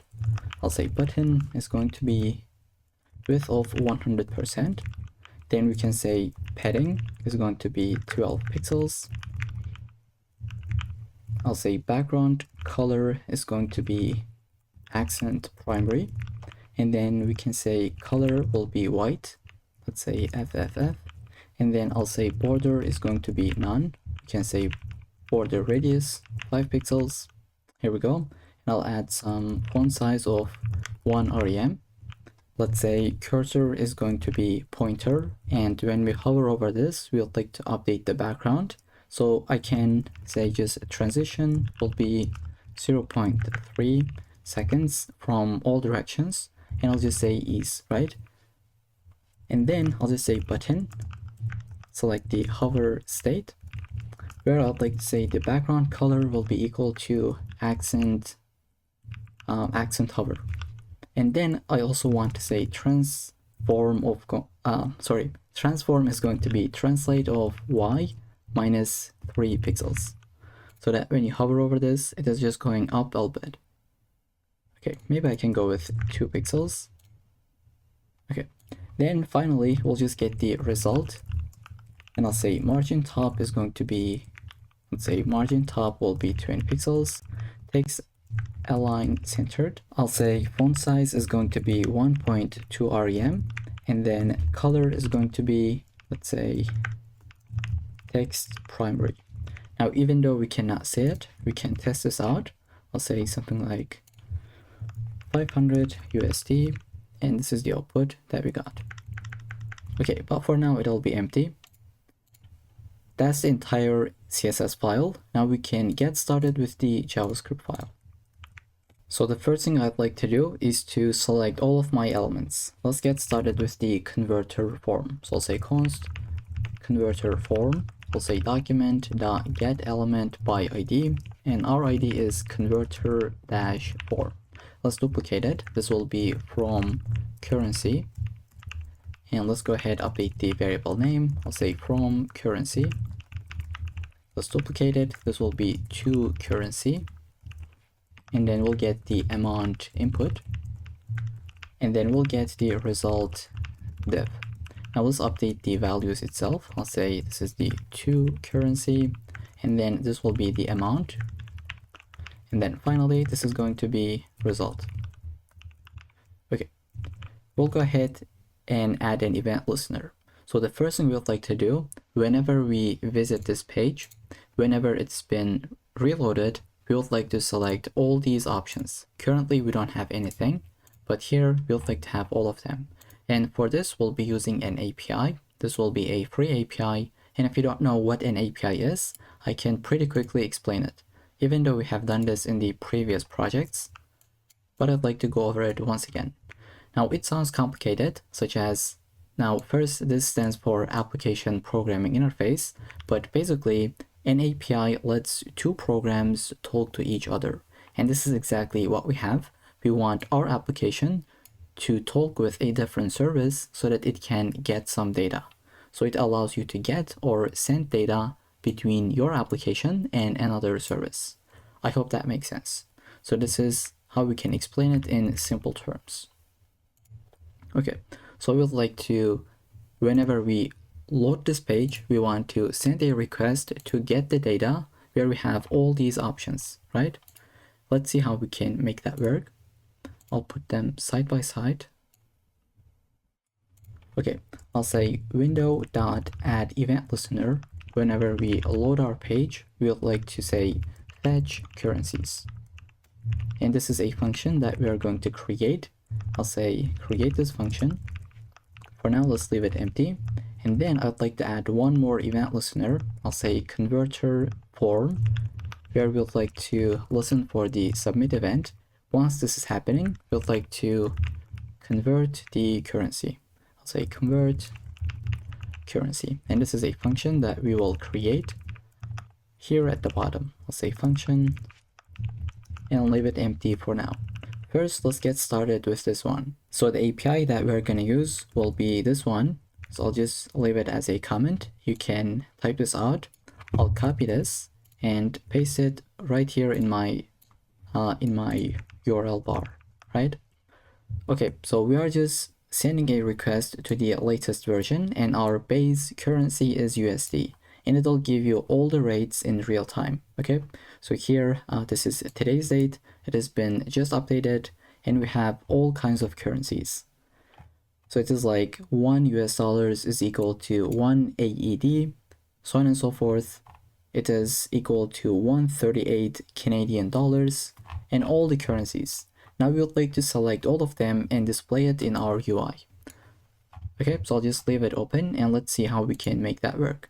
I'll copy this value. I'll say const response. When we send a request with the fetch API to this URL, to this endpoint, we'll get a response. And to be able to use await, we would like to mark this as async. And then we'll say const data await response.json. So if you have ever worked with fetch, this is how you would use it. First, you would get the data and then grab the, you would get the response and grab the data out of it. So this is how we can extract it. And then we'll say const currency options. Now, before we do so, I'd like to just say console log data, okay? Let's see what we're gonna get. If you open up the terminal, you should be able to get this data. Okay, so first they say you can upgrade this to version 6. I think this is the latest version, but this is also working. We can use it. And now under the rates, we have every single rate that this API providing, right? We would like to get the keys, right? On every single rate, we would like to get the key so that we can nicely display it. Okay, so this is exactly what we're going to be doing. We'll get every single key and display it as a currency option. So I'll say currency options will be equal to object.keys, where we would like to get the keys from data.rates. So data is the object. We went into the rates and get the keys. So if you now say console log the currency options, you will see an array of currencies. So since this is an array, we can use the for each method. I'll say currency options dot for each, get every single currency and do something with it, where we would like to create an option. So I'll say const option, and specifically option 1. I'll tell you why. Say document dot create element. Let's create an option element. Then we can say option 1 dot value will be equal to currency, and then we'll say option 1 dot text content will be equal to currency as well. Then finally we'll append this to UI. So first we'd like to pass this value to the from element, and then we'd like to create the same option for the to element, right? For the to select. Here I'll say from currency dot append child, append the option 1. And then let's do the exact same thing for option 2. Oops, let's say duplicate it. This is going to be equal to option 2, option 2 dot value, and then append this one. Okay, so that's kind of it for this entire function. As you can tell, we got all these currencies as an option. I think this does not work because this should be to currency. Okay, now we got the exact same values here on this one.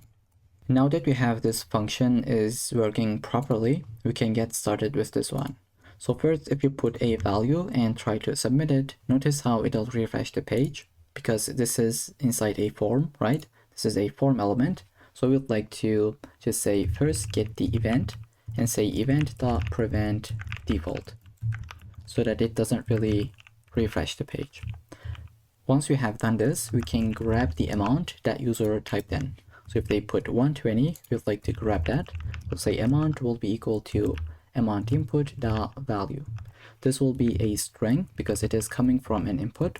So we can take this and convert this to be a number, right? I'll say parse float, and we can get this value.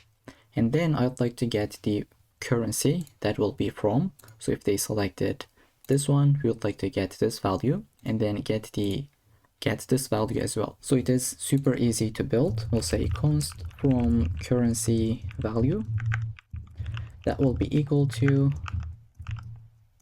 from currency dot value, and then I'll duplicate this. Let's say to currency value and do the exact same thing as the variable name. Now what happens if user put something like -5? We would like to give some alerts, right? I'll say if amount is less than 0. We don't really want to calculate it. Instead, I'll say alert. And if you wanted to, you can put it under the curly braces as well. I'll say alert, please enter a valid amount. And then we can return out of this function. We don't really want to do anything else, right? So I'll go ahead, put something like -50 and convert this. We got an alert that it says, well, please enter a valid amount. And then if this is not the case, that means we can actually convert it. So we'll send a request to our endpoint, which is this one, but instead of typing out as USD, we will say something else. So we'll say fetch, make this to be a backticks, paste this in. Instead of USD, we will say whatever the from value is, right? I'll say from currency value, because we don't really know what user will select, right? And then we'll say get the response. I would like to make this an async function. Okay, we'll get the data, and this should take the await in front. Okay, now we can get the rate itself. Let's say const rate, and we'll say data dot rates, just like what we have done previously, but this time we would like to get the selected rate. So we'll say to currency value. This will give you the rate, and we can convert this. I'll say const converted amount. We'll say whatever the amount is, multiply this by rate. So this is how we can calculate it. Super basic math. And then I'd like to get something. So what is that? It'll be this dot to like two floating numbers, right? If you don't add it, maybe it'll be longer than this. But I'd like to get this and just say to fixed to only two values, right? Only two floating numbers. And then we can finally update the result div.text content. Let's say this will be backticks, where we'll like to first put the amount and then the from currency equal to currency and then the currency name. So say amount, one space, and then from currency value will be equal to, let's say, converted amount, and then whatever the to currency is. Okay, now let's save and take a look at the output. This is what we have built. I'll say 150 USD to, let's say, euros. I'll search for it. And let's say convert. This is the value that we got. Let's double check. Let's say $150 to euros. Okay, more or less it is the same, right? It is working properly. Okay, so with that, that's gonna be it for the entire application. I hope you enjoyed it. I'll see you in the next one. Okay, so in this section, we're gonna build a GitHub user finder. Now, by default, I put my own name. So when you refresh the page, it'll go ahead and get my own GitHub profile. But at the end of this video, I'll show you how you can put your own name. And then you can search for anyone. Let's put something like Brad. It'll go ahead and get this profile with the latest repositories. Okay, so this is the application. This is how that works. It is completely responsive, by the way. Let's go ahead, try to shrink the screen. So everything will be in the column direction without breaking anything. And to be able to build this application, we'll be using the GitHub API. So there is a free API where you can fetch GitHub profiles. So here's the entire link, api.github.com/users/ whatever your username is. In my case, this is what I have. You can put your own username and it should be able to fetch your profile. Now, this only gives you the profile. You cannot get the repos, right? But they have this repos URL. If you send a request, it'll give you the repositories that you have, right? So this is what we'll be doing. We'll send one request to fetch the profile and then another request to fetch the repositories. So I hope that makes sense. If not, we'll see it in action just in a second. And if you'd like to get the screenshot, maybe you'd like to build it without watching the video, here you can find the link in the description, completely free. So the first thing I'd like to do is get the, let's say, font awesome so that we can use these icons. Okay, so I'll visit cdnjs.com. Let's search for font awesome and I'll copy the link. Now let's get started with the HTML. So I have an empty folder and 3 empty files. Let's get started with the markup. So I'll put them side by side and let's say just have this title as a GitHub user finder, let's say. I'll put an H1 that says hey for now. Let's say open this up. Okay, so we have it. Now let's link our CSS file and then put the font awesome link. And at the very bottom, just before the body closing tag, I'll say script source. We'll go ahead link our script.js file. Okay, now let's get started with the actual content. So we'll have the container and I'd like to just take a look at the end result as we build it so that I can reference to this markup as we go. So let's say container and then we'll have the header component, the header element, which will have the H1. So the first thing I'd like to have is this GitHub icon. So I'll say use the I element. We'll say class of fa-GitHub. So this is coming from Font Awesome, as you might know already. And next to this icon, we'll put the text, which is GitHub, let's say user finder. And I'll capitalize the H as well, because why not? Okay, so right after the h1, I'll put the p tag, where we'll say search for any GitHub user profile. Okay, so I'll just put this p tag. Right after the header element, we would like to put the search container. Say create this div, and I'll have an input element, which is this one, and next to it we'll put a button. So I'll say input, this will be type of text. Let's say it'll have the ID of search. It'll have the placeholder of, let's say, enter. So if you delete that, this is the placeholder that we have. Let's say enter a GitHub username. And then right after the placeholder, I'd like to say something like autocomplete will be off, so that it doesn't really get annoying with the auto completions. And then I'd like to put the button. Let's say ID will be equal to search dash btn, and then the content will be search. Okay, right after the search container, we'll go ahead and create the profile container itself. Let's say profile dash container, but I think this will be an ID. So let's say this will be a hash at the beginning. Okay, and then I'd like to put the class of hidden by default, because if you refresh this, when you first visit this page, it'll be invisible, right? We'll have a loading state. Once we fetch the profile, then this profile header will be visible. So we'll just have the hidden by default.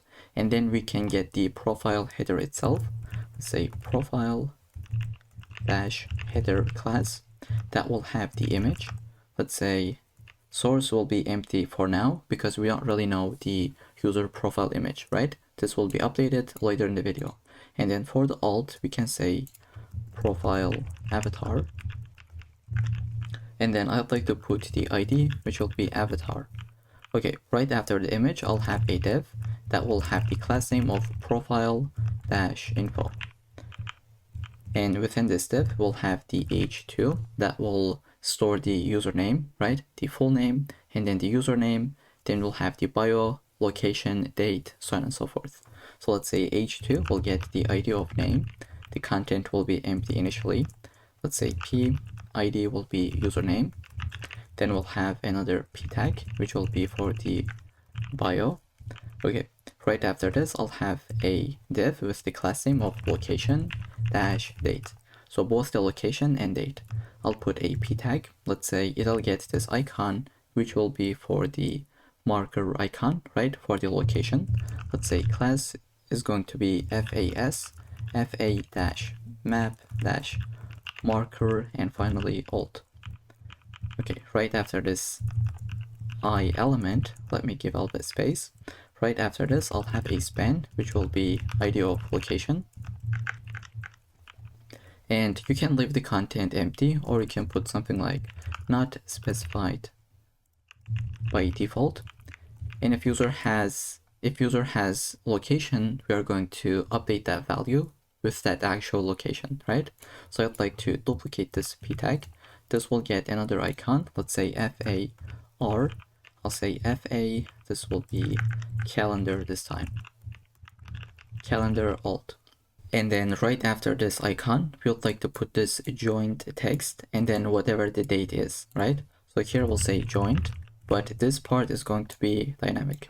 So for now, I'll leave it empty, and I'll say this is not going to be a location, but instead a joint dash date. Okay, so that's going to be it for the second p tag as well. Let's go outside of this div, which is the location and date. I'll have an a. Oops, I think I have made a mistake. Okay, let's go outside of this location date, and then I'll put the a tag with the ID of, let's say, profile dash link. And href is going to be empty for now. We can even delete it because that href will be added once we fetch the profile. So this is going to be the ID. Let's say target is going to be underscore blank, so that when we click to it, it'll open up it'll open up with a new tab. And then after the target, we can say class name is going to be button. Here I'll say view profile. That's going to be it for the content.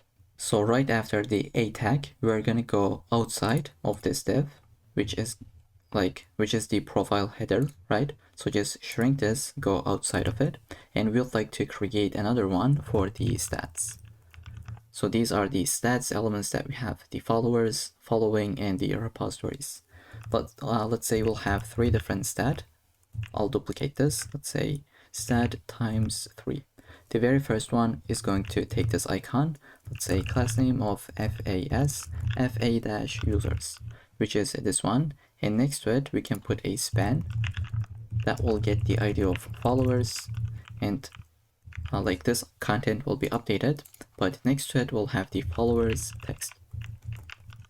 Okay, so we'll do the same thing for the following and repositories. What I'd like to do, copy this, paste this inside, and same for this one, but we will update the icon. Let's say this will be FAS, FA-user-friends, and let's say following, this will be repositories, and then the icon, and also this should be following, by the way. Let's fix it. The ID will be updated, and this ID will be repos, let's say, and then icon will be FAS FA code dash branch. Now if you save, you should be able to see the output. We are going correctly, right? All we have to do is just build the entire markup, then we'll jump into the CSS. Okay, so right after the stats, let's shrink this. We'll go outside of it, and we'll create the additional info, such as these ones, right? I'll say dot additional dash info, and I think I have a typo. Let's say it'll be additional, just like this. So we'll have 3 different items. The first one will be, let's say, info dash item, and we can duplicate this twice. This will get the ID of, let's say, company container, and then we'll create for the blog container or the website, and then the Twitter container, right? So now I'd like to have an I element. Let's say class will be FAS, FA-building, which is this one, and then next to it we can have a span that will be ID of company. Here I'll say not specified by default, and then we'd like to build the rest of it. So I'll get this ID, paste this in. This is going to be blog-container. I'll get the content, paste this in. The icon will be FA link, and then let's say ID. So the ID is going to be blog, but this is going to be a link. So I'll say a element, right? When we clicked it, it'll take us to that website, whatever that is. And then we'll say open this up with a new tab. So we'll say target underscore blank. And we can say something like no website by default. So I'll do the exact same thing for the very last one. Let's say it'll be Twitter container. And for the content, let's try to copy this, paste this in. We'll update the icon. That will be FA Twitter. And this should be FAB, by the way, not FAS. And then we'll still have the link. ID will be Twitter as well. Target underscore blank, and let's say no Twitter, just like this. Okay, so let's save and take a look at the output. Everything is right here on markup on HTML, right? So right after the A element, go outside of these 2 divs, right after the additional info, right? We'll shrink this, and we're gonna put the repos container, or let's say repos dash section. And then I'll have an H3 that says latest repositories. Let's go ahead, paste this in, and then I'll have a div that will be the ID of repos dash container. Let's say class will also be repos dash container. And then we can put the actual div. Now this will be for the loading state. I don't really know if you can see it, but for a split second, now this is too fast, but like there is a loading state. Let's try to actually see it. I'll go ahead, slow down my internet connection. So let's say it'll be slow 4G. I think we should be able to see it. Maybe let's say 3G. Okay, it's incredibly fast. Let's try to copy this and try to open this up in incognito window. and I'll try to do the same thing. Okay, it's incredibly fast because it is coming from the cache. Can we just disable the cache? Okay, let's say disable the cache and run this all over again. Now this is super slow, but let's try to see. Okay, here we can see we have this loading repositories for a split second. So we'd like to build it. Okay, I'll just put this to previous state. Okay, so let's put them side by side. We'll have this div that will say the loading repositories. So I just put this text that says loading repositories and I put this class. Now I'd like to add a comment where the repositories will be inserted here dynamically, right? Once we fetch the profile, they will be, like the repositories will also be fetched and we are going to put it into here from our JavaScript code. Okay, so that's gonna be it for the repos section as well. Now, right after this div and these three, okay, so just go outside. So right after these three divs, which is going to be basically the profile container, just shrink that, and outside of it, we would like to put the error container. So if we have an error, let's try to put a user profile that does not exist. I hope this doesn't really exist. Let's search for it. Okay, so we're gonna put this error container. By default, it would be hidden, but once we hit the error case, we are going to display it, which says no user found, please try another username. Okay, so with that, that's gonna be it for the entire markup. This is what we have. We would like to now jump into the CSS file and get started with it. So the first thing we would like to do, as always, it'll be our basic resets. Let's say padding will be resetted, same for the margin, and then box sizing will be equal to border box. Now I'd like to add some CSS variables, and instead of typing them out, I have prepared an entire list that you can find the link in the description, find the GitHub finder.md, and then copy this root object. Just go ahead, paste this in. So we have a bunch of different values so that we can use them to get this beautiful purple theme. Okay, now I'd like to select the body element. Let's say background color will be updated to BG dark. We would like to update the color as well. That will be text light. And since we are using a CSS variable, we have to wrap them with this variable function, right? And then I'd like to say display will be flex. And then we would like to say justify content will be centered, align items will be centered, and let's make the minimum height to be 100 ph so that our entire content is centered in the middle of the screen. And then I'll get the padding to be 30 pixels to 15 pixels. And then we can save. Let's take a look at the output as we go. Then I'd like to finally add the font family to be sans serif. And maybe we can even update the line height to be 1.6 so that everything is just a bit more spaced out. Now we can get the container itself and just give it a maximum width. So I'll say the container will be selected, width will be 100%, but the maximum width is going to be, not height, but let's say width, is going to be 800 pixels. Okay, and then we can get the header element. Let's select it. I'll say header will be selected. We can say text align will be centered, and then margin bottom will be 30 pixels. Okay, then we can get the h1. Let's say font size will be equal to 2.2 rem, and then margin bottom will be 10 pixels. Finally, update the color to be primary color. Okay, then we can get the header of I was going to say get the p tag in the header, and then we'll say color will be text gray, and let's say font size can be 1 rem. And then I'll get the search container, which is a class. Let's get this one. I'll say display will be flex, margin bottom of 30 pixels, and then gap of 10 pixels. Here we go. And I'll say let's select the input, but specifically the type of text. We'll say type is equal to text. We would like to select this input and just say flex will be 1 so that it is taking the entire space.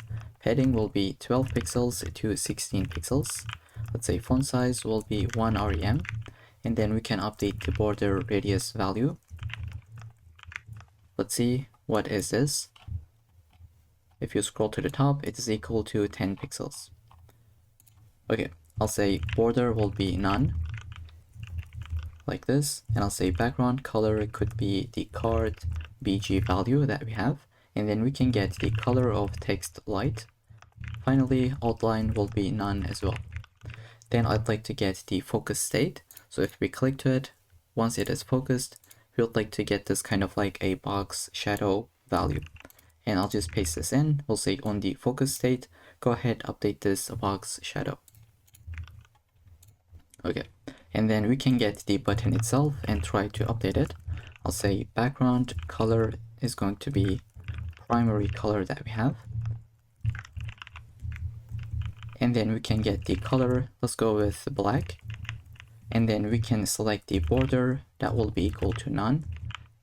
Let's say border radius will be updated. Padding could be 0 to 20 pixels. Then we can add like font size of 1 rem. Font weight could be, let's say 600.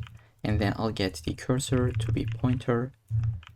And finally, we can give the transition. We'll say background color and 0.3 seconds. So when we hover over it, we would like to update the background color to be this primary color that we have. And then right after the button, we can select the profile dash container, which is going to be the ID. We'll say background color, get this card BG. I'll get the border radius, let's say variable of this value. Padding, let's say 25 pixels from all directions. Add some box shadow, which is going to be shadow medium, and then margin bottom of 20 pixels. And then we can get the profile header class. I'll say display will be flex, align items will be flex start, and then gap of 25 pixels, margin bottom 25 pixels as well.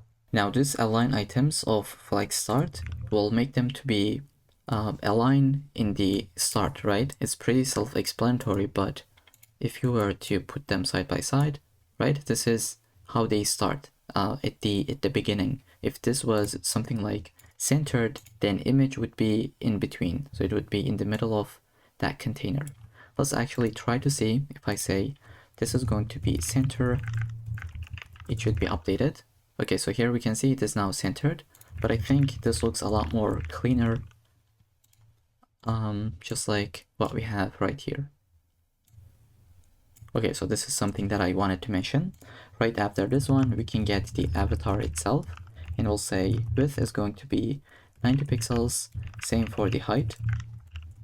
And then we would like to, let's fix this. We would like to say border radius will be 50% so that it is a it is a circle. Let's say object fit will be cover, and then I'd like to update the border value to be 3 pixels to solid and primary color that we have. Okay, then we'll get the profile info. Let's say profile dash info flex is going to be 1 so that it is taking the entire space that is remaining. And then we can get the name element. We'll say font size will be this, and then margin bottom will be updated. Let's do the same thing for the username. So currently we cannot see those, but they will be added once we get into the JavaScript section. And then let's select the bio. These are super simple styles. That's why I'd like to copy and paste instead of typing them out. We have the bio where we have this color as well as the margin bottom. Let's do the same thing for the location date. We'll say display flex and let's save. Now they are side by side. The location as well as the date. We have some gap, margin bottom, color has been updated, and then the font size. Now we can get the location date icons, and we can say color will be the primary color that we have. Now it's been updated, and we can say margin right could be something like 5 pixels. And then we can get the btn class and try to update it. I'll say display will be inline block, and then I'll add some paddings. Let's say something like 6 pixels to 16 pixels. Sorry, 8 pixels to 16 pixels. I'll say background color will be updated to be primary color, and then we can update the color itself. Let's go ahead and say color will be black, and then I'd like to just copy the rest of it. We will update the text decoration border radius, font weight, font size, and then the transition, because when we hover over it, we would like to update the background color to be this value. And I think this should be equal to background color. Okay, so this is the output that we have at the moment. The next thing that I'd like to do is to update my stats. So here I'll put my comment and then the stats so that they are side by side, where we set display of flex, gap of 15 pixels, and just space between. Now we can select every single stat. I'll just put them one by one. Now these have been updated, but I think we are missing the stat on this class or on this element. Let's visit the index.html under the stats. Where do we have it? Okay, we have stat. Okay, so I think I have double stats right here. Let's try to delete them, and this should also be deleted. Okay, so we have one stats parent and then one stat second and then the third one. Now they all have been updated. So right after the stat, we can get the icon, update the color, as well as the margin right. So this is what we have at the moment. Okay, then we can get the error container and try to update the background color as well as the color itself so that we can get this output. And then I'd like to add this hidden utility class. Let's say display will be none so that it is not really visible on the screen. So if you save now, they should be invisible, right? Because we have added this hidden class by default. And then we can get the additional info. Let's select this class. Additional dash info. Let's say margin top will be 25 pixels. Let's say display will be grid. And then we'll say grid template columns is going to be repeat of auto dash fill. And then I think I have an extra brackets. Let's delete them. Autofill of, let's say, min max of 20 pixels to one fraction. And then we can get the gap of 15 pixels. Then we'll give the border top. Let's type this out. Border top will be 1 pixel solid, and let's use this value. I'll say 255 a couple of times, and we'll just get this value. So even though we cannot see it on the screen, but basically this is the place that we are trying to build, the additional info, right? We have added this border top, and let's say the padding top is going to be equal to 20 pixels.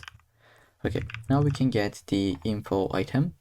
I'd like to copy and paste because it is such a simple style. We have display flex, align items of centered, we have some gap, color has been updated, as well as the font size itself.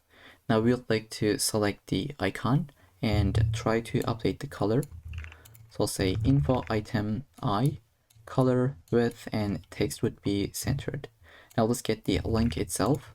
So I'd like to copy and paste, here we go, so that they can look like this. And on hover state, so if I hover over the link, we would like to update the text decoration as well as the color itself. So I'll add the hover state, just like what I have just mentioned. Okay, so let's save. That's the styles that we have. And the other thing we would need is the repos dash section, where we would like to add some margin top of 30 pixels. Then we can get the H3. I'll say select the H3 and update the font size to be 1.2 rem. Let's say margin bottom will be 15 pixels. We can add some colors such as text light, and then we can add the padding bottom to be 10 pixels, and then we can add this border bottom. So instead of typing this out, I'll go ahead, copy and paste with this value. So that's gonna be it for the H3. Now we can get the repos container itself and make them to be responsive with the display grid. Okay, now let's save. Of course, we cannot see the output because we don't really have any UI at the moment. But yeah, so this is the output that we are building at the moment. So these are the styles that we would need.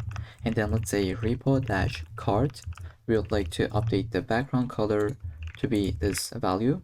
And then I'd like to update the border radius with this 10 pixels that we have. And then we can give some paddings from all directions, right? I'll say padding will be 15 pixels.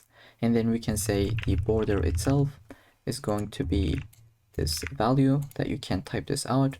And then I'll add the transition.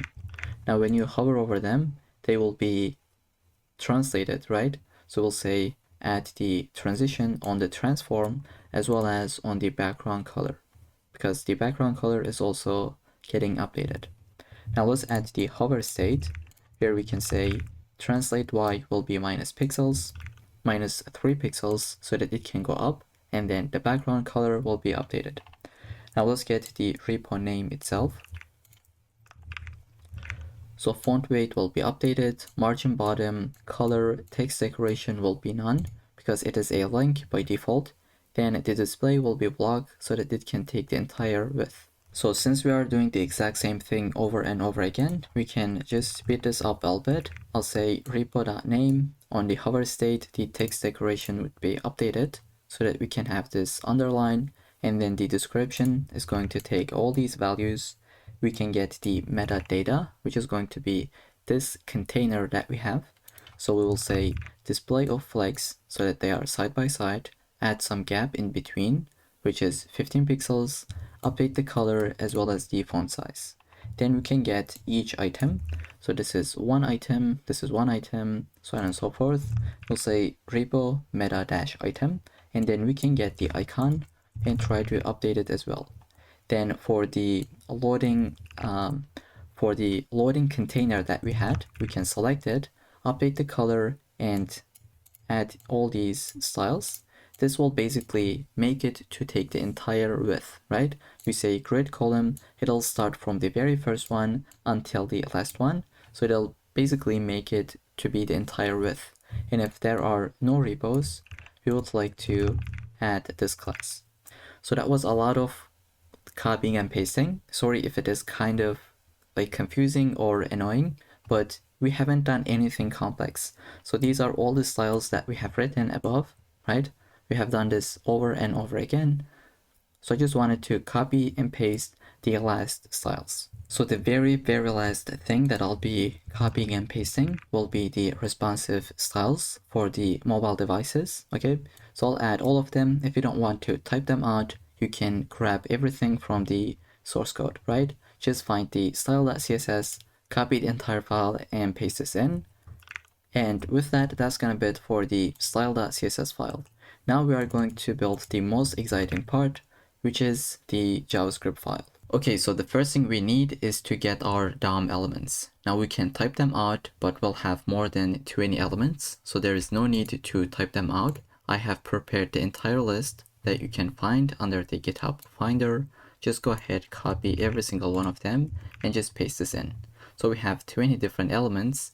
So we'll just use all of them to display the UI nicely here on this application, right? Okay, now that we have all the elements, we can add some event listeners. So when we click to this button, we'd like to search, or if we press enter, we also want to search. So let's add both of those event listeners. So I'll say search button dot add event listener. This will be click, where we'd like to call the search user function, and let's duplicate it. This time we will listen for key press, but we would like to add this onto the search input element. So we'll add the key press event. We'd like to do a quick check. So I'll get the event, and we'll say if event.key is equal to enter, right? Only if it is equal to enter, then we would like to search for the user. I'll say if e.key is equal to enter, we would like to just say search the user. Okay, now we need to create this function. Let's go ahead, create it. This will be a function, search user, but now this will be an async function because we'll be using await within this function. And first, let's try to get the value, and we'd like to check if it is an empty value or if it is an actual input, right? So let's see what I mean. I'll say const username.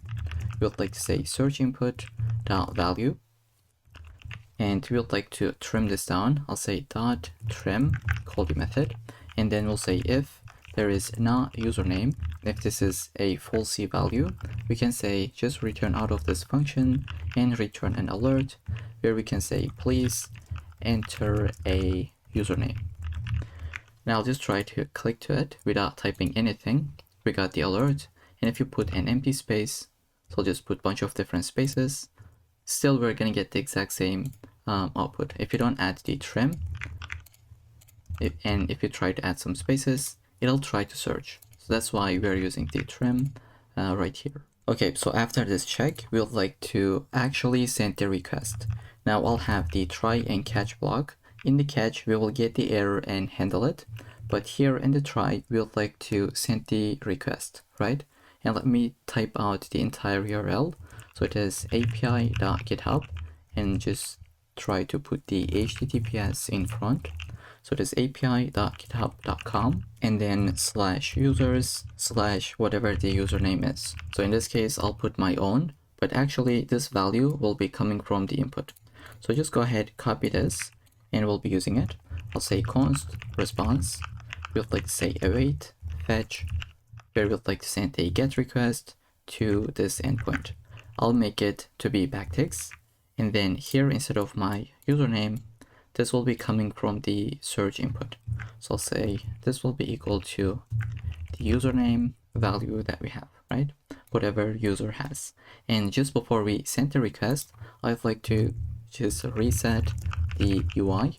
So I'll say profile container dot class list dot add.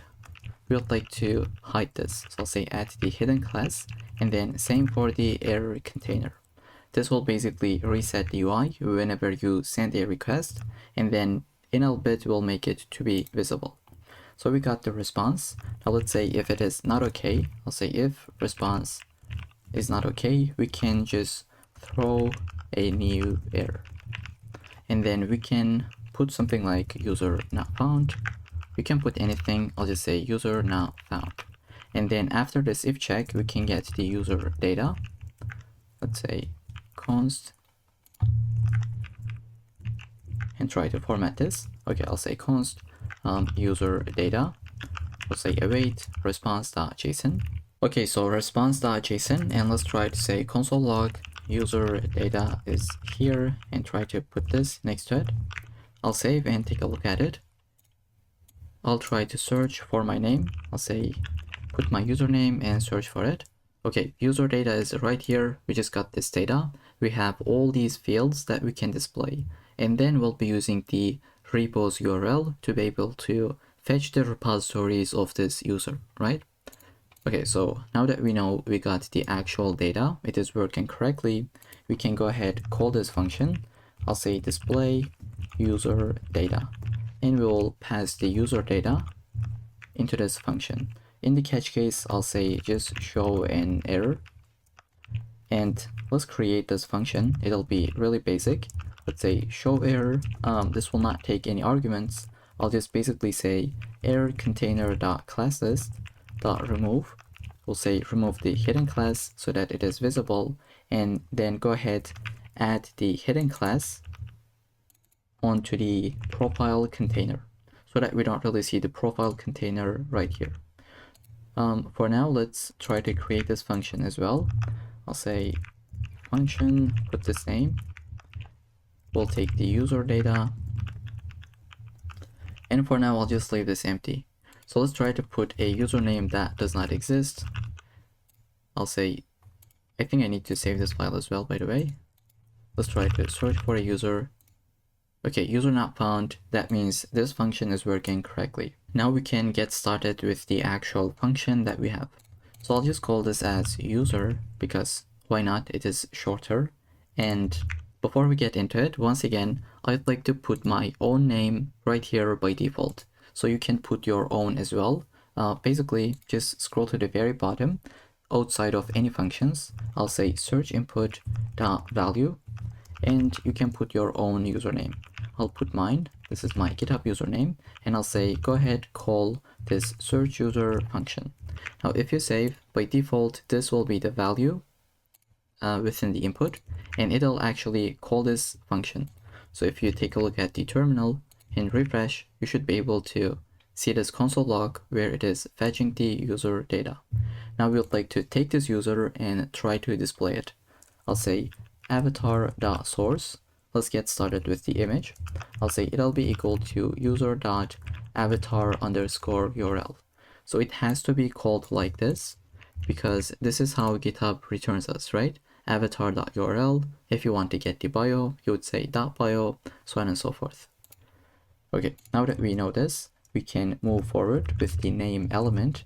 We'll say text content will be equal to user.name, or if this is undefined, we can put the username. I'll say user.login. So this is how GitHub calls it. For the username, it is under the login field. I'll say username element dot text content will be equal to backticks. I would like to put the @ symbol, and then I'll say user.login. And then we can put the bio element. Let's say text content will be equal to user.bio. If this is undefined, we can say no bio available. So that's gonna be it for the basic info. Now we can update the location and date. I'll say location element dot text content will be equal to user.location. Let's try to type this out. But if this is not really specified, we can say not specified. And then let's try to put the joint date. I'll say joint date element dot text content will be equal to user.created _@. So this is the field how GitHub stores. So created _@, but now this date is not really formatted, right? It is kind of like ugly. So we'd like to make it look nice so that we can put this like December 1 and then the year. We are going to build a function where we can format it. For now, I'll just leave this as a to-do. I'll say to-do format the date. Okay, so right after this one, we can add the stats. Instead of typing them out, I'll copy and paste 4 lines of code. We will update the profile link, which is coming from this field. Same for the followers, following, and then the repos. Now for the additional info, we can put this if-else statement. I'll say if user.company existed, we can update that, but else we can say not specified. So you can either wrap them with curly braces, or if it is a single line, we can put them as a one-liner. And then I'll do the same thing for the user blog, if user has it or not. So I'd like to just paste this value, and let's maximize this entire screen.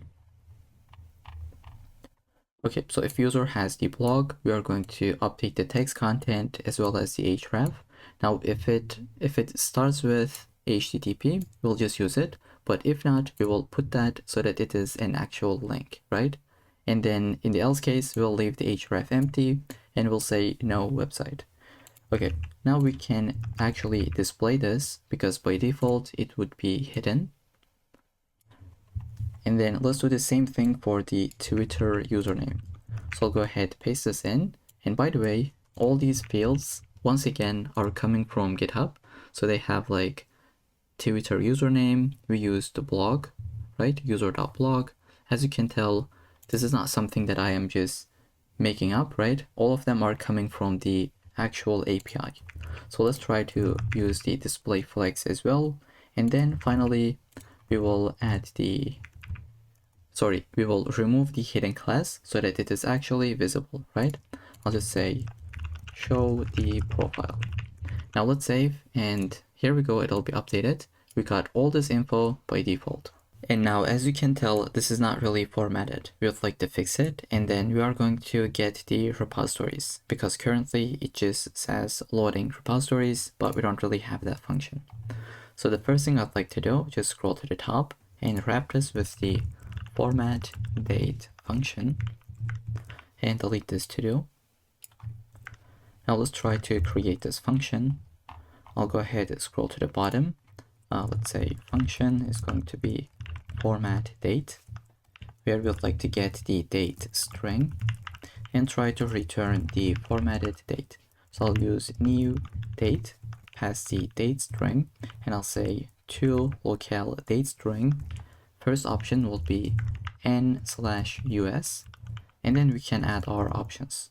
So I'll say year is going to be numeric, and then I will duplicate this twice. Here we would like to select the month.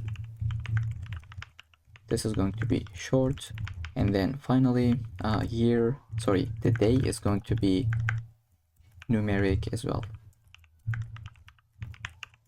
Okay, let's try to save. Now, as you can tell, it's been updated.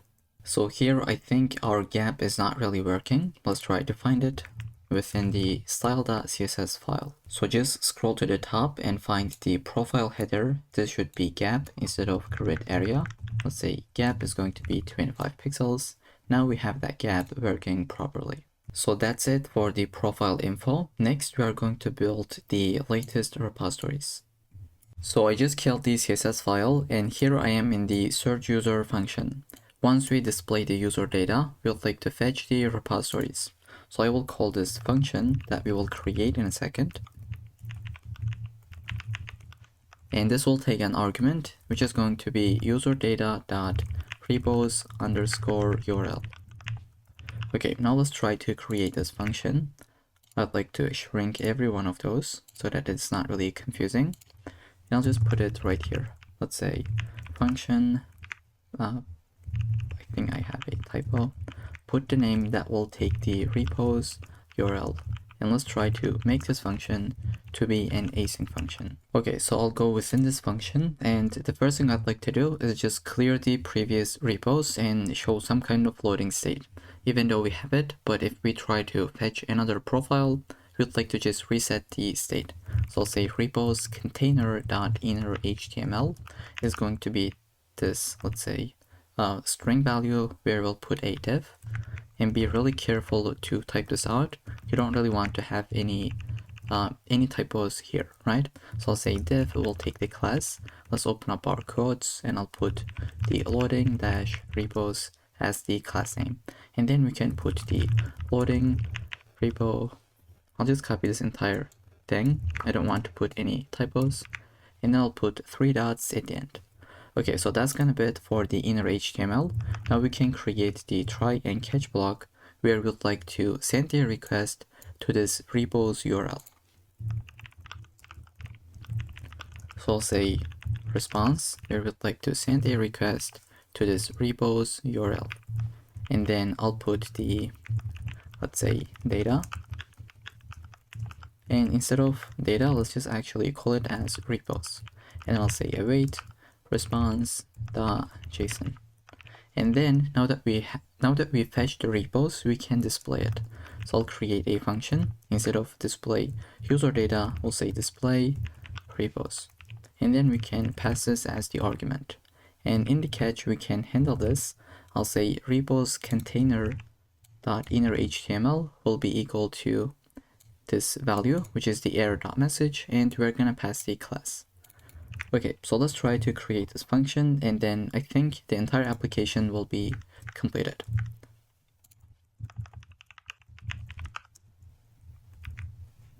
So first I'll check for an edge case. So I'll say if repos, let's say if repos.length, if it is equal to 0, that means no repos found, right?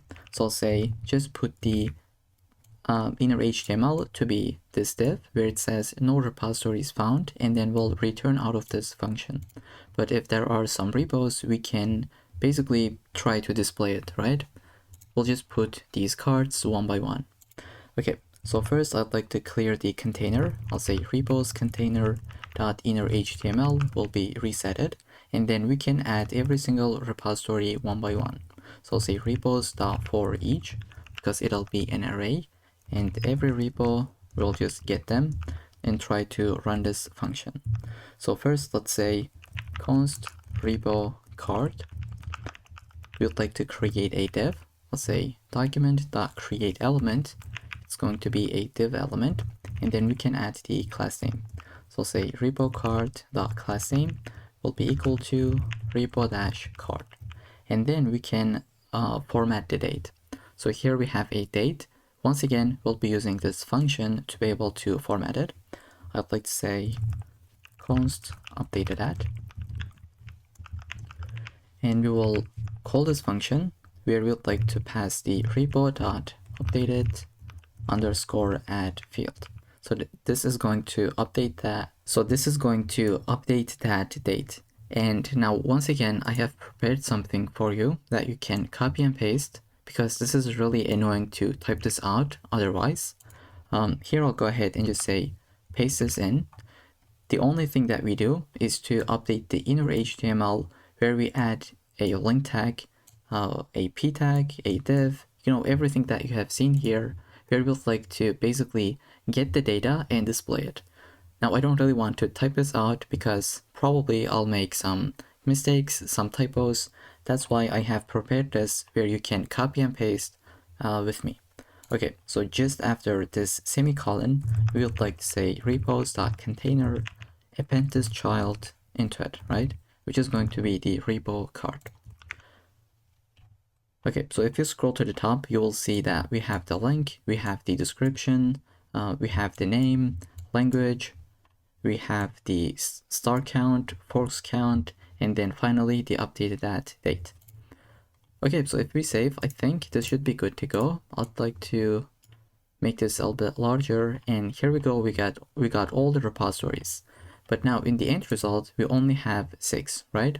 How does that work that we got 30 in this case?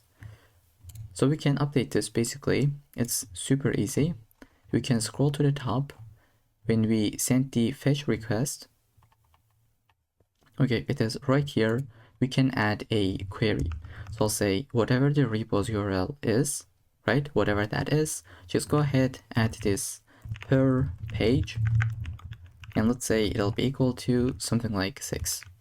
Let's save and take a look at the output. I think this should be underscore per page. Okay, now we got only 6 values, right? 6 repositories. Let's say make this to be 10. You would get only 10 different repositories. So this is something that you can add to make that work.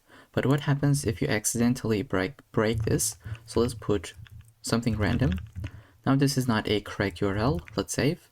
So we got this error where it says failed to fetch. So this is something that we have even handled, right? Under the catch. This is what is happening.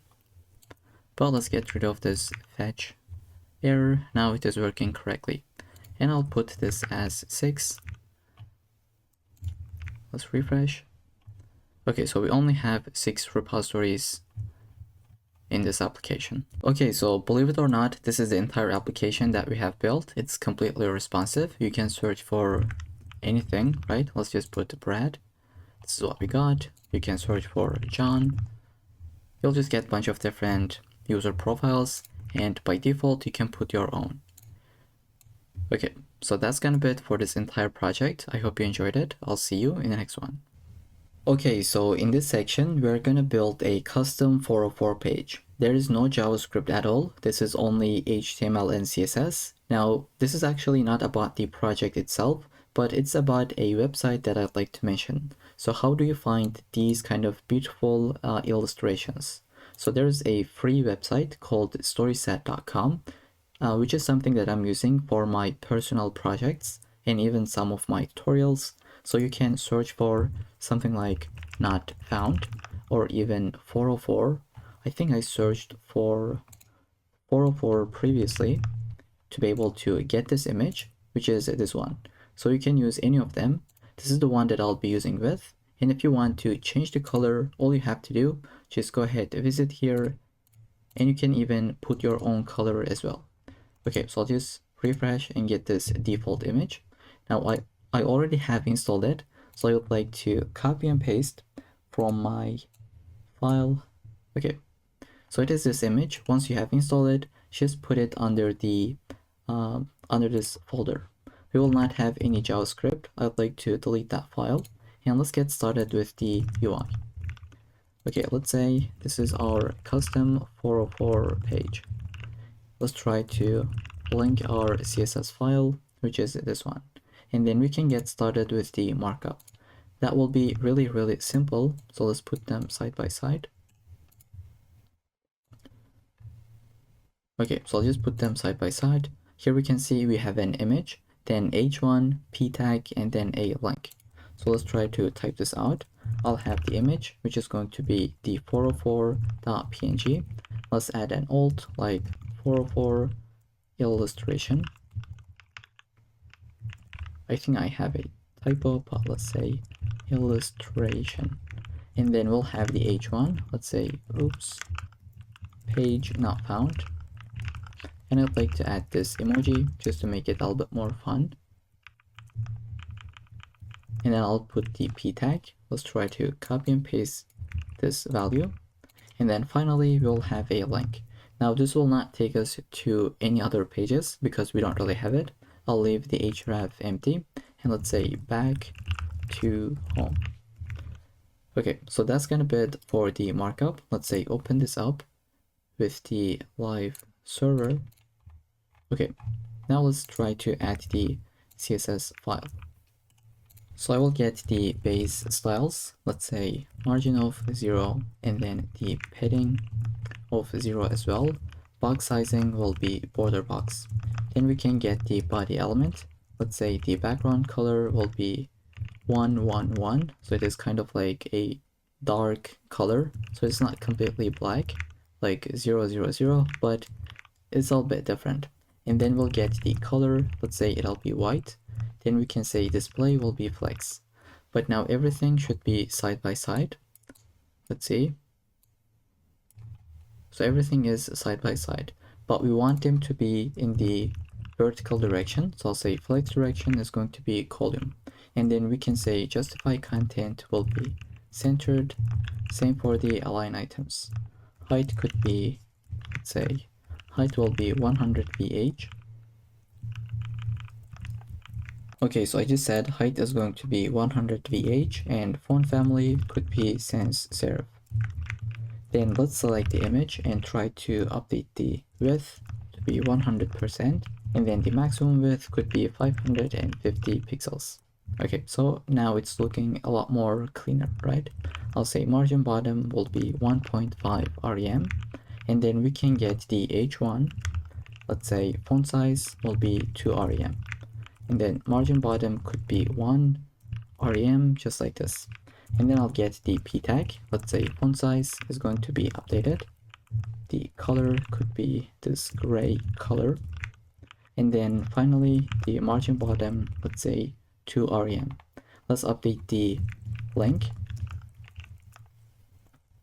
So I'll say background color is going to be this green value, which is #3ec f8e.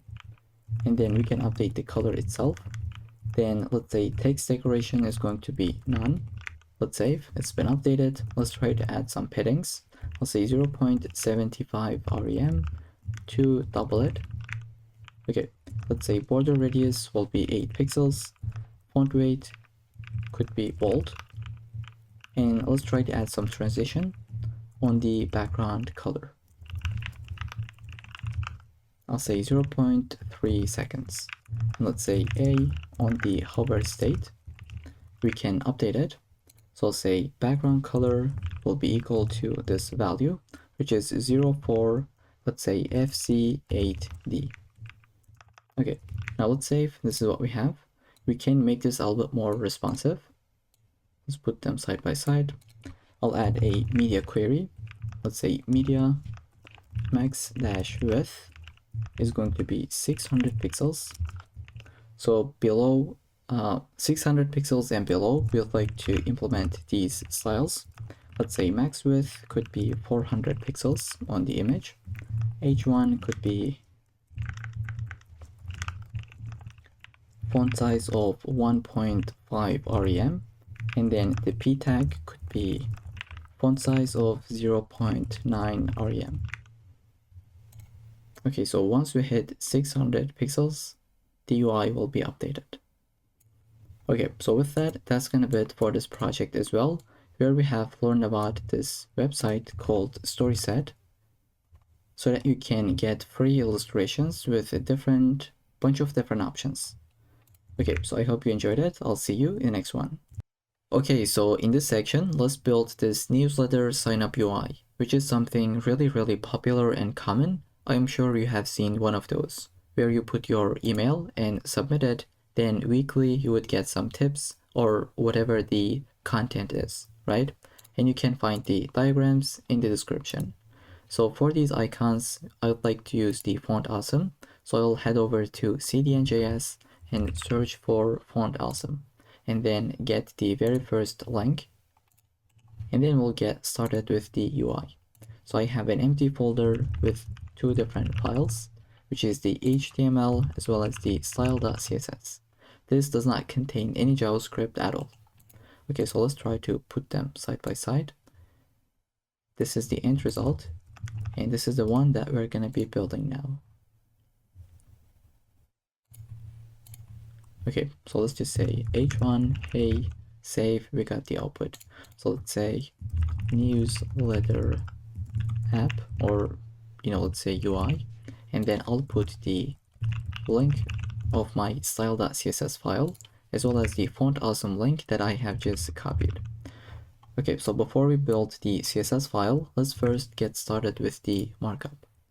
So here, the first thing we'd like to do is the sign up container, right? We'd like to create this one, and then I will create the icon container as well, which is going to take the icon of envelope. So I'll say FA envelope dash open. It is that icon that we have. And then I'll put the h2. This is going to be the content. I'd like to copy and paste. And then let's get the p tag as well, which is the description. Okay, then right after this sign up container, within this container, we will create a form. We don't really need any actions, so let's delete it. Within this form, we can create the div element. Class will be input dash group, and then within this div, we can create this icon. Let's say class name is going to be FA-envelope, but not open. And then next to it, we can put an input that is type of email. Okay, we don't really need a name or ID, so let's try to delete them. Let's say this will be required, and then the placeholder could be enter your email. Okay, so that's gonna be it for this div. And then right after this, we'll add a button, which is going to say subscribe, and we can put the icon. So I'll say put the I element, FA dash arrow dash right. So that's the content. Right after the form, we can put the benefits. So I'll say dot benefits, and then we'll put two different p tags. Let's say they will take the class name of benefit dash item, and then as the content, it'll take the I element, FA dash check. Right next to it, we can put this text that says weekly coding tips. And let's try to replace this, and I'll say FA check, but the content is going to be this one. Okay, so I just copied and pasted. Here we go. This is the output that we have at the moment. Now let's jump into the CSS file and get started with it. So as always, I will add my reset at the very top, and then I'd like to get my CSS variables. So for this, once again, I have prepared the GitHub gist under the newsletter signup.md. So go ahead and get these colors. We'll be using them. So now we can select the body element. Let's say body, where we'd like to update a couple of different things. So I'll say font family will be sans serif. The background color could be the BG color that we have. And then height 100 ph. Display will be flex. Justified content would be centered. Align item centered. And then finally, the color is going to be text primary. Okay, now we can get the sign up container. Here we'd like to say background color will be updated to be equal to container-bg. And then we'll give some paddings from all directions. Let's say 2.5 rem. And then let's say border radius could be 16 pixels, or you can just say 1 rem. And then we can say box shadow will be updated. So I'd like to provide this 0 to 10 pixels, 30 pixels, and then the shadow color that we have. And then I'll say text align would be centered. Let's save. This is the output. Let's say maximum width is going to be 400 pixels, and the width is going to be 90%. Okay, Then we can say border will be 1 pixel solid, and then the border color. Then we can get started with the icon container itself. I'll say margin bottom will be 1.5 rem, so that it's just pushed, the content is pushed down. We'll say font size will be 2.5 rem. And then the color is going to be primary color that we have. So I'll say primary color, go ahead, get that value. Let's update the age to, that will be margin bottom of 0.75 rem. We can give the color, that will be text primary. And then we'll update the font weight as well as the font size. Let's get the p tag itself. Let's say font size is going to be 0.95 rem, and then we can get the color, that will be text secondary. Let's say line height will be 1.5, so it is a little bit more spaced out. Margin bottom could be updated as well to be, let's say 1.5 rem. And then we can get the input group itself. Say get this class. So first I'll say margin bottom will be 1.5 rem, or let's go with 1 rem itself. And then I'd like to say position will be relative, because I will position this icon absolutely within this input group. Okay, so I'll say input group, get the icon. Let's say position will be equal to absolute. Let's say from the left it'll be 12 pixels. From the top we'll say 50%. And to be able to center this correctly, we'll say transform, translate y of minus 50%. And let's update the color to be text secondary. Okay, now it's been updated. But we would like to take the input and just say width is going to be 100%. So it is taking the entire space, just like this. And we'll give a little bit of padding. We'll say padding will be 0.85 rem from all directions. But we'll update the very last one, which is the left. I'll say 2.5 rem. Okay, then we can get the background color and update it to be input bg, and then get rid of the border, or even update it. I'll say 1 pixel solid and get the border color itself. And then I'd like to update the color, that will be text primary, and then font size to be 1 rem. And let's give the transition on everything 0.3 seconds and ease. And then we can get the focus state. So say input, once it is focused, we would like to update something, which will be the, let's say outline is going to be none. The border color could be updated. Let's say it'll be primary color. And then I'll say box shadow, instead of typing this out, I'll just provide. Okay, it'll be equal to this value, so that when you focus, like this is how that would look like. And I think I forgot to add some border radiuses. So I'll say border radius will be 8 pixels, so that it is looking a lot more cleaner. And then how do you update the placeholder itself? So you can say input and get the placeholder element. Let's update the color. I'll say text secondary, and opacity could be 0.7. Okay, so here we can see it's been updated. So if you say red, this will be the output. Okay, now let's select the button itself. I'll say get the button, where we can say the width is going to be 100%. It is taking the entire space. And then I'll say padding will be 0.85 rem. And then we can give the background color to be primary one. It's been updated. Let's say color could be black. And then we can say font size of 1 rem, font weight 500. I'll say no borders at all. Let's say border radius to be 8 pixels. Cursor could be updated to be pointer. And then let's say display of flex, so that these are side by side, but we also want to give some spacing. So let me save. Okay, I'll say justify content will be centered. And then let's say align item centered. And then finally, let's say gap of something like 10 pixels, or maybe 8 pixels. Okay, I think it's a subtle change, but it is looking a lot more cleaner. Then I'll say add the transition on background color with 0.3 seconds, and let's use the ease function. And then on hover state on the button, we can say background color will be updated. You can use any of these. I'll just use this one. Let's see.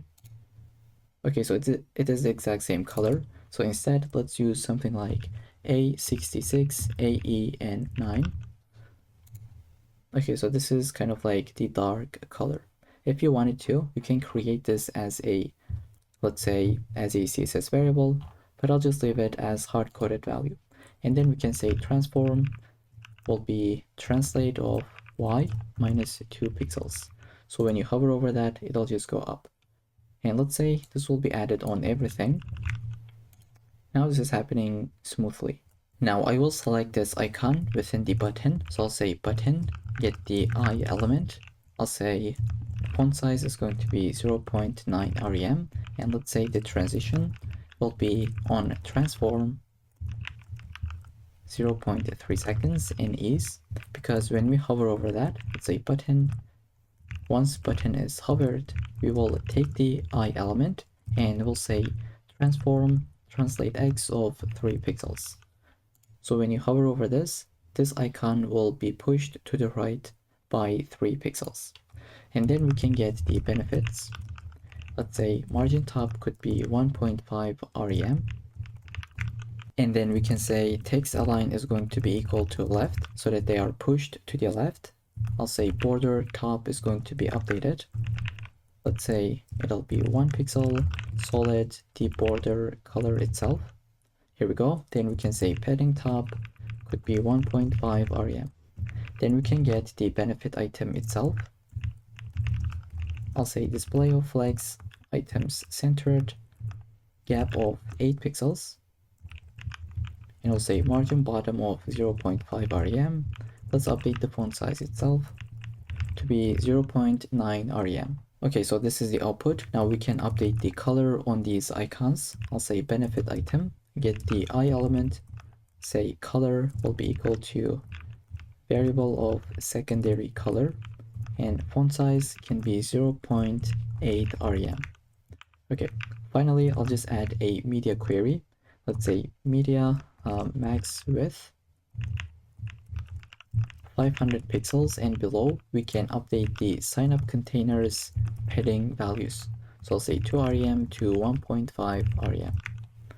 Okay, let's try to hit that breakpoint. So we are at 500 pixels. It is a subtle change, but I think it is looking a lot more cleaner. Alright, so in this section, we're gonna build this nice looking coming soon UI. So we have a logo, one badge, title, and description. Then we have the countdown, which is updating every single second. Then we have an input where we can put our email. Let's say we would like to be in the wait list. I'll say notify me. We have the loading spinner and then the success message. It says you're on the list. We are going to notify you when we launch. And then we have some social links that is nicely animated. And this is completely responsive. As you can tell, it is working in the larger screens and smaller screens. As usual, you can get these diagrams in the description. I'm going to include the link for completely free. Okay, so with this in mind, now let's go into VS Code. As usual, I have an empty folder, right? You can call this anything. I just open this up in VS Code, and then we are going to create 3 different files. So the index.html, style.css, and we are gonna need a bit of JavaScript. So I will have script.js file. So as usual, we're gonna get started with the index.html file. I will get the quick snippet. Let's add a title, something like coming soon UI. And then I'm going to link my CSS file. So I'll say link CSS, which is the style.css file. And then we can also link our JavaScript file. So normally we would go at the just above the body.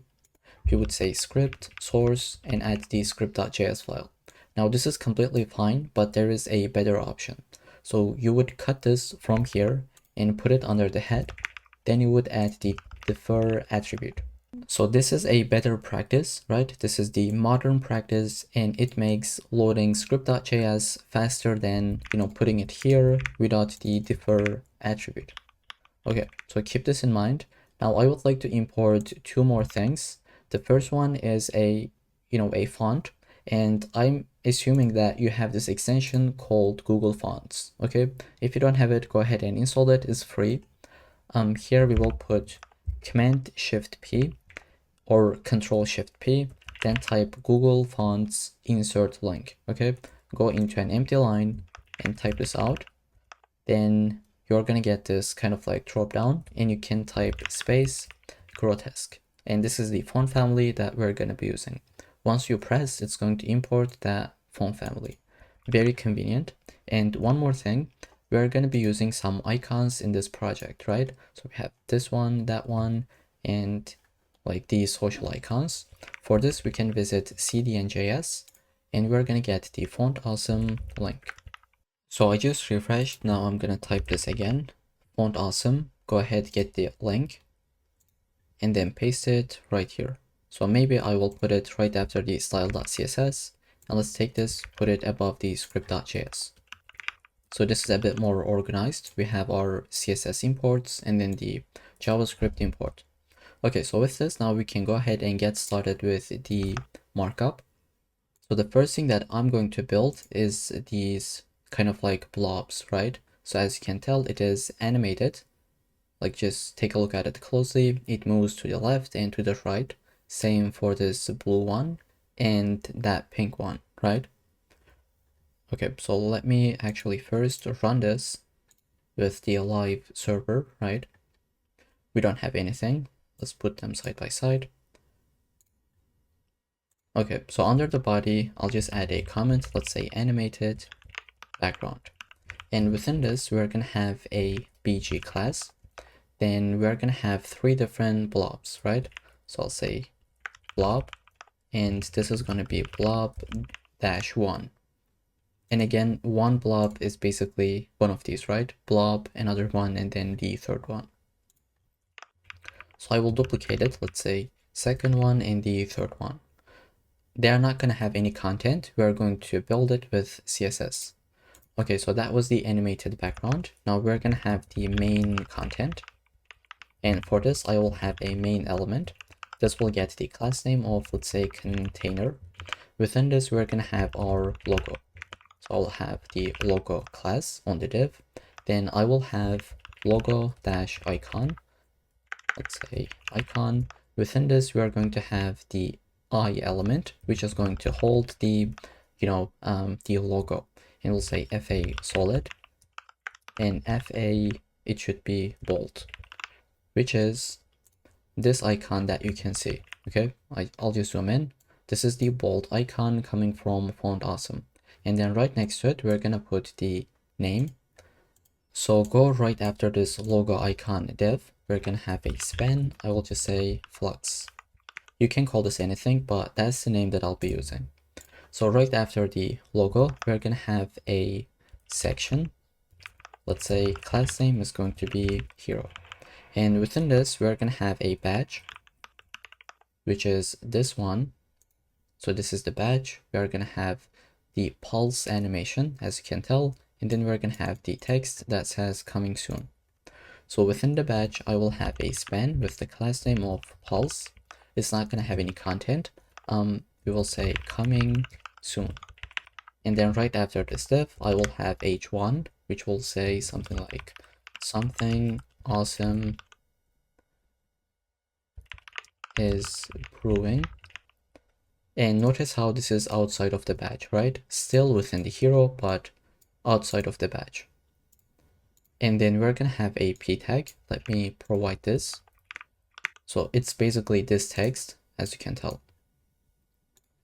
Okay, so that was the hero section. Now let's go below. We're gonna have the countdown section as well. I will have section element. Let me give the class name. Within this section, we're gonna have a div. Let's say class name of time-block. And let me again show you. So every single one of these rectangles is a time block, okay? So this is time block, separator, and so on. Within the time block, we're gonna have a, let's say, value and then the label, okay? So let's go within this time block. I will say we're gonna have a span with the class name being time-value. Duplicated, we're gonna have time label.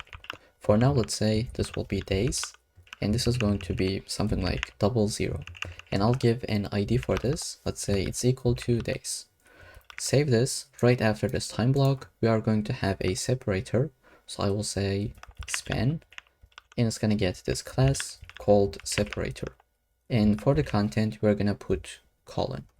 Okay, now we can copy this and basically paste this in. This time it's going to be, let's see, hours, then minutes, then seconds. Okay, so we're gonna get the hours. Let's type this in. I'm going to select both of them with Control D, and I'll say hours. And then once again, we're gonna put a separator. So now we can copy this, paste this once again, right? This is going to be this time minutes, let's say. And let's do it once again. Finally, it's going to be seconds.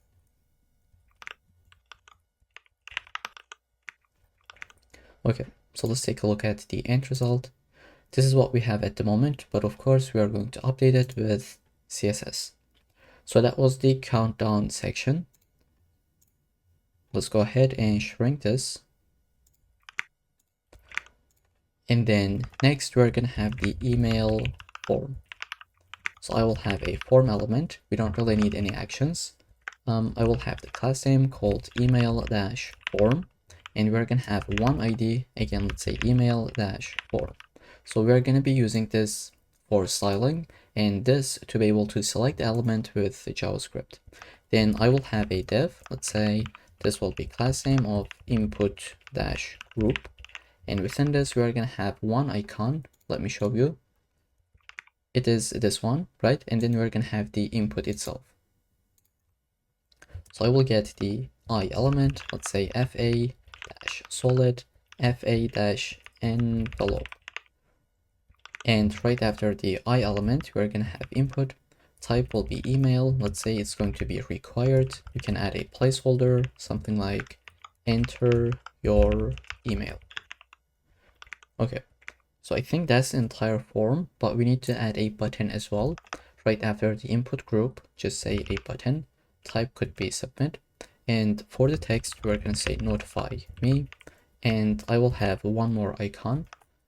Let's say class name, fa solid, and it's going to be fa arrow right, which is this one, as you can tell. Then at the very end, we're going to put 3 social links.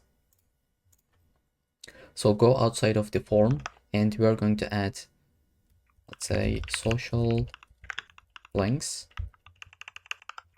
I will have a div, let's say class name of socials. And then I will have one A element, let's say href. You can put your own, social media, but I will leave as an empty link. And I'll say class name could be, sorry, we're not going to have any class names, right?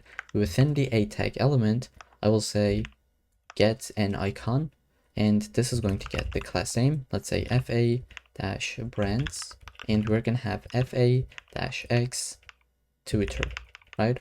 So go ahead and save this. Then we're going to duplicate it twice.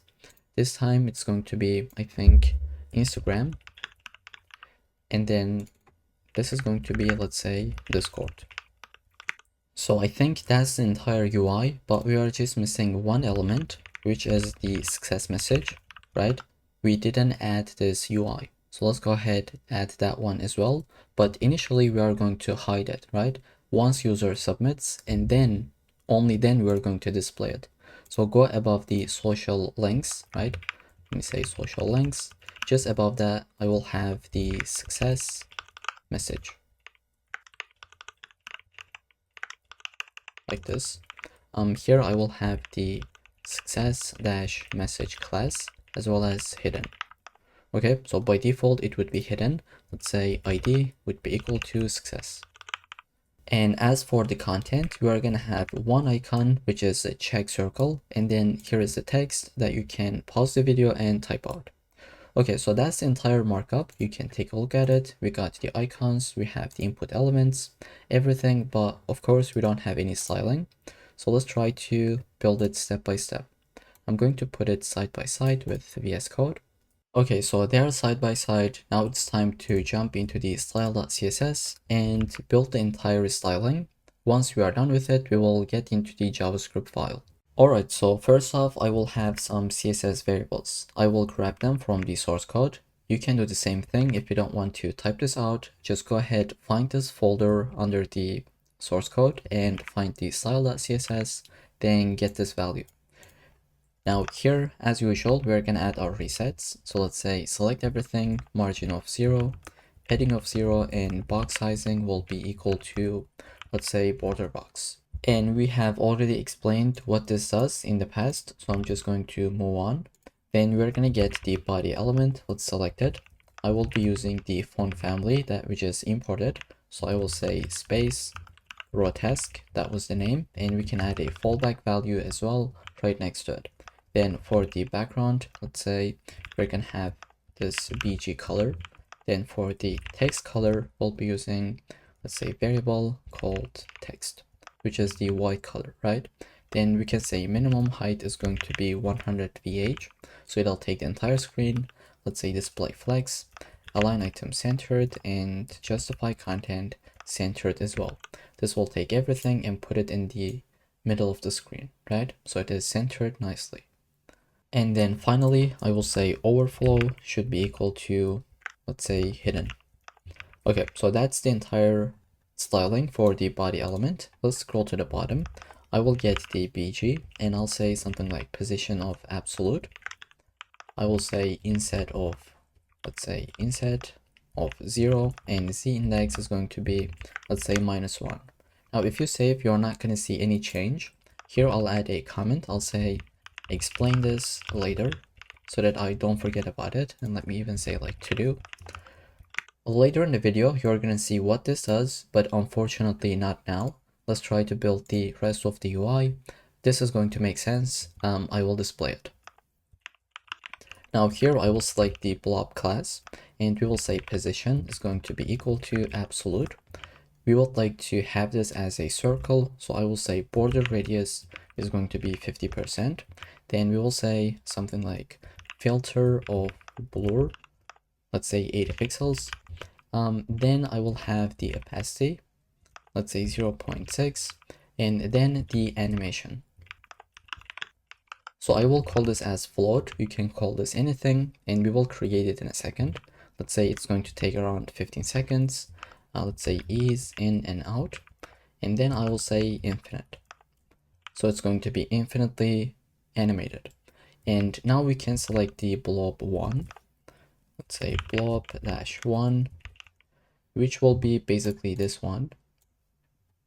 Okay, so I believe that's the blob 1. Then we have 2 and then 3, right? Okay, so we're gonna get this one and let's put it side by side. Let's say this is gonna get width of 500 pixels, same for the height. And then this is going to get a background color. So I'll say background, just make sure to select background, not the background color, okay? Because we are gonna be using the linear gradient method. And then this is going to take 135 degrees. It's going to go from this color to that one. So here is the first value. It'll be, let's say, 6366 F1. Then this is going to be 8B5C F6. Okay, so as you can tell, it is already here. And if you delete the, filter of blur, you can see that this is just a circle. If you delete this, it would be a rectangular or a square because they are the same values. And if you delete this one, it would be a bit more shining. So these are all the styles that you can always pause the video and delete them one by one to see the effect, right? Now I would like to position this to the top like a little bit more, right? So here I will say top will be equal to, let's say, minus 15%. And then I'll say left should be equal to minus 10%. And finally, I'll say this is not going to have any animation delay. So we can just say 0 seconds, but I think if it is equal to 0, you can just delete it completely. Okay, now as you can tell, it is a little bit more pushed to the left and top. So top left. So that's the blob 1. Now in the same way, I will get the blob 2 and 3. So I'll paste this in. I would say go ahead and get this from the source code. This is the exact same thing, but we put the bottom right of 10, right? It is right here. And then I add some animation delay, like minus 7 seconds. And then let's do the same thing for blob 3. Go ahead, paste this in. As you can tell, these are all the 3 blobs. But now they are not animated, right? Because we don't have this animation called float. So we need to create this. So just scroll to the bottom, we will have the keyframes. The name is going to be equal to a float. This is how we call it. And we're going to have a couple of different states. So at the beginning, which is 0%, and at the end, which is 100%, we would like to have these styles. So we're going to say transform, translate of 0 and 0, which is the initial position, right? And we'll say scale will be equal to 1. But in the middle, like 33%, we're going to do something, and we're going to do something else on the 66% as well. Here I will duplicate this. And here for the values, let's delete them. This will be 50 pixels and minus 50 pixels. Scale could be something like 1.1. Let's duplicate it, put it here. This time it would be 0.9. And for the values, I will say 30 pixels to minus 30 pixels. Okay, let's save. Now, hopefully they should be animated, like as you can tell, and I will even delete the blur so that we can see it clearly. So I'm going to comment this. Like as you can tell, they are like scaling down, scaling up, moving to the right, to the left. And I think it looks pretty clean. And you can add the filter so that it's like even better. All right. Now you might be asking, hey, we have some animation delays. I get it, but why is it minus, right? Shouldn't it be something like 7 seconds instead of minus? Now that's a very good question, and I have some comments that explain this, right? So I'll paste it right here. Okay, let me maximize the screen. So animation delay can be positive or negative, right? And they do different things. So here in this example, let's say we have positive 2 seconds. What this does, this is going to wait 2 seconds and then start the animation, right? But if you have something like minus 10 or minus 7, it's going to start immediately, but 7 seconds into the animation. So if you have a 20-second animation in total, like in our case, we have 15. And if the animation delay is minus 7, animation starts right away, but it begins at the 7-second mark, right? It skips the first 7 seconds. So if you don't add these delays, they will all start from the same position. So let's actually delete them. And I will delete the blur as well. Like I'll refresh. As you can tell, they all do the same movement, right? They go to the right, they come back, they scale down. But if we add the delays, so I'm going to add the delay. I'm just doing Control Z. You don't have to do it. I will delete the blur so that we can see it. Now, if you refresh, like as you can tell, this is already into the animation. And this one as well, like they're doing different things. So I think this looks a bit more cleaner. That's why we do in that way. Okay, now I'll bring them back and leave this comment for your reference. Okay, so that was the keyframe. I hope it wasn't that confusing. We're gonna get a container element. I will say display flex. We're gonna say justify content centered align items centered as well. Let me put them side by side. Okay, once I save, everything should be side by side. And here I will say maximum width is going to be 650 pixels. And let's say width is going to be 100%. But I think that's not the behavior that we would like to have, right? We don't want everything to be side by side. So I did a mistake. I will delete them. We don't really need it under the container. Instead, like let's save, I will say instead text align would be centered, right? And then I think I'll just say, let's give some headings like to REM from all directions so that it's not really like sticky to the screen. Okay, that was the container. Now let's get our logo. I will say display flex so that these two are side by side, logo and then the text. So they're side by side. Now let's say justify content centered, align item centered as well. Then I'll give some gap between them. Let's say 0.75 rem. And then I'll say something like margin bottom of 3 rem. Okay, now we will select the logo dash icon. And I will go inside. Now this is going to get width of 48 pixels. It's going to get the same height as well. Now I will say border radius should be 14 pixels. And we would like to give a background. So I'll say background will be linear gradient. We're going to have this degree and we're going to get two different values. Let's say variable, we're going to use the dash dash accent from this color to that one, which is, accent light.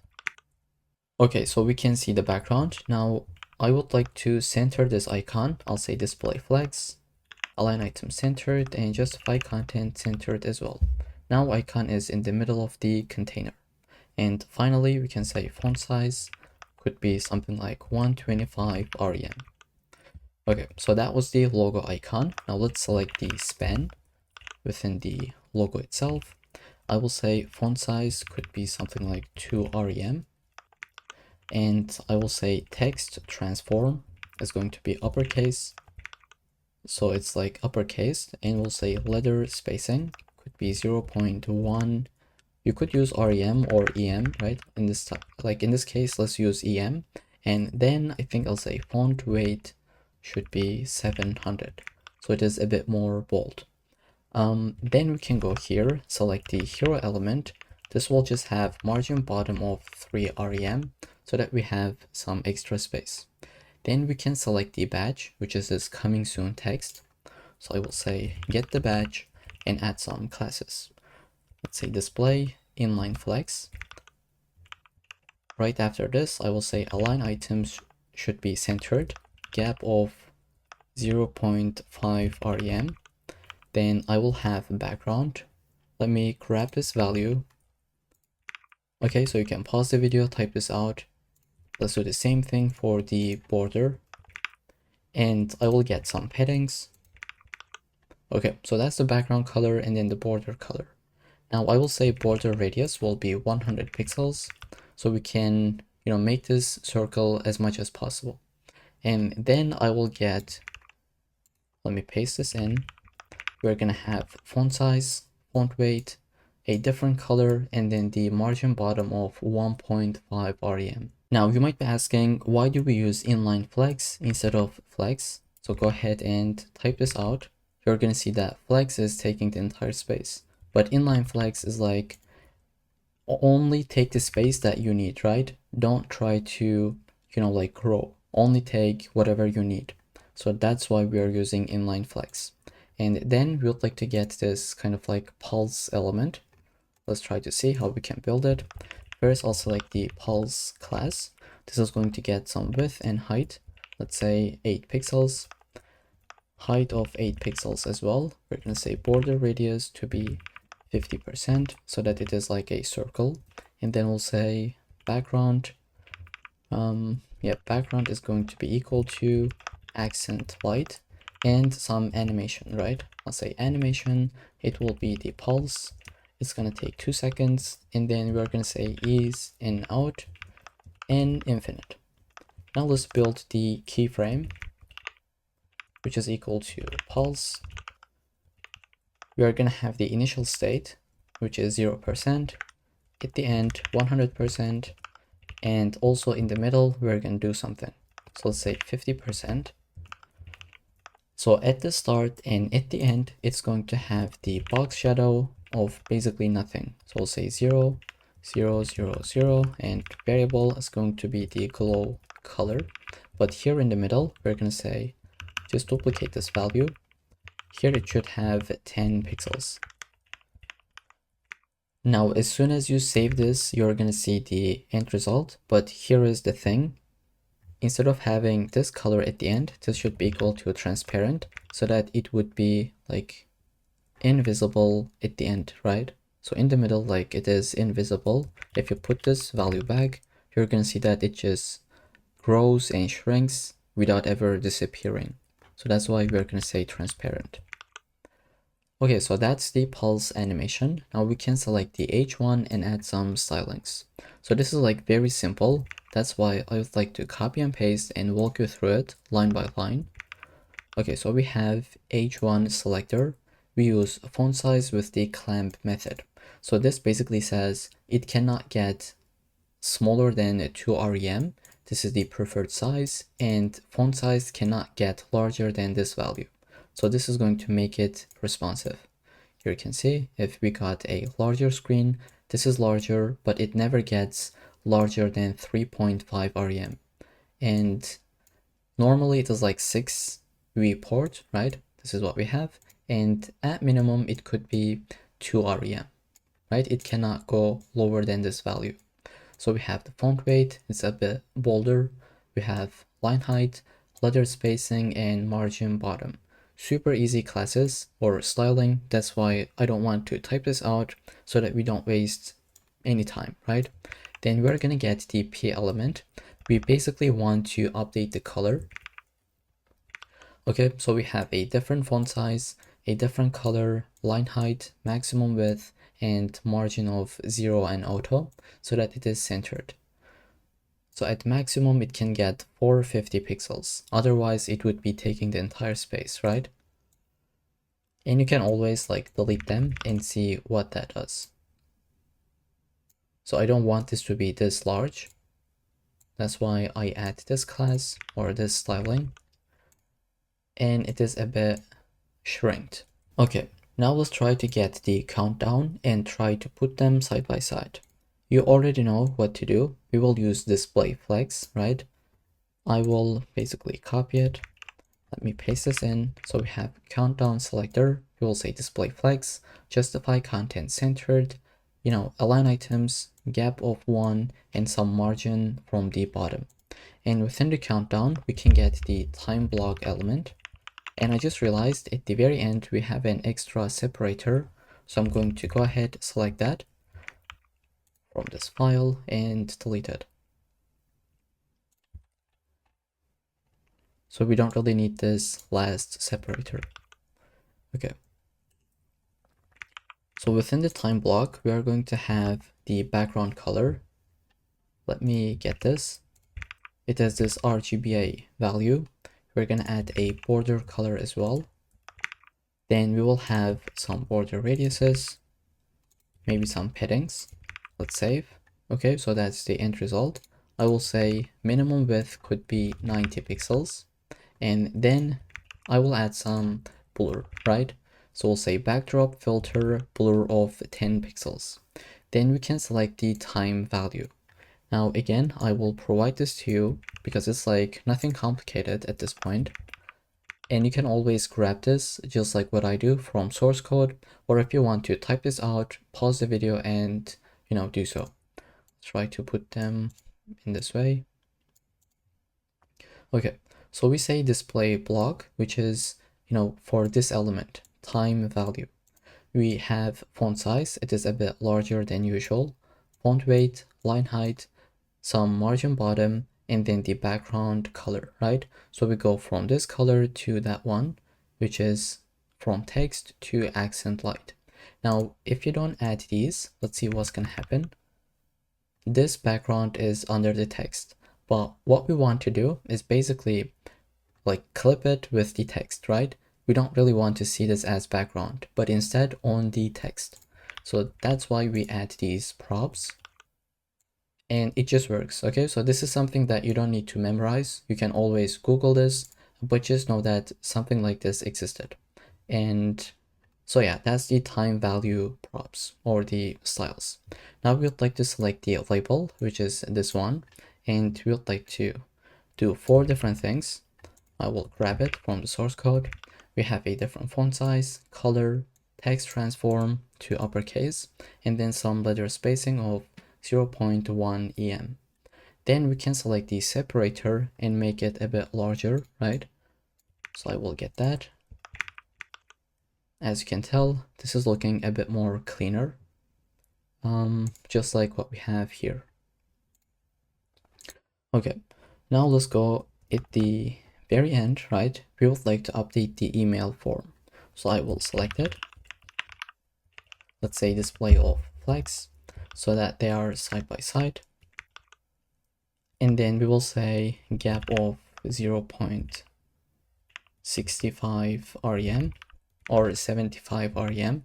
And then we'll get maximum width of 450 pixels. Now let's try to center this with margin 0 and auto. So as you already know, this is the vertical value. We don't really want to add any vertical margins, but from the horizontal direction, we will say auto so that it is centered. Now we are going to get, let's say, the input group element, and I think I'll just provide this, right? I'll paste this in, which is the input group element, the parent element that contains, both the icon as well as the input. Now we say flags of 1 so that it is taking the entire space. If you delete that, they would be like almost the same size. Okay, so we have display flags, align items would be centered, we have some gap between them, a different background color, a border color, right? Border radius, padding, and we have the transition. Now, right after the input group, we can select the focus state. So if you focus this, what happens? I will say input group, and we're going to say focus within. So here, basically, we would like to update the border color. It's going to be this variable called accent. And notice how it's going to update the, the border color. And also I will say add some box shadow.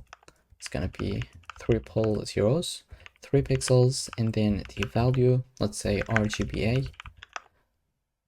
Here I think I'll just provide this instead of typing this out. I'm too lazy to do so. Okay, so once we are in the focus, as you can tell, it has this small box shadow. I don't know if it is visible from the video, but I can definitely see it live here with my own eyes. Okay, so that was the focus within state. Now we can select the icon, okay, and update the color. As you can tell, it is text dim. Then we're gonna get the input element. It looks very ugly now. We would like to update it. So we are going to add the flags of 1 so that it is taking the entire space. Background will be transparent. We don't really want to have this white color, right?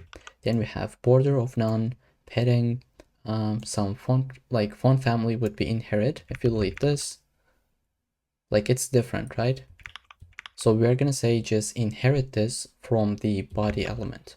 Then we have font size, color, and outline of none. If you delete this, like as you can tell, it has this outline on the focus state, but we don't really want to have it. So we're gonna say get rid of the outline. And we can update the placeholder color as well. This is how you would do it. You would say input, select the placeholder, and update the color. Here, let's say something like red. As you can tell, it's been updated, right? Okay, now what else are we missing? It's the button. Let me grab this. Like it's super easy. That's why I copy and paste. I hope you don't mind it. So these are all the things that we have already learned, right? So we say display flags so that these are side by side. If you delete this, like would they be side by side? I think they're already side by side, but we say flags so that we can align them. Then we have some gap between them. Let's say if we had 5, like the gap is huge. Then we have the background color going from accent to this one, no borders, some paddings, border radiuses, and you can see the rest, like nothing is complicated at this point. And now let's select the hover state. Whenever we hover over it, something should happen, right? So I will say button hover state.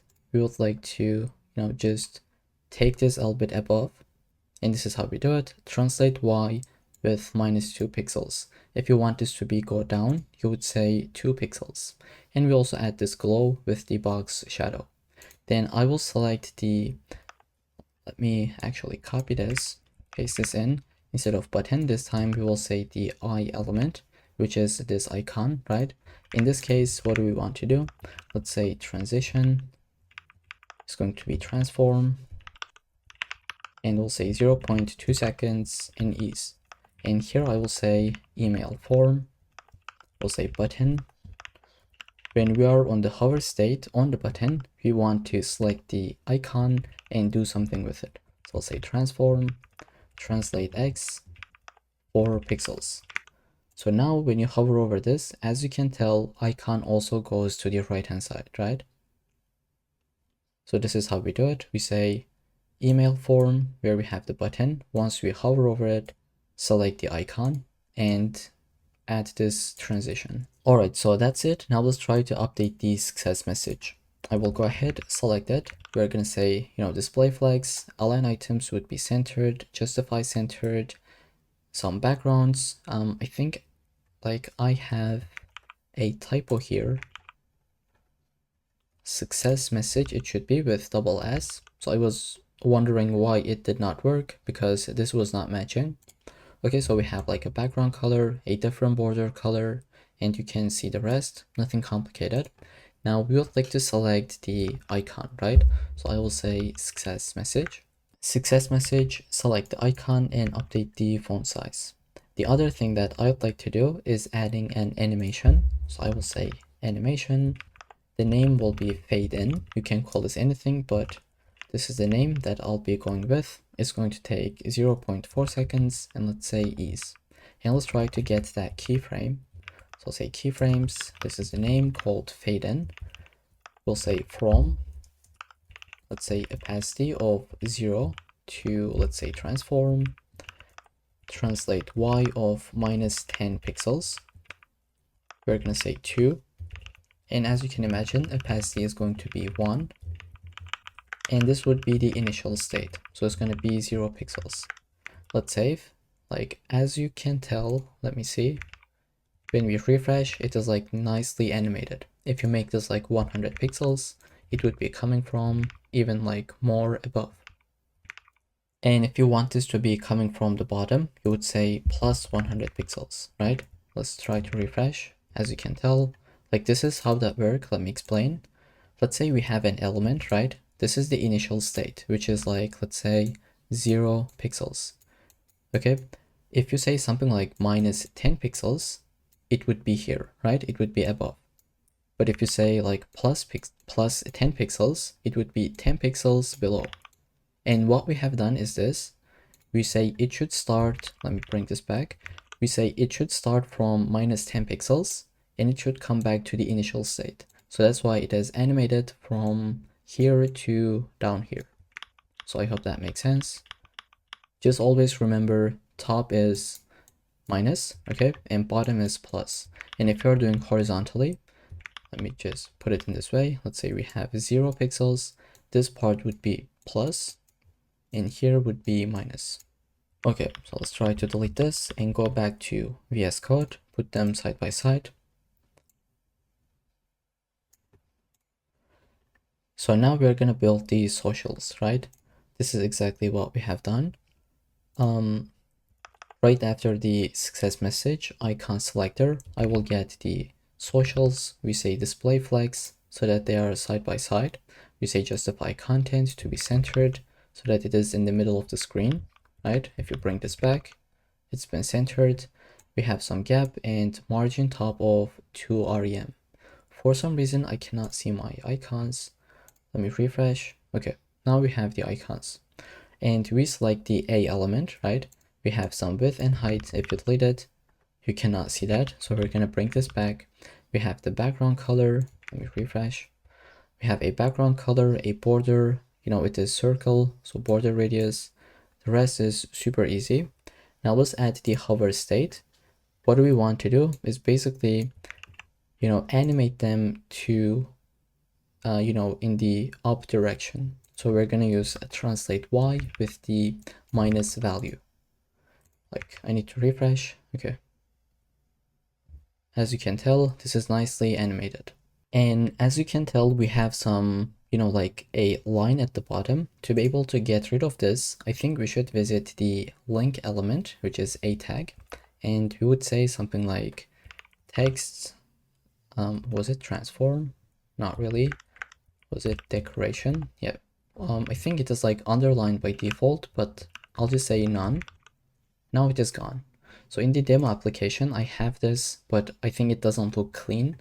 So I will try to get rid of it by saying text decoration is equal to none.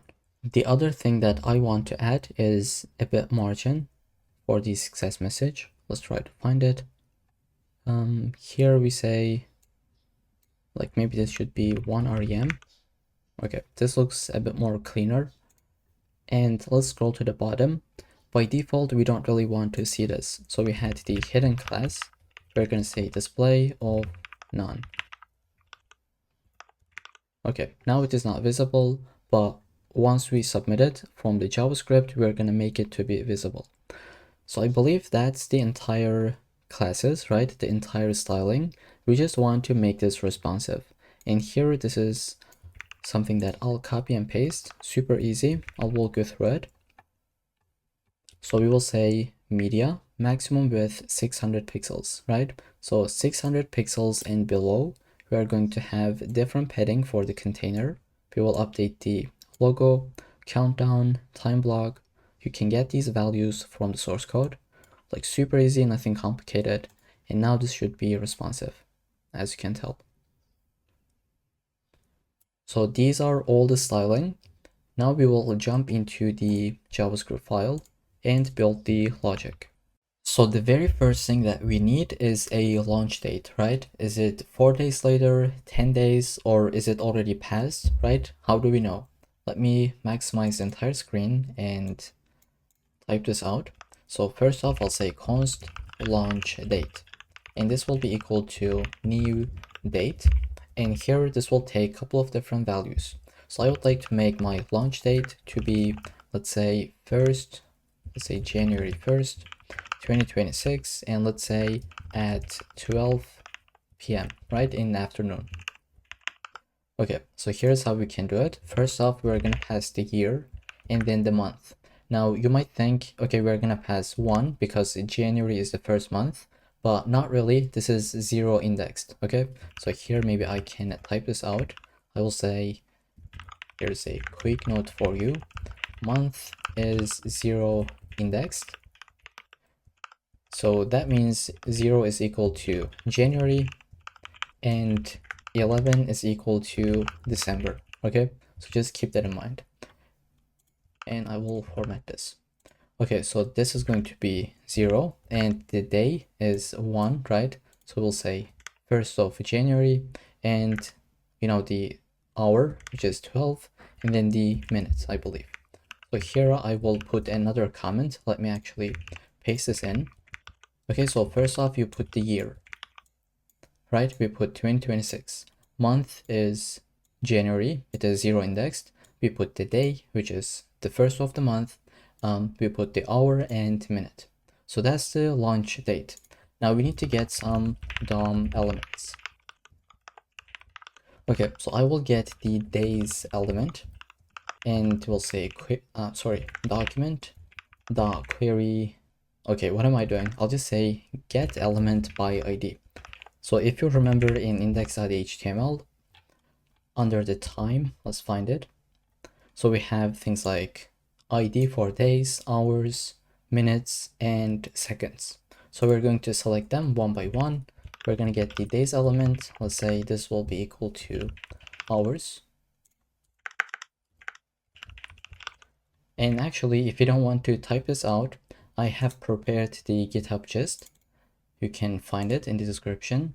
Find the coming soon UI.md. You can do Control F and find it. Then copy everything that you see here. So these are the DOM elements, right? I will paste this in. We got the days, hours, minutes, seconds, and then we have the email form as well as the success message. So this is how we select all of them. Then we will create a method. Let's say function update countdown. Let's say countdown, maybe like this. Okay, so this is a method that we need to call every single second, right? As you can tell, it just updates after each second. Here we will go ahead and say, first off, let's call it. This is the initial call. And then we will set an interval. So we're going to say, call this method in every single second, right? We're going to put 1000 milliseconds. So here I'll say initialize the call and then update every second. And now the question is, what are we going to do within this method? Well, first off, we need to get the difference. So I'll say now, say new date. This will give you like exact time. And then we'll say const. The difference is equal to launch date minus now. Now, if the difference is already less than 0, that means we already get to this date, right? So we're going to say if difference is less than or equal to 0. In this case, we're just going to put zeros, right? We're going to say 0 days, 0 hours, minutes, and seconds. So here I will say something like days element dot text content will be equal to double zeros, right? We're going to do the same thing for the hours, minutes, and seconds element. Okay, and at the end, we'll just say return, don't do anything else. But if this is not the case, then we have to calculate every single one of these items, right? So here I'll say const days, and this is going to include a bit of math. So let's say math.floor, and we're going to call the diff, the difference divided by, and here we go, 1000 times 60 times 60 times 24. So that's the math behind it. It's not really that important for you to completely memorize it, but just understand how that works. So this is basically 1 second.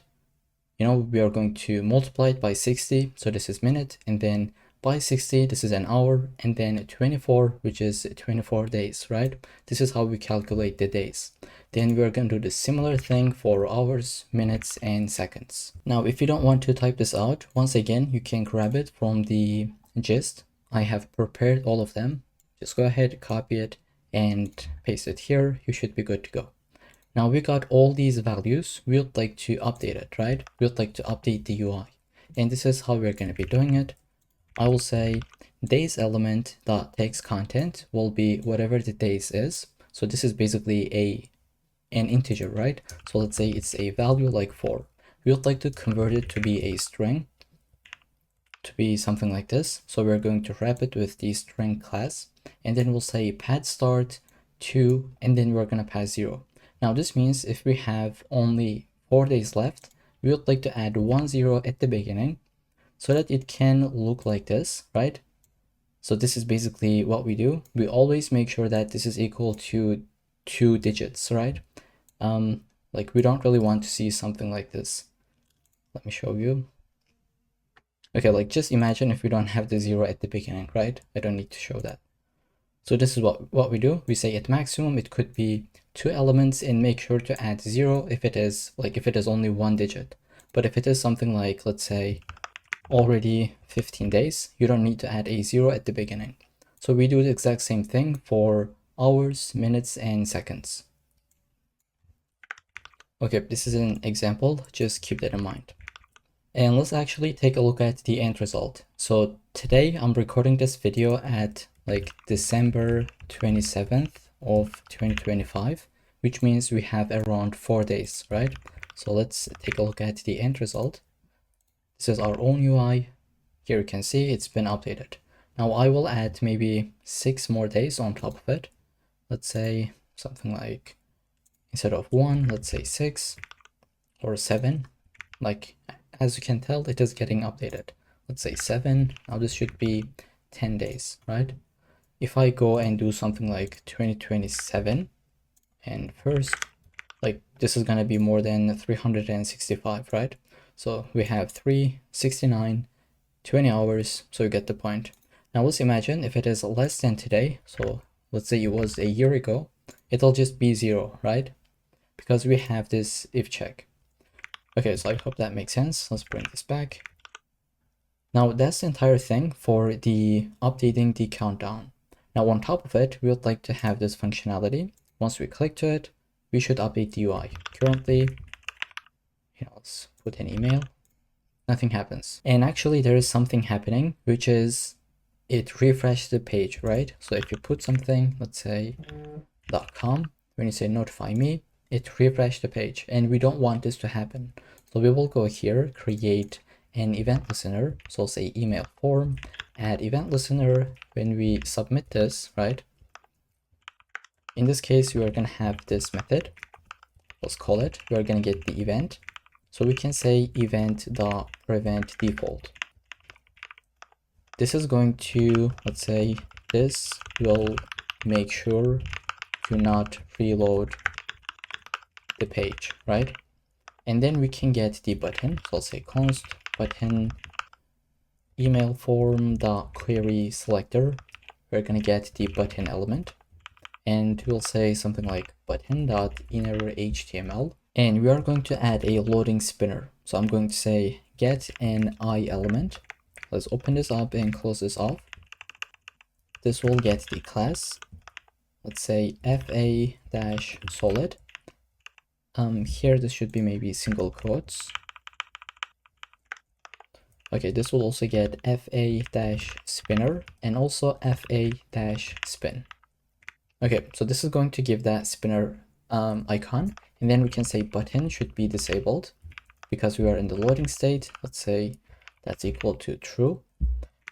And now I'd like to add some delay, right? I will say simulate an API call, right? So as if we have a backend and we are waiting for a response. So I will say set timeout, call this method after 1 second, right? And here basically we will say email form dot class list. We're gonna add the hidden. So that would be, we are going to remove the form. Let me actually show this. I'll put something at gmail.com. This is the end result. We have the loading state, and then form is gone, but now we have the success message. So we're going to hide the form, and I will duplicate this. This time it'll be success message. And we're going to remove the hidden class so that we can actually see the success message. Okay, let's save and take a look at the actual app. I'll put my name. Once we submit it, we are going to get the loading spinner for 1 second, and then this has been animated nicely. Alright, so that was the entire project. I hope you enjoyed it. Just take a look at the code base. The JavaScript part is not really confusing. 60 lines of code and like 10 lines of it where we just get the launch date and the DOM elements. Then we have some calculations. Don't worry if you cannot really keep this in mind, that's completely fine. This is something that you would get from Google or AI. It's not really that important. Just know how that works, right? How do we update the text content, what the pad start does in the first place, and the rest is just syntax. You don't need to memorize any of them. Okay, so hopefully I'll see you in the next section. Alright, so in this section, this is what we're going to build. We have a contact page UI design with a form and some information on the left hand side. Now let's go ahead and fill this in. I'm going to put some hard-coded value. Let's say John Doe, put an email, and we are going to select a subject. Let's say partnership, put some messages, right? We can type anything, and then go ahead and send the message. We have the loading state, and then maybe like 2 seconds later, we got the the feedback that is nicely animated. And if we wanted to, we can send another message.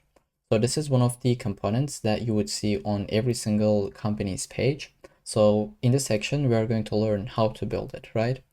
And as usual, you can get the diagrams with the link in the description.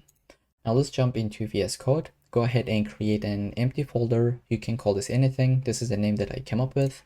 Then we are going to create 3 different files as usual. Let's say index.html, style.css, and script.js, because we are going to need a bit of JavaScript for that logic. Okay, first off, let's build the markup. I will get my boilerplate code. Let's add a title, something like coming soon UI, and we can link our CSS file. It should be CSS. Then we're going to link, I think it should be script source, the script file, and we're going to add the defer so that it can load in parallel, right? So this is one of the best practices that we have taught in the past. Then I think we can get some fonts.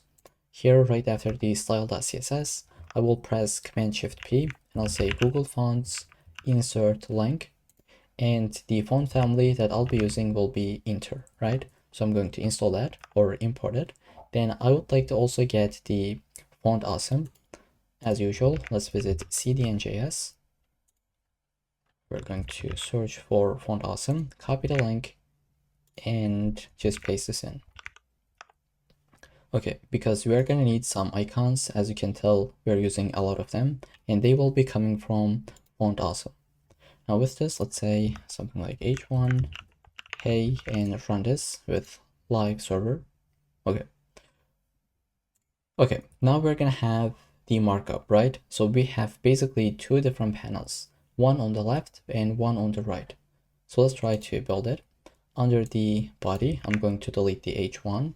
So I will have a main element with the class name of container. So we're gonna have the left side. Let's say this is the info section. And then I will duplicate this. Let's say this is the form section, and that's gonna be the right side. So let's build this one first. I will say section and give a class name like info-section. And let's duplicate it, put it right here. This is going to be, let's say form-section. And let's get started with this one first. So we're gonna have a div with the info-content. Within this, we are going to have the span element with the badge class, and this is going to say contact, right? So this will say contact. Right after the span, I will have h1. So we are building this part. Let me show you. We just built the badge. We're going to have the title and then a description. I'll just copy this. So paste it right here. That's the h1. I'm sorry. Like, this is the h1 where we say let's work together, and then we're gonna have a p tag, and that's the description. You can get it from the source code or just pause the video, type this in however you wish. So right after the p tag, we're going to have contact-cards, and then we're gonna have contact-card, right? We're gonna have this 3 different times. So I'm going to duplicate it, or maybe let's just build the very first one. So contact card is going to have the card-icon, and here this is going to be an I element. Let's say class fa solid, and I'll say fa-envelope, right? Right after this, we will have another div. So right after the card icon, we will have div with the class name card-info, and this is going to get the span. And before I build it, so this is what we're trying to build. This is the first card, second, and third. We have one icon and then like a information section, right? Okay, so that's the first span. Let's say class name card-label. This will get the email as the text, and for the value, I will get in a tag. So href, it's a mail, so we're gonna say mail to, and then whatever the mail address is, right? So that's how you build a contact card. So go ahead, copy this, okay, and duplicate it twice. So that's the first one and then the second one.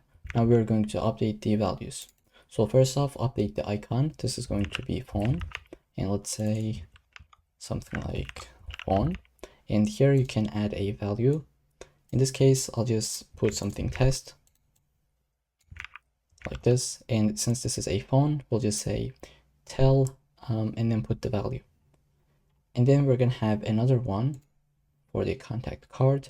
This will be FA, let me update it, location dash dot. And then we are gonna say something like address, or I'll say office. And then I'll put a test address once again. So it'll be a span element right here. Okay, so go right after the span. We have 3 different divs, right? Go below to it, and I think this is the container. Okay, you can shrink this, go below to that, and we are going to have, I think, the social links. So we just built the cards, now we're gonna have the socials. And you can use your own social links, but in this case, I will leave it empty. Okay, so we have the socials parent, and then we have like Twitter, LinkedIn, Instagram, and GitHub. You might be asking what this does. Well, this is for only, accessibility. This is for the like screen readers. You can, I think, click to this and see what that does.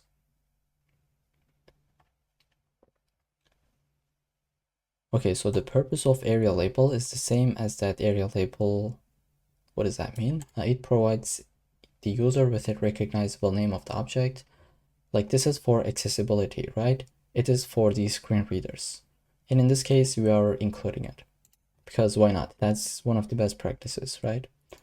Okay, so that's the very first section. Let's go ahead, shrink this. That was the info section. Now we're gonna have the form section. This will be a form. We're not gonna have any actions. Let's say class will be form, and actually like contact dash form. And I will give an ID as well. Let's say contact dash form. Within the form, we're gonna have an h2 that says send a message. I'll paste this in. And let me show you. It is this part. Now we're gonna have a row, right? We have 2 different items right next to it. And every single one of these is called a form group, right? So we have form group for the first name, then we have for the last name, for the email, so on and so forth. Okay, so right after the h2, I will have form dash row, and within this, we're gonna have 2 different form groups. So the first one will look like this. So this is what I just pasted. We have a label, and then one input that is type of text. Now we say for, and it indicates the ID of that. So here, if you put the first name 1, 2, 3, you'll like to update it. You update it here as well. And this is because if you click to the label, it will activate that input, right? So if you click to the label, right? Okay. So that's the reason when you click to the label, we basically attach them to the input. And then we have a placeholder as well as the required field. Now I'm going to duplicate this.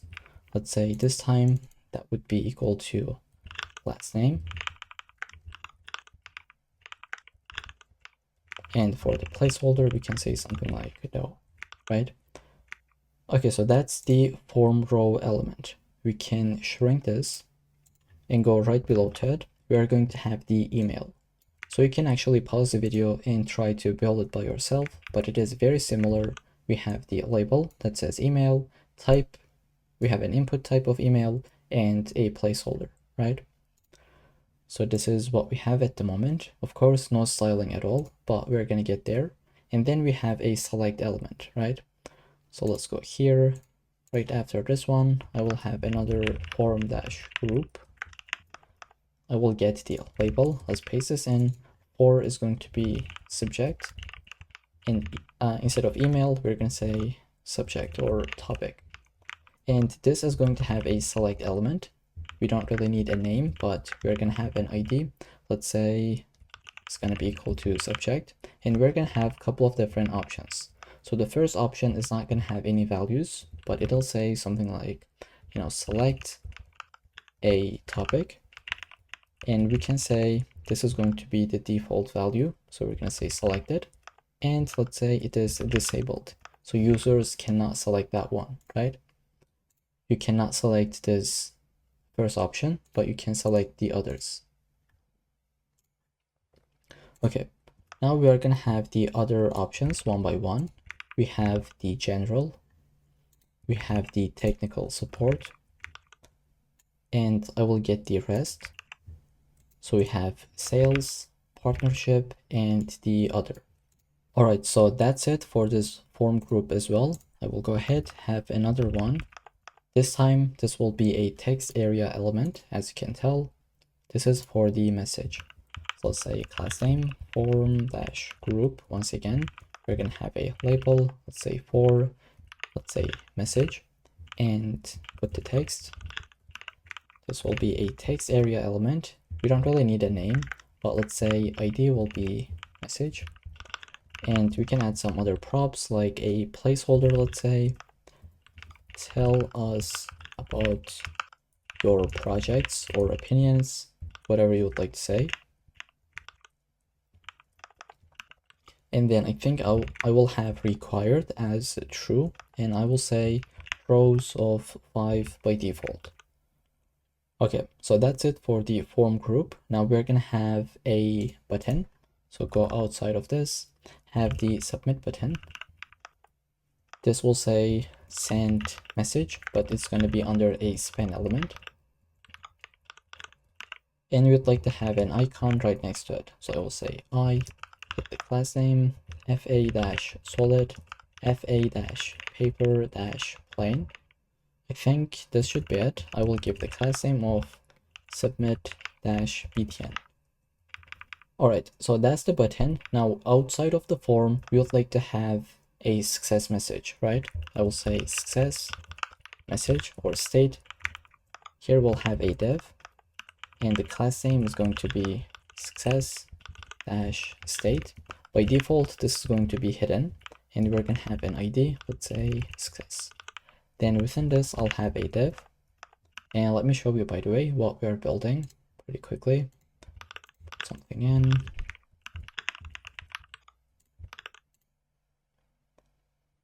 Okay, so we have the icon, a title, description, and then another button.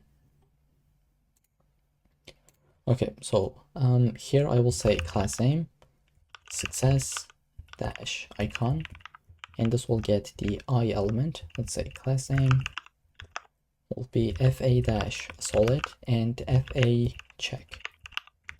And go outside of this success icon and create the h2 that says message sent.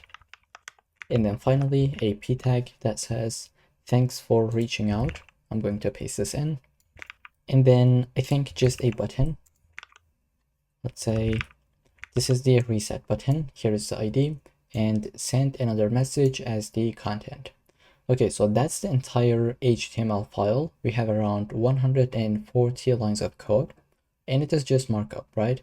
We don't have any styling yet. So next we can add our CSS file.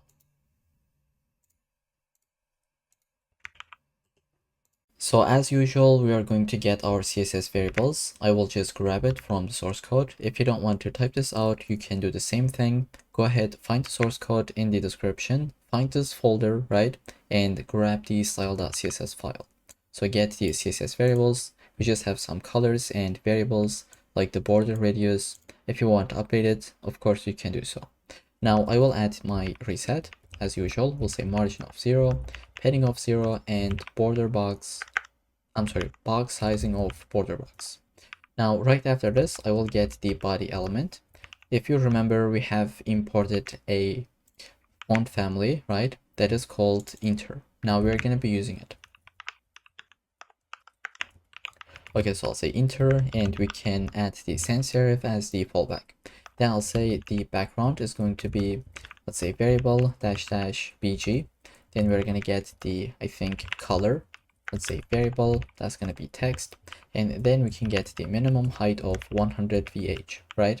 And then I will have the blank element. I'm going to add the reset for this as well. So we will say color should be inherited from the parent element. And then I'll say text decoration is going to be none, so that we don't really have that underline, right? By default, this is equal to underline value, but we're going to make it to be none. Okay, then I will select my container element. So here is what we're going to be doing. We will have two different elements, right? So I will be using grid for this. So I will say display of grid, and I will say grid template columns. We will say one fraction to one fraction. So it's like 50-50, right? And we will say minimum height for this could be 100 VH as well. Then we are going to build the info section, which is the left hand side. So I will say info dash section. And then we're going to say the background is going to be a linear gradient value. We're going to have 135 degrees. Let's say we're going to go from the accent color to this color. I think it'll be accent dark. Okay, make sure that this is equal to background and not background color because we are using linear gradient. Then we'll say padding of 4 rem and maybe something like display of flex, align item centered, and I will say position will be relative. Let's say overflow is going to be hidden.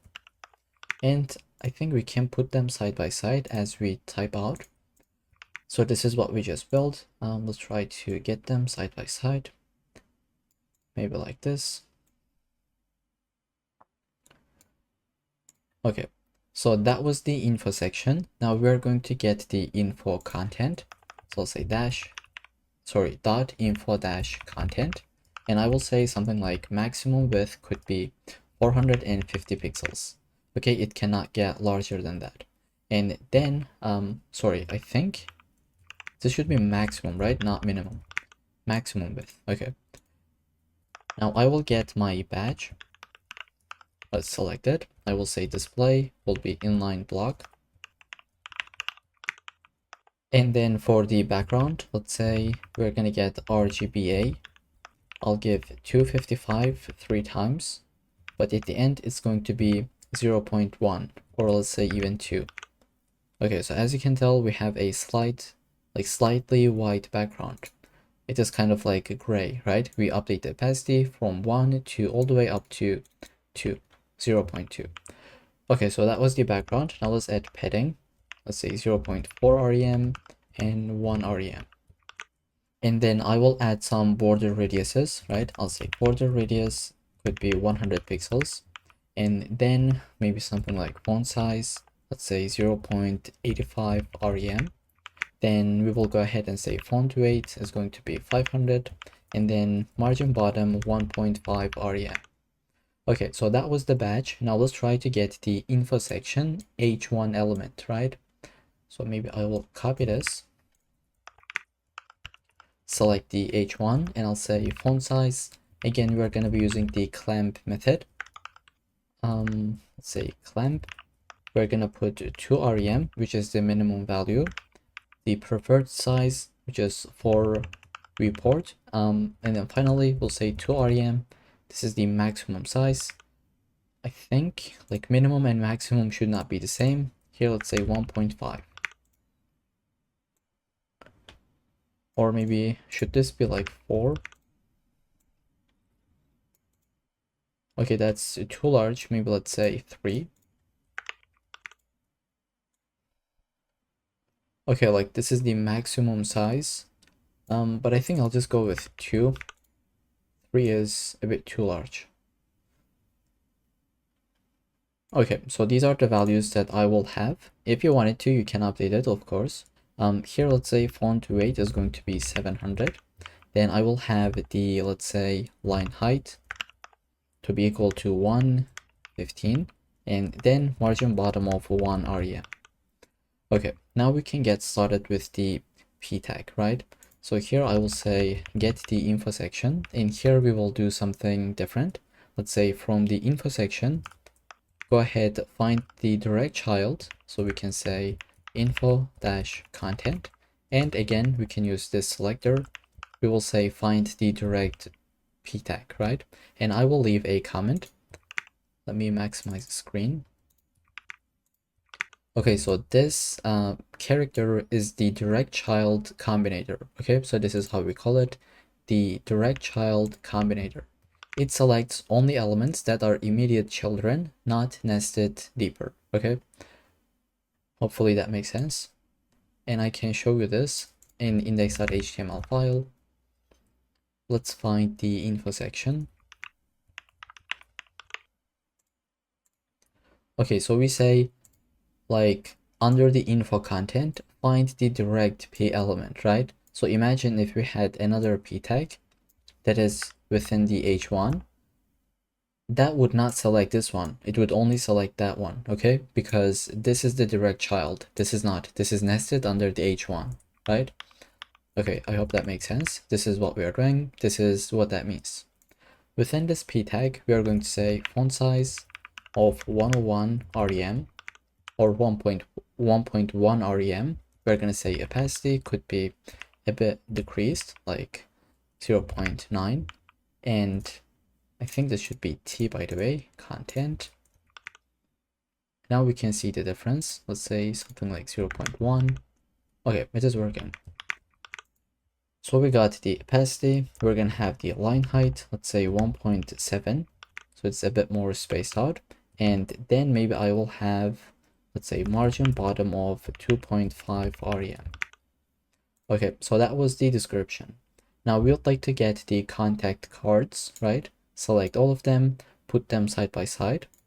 So I will say something like contact dash cards. We're going to say display of flex. We're going to say flex direction to be column, and then we're going to give some gap. Let's say gap 1 rem. Okay, so they have some gap, as you can tell. Then I will also say margin bottom will be 2.5 rem so that it is spaced out from the social icons.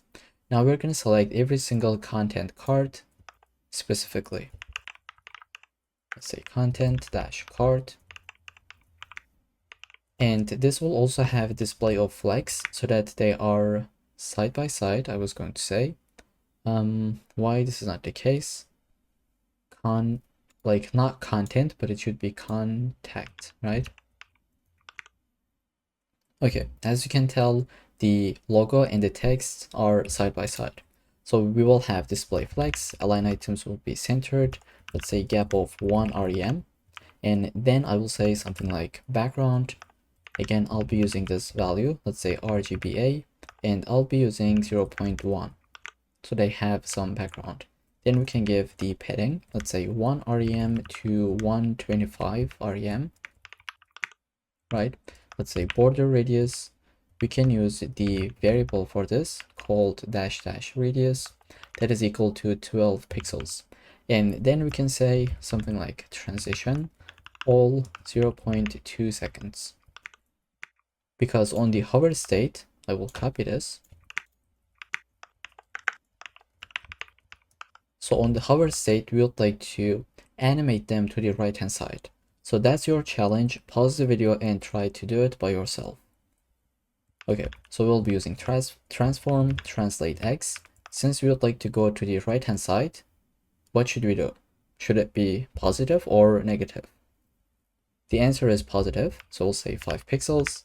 Now if you hover over it, right, as you can tell, it goes to the right side. So to simulate this even better, I'll say 50 pixels, as you can tell. And if you set -50, it would go to the left hand side.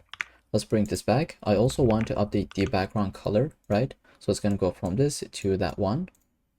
As you can tell, maybe it is not really visible from the video, but there is definitely a change. It is tiny, but still, it's better than not having at all. So that was the hover state. Now we're going to select the card dash icon, and we will say width is going to be 44 pixels. We're going to do the same thing for the height. It should be like this. Now you might be asking, we update the value, right? But nothing has updated. Well, it's actually this like kind of like the background parent element, okay? So once you add the background, it should be visible. And let me actually give you the background color. So it's going to be this RGBA value. As you can tell, we have the background, but we need to center this, right? So I'm going to say display flex, item centered. Let's say align item centered, justify content centered. Okay, so this is one of the options, or you could say display grid, and you could say place items centered, like center. So this is another option. You would either do this or that one, okay? So I will leave it as a comment. Let's say option 1 using grid, and that's the option 2 using flex to center the items, right? Okay, so we have these. I think I will also update the font size. Let's say 1.1 rem, and maybe let's add some border radiuses. Let's say border radius. I'll be using my variable. Let's say dash dash radius. Okay, so this is looking very good at this point. If you wanted to, you can change this value, maybe like 10 pixels, but I will leave it in this way. Okay, now we can get the card info, and here is what I'll be doing. I'll say card info, display flex, but the flex direction should be column. Now, do we really need this? Let me see. If you delete this part, what happens? Yeah, so we have email text and then the value, right? They are side by side. But if we say flex direction would be column, as you can tell, now they are in the vertical direction, right? And we can even add a gap. Let me add them side by side. Here I'll say gap of maybe like 1 rem would be too much. Yes, let's say 0.5. Okay, I think even like 4 should be good to go. So that was the card info. Now let's get the card label. And you know what? I'll just provide this to you so that we don't waste any time. It's very simple. We're gonna have font size, the opacity would be updated, text transform would be uppercased, as you can tell, and then we're gonna have the letter spacing adjusted. Now we would like to get the A element and span element, which is within the card info, and we're going to update the font weight. Okay, so that's the first thing. Now on hover state, again, I will provide this super easy. We will just say text decoration should be underlined. Then we can get the socials. So here I will say display flex and give some gap between them. Now let's get the socials, the A elements, right? We are going to select each of them. Let's say width 42 pixels. And same for the height. Now we can give a background color that I'll copy and paste. So you could probably make this to be a CSS variable as well, because we have used it multiple times at this point. Okay, let's say border radius should be 50%. So if the width and height is the same, and you say border radius 50%, it's always going to be a circle, right? Now we can center this by saying display grid and place items to be center. Okay, then I think we can give the font size of 101 rem or 1.1. Then I'll give the transition, let's say all maybe like 0.2 seconds. Okay, if you refresh, you can see the icons. Now let's add a hover state where we would like to update the background color as well as the position. Okay, they are animated. They are going in the vertical direction to the upside, right? Because we are using minus. So with this, we have written all the styles for the left-hand side, right? It is looking almost the exact same thing as, you know, the end result. So here, I think we just have gap, and here we don't. If you wanted to, you can delete it, but honestly, I will leave it. Maybe we can shrink this a little bit. Let's see, where is that gap? Under the info, it should be card info, let's say 0.2 rem, maybe 1. Yeah, I think 2 should be fine. Now let's try to build the right hand side, which is our form, right? So I'm gonna get this, let's say dot form dash section. Then we'll have the background. Let's say it's going to be a variable of dash dash bg. Then we can get the padding of 4 rem from all directions. Then we're gonna give the display of grid and place items, not content, but let's say items, to be centered. So it's going to center the entire content. Now let's just try to add our hidden class, right? So you can add hidden display of none. Once you save, this should disappear because we have the hidden class in the success message, right? For now, let's leave it without having it because we need to see this. Yeah, let's actually have it here.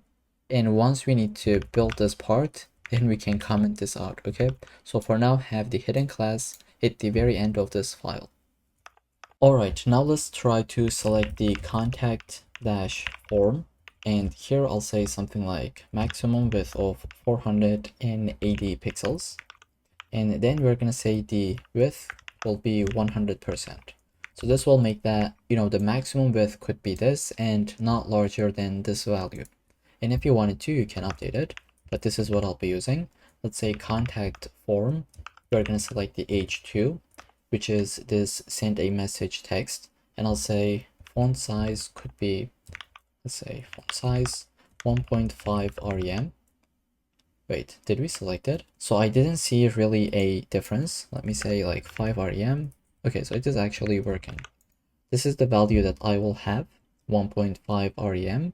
Then we're gonna have the font weight as 500. Let's actually use 700. Then maybe I'll say something like margin bottom of 2 rem. Okay, then we're gonna get the form-row class.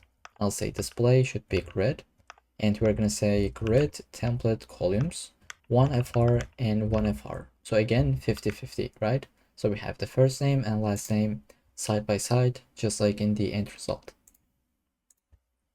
Okay, and we can give a gap, let's say 1 rem between them. Then we're gonna get the form group element, and I'll say something like margin bottom 1.25 rem.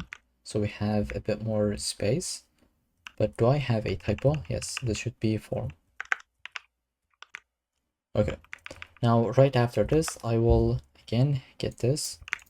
Let's say we're gonna select the label and we're gonna add some styles like display of block, let's say.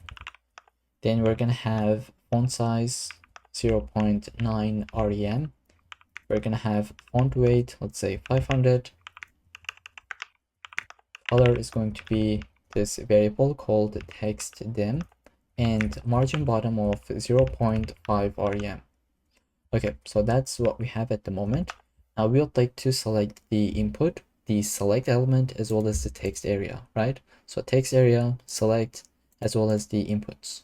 And this is what I'll be doing. I will say under the form group, get the input, select, as well as the text area, and give all these styles, right? So width of 100%. And let's actually try to delete them and add one by one. Okay, so this is what we had at the beginning, right? So we said width of 100. This is what we're getting. We said update the background color. Then we said add a border. Give some rounded corners, right? Then we said add some paddings. Then we said add, get the font family from the parent. So we will just inherit it. And then we're gonna say, here's the color, transition, and yeah, so these are all the styles. And then I would like to update the, placeholder text color. So I will say get the placeholder and update the color. If you wanted to, like we can say red and it would update, but of course we would like to use this value. Then I will get the focus state for these elements, right? So on focus, again, we can delete them and see the end result one by one. So first off, when you focus, you see that we have an outline, right? We get rid of that first. Now we don't have it. Then we added the border color, right? This is what we have on focus. And then we add a box shadow. So I don't know if it is visible from the video, but it's definitely here, right? It has like a slight box shadow. Now the other thing that I will add is a cursor pointer on the select element. Okay, so here, as you can tell, cursor is not a pointer. Let's try to have it. You can say, just get my select element and say cursor would be pointer. And now, as you can tell, the cursor is pointer. If you want it to be specific, again, you can add this part. And honestly, this is what I will have. Then we can get the options. So here you can see we have a couple of different options, right? I don't know if we can change the background color. So here, like, let's say background will be equal to red. Does that update? I think not really. So this is like native to your operating system, right? If you're on Mac, this is what you're gonna see. If you're on Windows, it would be a little bit different. I don't know if you can like fully customize it. Here I will delete that, but if you're interested, you can of course do a quick research. Well, I'm not really interested in this, so I'm going to delete that part. Okay, now we can get the text area, and here I will just paste this in. We're gonna say this is the minimum height, okay? It cannot get smaller than this, and we're gonna say it should be resizable. Let me put this in this way. So it is resizable only vertically, okay? So you cannot try to resize it horizontally. And we have other options, like I think none, right? You cannot resize it at all. You can horizontal, vertical. Yeah, in this case, we're going to be using the vertical value. Now we can also get the submit button. Again, I will get the entire styles and I'll just walk you through it. So let me delete everything one by one. And I'll just apply each so that we can see the difference. Okay, so this is what we had at the beginning, right? Let's put this back. Width is 100. Then we got the display flex. And we said align items would be centered and justify content to be centered as well. So they are side by side and the content is in the middle of the button, right? Then we have the gap between them. We added a background color. We need to get rid of this ugly border. So we just said border of none. We're gonna add padding from all directions, give some rounded corners, font family, and all the font styles would be inherited. Then we can get the font weight, color, cursor, and I think some transitions. Now we're gonna add the hover state, because currently when you hover over this, nothing happens. So I'll say submit button on hover, update the background color, as well as the transform, where we update the translate, and then we add the box shadow. Okay, so that was the hover state. Now I will get a couple of different styles as well. We're gonna have submit button hover state, but for the icon. So when you hover over it, as you can tell, icon goes to the right side by 4 pixels, and it also like nicely animates. Then what we will have, let's see, we're gonna have the reset button, and let's try to delete this for now. Okay, so this is the reset button, and we need to style that as well. Again, I will provide this to you. And let's try to delete these lines one by one so that I can walk you through it. So this is what we had at the beginning. Now we're going to say background color would be transparent. And then we are going to add the border, some paddings, border radius, font weight. Let's add a color, cursor would be pointer, and some transitions. Again, we will have the hover state for the reset button, right? Once you hover over it, this is what happens, border and color updates. Now we can get the success state. I'm going to select it. We will say text would be aligned, right, to the center, as we can tell, maximum width, and then the animation called fade in. This is something that we're gonna build in a second, and let's actually do it. Let's say keyframes, name would be fade in. So this is going to have 2 different states. We're going to go from opacity of 0, and let's say transform, translate Y of, let's say 20 pixels, and we'll say 2. Let's duplicate it. As you can imagine, opacity is going to be 1, and transform, translate will be equal to 0 pixels, which is the initial position, right? So once we save, let's try to reload. As you can tell, this has been animated from the bottom of the screen. If you put minus, that would be animated from the top of the screen. In this case, I'll go with positive 20 pixels. So here again, I will go ahead, paste some styles and walk you through it. So this is the success icon, but let's try to see how that works step by step, like as if we are typing this out, okay? So this is what we had initially. We're gonna give width and height, and we're gonna give a background, right? So this is linear gradient. This is the degrees from this color to that one. And we're gonna give border radius so that it is a circle, display grid, and place item center so that this can be centered. And then I think we will update the font size, and we can say margin horizontally is going to be equal to auto so that it is in the middle of the screen. So this is top, this is horizontally, right and left, and this is from the bottom. As you can tell, we have some spacing. Then I will get the age 2. Again, we have margin bottom and font size has been updated. We can get the p tag, paste this in. Okay, so that's the entire UI. Let's get this hidden class as well so that the success message is not visible at the beginning. And then finally, to make this responsive, I will add some media queries. Okay, so we basically say if we are in the 900 pixels or below, make this to be like not side by side, right? Just have one fraction at a time. So we have 1 and then the other grid element.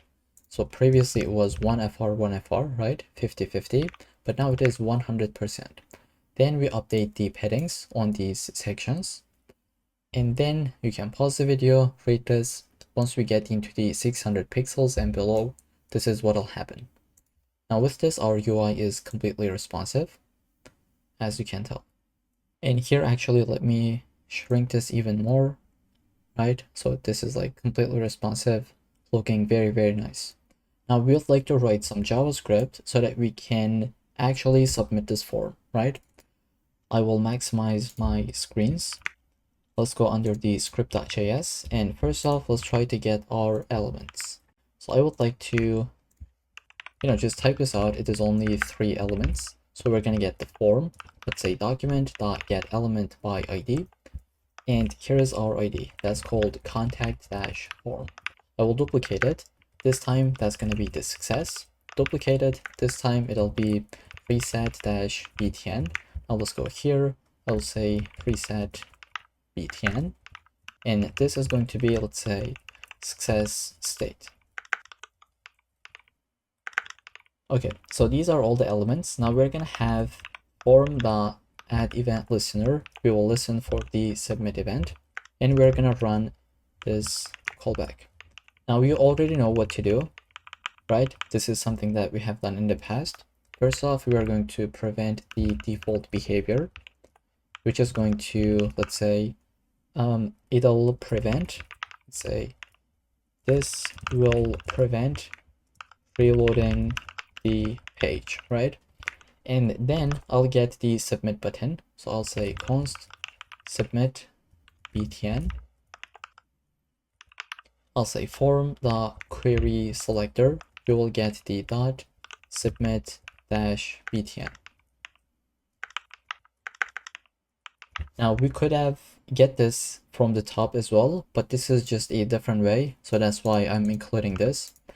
Here, let's say first off we would like to show a loading state. So say submit button dot inner HTML will be equal to this part. So I'll have single quotes, let's say an I element. So make sure you type this out correctly. And looks like I made it, like I made a mistake. It should be in this way. We're gonna have the class name. Let's say class will be equal to fa-solid, fa-spinner, and fa-spin. We can add a text as well, like right next to this. Let's say sending ... So that's the first thing. The other thing is that we're gonna get the submit button and say disabled. Say disabled will be equal to true. Because like if you are submitting, button should be disabled, right? And then we can simulate an API call. So as if we are in the loading state. And for this, we can say set timeout. We're going to call a method, but this will run after 1 second, right? You can even make like two seconds if you wanted to. So here I'll say form.classlist.add. We will hide this, so we'll add the hidden class, and from the, let's say, success state, we're going to remove the hidden class. Okay, let's save and give it a go. I'll go here. This is the one that we have built. Okay, this is not the demo. Demo is right here. It is almost identical. I just put John. Let's fill this in. Okay, so I'll say send the message. We have the loading state for 2 seconds, and then as you can tell, this is what we have. Now when you click to it, nothing happens because we are not listening for an event. So this could be your challenge. You can go ahead, pause the video and try to build it by yourself, and then come back to my solution. So I will get the reset button. I will say add event listener. On click, we are going to do something, which is this method. So here we'll say first off, reset the form. Let's say form.reset. Then we'll say form.classlist.remove hidden, because we would like to see this now. It should be visible. And on the success state, we will say classlist, add the hidden class, right? We're going to hide it. Then we can also say const. Let's get the submit button once again. I'll copy this, paste this in. We would like to update the button state because in the past, if you remember, we had the loading state. We would like to update it because if you save now and take a look at the end result, let me fill this in. So if I say send another message, like we can still see that it says sending. We need to reset it. So here we'll go ahead and say submit button, and I'll basically provide this to you. We'll say inner HTML, this is what we had in the past, and we'll say button should not be disabled. So believe it or not, that's the entire JavaScript that we would need. Only 30 lines of code, right? Okay, so you can take a look at it. I'll just try to scroll from start until the end, and let's give it a go one last time. I'll say John, let's say fill this in pretty quickly. And if you wanted to, like, you can add more and more lines, and this would be scrollable. So we just send it, success message, and let's say send another one, and it is getting resetted. So that was the entire project. I hope you enjoyed it and learned something new from it. With that, hopefully I'll see you in the next project.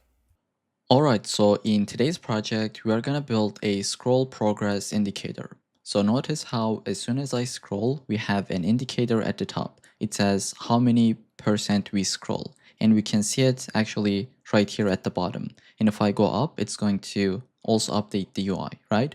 And once I reach the end, it says completed. Now, this is a component that you would see in blog applications, and in today's project, we're gonna learn how to build it. So if you're ready, let's jump into VS Code and get started with it. Alright, so I am right here under the index.html file. First off, I'll have my title. I'll say something like scroll progress. And let's try to link our CSS file. And we are gonna need a little bit of JavaScript. So we'd like to link our script.js file as well. Now, first off, let's build the markup. Here I will have a div with the class name being progress bar. And I'll give it an ID. Let's say progress bar as well. I think I have a typo. Let me fix it. Progress bar. Yeah. Okay, that's the very first div. And then we're going to have one more div. This is going to be the badge that we have at the very bottom, right? So here I'll say class name. It'll be badge, and let me give the ID as well.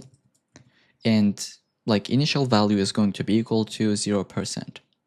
And here we are not going to have any value at all. Now we can create an article element. Within this, I'll have a class name, let's say content, and then I'll have one h1, and you can grab the entire content from the source code. This is what I'll be doing. I'll just get this, paste this in, And then we're going to have a couple of different p tags, right? So the very first one is going to be this, and then that one, so on and so forth. So I will paste this one, and actually I'll grab everything from the source code.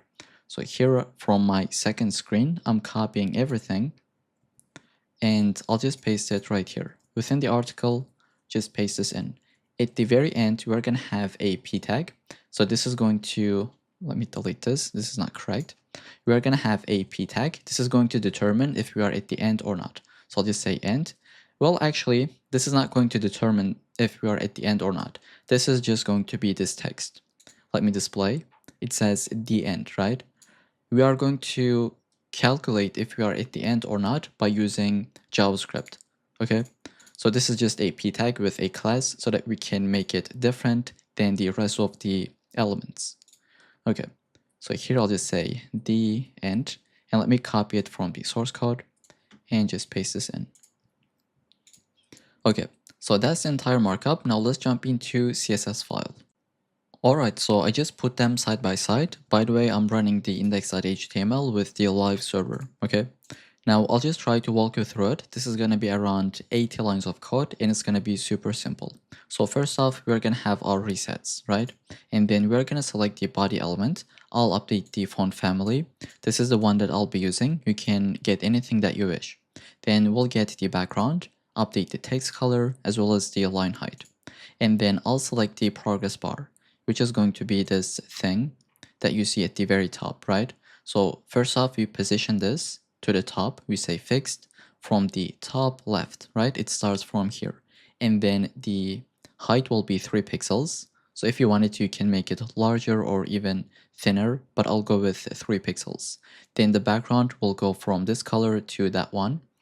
So notice how we have a like a tiny gradient, right? Then initially the width is equal to 0 and z index is equal to 100. So it is at the top of every single component. And we are going to transition, like we're going to add a transition to the width, right? So it is happening smoothly. So that's the progress bar component. Let's save. Okay. Then I'll just get the badge, which will be this thing that you see at the bottom, right? So what we say is that position should be fixed to the bottom right is going to be 24 pixels. Update the background, the border color, add some padding, update the border radius, font family, font size, so on and so forth. And again, we say z index will be 100 so that it is on top of the elements, right? Okay. Then what else? We're going to get the complete class on the badge. So if it is completed, the background will update, the color will update, as well as the border color, right? Okay, what else? We're going to have the content. So we will basically give it a maximum width, center it, and add some paddings from the horizontal and vertical directions. Then we'll update the h1, which is this element. Then we'll update the h2. I think all of these are h2 elements. And then we'll update the p tag, as well as the end element. So as you can tell, the color is different, it is centered, it has some margin from the top, and font style is equal to italic or italic, however you read it. So with this, we are completely done with the CSS file. Now we just need to build the logic within the JavaScript file. So head over to script.js file and get these two elements. So we're going to get the progress bar as well as the badge. And then we're going to add an event listener to the document. So I'll say window.addEventListener. Whenever user scrolls, we would like to call this method, which is called updateProgress. You can call this anything, but this is the name that I'll be going with. So I'll copy the name and I'll go right here, create a function. Now this is not going to take any arguments, but within this, first off, we would like to calculate a couple of different values. So the first one is how many pixels we have scrolled from the top, right? So here I'll say const scroll top, and I'll just add a comment. I'll say how many pixels we have scrolled from the top. And this is how we can calculate it. We'll just say window dot scroll y. So this is going to give that value. And then we would like to calculate the total scrollable height, right? So full page minus the visible area. Let me just say const document height. And here I'll maximize the screen, just leave a comment so that you don't really confused or have it in the source code. So we're going to say document element, which is HTML, and then we'll say scroll height. We'll say minus window dot inner height. So this is going to give us, this value that I just said, the total scrollable height. And then finally, we're going to get the progress. So here's the basic math behind it. We'll just say scroll top divided by document height. And I'd like to wrap this. So first off, we're going to multiply it by 100 so we can get the percent. And then we are going to wrap this with, let's say, math.round method. Okay, then we'll just say progress bar, which is this element. We'll say style, and we would like to update the width. So I'm going to say give me the width element. We would like to say whatever the progress is. So this is going to be some pixels, right? Either 0, 100, 50, whatever that is. At the end, we'll just add the percent sign. And then we'll say badge.text content. This will be equal to progress, once again, plus the percent sign, one empty space, and I'll just say red. Because if you take a look at the end result, whenever you scroll, it says, like 29% red. And then we can check if progress is equal to or greater than 100. In this case, we would like to add the complete class to the badge. So I'll just copy and paste. And we would like to update the content as well. But in the else case, we are going to remove the complete class. Okay, let's actually save and test this out. Here I'll go to the one that we just built. At the beginning it says 0%, and if you scroll, notice how it updates this part as well as the progress bar itself. Once we hit the end, it is completed, and this is filled 100%. Okay, just one thing that I'll update. At the beginning it says 0%. Let's just add the red at the very end. Okay. Alright, so with that, I think we completed the entire project. I hope you enjoyed it. This is a very common component, and the logic behind it is pretty simple. Like, it's completely fine if you cannot come up with this idea, but at least now you know how to build it. So with this, hopefully I'll see you in the next project.